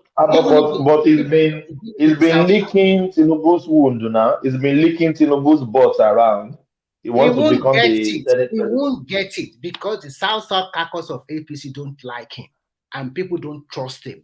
He actually worked against the party during this election. He worked against APC. So they are going to probably, because of this reason, if Southeast cannot get it, South will get it. I even want them to change their law, that their standing order. They should give it to that Ebonyi governor. That guy has performed. They should give it to Umahi, that Ebonyi governor. He has performed. And this funny, did a wonderful job. You can see that. Look at the election. The 3 senatorial candidates, the governorship candidate, that is a performing. It should be compensated for that. It did very well. It did very well. Not like this world user card does not even do nothing, just sit down there or something like that. And you want to reap when the food is already ready. Now you are coming back. Okay, it's your turn. What the fuck? What's your sorry for my language? Oh my God. I just don't. Well, at the end of the day, they know how they play their politics. He is not a front runner for that seat. No. Left to me. I don't mind if we have 10 Muslims at the helms of affairs from number 1 to 10. I don't care. I'm a Yoruba person from Osun State. I don't care if all of them are Muslim. I'm a Christian. I mentioned something. I want performance. I want competence. I mentioned something the other day. I said, is religion killing that Africa? I don't care. The Prime Minister in UK is a Buddhist now. What are you talking about? A Christian country? See, So if Bola Tinubu, for example, now is from the southwest, is a Muslim. The other guy, Shetima, is Northeast Muslim. The third person who is going to be the Senate president, I don't care if he's from the northwest, because of how the southeast have treated APC. Yes, and I was talking to you are not giving votes, yet you want to be compensated for what? No, no, it's not done. This is politics, but because of Nigeria, they said a federal character or spread it evenly or something like that. If not, Federal character should be an appointment, not an election. Federal character is an appointment, which the president. Everyone will not fall. If they nothing will happen now. Nothing will happen. Already know now that no matter what they do, they are not going to get that vote from the southeast. So why we classify them? How can APC be getting 4,900 votes in the whole of Anambra, and you are telling me there's no rigging? And Obi got 600,000, 500,000 in all of those places. Is it because APC are not mentioning these things? Okay, Obi is gone to court now. In all his prayers that he sought at the court, he didn't mention anything about overvoting. And the stupid base, the headless mob are following. I don't know. I think these people they've been jazzed or something. It looks like I can't explain this followership. This Obi thing is an opportunist. It really cashed on this youth that don't want to listen and understand the history of this country. No wonder they removed history from the curriculum in Nigeria. It's Ekwesili. She was the Minister of Education that time, or Minister of State for Education. They took all of this. It was strategic. We cannot lose our sense of history. I'm telling you, see, I'm a Yoruba person. The way I see Nigeria in the next 30 years, yeah, I'm sorry to say this, but the Igbo, if they don't know how to play politics, they will not get there. Okay, because by God's grace, Bola Tinubu will live long. He will do his 8 years. Let me finish, sir. He will finish his 8 years. This thing will go to the north, and he will come back to the southwest again. No, it might not come back to the southwest. It's going to. Where's it going to go to? South. To the south. Ogasi, forget all this south thing. You need people that can win you elections. Forget all this geopolitical this thing. Who is in the south? Who is in the south? I am the objective here. Yoruba people are very liberal. I'm a realist. I know. Yeah? I am also a realist. I understand what you are trying to say. But to me, I think after 8 years of North, it will probably go back to South. But if who would they vote for in the South? Oh, don't worry. They can bring us some. You need the North. Let me tell you the truth. We're talking about 16 years now. Probably okay. Grooming somebody. They have to start doing something from somewhere. Left to me. When Bola Tinubu finishes, he should help us prepare El-Rufai. I want that El-Rufai guy to be Nigeria's president. El-Rufai and Fashola. They should be the next one in line. They should be watching what is going on now and be preparing themselves for this role. That El-Rufai guy, I even believe him more than Bola Tinubu. I'm not going to lie to you. I need a ruthless and strong leader for that country. I don't know the way we are going in Nigeria. I'm afraid for that country. I'm very, very afraid for that country. We're just doing things haphazardly. Everybody's just running things as if. I went to Lagos now. I saw things for myself. I'm like, what is going on in this country now? After 12 years, I thought things will have changed. Nothing has changed in that country. Nothing. I was driving on Onipan going towards Jibo. I saw cars facing me on the same lane, driving against traffic, and I was the one even trying to maneuver my way out of the way for them, because if we don't do, they're going to run head-on collision with you in Lagos. No patience at all. Nobody's ready to wait. Everybody just blaring, honking, as if we're in a lawless community and in a lawless society. We need a strong leader in that country. All of this patching up and patting them on the back thing will not work for that country. We need a strong leader. We need a very, very strong leader to help us deal with that country.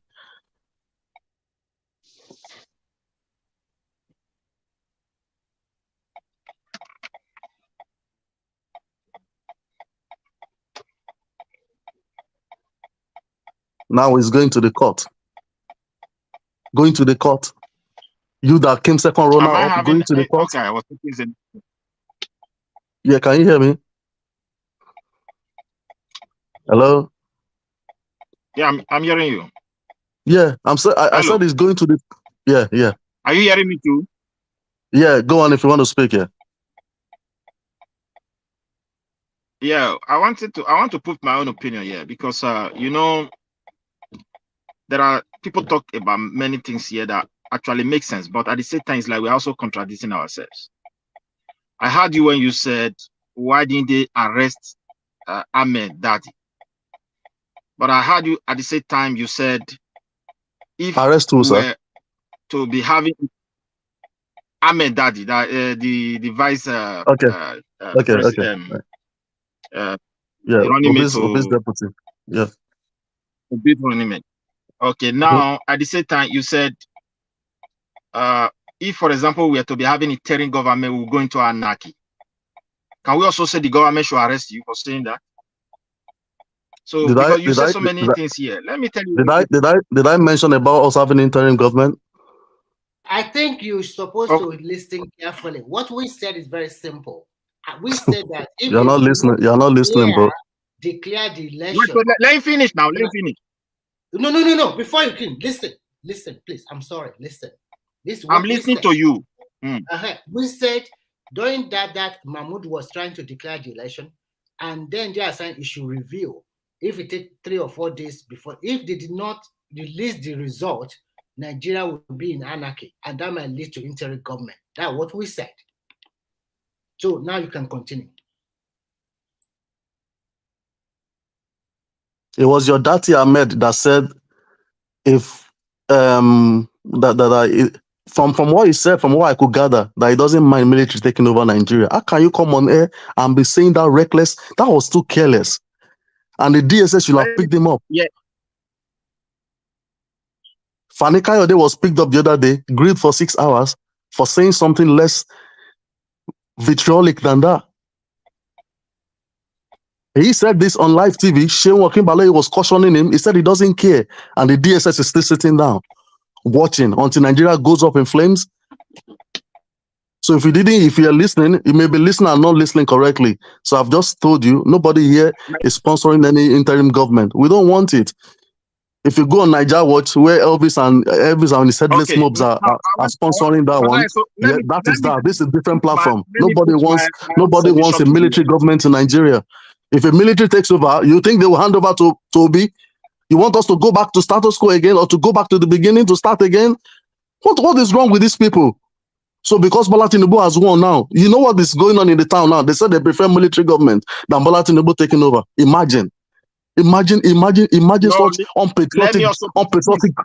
Are you people even hearing me, sir? Or am I having network problem? I want to put something here. You have also said a lot of things. Put it through, please. Hello. But are you hearing me at all? Maybe my network is out, but that's why I'm just talking.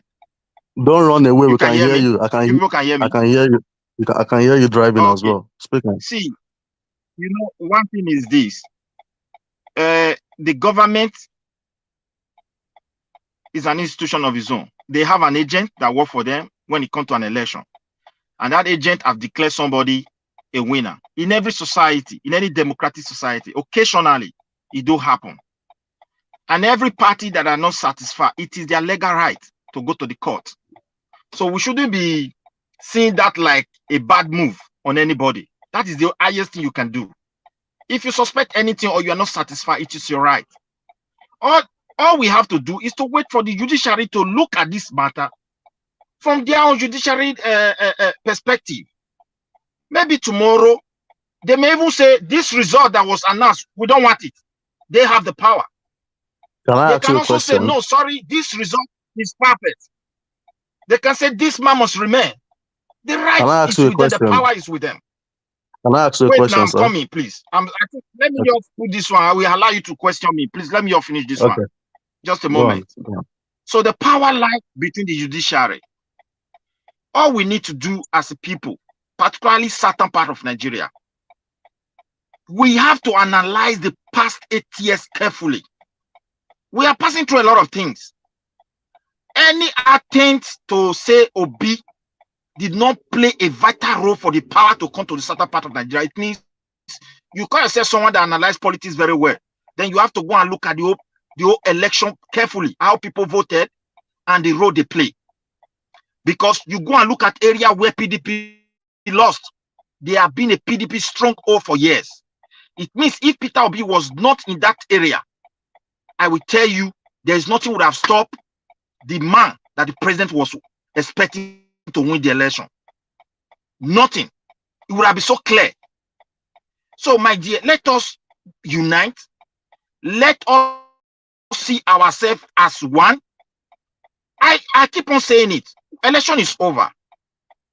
Because the more we continue to say it and don't see, even when you don't agree with somebody, try to see the importance of that person to you in every moment. It is very, very important. And I think these guys are politicians. They have interest. But we, as a common man, we also have our own interest. Because our interest, maybe we say we want Nigeria to be good. We want to have job. We want to have good schools. It's interest. They also have interest for the country. And they have their own interest to occupy a position. For we to be able to stand at all, or for Tinubu to even succeed, we that said that we want Nigeria to move forward, and we are from certain part of Nigeria, we should analyze politics of this standard. I always make reference to Obasanjo when he was there. Somebody was talking about our interest. Then it's like, with my brother, it's just natural. But this is how we have to analyze things. Yoruba have a lot of constitutional professors. Obasanjo was using constitution. Because of this, it's my brother that is there. People were so careless. Nobody cared to go there and digest this thing. Until everything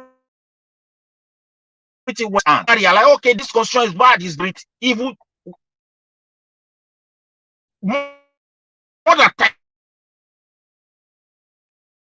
3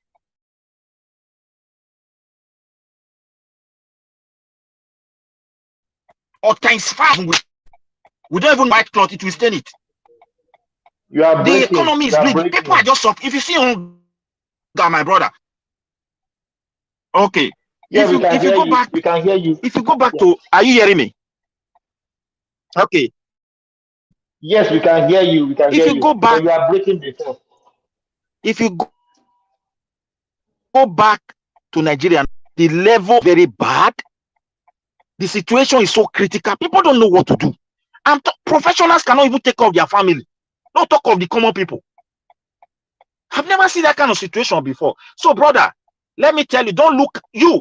If you call yourself someone that is intelligent, don't let emotion carry you that you cannot manage. It's no situation you cannot get yourself. It's becoming. You shouldn't waste your energy on that. No, Midwest, you are breaking. You are breaking. We can't hear you. You are breaking heavily. Maybe if you get to where there is reception, you can come. Yeah. Midwest, you are breaking. We can't hear you. We can't hear you. Okay. I will do. Let's invite. If you get to the I will do. I will do. Yeah. Another person. Because we want to hear from you. Do we have Har? Do we have Har? Har? Do we have Har? Yeah, we don't have Har. Progressive. Yes, Progressive. Thomas. Did you see the video of the lady saying the lady? Yeah, you did. Oh yes. Let's hear from her. How are you, bro? Okay. How are you? My people, how are they? Oh, we do. Body day inside cloth too. Waiting, we go talk now. I've been one talk to Progressive. Yeah, it's here. Yeah, it's here. Yeah. My brother, he be say this INEC, they not transmit the result the way they're supposed to transmit the result, right? No, that is wrong. That is wrong. Okay, tell me. You're not right. Yeah. Tell me. What they said They said, the court said in their own rules. Thomas, you would have let him finish first before you, because you don't even know where he's going. Let's finish. Finish. Okay, Don't let me thank you. cut your train of thought. Thank you very much. I've been saying, if they no transmit the results, they say they go use BVAS. When they vote, they're going to transmit them, so you're going to show up for the IREV portal. So all of us can see the result as they come in. Because in the past, they rig the election. And at collation time, they rig the election. So there are three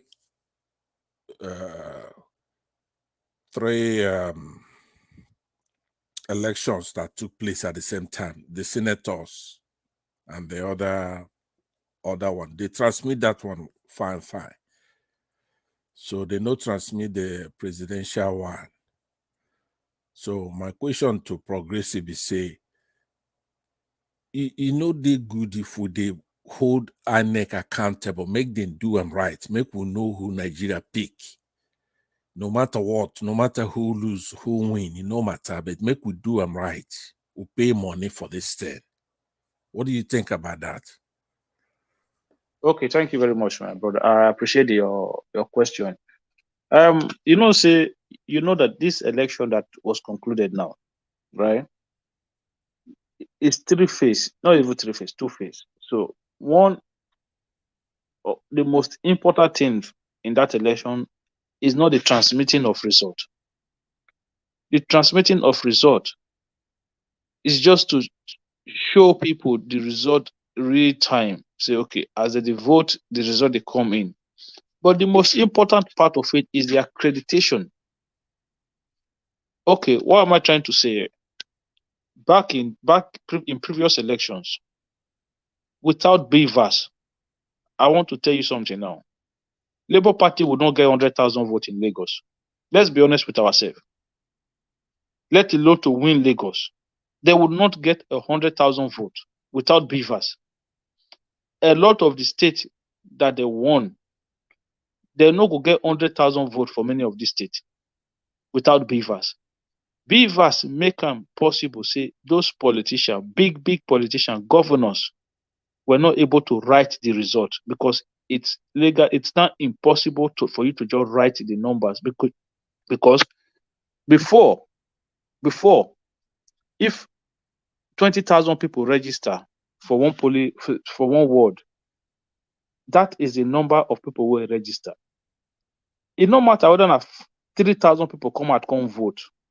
Politicians feel write 17,000 as the people will come vote because the number of people who register now 20,000. That was what we used to do. Now what it court they accept with that one before to prove the case for overvoting. Before now number of registered voters now court they use for overvoting. But now since they change the law, now number of accredited voter now that they use for overvoting. So BVAS make sure say people wey no accredit, they no fit vote. And once they don't accredit you, no fit increase the number. If you increase the number, they go void the vote. So transmission, everybody just talk about transmission.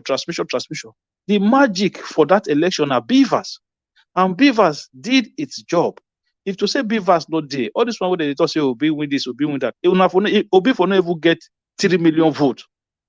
Let's be honest with ourselves. This is why I'm telling you. I agree. This is why I'm telling you people that look, it is not perfect. I know they talk say it's perfect. We can still do better. But for me, I don't follow election. I don't follow election result. Year after year.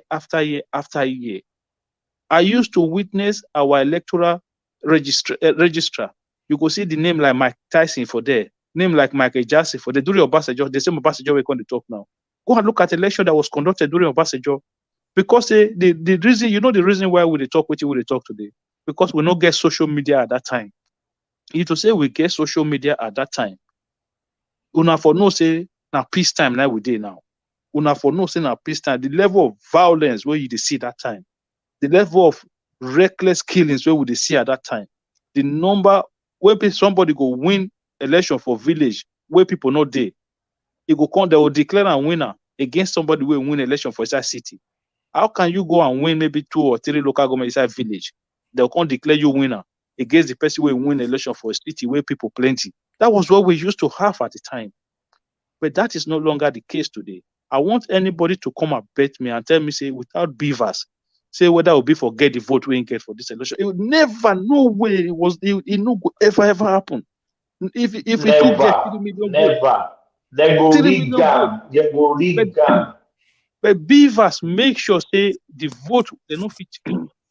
In some states, like Rivers, yes, I accept say maybe they change numbers for Rivers State. But that one, it easy. Court will easily change that thing. Court can overturn it or can void that result because beavers will show that okay, there was either overvoting or the result was manipulated. So the technology is there. That transmitting of result, no be the main thing. Now beavers accreditation that be the main thing. Yeah, progressive. I hear you and I agree with you. Maybe 98%. I hear, but make I tell you, Beavers did his job. Beavers, it took a long time to pass that law and a lot of money, 400 billion naira. The reason why that Beavers is important, you don't mention one.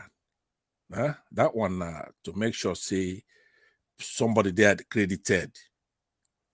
But the other one be say, the time we did the rig election before, now the collation way they important. That's why they turn off the presidential one. Make you hear me. Because me, I don't care who win the thing. But if, like you say, reverse the changer, you don't agree now, say the fit changer. Are you sure? Say you don't care who win the election. Are you sure? No, don't worry about it. You no matter. Make a submission so that we'll carry on the conversation. We're not here to say whether you support one person or not. Right.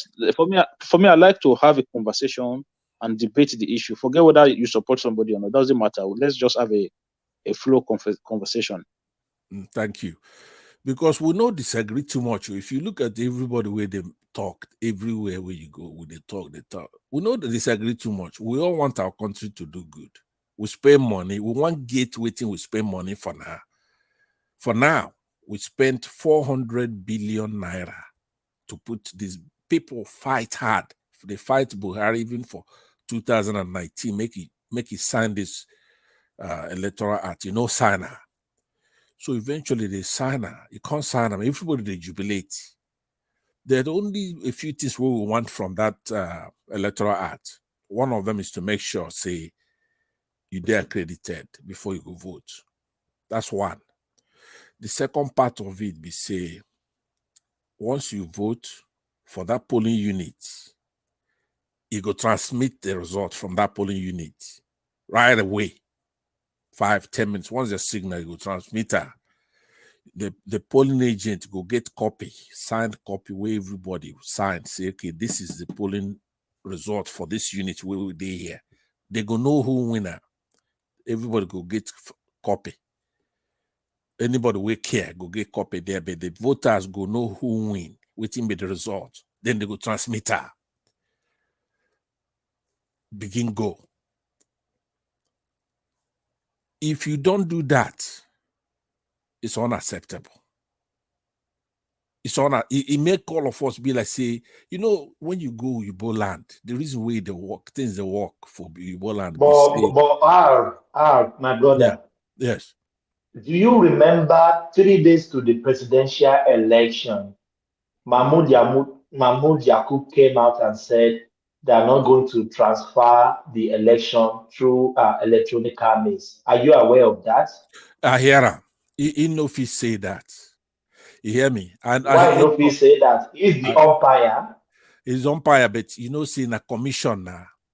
Na commission before when you do you come. They have the right to this to the commission go publish as they publish for 2022, waiting they call procedure and guideline 2022 for the 2023 election.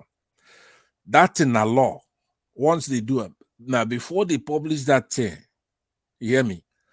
They have a choice. The commission is empowered to either transmit manually or electronically. They can decide.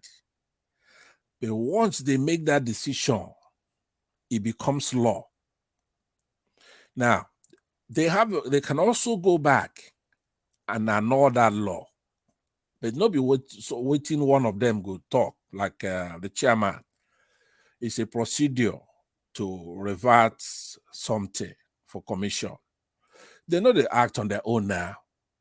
There are laws that establish INEC, and they say commission. They have the ability to make law. One of the laws they make through that guideline for 2022, they go pick election day, for example. For example, make I ask you. Sorry, I would just want to interject for 1 second. Go ahead. INEC does not have permission to make law. They only have a procedure. No, listen. They have a procedure, election procedure to follow. When you talk about law, you talk about Constitution of the Federal Republic of Nigeria, which in that constitutional law, I mean the Electoral 2020, there was nothing there that election should be transmitted electronically. Yeah, no, hold on. So don't tell us that INEC have power to make law. They don't. They just have a procedure or guideline. Make I tell you now, listen, it'd be like, say, you get constitution. Yeah, you go for city can pass a law. They call them ordinance. You go for homeowner association can make. The law is now euphemism. I no one quarrel with you on that, because if you look for INEC, for that guideline, it has to adhere. So just call it guidelines. Stop calling it law. Okay, no problem. It's called procedure and guideline, and you go for one clause where they call clause 38. That clause 38, now him they guide this transmission the way they have to do it. See, they can go back as a commission, go change all that. There'll be objections, there'll be rulings on that. It takes a while to make a guideline. No be one person, no be INEC chairman. If get more power than everybody where they there. It's a commission. Now the parties, the political parties have to rely as far as protecting their votes. If you say, once you make a decision saying electronic, then they have to know how to protect their votes. That's why they have a polling agent there. If you say manual, they go for where you the collector. You hear me? Because they have to be there when you do anything where they do. That's the Constitution itself says that, gives the guideline too, right? But INEC cannot operate outside the Constitution. But what exactly are you driving to with all of this now? Please take us there. This story is becoming too long. Yeah, it don't need too long. You're right. Make I conclude. Make I tell you, say, there is something where they call 2022, the Electoral Act of 2022. That Electoral Act, from 60, all the clauses, all the sections, in that case, it's called sections in the Electoral Act. They're important. But make you take your time, Remember, that's a law. And INEC had already used it in Ekiti, in so many other, in Soludo's place there, to run the elections already. So we know what it says. But Pansat, wait. Are you telling me because they don't transfer the electronic means, does that mean it nullifies the authenticity of the election results? Not only that, you go to jail if you go to 60 from section 60 to 65, right, of that Electoral Act. It will tell you the punishment for what Mahmoud is doing. It be the same we did for lawless country. Electoral Act is law with punishment if you don't do the right thing. Okay, sorry, I want to quickly ask you a question, please. Yeah, go ahead. So, in the place where it said it should be transmitted, what was the time duration for transmitting the result? First of all, it's real time, right? What was the time? What was the time? What was it? Did they say immediately? Did you say anything immediately there?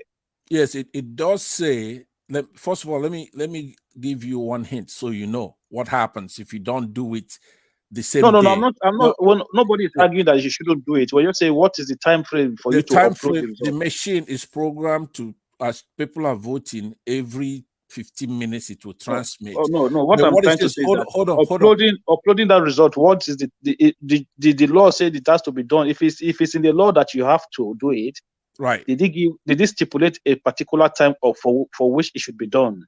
Yes, it does, because this is the way he handled it. If he says if there is a technical problem, the machine is programmed to transmit immediately. But if there's a technical problem why you cannot transmit it, you cancel it. Do you understand? It says that very specifically. Just go read it 60 to 65. No, what I'm saying is, does it give a time frame to say it has to be done within 30 minutes after the election, after the result has been called in that polling unit? Did it give a time frame for it? Yes, it does. It's so what is the time frame? It's real time. Real time. What is real time? What do you mean real time? Real time. It's as you voting, it's sending it. In essence, maybe there's a delay due to network issue, but it's sending it every 15 minutes or so. It sends it real time. Just read it. Go ahead and read the entire. Okay, it's okay, fine. So hold on 1 second. Here's the major I want to quickly say something. Yeah. Okay. So you understand that during the election day, in terms of logistics, some INEC officials did not get to some. But progressive, hold on. Why are we arguing? Election has gone. I think no. Hold on. Let him land. It doesn't matter. It doesn't matter. Well, let's discuss this issue, because sometimes we have to get things out of the way and get into a position whereby we can move forward. So on election day, right? INEC officials in some area got there 9 o'clock, and in other part they got there 1 o'clock, right? So some polling units you have huge numbers, and maybe say the officials got there very late. So what will be the real time? This is what I'm trying to explain to you. So if result is coming in at 2 o'clock in some polling unit, and it is turning up at 12 midnight in some polling unit, is that acceptable to your standard? It is, because it's the real time we're talking about is from the voting, from the voter. Let's say if you vote by 2, that's your real time. If you vote by 8 in the morning, that's real time. But to cap it off for you, what you should bear in mind is that if for any reason, let's say the machine failed, let's just say the INEC person didn't show up, right?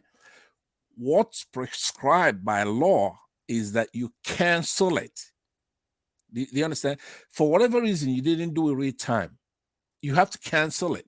And then what do you mean cancel it? What do you mean? I don't understand. What do you mean cancel the election? You mean cancel the election? Yeah, you cancel that particular precinct that's not unable to upload the result. So you would disenfranchise people vote because you could not upload it. No, you cancel it and then you hold it the following day. That is, you have to go by the law. It's not what I want. I'm not just here talking. I'm talking about what's itemized. So Pansat, the next day, if they can't upload again, so they will cancel it again. We have to wait for 1 year for the election to be completed, going by what you're saying. Pansat, there's that in your story. It's not me. You have to tell us. Is it in the Electoral Act, or is it in the guide? Is it in INEC guideline? It's in both. So let me pull it up. Let me pull it up. I'll post it in the private chat. Let me post it, Thomas, so you could then show it. I don't know if you have the ability to show it.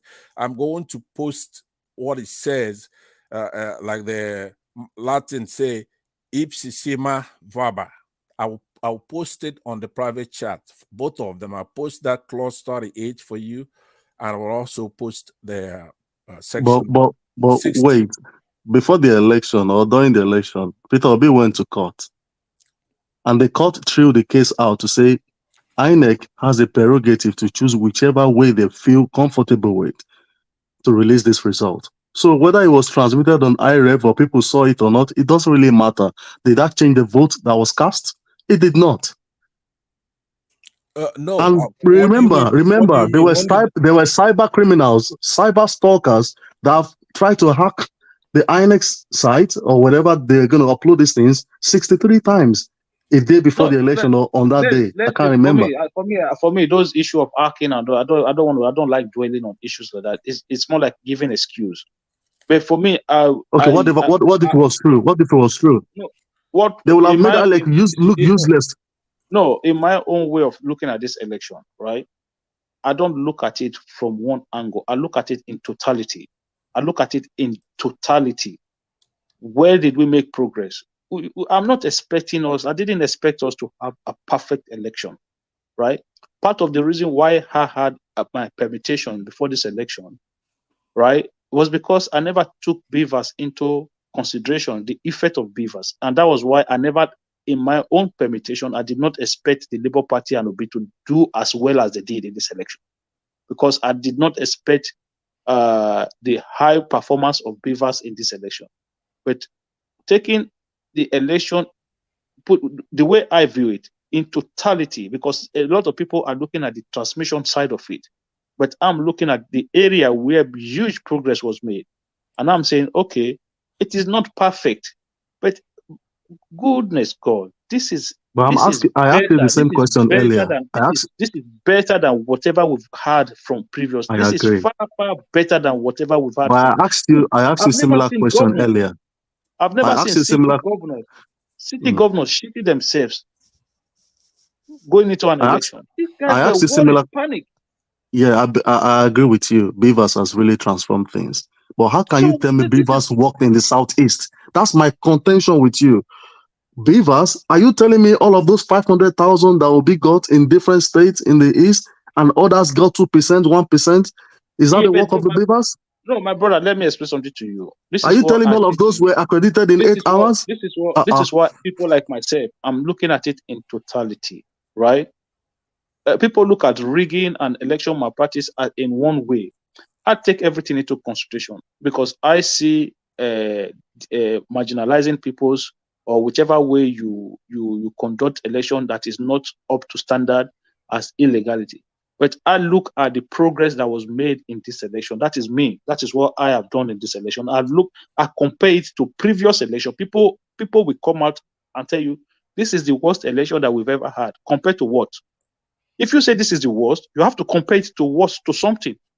Compare it to which election, and then let's have a debate. Why you will call it the worst election that we've ever had? Which election? 2007 was the worst. No. 2007 was the worst. Take the Abiola one out of it. Compare this election to any other one since 1999. Just let's make comparison. This is the best. This is the best, to be honest. But people will say this is the worst that we've ever had. That is not true. It's almost like it's almost like we don't want to acknowledge the progress that we've made this year because the election result did not go our way. That is where I differ from a lot of people. We've really made progress. I think you guys are right. And when you look at it, Labour Party, for the first time, won 6 senatorial seats. If it's never like before in Nigeria, how can Obi win Lagos, for God's sake? For goodness sake. People just want to write it off. People just want to write all of those things off and say, oh, it's the worst election. No, it's not. And if to say they really want to rig it, Obi will not get 97 or 95% in Southeast. Are they not sitting governor of APC? Remy, I don't know, maybe you listen to us more often. I even beat my chest that Obi will not get 3 million votes in total. In total. Do you know what? If they do the election today, again, Obi will not get 2 million votes. If they do the election again today. It won't. It won't happen. It won't happen again. This nonsense that they did in the East, it will never happen again, man. I saw someone complainting, one person, the same complaint everywhere on the paper. I posted something for you guys on the private chat section. Yeah, I saw it. Pansat, I saw it. Yeah. Let's focus on what the discussion, because there's only a few things that are left to be done. The election is taking place already. So right now, it's to know, was the election No. Pansat, just hold on. Let me read the second paragraph for you. You are even defeating your whole narrative now. I understand. Because they have been telling you it. let me finish now. Let me finish. Yeah, go ahead. Go ahead. They have been telling you, Pansat have been telling you that is a guideline. It's not a law. The second one that you posted, you said the exercise this power leads to the creation of INEC regulation and guideline. I can decide tomorrow to change the guideline if it doesn't suit what is going on. It's not a law. Nobody pass it into law. Okay, Yeah, hold on. Let me. In addition, Thomas, Yes, according to the 2020 Constitution, INEC, the law gave them just substantial compliance. They did not say 100% compliance. Substantial can be 50%, can be 60%. It's enough to name a winner. They did not say everything under their regulation they must do it. Go and read the Constitution. The Constitution supersedes these regulations and guidelines. That's right. All right. Let me then land what I'm the main thing that we're talking about.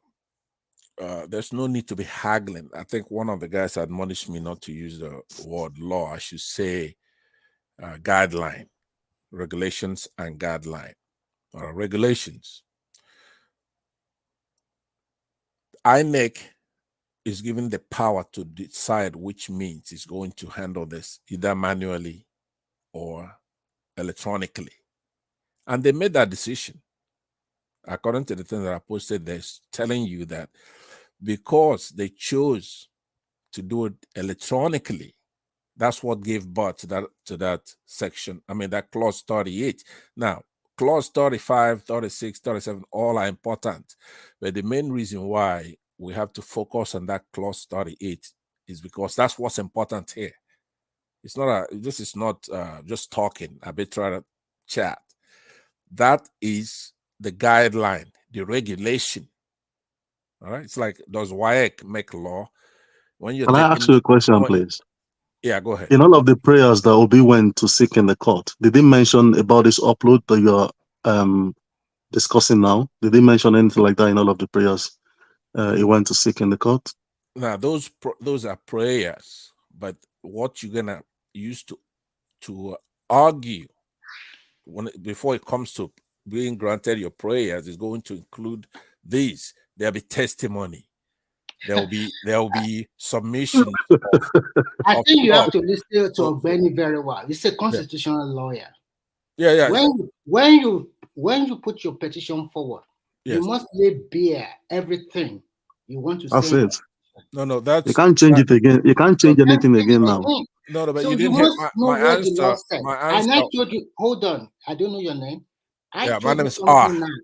I told you that substantial compliance. All these things you are arguing about, when you go to court of law, the judges will rely on the manual collation from EC8A or whatever. That is the most important one. Whatever you say about transmission, if that form is different from the transmission, then you have a case. But if the same result, duly signed by your agent, all these things you are putting here is not going to hold. I want you to hear what I'm saying. So, because we're not disagreeing, we're not disagreeing with the facts. Right now, the fact number one is that in 2022, INEC chose to go electronic transmission, not manual. They chose to do that, and they published their guidelines for that. And they went about educating the public about how they're going to conduct the election. That's fact. So it's not a fact. Hold on. It's not a fact because you are not following what is happening. Could 3 you days before the election, a week before the election. Listen to this. Listen. Just hear. Let me respond to what you said. That's important. The few things you said already, then I'll give you back the space. Fact number one is that INEC made a choice. They have the power to make a choice. The commission is empowered to choose between manual or electronic, and they chose to go electronic. And they were paid substantial money to establish that, 400 billion naira, like I said before. And they went and educated and hired a lot of people for that exercise. and conducted elections with that exercise, of which the Anambra won, and Osun won, and some others, right? And they were successful in doing so. And on the date of that election, February 25th, they held elections for senators who they transmitted the result. It should be simultaneous transmission because one voter, 3 forms, all that. So that's not an issue. That's not the point. The point is that they did make a choice. They don't have the right to for example, change it arbitrarily 2 days, 3 days, like that, like you think it, like the Mahmoud come out and say, oh, we chose to go electronic, but we change our mind, we're gonna go manual, like 3 days. He cannot do. He doesn't have that power. I think you are getting it wrong in one aspect, and I will try to let you know. Okay. So there is difference between law and there is difference between guidelines and procedures. Okay, but what I'm saying is that in all of those, you said they don't have a right. They don't. Yeah, they are the referee. Yeah, hold on. They are the referee. But remember, we are the people, all right? And the law has been established. You have the Electoral Act. No matter whatever they do, it has to comply with that. I think you are modeling it up. You have to. Can I land, please? Let me land. Let me land. Okay, the INEC chairman may be a referee, but he's not an authoritarian. He's not the president of the country. He's not a people. He's not above the law. He has to obey the Constitution. He has to obey the law, no matter what post he holds at INEC. He is not the only one in INEC. INEC is a commission. So I want you, there's no reason to So go. that is why I said you are still modeling it out. You are still talking about the procedure as a law. Procedures and guidelines is just the process we are going to do. Right. Before the election, anything can happen. I will give you a very simple example. CBN came with their cashless policy, but the implementation was not right. And they have to, some people took them to court, and at the end of the day, decided to change a lot of things. If they know that this procedure is not proof, they can change anything they like. It is not the Constitution of Nigeria. This is just a procedure and guideline. I want you to first understand the procedures and guidelines, which you are modeling up with the Constitution, which are totally different things. I was asked not to talk about that, but no, because you are modeling it up. No, I'm not. You have to understand it too before you start modeling it up. You are modeling it up. It's not fair. Remy, hold on. If we're not talking about it is one thing, which is okay, but if we have to talk about it, I want you to go and check. Agencies are empowered to make law. It's not a constitution. It's not a law. What you are saying. Hold on. It's not a law like in the. Yeah, let him land. Passan, land. Yeah. Let him land. Yeah. So when we say that I'm in my house and I'm gonna make law for my wife and my kids, I say nobody drinks beer in this house but me, or something like that. I'm making law in my house. It doesn't mean the law that's passed in assembly. So all kinds of organs make law.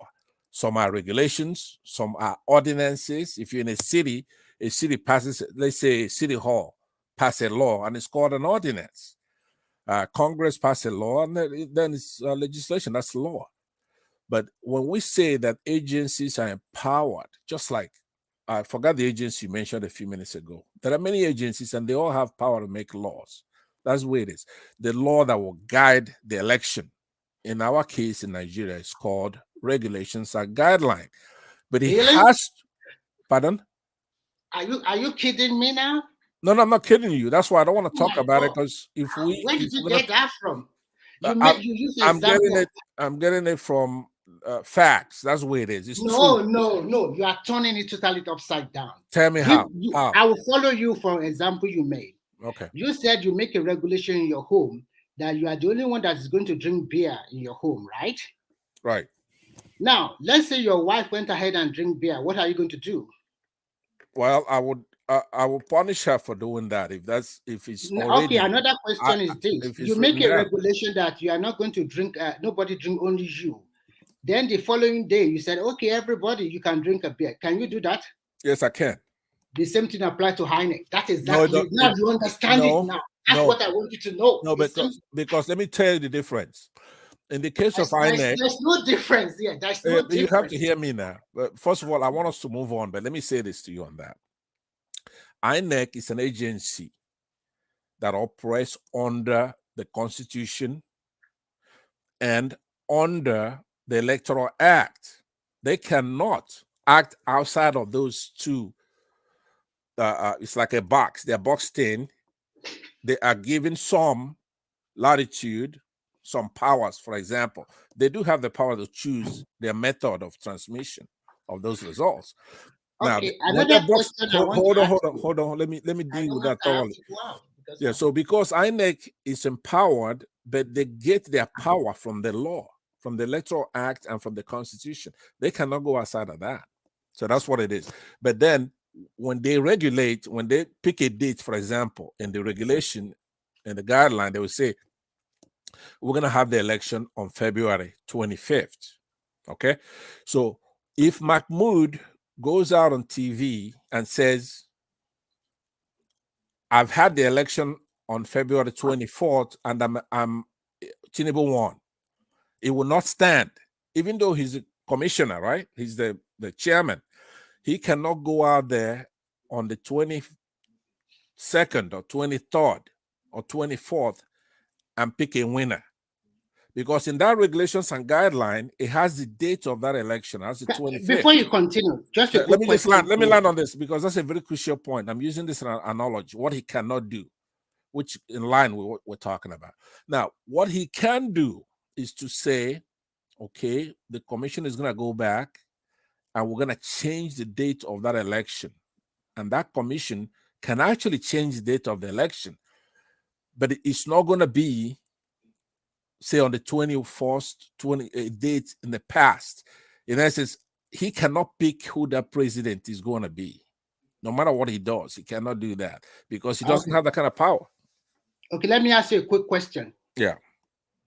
Do you know the form ECA when they counted the election and they record the result there? Do you know that report sheet? Do you know? Yes, I do. Yes, I do. You know. Yes, Fine. I do. On the election sections. Okay. No, I don't want to quote law. Just simple question. Okay. On election day, do you know how many percentage of presidential results uploaded into the IREF? Do you have an idea? 0. You are lying. So no, that's what I'm telling you. You do not follow what exactly go on in that country. Prove me wrong. I'm telling you 0. Listen. Some of the results were uploaded. Where? Because we have 176,000 polling units. Some thousands, maybe not up to 20 or 30,000. I'm not sure. No, but some it of them was were 0. Uploaded. No, it was not 0. It was.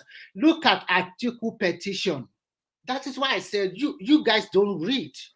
Atiku petition, Obi petition also said some of the results were not fully loaded. No, listen to what I'm saying. Listen to me. Listen. So I don't have time. I've heard what you're saying, but let me tell you, the answer is. You don't understand the law. Hold on, Remy, calm down. I heard you said 20. I don't know how many percentage you said, but I'm telling you 0. So now I'll prove mine. You prove yours. I'm telling you that it turned it off. 0. No matter what you say, they say substantial. You are comparing regulation with law, constitution, which is not supposed to be. You are just giving a narrative that suits you. When you go and research, that joke is going to be on you. I was right. You're wrong. But we say, let's not talk about it. It's irrelevant. Fine, I'm wrong. It's semantics. Right. It's semantics. No problem. No problem. Then we will see the outcome soon. We'll see, but anyway, I know that the time. Progressive. Please, I was asking the progressive. The progressive, you still here? The progressive, are you still here? Yeah, I'm still here. Yeah, okay.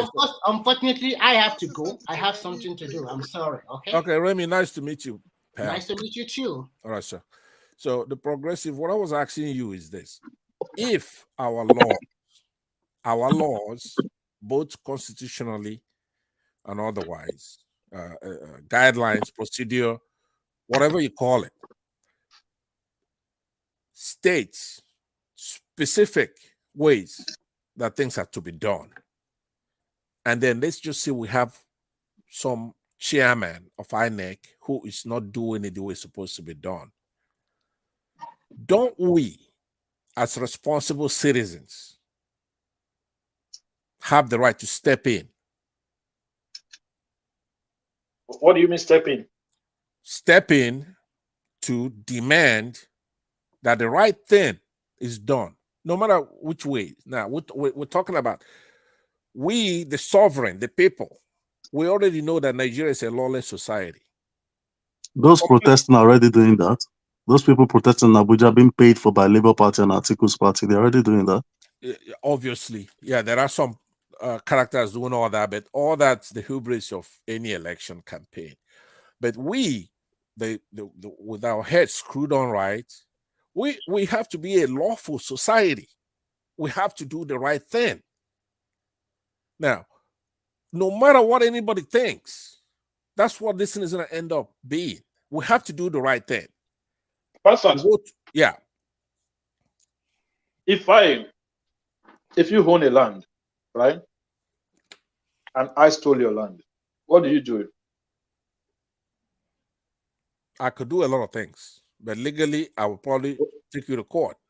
Exactly. So the case is in court now. Right. So that's what I'll do legally. Whatever illegality that INEC committed in the election, it will be addressed in the court of law. What's the illegality? See, let's not pander to what. No. Let's not pander to what people are saying. No, let's assume that is the case. Let's assume that is the case, right? Let's give it the benefit of the doubt that is the case. So the guys are in court already. So the court will make a pronouncement on it. Right. That's exactly right. And nobody said anything to the contrary. We're political junkies and we're bantering about, right? Everybody's doing what they're supposed to do. There'll be campaign, the Atiku campaign, they're in court. Unfortunately, we always have to do this, right? We want this country to come to a point where the laws are faithfully executed, where we don't have to do this. We're spending the money, $400 billion, right? We didn't spend $400 billion so you could go counting election result by hand, collecting it by hand. We spent a lot of time and money to pass that Electoral Act. Yeah. Transmitting the result is not why we spent 400 billion. We bought. Look, we had 176,000 polling units that needed BUHARI machine, every single one of them. In some cases, 2 times, 3 times, 4 times. So the server on which you are transmitting result is not what you spent 400 billion on. There were a lot of things, logistic. You have to pay workers, you have to pay staff, you have to transport, you have to do all of these things are part of your 400 billion. So this idea that because they did not transmit result, then we wasted 400 billion. For me, that is not right. They have to print ballot papers as well. Security ballot papers have to be printed as well. Every single expenses went into that money. So that is true. But I am speaking figuratively, right? The BUHARI without transmission of results, real time. Without transmitting those results real time, it's unacceptable. And it's fraud. At the minimum, INEC is guilty of converting electoral funds for other purposes. How can you say that? How can you say that? When the law, listen, have you seen the constitution that empowers INEC to conduct elections? Yes, I have. Okay, in that section of the constitution, it only empowers INEC. I want you to understand something now. This is the Constitution of the Federal Republic of Nigeria that give birth to INEC. It says INEC shall be in charge of how and when to conduct election. And that constitution, let me explain something to you now, supersede the Electoral Act. And in that constitution, there's nothing electric voting or manual collation. It just empower INEC to conduct election. That's all. And when we are saying, okay, we need an Electoral Act, it is to have some form of ways in which our election is being conducted. Okay, I'm going to let you know one thing today. You will see judgments given in the Osun election. All of these BUHARI and all of we could, after the Supreme Court judgment, it could all become nothing. if that judgment doesn't go the right way, if the judges come up and say, you know what, no, this B-verse of 18 doesn't really matter, then what do you do? What do you do then? Now, the courts have ruled on technology, right? See, there are three things you're dealing with here, and they're not a conflict. You have the Constitution itself that established INEC as a body to conduct these elections. Then you have the Electoral Act that was passed as a law by our legislature that was signed by BUHARI sometime in 2021, I believe, February. And then you have the INEC procedure and guideline. These are all laws. These are all important documents. They're not frivolous. Procedures and guidelines are not laws. Okay, I won't argue that. I said I won't argue that it's something that anybody who's disputing that should have the benefit I had, which is to make sure that I'm educated. You should know that by now, to be honest. You should know that by now. I am saying to you that it is law, but you don't have to take that. It is not law. It is not law. Okay. So now, when you put them all together, okay, the Electoral Act tells you you just need to go and get it. If it's Thomas is here, he should put it on the screen so we can read it from 60 to 65. Right? After you read that, you have to know that's the law. It's going to tell you about how this election is supposed to be conducted and transmitted and time frame. And what would happen? I think what people like you are missing out. What people like you are missing out is you are thinking this election is majorly electronic voting. See, it was still largely manual voting. That they are transmitted doesn't make it electronic. We still use ballot papers. Or e-voting. We still use ballot papers in this election. So what are you talking about? It's still 98% manual. You should know that. That it was going to be transmitted doesn't make it electronic. I understand. I'm talking about transmission of as far as collation is concerned. Transmission of those from the polling unit is what we're talking about. So it's still a manual election. It was a manual process. That's what I'm letting you know. Sam, I agree with you on that. People came in there, marked it manually, but we're talking about transmission of those results from the polling unit. You have to understand why that's important. That's crucial in Nigeria because it's nothing but fraud. As a matter of fact, the progressive, you were making that point very eloquently earlier about rigging elections. You're saying that this election is a whole lot improved, that Obi wouldn't have gotten, I forgot the percentage you mentioned, had it not been for the beavers and had it not been for the electronic, the beavers, at least as far as having somebody verify when they come in there, right? So we know that. That's why the beavers has two primary functions. Number one is to accredit a voter. If you come in there with your PVC, that beavers is supposed to accredit you. If you don't have PVC, you cannot vote, period. Unlike before, where you had incident forms. So now that's one part of it. You're accredited, you vote. Right there in time, in real time, what that means is that when you, as far as there's a signal available, it will transmit it. Right? It will be collecting the data and transmitting it to the INEC center, what they call system.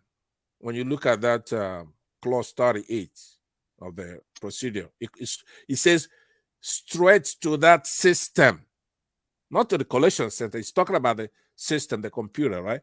So now, the second leg of it, why everybody's relaxed and they bought into it, especially I remember Mr. Mike Igini, who was a rec from Akwa Ibom. He's retired now. He's a very eloquent, he's a barrister, a smart guy. He went about on his own dime, educating the whole country about the beavers. So that second leg of it is real-time transmission of the result from the polling unit, where these agents will get, party agents will get a copy. So I have a copy of what this polling unit did, how many votes were cast, show what this agent will have on, Obi's agent will have on, Tinubu's agent will have on, and so forth, right? So that's transmitted, and these people, they know the result. empowers the citizens of that particular polling unit. They know who won in that unit when they leave it. So if you go and you thwart that, only Nigerians could even be arguing this kind of argument we're having here. Right? It's stupid, right? You have no power, number one. No, you need to follow the law. You need to follow the law. Exactly. So don't make us look like we are stupid people. We are not stupid people. We are not a stupid people. We are following the rules and regulations as laid down by the Constitution. Sam, please. I am begging you right now as your fellow Nigerians are not stupid people. So don't make us look like we are following the rules laid down. No, listen to what I'm saying. Sam, as your fellow Nigerians, I want you from today to be doing the right thing. Talk the right talk. We paid money for BUHARI so we could have progress, right? Is it the money that is paying you or the process? I don't understand. It's both. Okay, it's both. It's not, that's a false choice. We paid money to get a system so that our people at home can vote, get accredited. By so doing, you don't have a bunch of rascals coming in there voting on the age voting and all kinds of things. And the BUHARI did that. If you're accredited, you vote. But more importantly, that vote will count because it's electronically transmitted in real time to where all the agents have a copy of it. So you cannot go there declaring somebody to be the winner unless you have that done. Because that same law, let me just say this and I'll conclude. That same law prescribes what will happen if you don't. You could decide not to obey the law and transmit that thing, but if you don't, it says you cancel it. That's what it says. It doesn't say you go ahead and do a manual collation. You cannot do that. That's against the law. Okay, go ahead. No, Pastor, that is your own word. No. This is the law. Let's read it. Let's read it.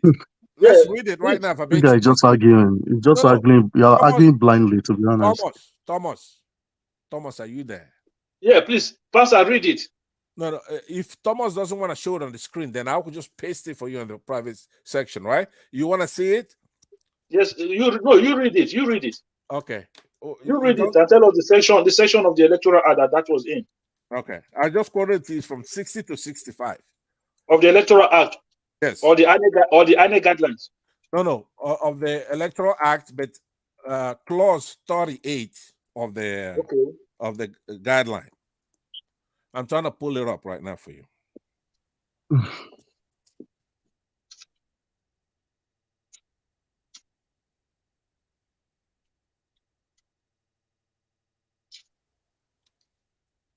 I'm not even sure the electoral law mentioned anything about real time. Worry, that's where I'm disagreeing with you.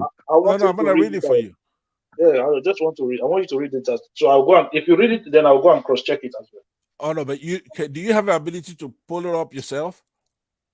No, you read it. No, that's not an issue. You read it. Okay, I thought you're gonna believe. I'm pulling it up now, so you could believe whatever I read.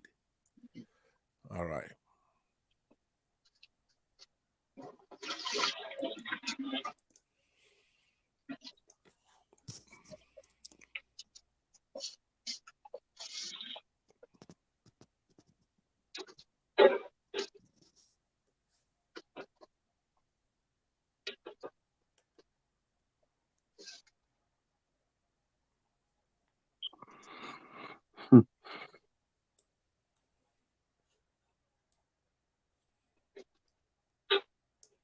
Is it gonna take you long? Because we can't just be quiet here.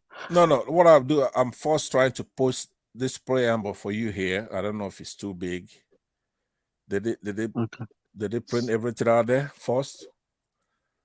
Is that the one that says the permeation of technology? Yeah, I don't know if it printed the whole thing. I wanted you to read that before. How many paragraphs do you see there? 1, 2, just 2. Okay, 2. Okay, so you know what? I'll just post them one by one.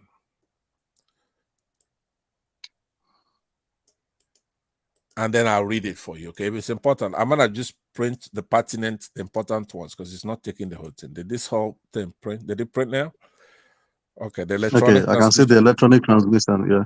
Okay, now let me get the other one. Because all we've had so far was at every polling unit, do your voting. At the end of the day, they upload to IREV. I've never read or heard anywhere where he said it's in real time. So that's where I'm disagreeing with you. Yeah, no, but that's there. I wouldn't, if I say that, then if I'm wrong, you poke holes in it. I'm saying it in a public forum. So unless you have something to poke holes on it, you have to accept it. No, I can't just accept it like that. If I say it's real time, you're gonna have to find where it doesn't. It says it's not real time in order to. Okay, that's where I want to say something. Right. Okay, but you don't have. It is real time, but it's also it describes it vividly. INEC was all over the place talking about this when they were doing it. Maybe you are giving your interpretation to real time. No, that's why I am posting all this for you, quoting the laws for you on the private chat. So I don't know if you're reading them. Yeah, I'm going through. Yeah, it's a lot. So maybe what you should have done is just highlight that part where it says real time and post that instead of doing all of this posting. So now I posted that while you're reading that, then I'm going to actually read the law then for you. See, that way it makes sense. You know, I didn't want to do it in the abstract. That's why I put that explainer there for you. Okay, do you follow me? So while you're reading that, then I'll try to get you this, because let's just read through this act right now and then relax so that we know.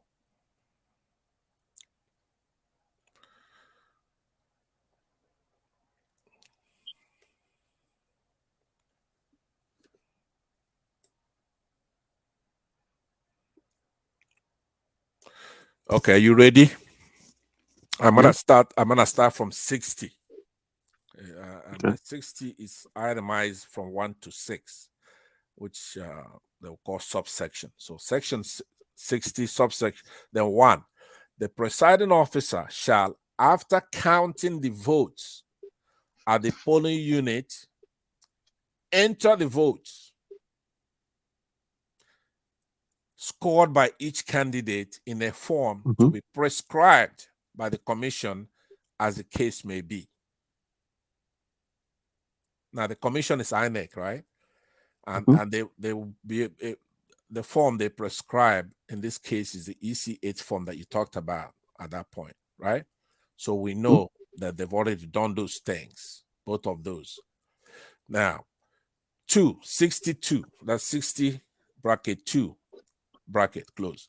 The form shall be signed and stamped by the presiding officer, that will be the INEC staff, and countersigned by the candidates or their polling agents where available at the polling units, which means the candidate himself could be there to sign, and obviously he won't be all over the place. So he also might have agents that they call polling units, okay? Or they don't have to be there at all. It's up to them because there's a may there, right? Now, 3, the presiding officer, that's the INEC guy, shall give to the polling agents and the police officer, where available, a copy each of the completed forms after it has been duly signed as provided under subsection 2. That's the one we just read before this one. Now, 60 bracket 4, close bracket. The presiding officer shall count and announce the result at the polling unit. 60 bracket 5, close bracket.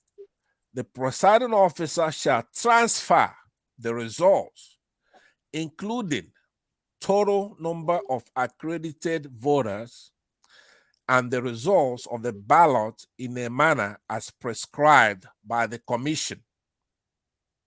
Now we're talking about that clause 38 in the guideline. So that's 65. It's talking about that. Then 60 bracket 6 close bracket.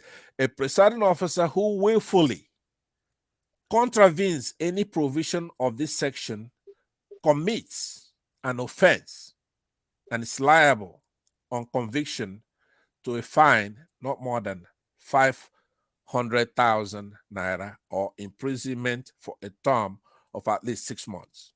Okay, so that's what I was telling you before. Now, let me just take this and post it here since I read the one, 60. You did see the punishment for not doing that right.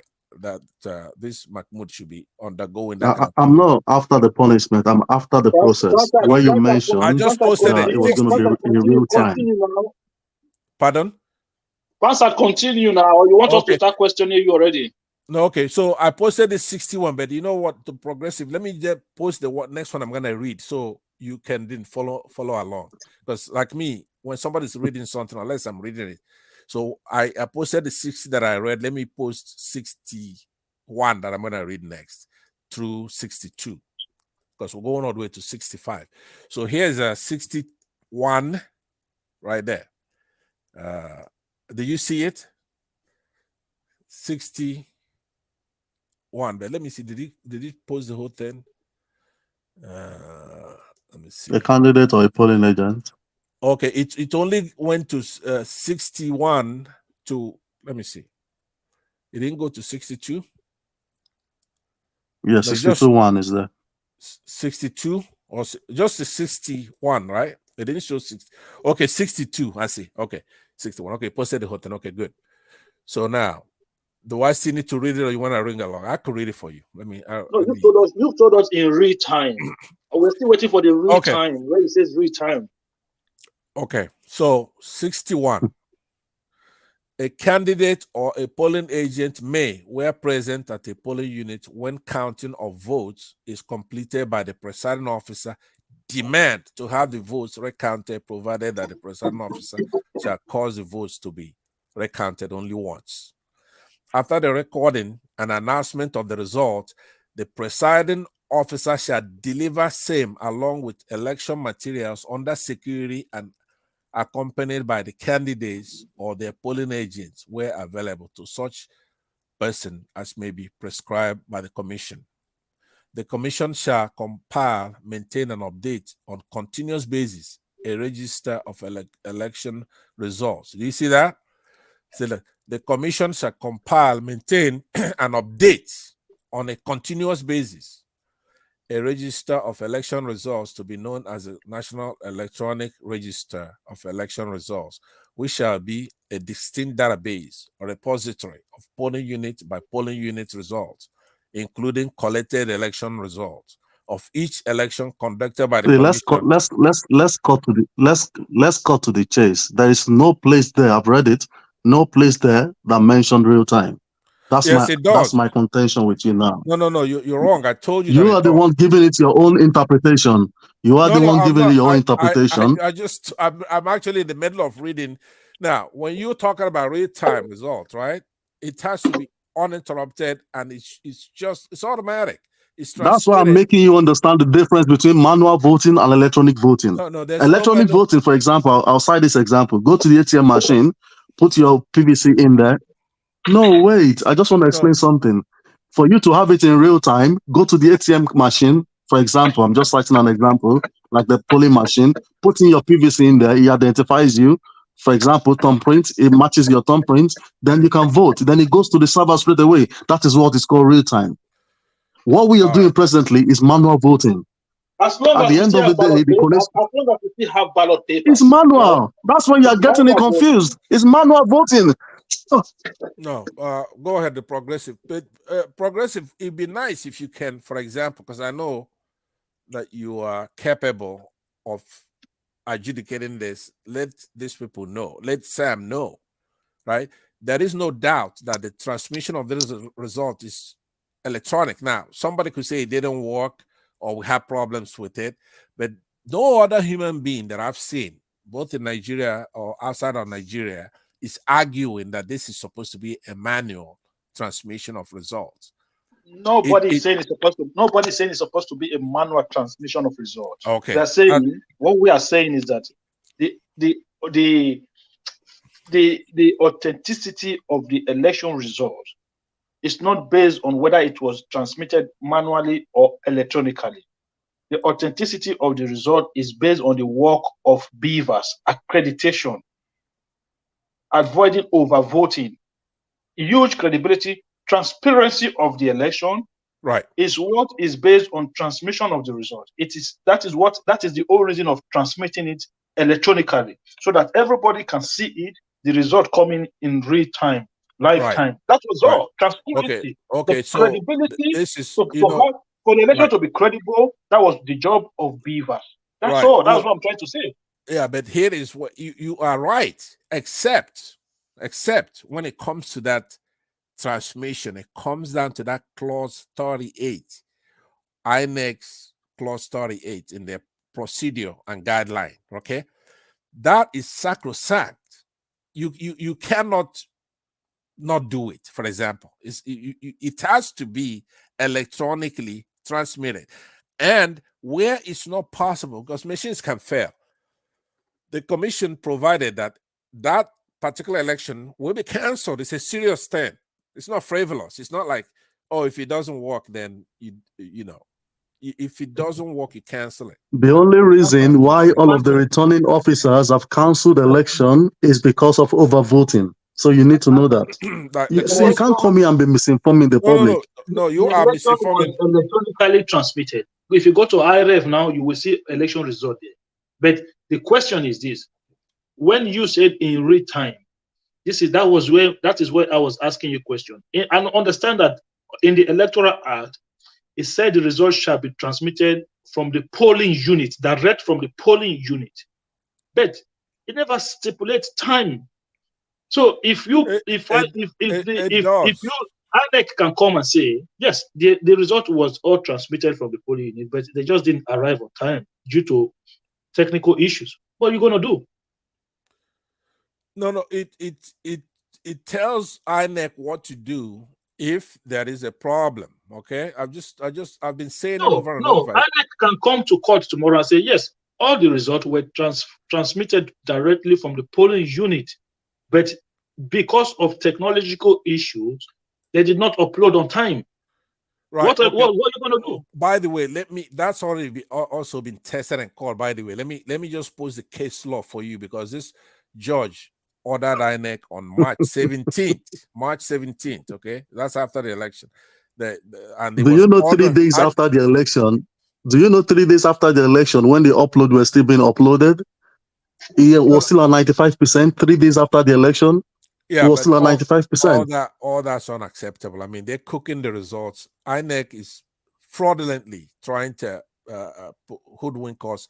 The only Can I ask you the reason why? Can I ask you the reason why Labour announced the winner? The results were still being uploaded on the server. Right, it's unacceptable. I mean, he cannot do.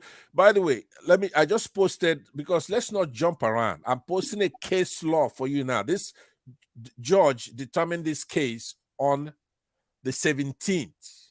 Okay, I posted it so you could read it. The judge is having them obey that guideline. They have to transmit that result electronically. They cannot do otherwise. Okay, what was the judgment? What was the judgment? Just read the judgment to us instead of posting again.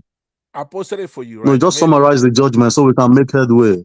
Okay, I read it for you. You can't be waiting for you reading and reading. Everybody needs to contribute. That's why I'm willing to give up. This guy tried to explain to you the difference. Well, what I think your expectation and what we have are two different things. Yeah. So your expectation was electronic voting. The only way you can have that result the way you expect it, it has to be 100% electronic voting.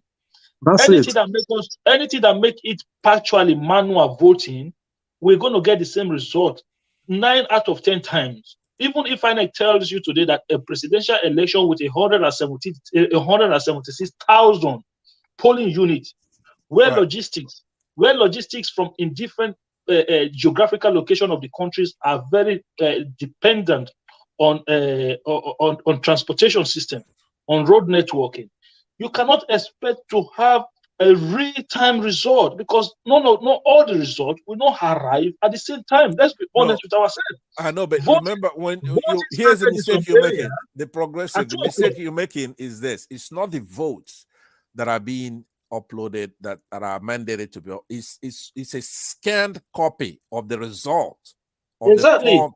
Hold on, of the forms EC8. So, like I said, I posted in the on the private section. I don't know if any of them are clicking. You have to click this thing. The Federal High Court in Abuja on Friday ordered the Independent National Electoral Commission (INEC) to upload the results of Saturday's governorship and House Assembly elections to its INEC result viewing, the IRF, immediately after counting of a ballot at various polling units across Akwa Ibom State, for example. This is where this is happening, right? So they were ordered to, they have to do it. It's not like they don't have a choice. So for those like who's speaking like Sam over there, who challenged this, the judge ordered INEC that they have to do. He ordered the use of the bimodal voter accreditation system to upload scanned copies of the result forms, ECHA, to the IRF portal immediately after counting at the polling unit. How is that real time? What you just defined now, how is that real time? Please define to us, how is that real time? What you just said now. Immediately. I mean, that's synonymous. That's the same thing. Immediately is the same thing as real time. Immediately. That's like. So if wait. If there were 100 people accredited in polling unit A, right? So we have to quickly upload 50 and wait for the next 50 to come and vote. Or what are you trying to explain to us? I don't get it still. You're mixing two things up. The technology of the BVAS, as people come where you should be directing your anger to is the House of Reps and the Senate that passed this law, because we never had in the first place the infrastructure to back all of these things up. No, I'm not angry. For one thing, I'm not angry. What it is that. No, you are angry. No, I'm not at all, because this is. It didn't go your way. I understand your sentiment. No. That's, trust me on this. I'm telling you, as a fellow Nigerian, while if there's any kind of worry, it's about all of us. We have to embrace technology. We have to eschew evil. We have to do the right thing. We do not have the infrastructure yet. We do not have the infrastructure yet. This is the problem we have in Nigeria. Because of an election, we should embrace technology. But we have not fought hard enough to ask for the infrastructures. Do we have the infrastructures to support that technology in the first place? Yes, we don't have it. Look, they did. We don't have it. We have it. It was done in Anambra, right? And Soludo emerged. Is Anambra Nigeria? Hold on now. So these BVAS technology, they are modular. It's like, okay, you have a BVAS machine in polling unit A. You have another one. It's like telephone. It's modular. So if I carry a phone, we're talking about infrastructure. We're talking about a communication network. We're talking about road network. Right. We're talking about transportation system. We don't have these things. How do you explain to me INEC officials arriving in polling units at 2 o'clock in the afternoon in some areas? Let me tell you why that doesn't fly the progressive. How many presidential candidates did we have in the entire country? 18. How many presidential? 18. 18, right? All right. Now, how many senators did we have? It's a lot, right? Three senators. 109 senators. It's a whole lot more, right? No, it's three senators. You don't count. You go. From where? It's three. Per state. Yes, 3 senators. Yeah, 3 per state. Yeah. 3 times 36. It's over 108. Right. So that BVAS was able to transmit that. No, we have three senators. 3 senators. You see, this is where you guys are getting it wrong. Yeah. If you are transmitting the Senate result, you are doing it statewide, not nationally. So if in Anambra State, if they are transmitting Anambra State Senate result, they will be doing three senatorial districts. That's all. Presidential election is held. Every single candidate have to stand election in 36 states. Every senators don't stand election in 36 states. You have to stand election in your own state. Okay, but in conjunction with those senators, you also have the House members running, right? So how many? There are 3 forms that the person who's casting their vote and doing all that. The BVAS was able to accredit all Nigerians who went out there to vote. It accredited that beautifully. It didn't have any issue with that. So it has a capacity. Now, it's the result sheet that is being transmitted. So that result sheet is just like a photograph. It's not editable stuff. It's not encumbrant something that it's not already doing. It's able to track. It's as people are coming in getting accredited, that thing is uploading and sending it up there. So even if you don't have signal, when you go to where there's a signal, then it will upload, right? But you are not supposed to. Now that's where the breaking of the law is. He is not supposed to 4 a.m. in the morning go announcing a winner because he's not obeying the law. In essence, he's like committing a fraud in front of everybody and saying, "What can you do to me? I got this bogus certificate. I'm gonna give it to Tinubu. What can you do?" In essence, I'm really sad because I expect you to know better than this you're doing. You're just being you're just being dramatic. You know better. You're just riling us up. No, hold on. That's just the truth. So because they announced the results 4 a.m. in the morning, what's the problem with that? He did the opposite of what he's supposed to do. Oh, Jesus, man. If you are just uploading a photograph, now you have to know it's not a form. You cannot edit it. It's a photograph of the entire result. It's not like you got this cumbersome data that you have to. It's just a photograph, right? So, and they're all modular machines. The one here doesn't have much to do with the one next door. The one here can walk, and the one next door may not walk. Just like it demonstrated with the Senate candidates, it did all that, but they deliberately turned off the presidential. Pastor, 1 second. I'm going to ask you 1 second, right? I'm going to ask you a quick question. Sure. During that election, how many Senate results did you see on the IRF? Me personally? Yeah. I didn't look at the IRF myself. So how did you know that they were uploading Senate results if you didn't look at it? Because we have eyes and trusted eyes and ears and reporters. What do you mean trusted eyes and ears? Okay, has anyone come out to tell us which senatorial seat was uploaded that live and direct on that day? Yeah, all of them. Did you see one No, that that's was not true. Oh, come on now. No, do you have one that wasn't uploaded? There's not one that was because everybody that checked the IRF told us that the thing was not up and running. So if it was not up and running, how did you see that there was Senate result on that system? No, it was just they're talking about the president. Nobody was talking about No. You have to have access into the system before you can separate whether you are going to the presidential or the Senate. You cannot. They don't have a different system for the Senate and a different system for the president that you log in to know.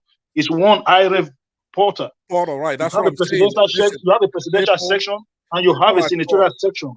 So if nobody could gain access on that election eve, how does anybody know that the senatorial result was uploaded? Because it not only did it upload, it jives with what they have in the polling units. It jives completely. So there was no rigging of those, and nobody's fighting those. People I trust who could be eyes and ears for me. I don't have to see if those people say it's there. So you don't see anybody fighting those. But the only problem is the presidential. You know the reason why nobody is questioning those results. Do you know the reason why? Why? Because Obi is not on that ballot. No. That's the simple fact. Let's be honest with ourselves. These politicians are very, very selfish. All right, a lot of them don't give a rat's ass about Obi. Yeah, some of these senators, some of them are going to court. Some of them are challenging the results still.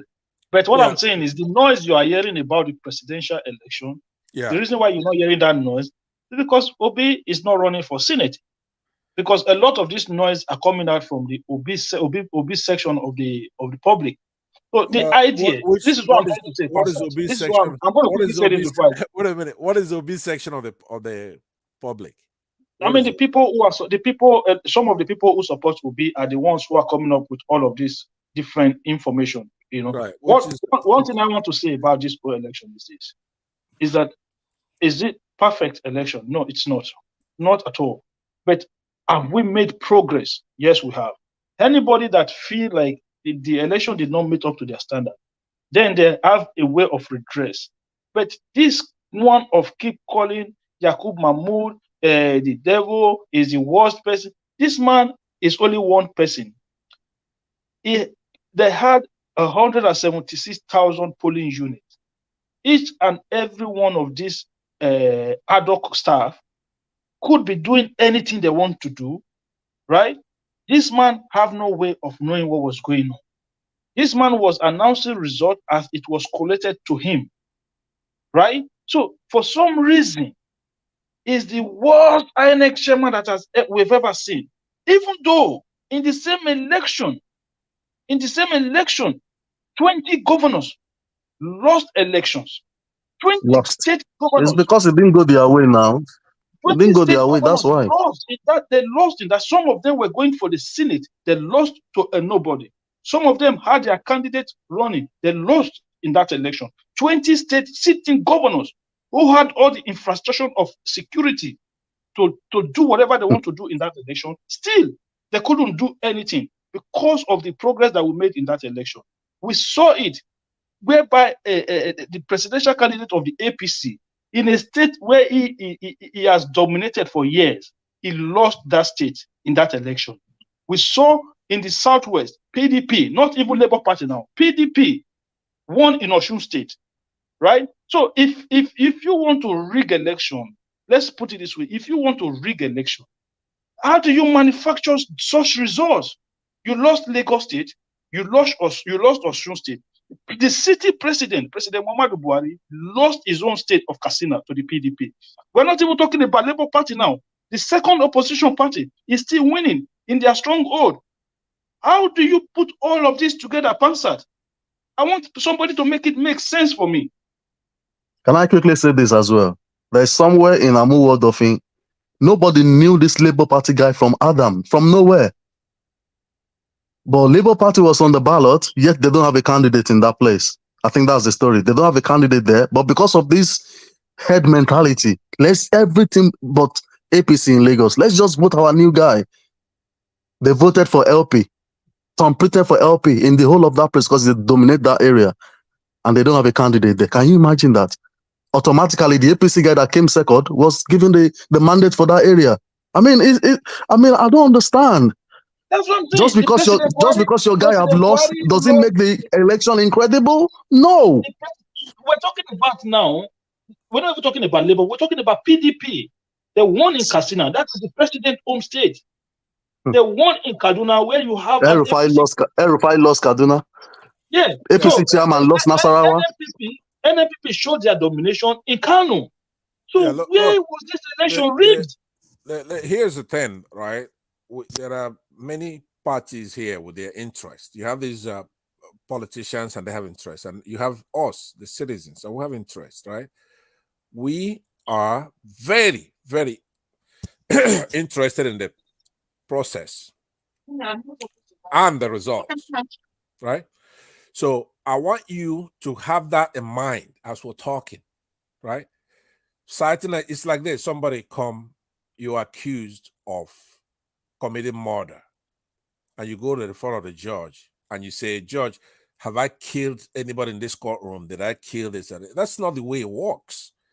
There are laws that are set forth via our Constitution, via this Electoral Act 2022, and via this guideline and regulations. All of it has to be adhered to, especially where it makes a difference. Now, there's allegations so far. For example, the Labour Party claims that they won Lagos and that they got 900,000 votes or something like that. And in Port Harcourt, in River State, that the results were juxtaposed. And I could believe it, knowing the Wike over there. He's absolutely a foolish kind of person that would do something like that, right? Those are the kind of people why we have technology. Smart people. The only way to deal with the kinds of politicians we have back home is an effective process that they cannot buy, right? It's like somebody, they win the Nobel Prize, they won the Nobel Prize. They cannot buy it. So back home, that president of Nigeria, is bigger than the Nobel Prize. You are not going to be able to rig your way into it because we have the technology, we have forensic and intelligent people who are going to go to court and show if Tinubu won the election, he ought to be the president. If he didn't win it, he's not going to be. Now, I can assure you that because you're dealing with intelligent people now, right? So you can go where the INEC EC8 forms has where you're gonna write in a figure, and then Pastor, write it please, out. can I ask you a question, sir? Can I ask you a question? Yeah, sure. Do you condemn in totality? Do you condemn with every fiber of your being what these people are doing out there? I don't want to call them your people because I don't want to stereotype. Yeah. What people are saying out there now, that's the latest one they're saying now. They prefer Bola Tinubu not to be president, and they prefer a military takeover in Nigeria. For Christ's sake. No, do you condemn that? I do. I don't condemn it. Here's what I say. Can you imagine? Those people who say that are committing a fallacy by giving a false choice of two. There are three or more options. The people taking back their country, and then of course military takeover, and then maybe Tinubu actually being president. So they leave so out. If the military takes over, does that automatically make Obi the president? No. Listen to what I'm saying. Those people are wrong. The military is not going to take over our country. We're not going to let them do that. Just like we're not going to let anybody who didn't win the election to take it over. We're not going to let the military take over. We don't. It's part of a possibility, but it's not the most likely possibility. You follow me? It's one of the things in the mix. You're not condemning it. You're not condemning it because you're making it look like there's a chance of it happening, and you're not going to be adverse to it. I said we're not going to let it happen. I'm condemning it. That is unacceptable. Period. It's not military taking over. It's not better than Tinubu taking over. Tinubu taking over is better than the military taking over. So I'm condemning it. But I am trying to tell you though that it's a false choice because the people are going to take over the country, the youths and the progressive-minded people who are who's had it. We've had it. You know what, Sam? Obi doesn't even have 25% in 24 states in Nigeria. Let's start from there. Let's start this argument from there. Did they have 25% in 24 states? Listen. Let's not reduce this to the candidate. Let's discuss the matter as it is, right? Thank you. Say, forget about the candidate. Put the candidates aside now, right? Let's discuss the matter, the legality of the situation, right? So what I'm trying to say why don't you take 5 minutes and discuss it, and then Sam 5 minutes and I come in. Right? I don't know if Thomas. Hello, sorry guys, I don't know what's wrong with my network. Everything just went off. Yeah. So that's the Australian network. You missed a lot, Thomas. You missed a lot. But progressive, go ahead. And then maybe one kangaroo have knocked down the mass in your area. Come on, Fatai now. Come on, Fatai. Yeah, continue. Yeah. Okay, when I'm ready, I'll let you guys. I'm listening, so I will let you know that I'm back on the set. So okay. What I'm trying to say is that if you look at previous elections, right, and then you look at this election, and I understand that there are emotions out there, right? People know when people talk about, the reason why I don't listen to this military issue. The reason I don't talk about it because it's just I put it down to ignorance. Don't forget, my brother. Let's be honest with ourselves. A lot of people that you are discussing political issues with today, they've only come into the scene just in this election period. Not even this election period. In the last 8-9 months, a lot of them came into the scene. So you have to sometimes forgive their ignorance when they make certain comments. Because I used to get pissed off when these guys talk, when some of these people talk sometimes. But later on, I figured that, okay, it is just out of ignorance that these people talk sometimes. So that is why I progressive. Yeah. Some of these people, they know better, but then they're just riling up the base, exciting the base as if there's still a case. No, they don't know better. It is you that is trying to give. You are trying to give them that much credit. That is the problem. Because if you know better, if you've gone through the time when we had military government, right? Mm-hmm. People still don't understand that in totality, we've had more military government in Nigeria than we've had a democratic rule. This is the longest sustainable democracy that we've had since the creation of that country. We're talking about 20-something years now of unbreakable democracy. This is the longest that we've had. I went to school. Majority of my school, primary and secondary school years, was under the military government, if not all of them. So we people like myself, I understand the challenges that you have to go through when you are under military government. People don't understand that when you have a military government, you could easily don't have Twitter, not TikTok, not Facebook running in that country. No That is social it. media. All this freedom of speech thing is gone, man. Everything could be This shut social down media is overnight. gone. Like, so people do not understand that when you operate a military system, you don't have no rule of law. You don't have nothing like rule of law. It is almost like pay as you go. You know, so you have to put it as you have to put it under the ignorance category, that these guys, they're just ignorant. They don't understand what they're talking about. Some of them, they think because their emotion is being bruised, so they can just say anything. Well, it's good for them, but you know what? I've always said that when people make decisions in that country, if they and their family are able to survive, myself and my family, we will also make it through. So we watch ourselves, you know. But for me, I always believe that the right thing will be done by the people who have the honest mind to genuinely move that country forward. So having said that, on the issue of the election, I understand that a lot of people want to hinge the credibility on the election on the transmission of results. Look, I would have loved them to have the election transmitted. In fact, I would want to see a Nigeria where we have complete electronic voting, where you put your fingerprint on the machine to vote, and the result goes straight onto the server. Everybody can see it. All of us want to see that, my brother.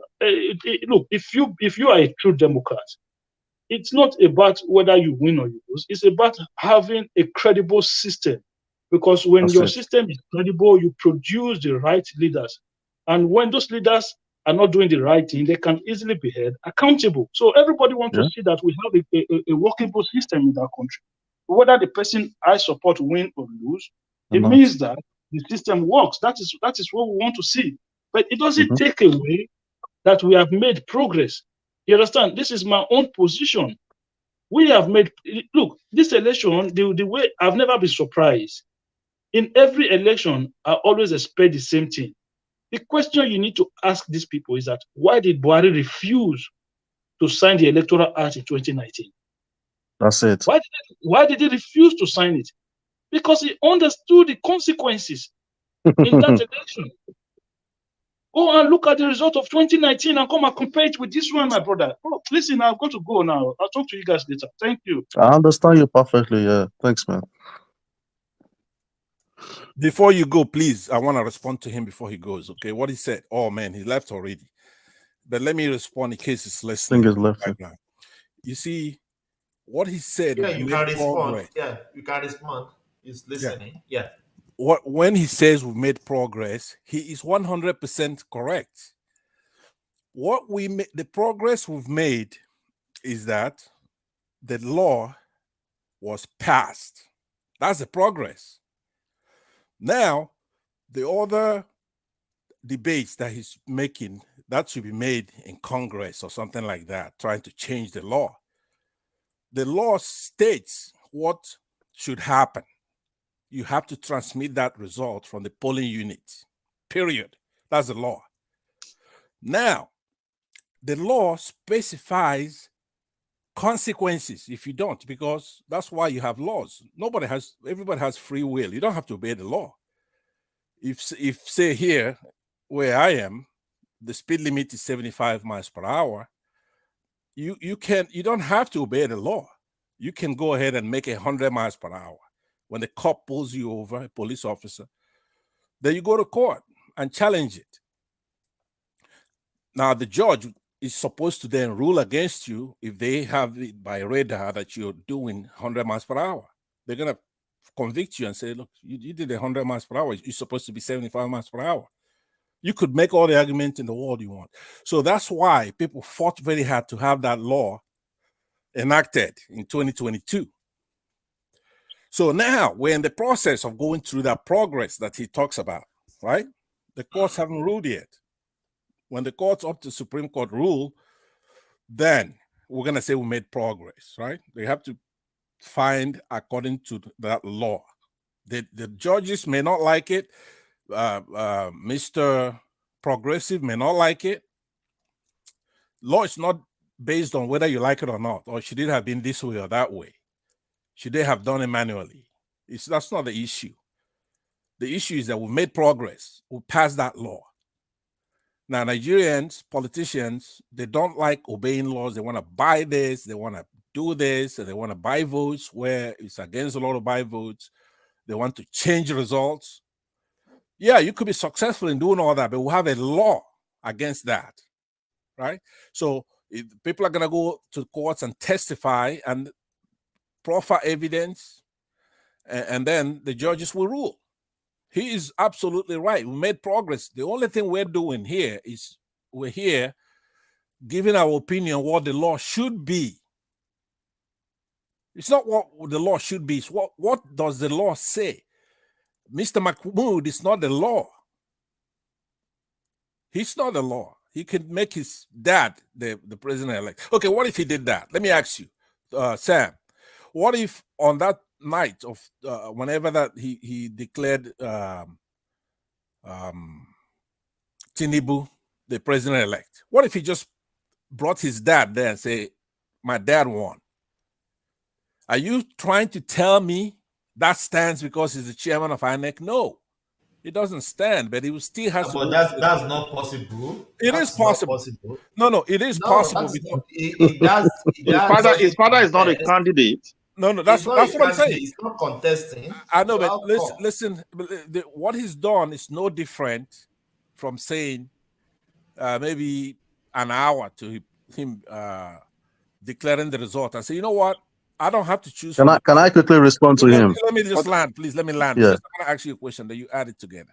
What you have to, in anything you're discussing, you have to take it to the most logical conclusion. What if he did X, Y, Z? Because the stem of your argument is his status, his post. You're saying he's the INEC chairman, he can go manual or he could go electronic, right? That's what you're saying. Now, if that is the case, he could actually come on TV and say, you know what, I don't have to choose from the pool of candidates. I'm going to make my dad the president-elect, right? So you would have no means of stopping him from doing that unless you go to court and say, you know what, his dad is not a candidate. This section says that you have to be a candidate nominated by the party, and then you have to methodically go through it. That's the only time his dad loses that bogus certificate. It's the same thing here. So he is not the law. He is trying to abuse the law, abuse his position, and only the judge. You know, I watched you guys here sometime, and you were talking about this Adeleke. All I see that you're doing is you are trying to demonize this guy. No, I'm not. That's what you're trying to do. I am in a real. Let me counter what you've said, please. You've spoken for almost 3 minutes, and I've been listening. So you said, what if he suddenly makes his father or announces his father? That will have been preposterous. So that's not even logic. That should not come into reasoning at all. It doesn't even have a place in this argument. Do you so let's just understand that trash to a that. lot of people it's as preposterous as putting up Tinubu as the president-elect? Why are you saying this, for Christ's sake? Why are you saying this? Let me tell you why I'm saying it. It says in the clause 38 of the guideline and procedure. Remember, that is what establishes the day of the election. That particular procedure and guideline is the law that guides the election. It picks the day.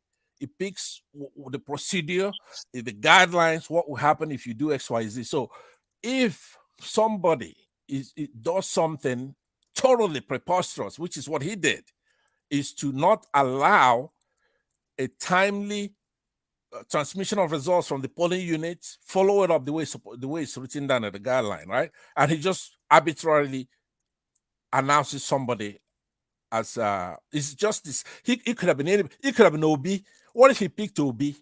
Do you think Tinubu and his supporters are going to accept something like that? They would not. So that's why you have a law. It's not, you don't have a law that nobody would have the will to thwart a law or break the law.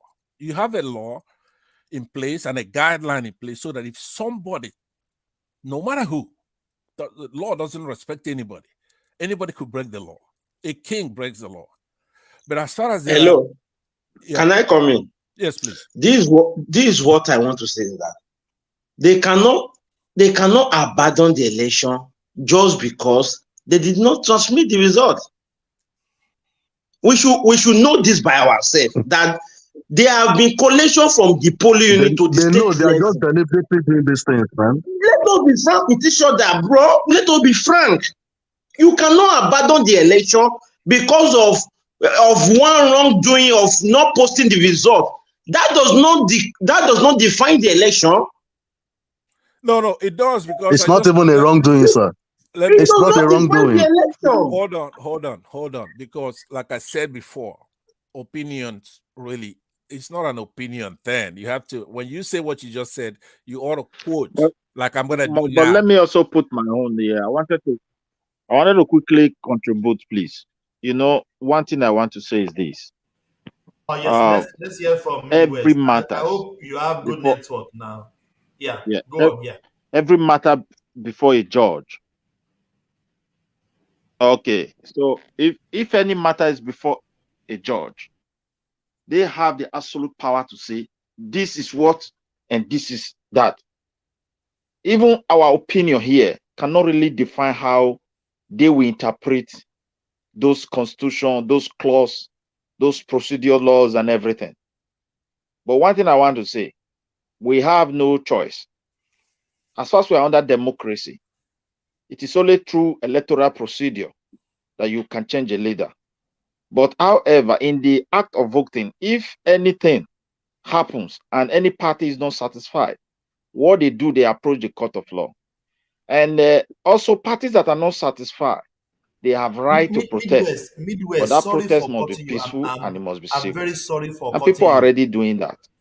Midwest, Yeah. I'm sorry for cutting you. That is why I blame Buhari. Yeah. During the Yes, I'm hearing. Yes, I'm hearing when you. people were Don't know, it's like my network is broken again. Yes, I can hear you. Yeah. I can hear you if you can hear me. When people were shouting, Buhari must go, Buhari must go, I said they should have leave them to be shouting, Buhari must go. Yeah. There is only 2 means you can remove Buhari. Is either Buhari die a natural death, or you go to a ballot and remove Buhari. There is no other means. You can shout Buhari must go from today till tomorrow. At all. Buhari is not going anywhere. So just to buttress what you are saying, you can only remove Buhari by ballot. Let me Thomas, let me read to you and Sam. As a civilians, only ballot. Yeah, as a civilian, yes. Yeah, listen to this. Oh, wait, so not only that, wait, there are ways to remove Buhari. The Senate can say we don't want him again, and they can do that for us. In case That's not going to happen now. which they call impeachment. Those impeachment cannot happen in Nigeria. And the second one is maybe may God forbid to. Please, I'm just giving an example now. I'm trying to give an example here. And the other means is like maybe may God forbid, we don't want that. The military guys can say, okay, these people are not satisfying this country. Let's do the otherwise, which is also risk for them, because if they are caught, they're also in trouble. So then the masses themselves cannot do anything, but they can shout. They can cry, they can destabilize this government if they are not satisfied and they are united. But we have to look at things from the perspective of Nigeria. Buhari must go was a disaster to NSAS, because Buhari was a very good president. He listened. If you look at what Nigeria were shouting NSAS, they were willing to stop those things. But when the set of people come in and start shouting Buhari must go, that is when they destabilize everything. That's when they hijack the peaceful dem. At this case also, for me, I'm a supporter of Obi. What can we do? We voted for him, and nobody is satisfied. If, for example, they also declare Tinubu to they declare Obi, I think a lot of people will be in Nigeria that will not be satisfied. The next step is to go to court. How would they have declared people Obi should if have they a right didn't win? to protest, and which is already going, which they are doing. Like people who are saying they should arrest people, why should they go arrest anybody?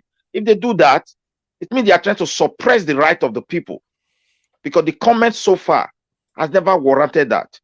So the last final thing, whether we argue here or not, what's the wait, my brother. I'm just that would be, it will take me to another this thing. What I'm just trying to say here is just speaking sarcastic. yeah, just speaking yeah. sarcastic. Yeah. So if once the final, we are just waiting for. Hold on. We are just waiting for the final. We are just waiting. We are just waiting for the The judiciary. Midwest. Wait, my brother. Let me. As you rightly said, the 8 million that vote for Tinubu too, we will not be satisfied. Abi, am I right? Yeah. They will not be satisfied. This is even PDP. They have right. So what we have to do as a Nigerian, everything will not be a threat. We can't threaten anybody. Let us allow the judiciary to do their work.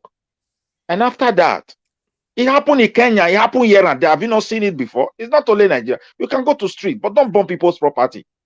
You can't go and destroy. Maybe BUHARI associated to give us one building or build one additional building to one development or infrastructure. Then we go and set it ablaze and say election is not good. Oh, we must go, we must die, we must divide the country. If people want to divide country, the armies are there. There are of course called mutiny in army. People don't want to take. They also have where they come from in Nigeria. So, but that is not our portion. Exactly. We're already on a track, and I hope that they let them see it.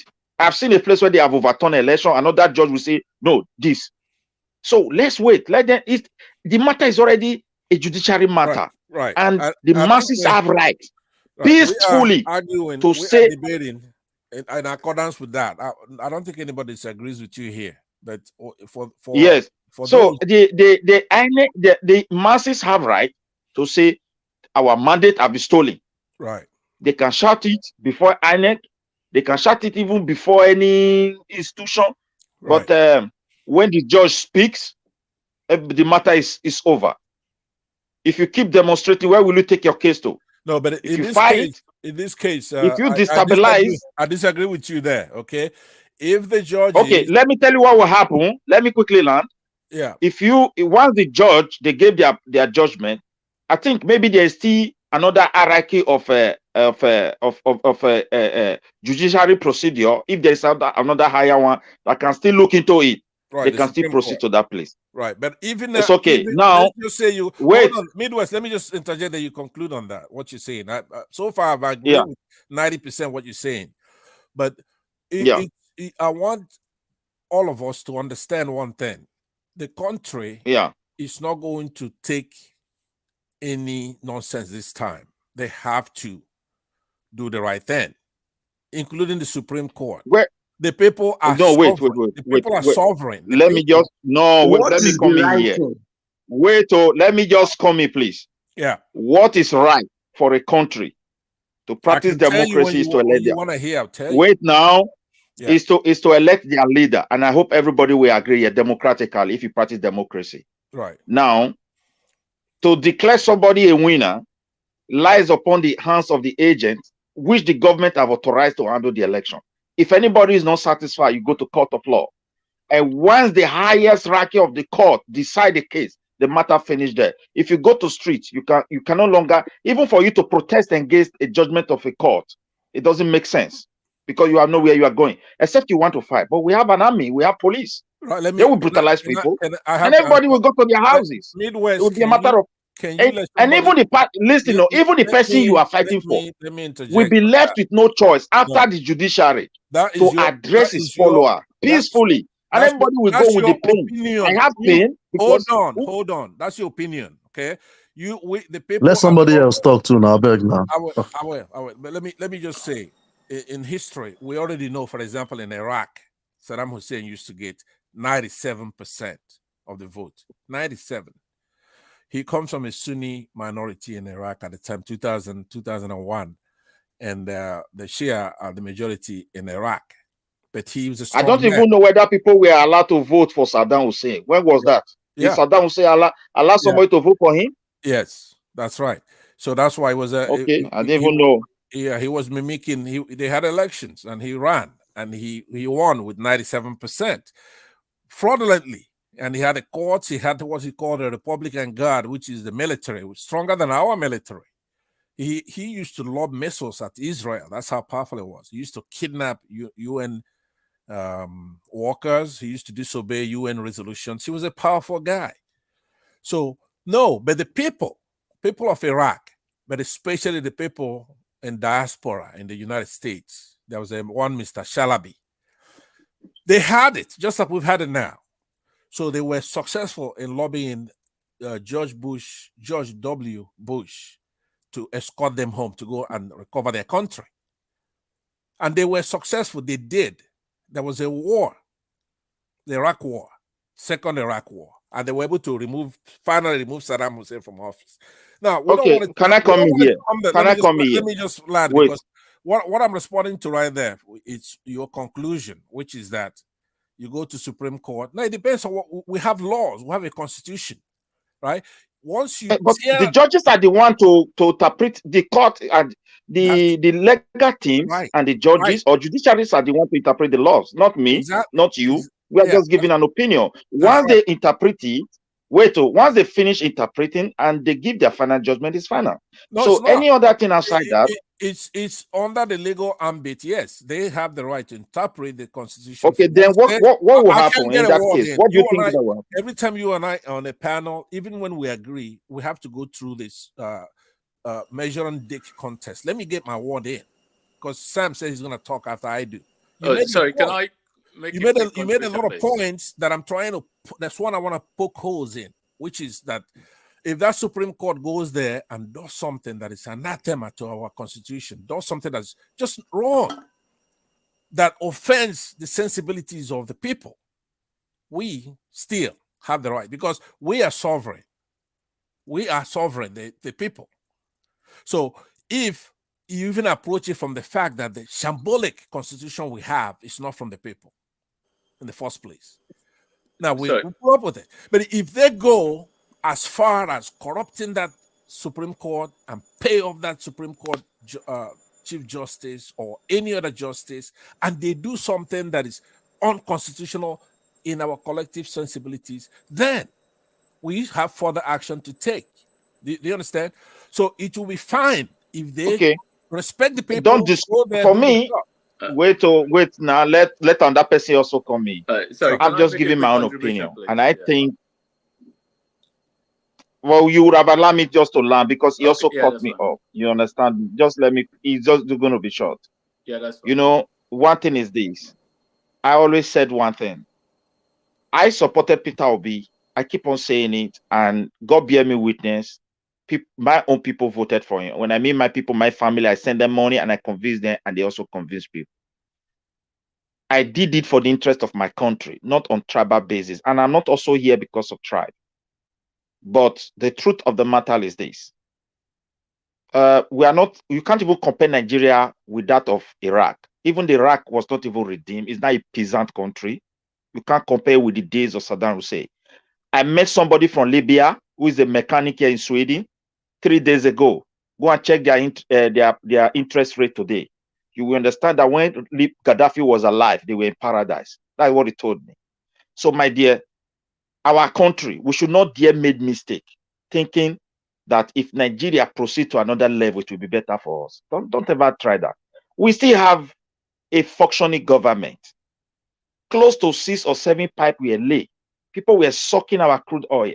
It went to countries where they have control. You want to tell me they don't see those resources arriving in their country? Interest of your country first. It's left for you. If you turn blind eyes, they turn blind eyes. That is the word. And if they come in, they will come into your country because of your resources. Nigeria, as you said, we have made some progress and will continue to progress. I pray that day. My choice, I have pain that Peter Obi lose, that he did not declare him, and he has never lose because he went to the judiciary.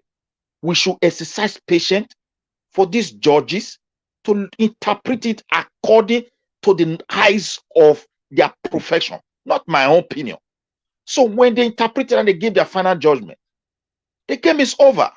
Peter Obi have to address his followers. We can't go more than that. We accept the defeat. Even Tinubu, if he happened to Tinubu, he can't do anything anymore. He will only address his followers.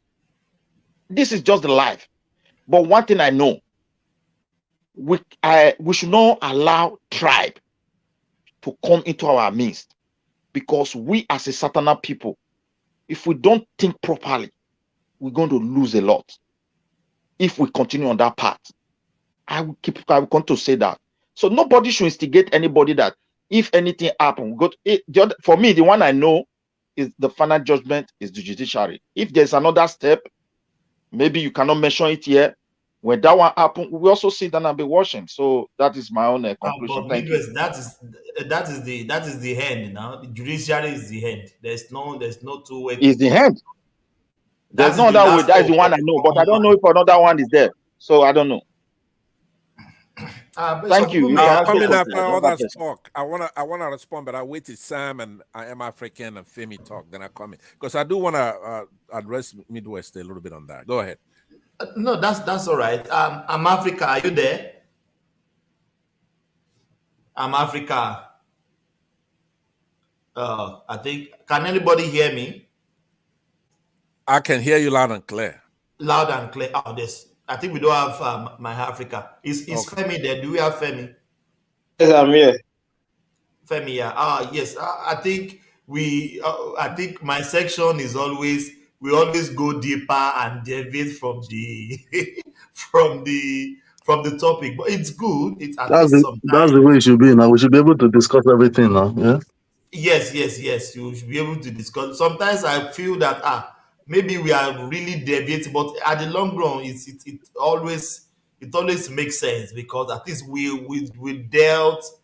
go deeper, more, better. How do you see the lady trying to apologize to the Yorubas that the Lagos State is no man's land is nonsense, and is trying to apologize to Yoruba that Yoruba own Lagos? So what do you think about I don't know if you have seen the video before. So there's the Igbo lady saying they should the Igbos should come together and be in peace with the Yorubas. That anybody that say Yoruba Lagos State is no man's land, he doesn't know what he's saying. So what do you think? What is your take about that? Okay.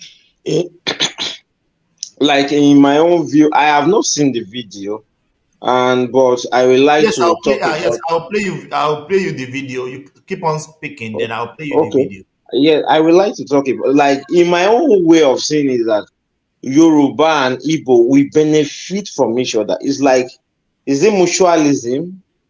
Yes, like it's something that we have benefit, like, but for an Igbo citizen or Igbo tribe, some person can be saying that Lagos is a no man's land. That is too much. That is too far from them to say that. But I don't think that it's not from every one of them. It's like a small section of people from the southeast that used to say such a thing. Like in Yoruba land, we are very peaceful people, and everybody knows about this in the whole Nigeria. The most peaceful part in the whole country is southwest. Nobody can argue against that because we are loving people, and I believe after this election there will be like resolution between the Igbo and Yoruba, and I think everything will go back to normal. I look at it I saw something on Instagram that a lady is in the market. She's talking to the Igbo people that they should be planning to go back to Southeast. It's too far. Like, can you tell Obi Kubana, let me just make him as an example, for him to go back after his investment in Lagos? Or can you tell KC or this? I'm talking about I just make it as a sample. Let me play you the video. Just 1 minute, please. Okay. Our own. And with two people, Yorubas, please. People should not be annoyed, those of them that said Lagos is no man's land. It's an understatement and a slight to people's personality. I beg, I say, please, I am sorry. Lagos belongs to Yorubas. They are our host country, our state rather. And I told my people, we should appreciate the Yorubas because they really accommodated us. Among all the tribes in Nigeria, I stand here to say that Yorubas are the most accommodating. Yes, I say that. saying that is that I schooled there in Yoruba land. I married here.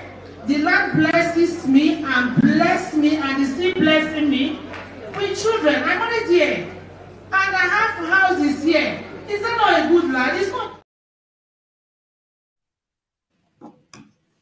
This is what So we are that talking is about. the old video. Yeah. Like some people see it in that area, in that view. Some people see it in another way. Like you can ask another person that, how do you see Yoruba to Igbo? Some people will say that Igbo help Yoruba.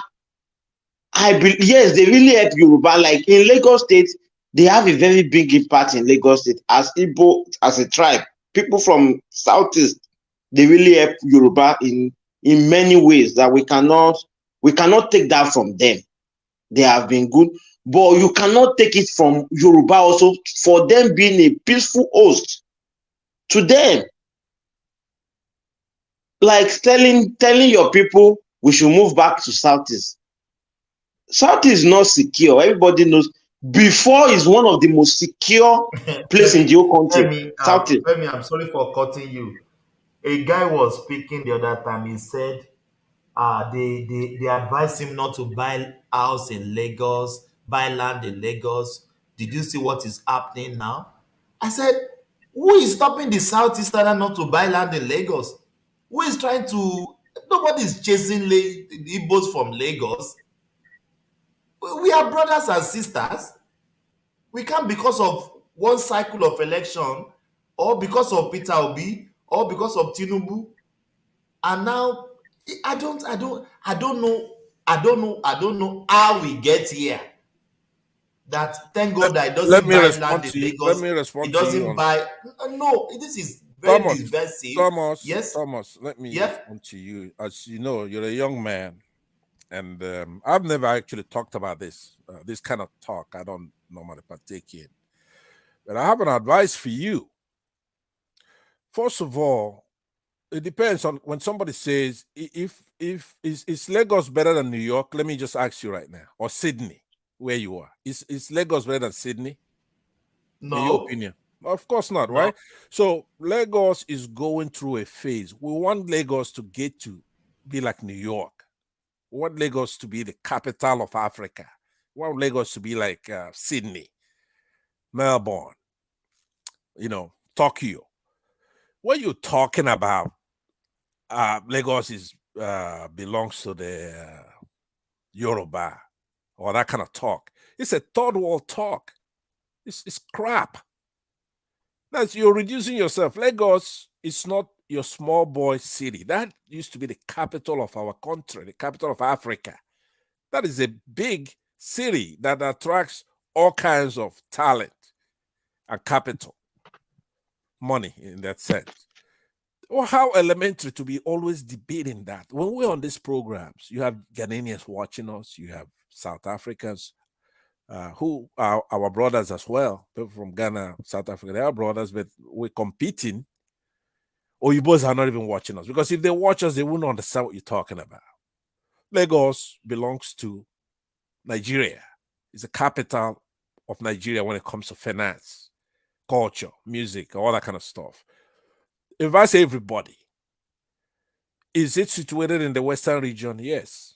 Lagos is not like Enugu or Onitsha or Kano even. So it's a big credit.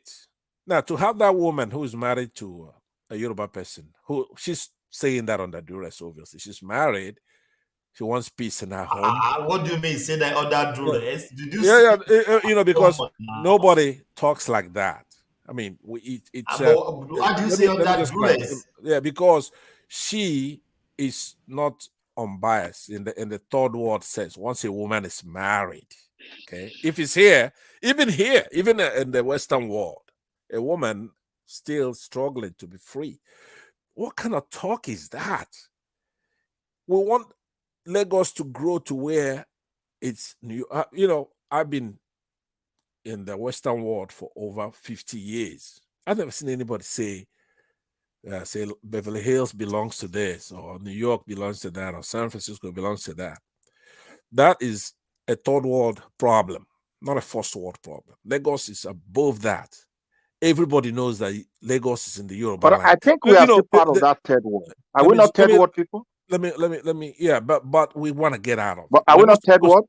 We are artificially third world. We're not naturally third world. I don't think we are even up to that third world, the way we do. I know, but what I'm saying though is that all that's artificial, because the day we're gonna emerge from it, and this is gonna come from this. And Thomas, you've been doing a good job host. I didn't even think you could host the show, but you've been doing a fantastic job. You have your fan. Some people even prefer your part of this show to the others because you're fair.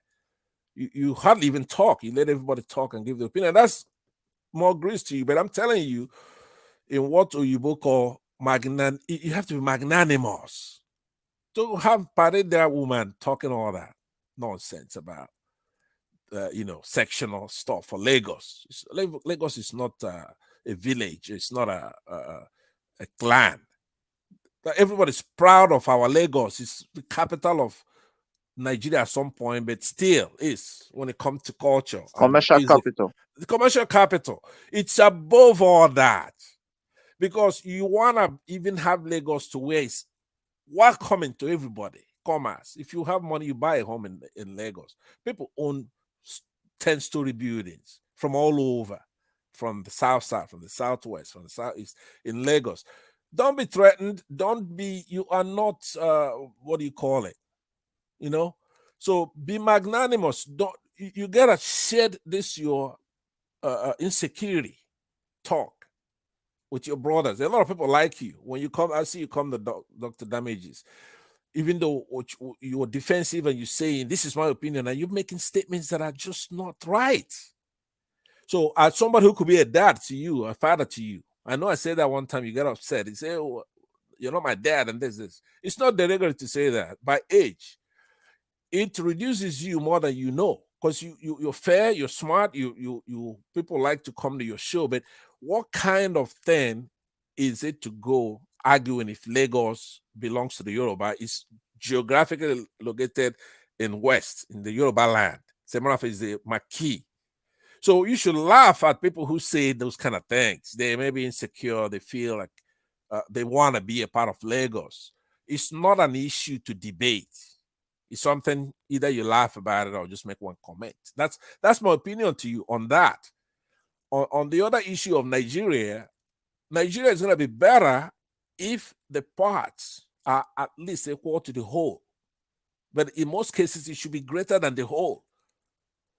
Southwest, southeast, south, northwest, northeast, all these places put together should be greater than Nigeria, or at least equal to it. There is no way we're going to have Lagos and we don't have other cities better or equal to Lagos. We want everywhere developed according to whatever their interests are in the country. We don't want a part better Can I also contribute? Yeah, you have please also go ahead. said a lot of things. Yeah, go ahead. Okay.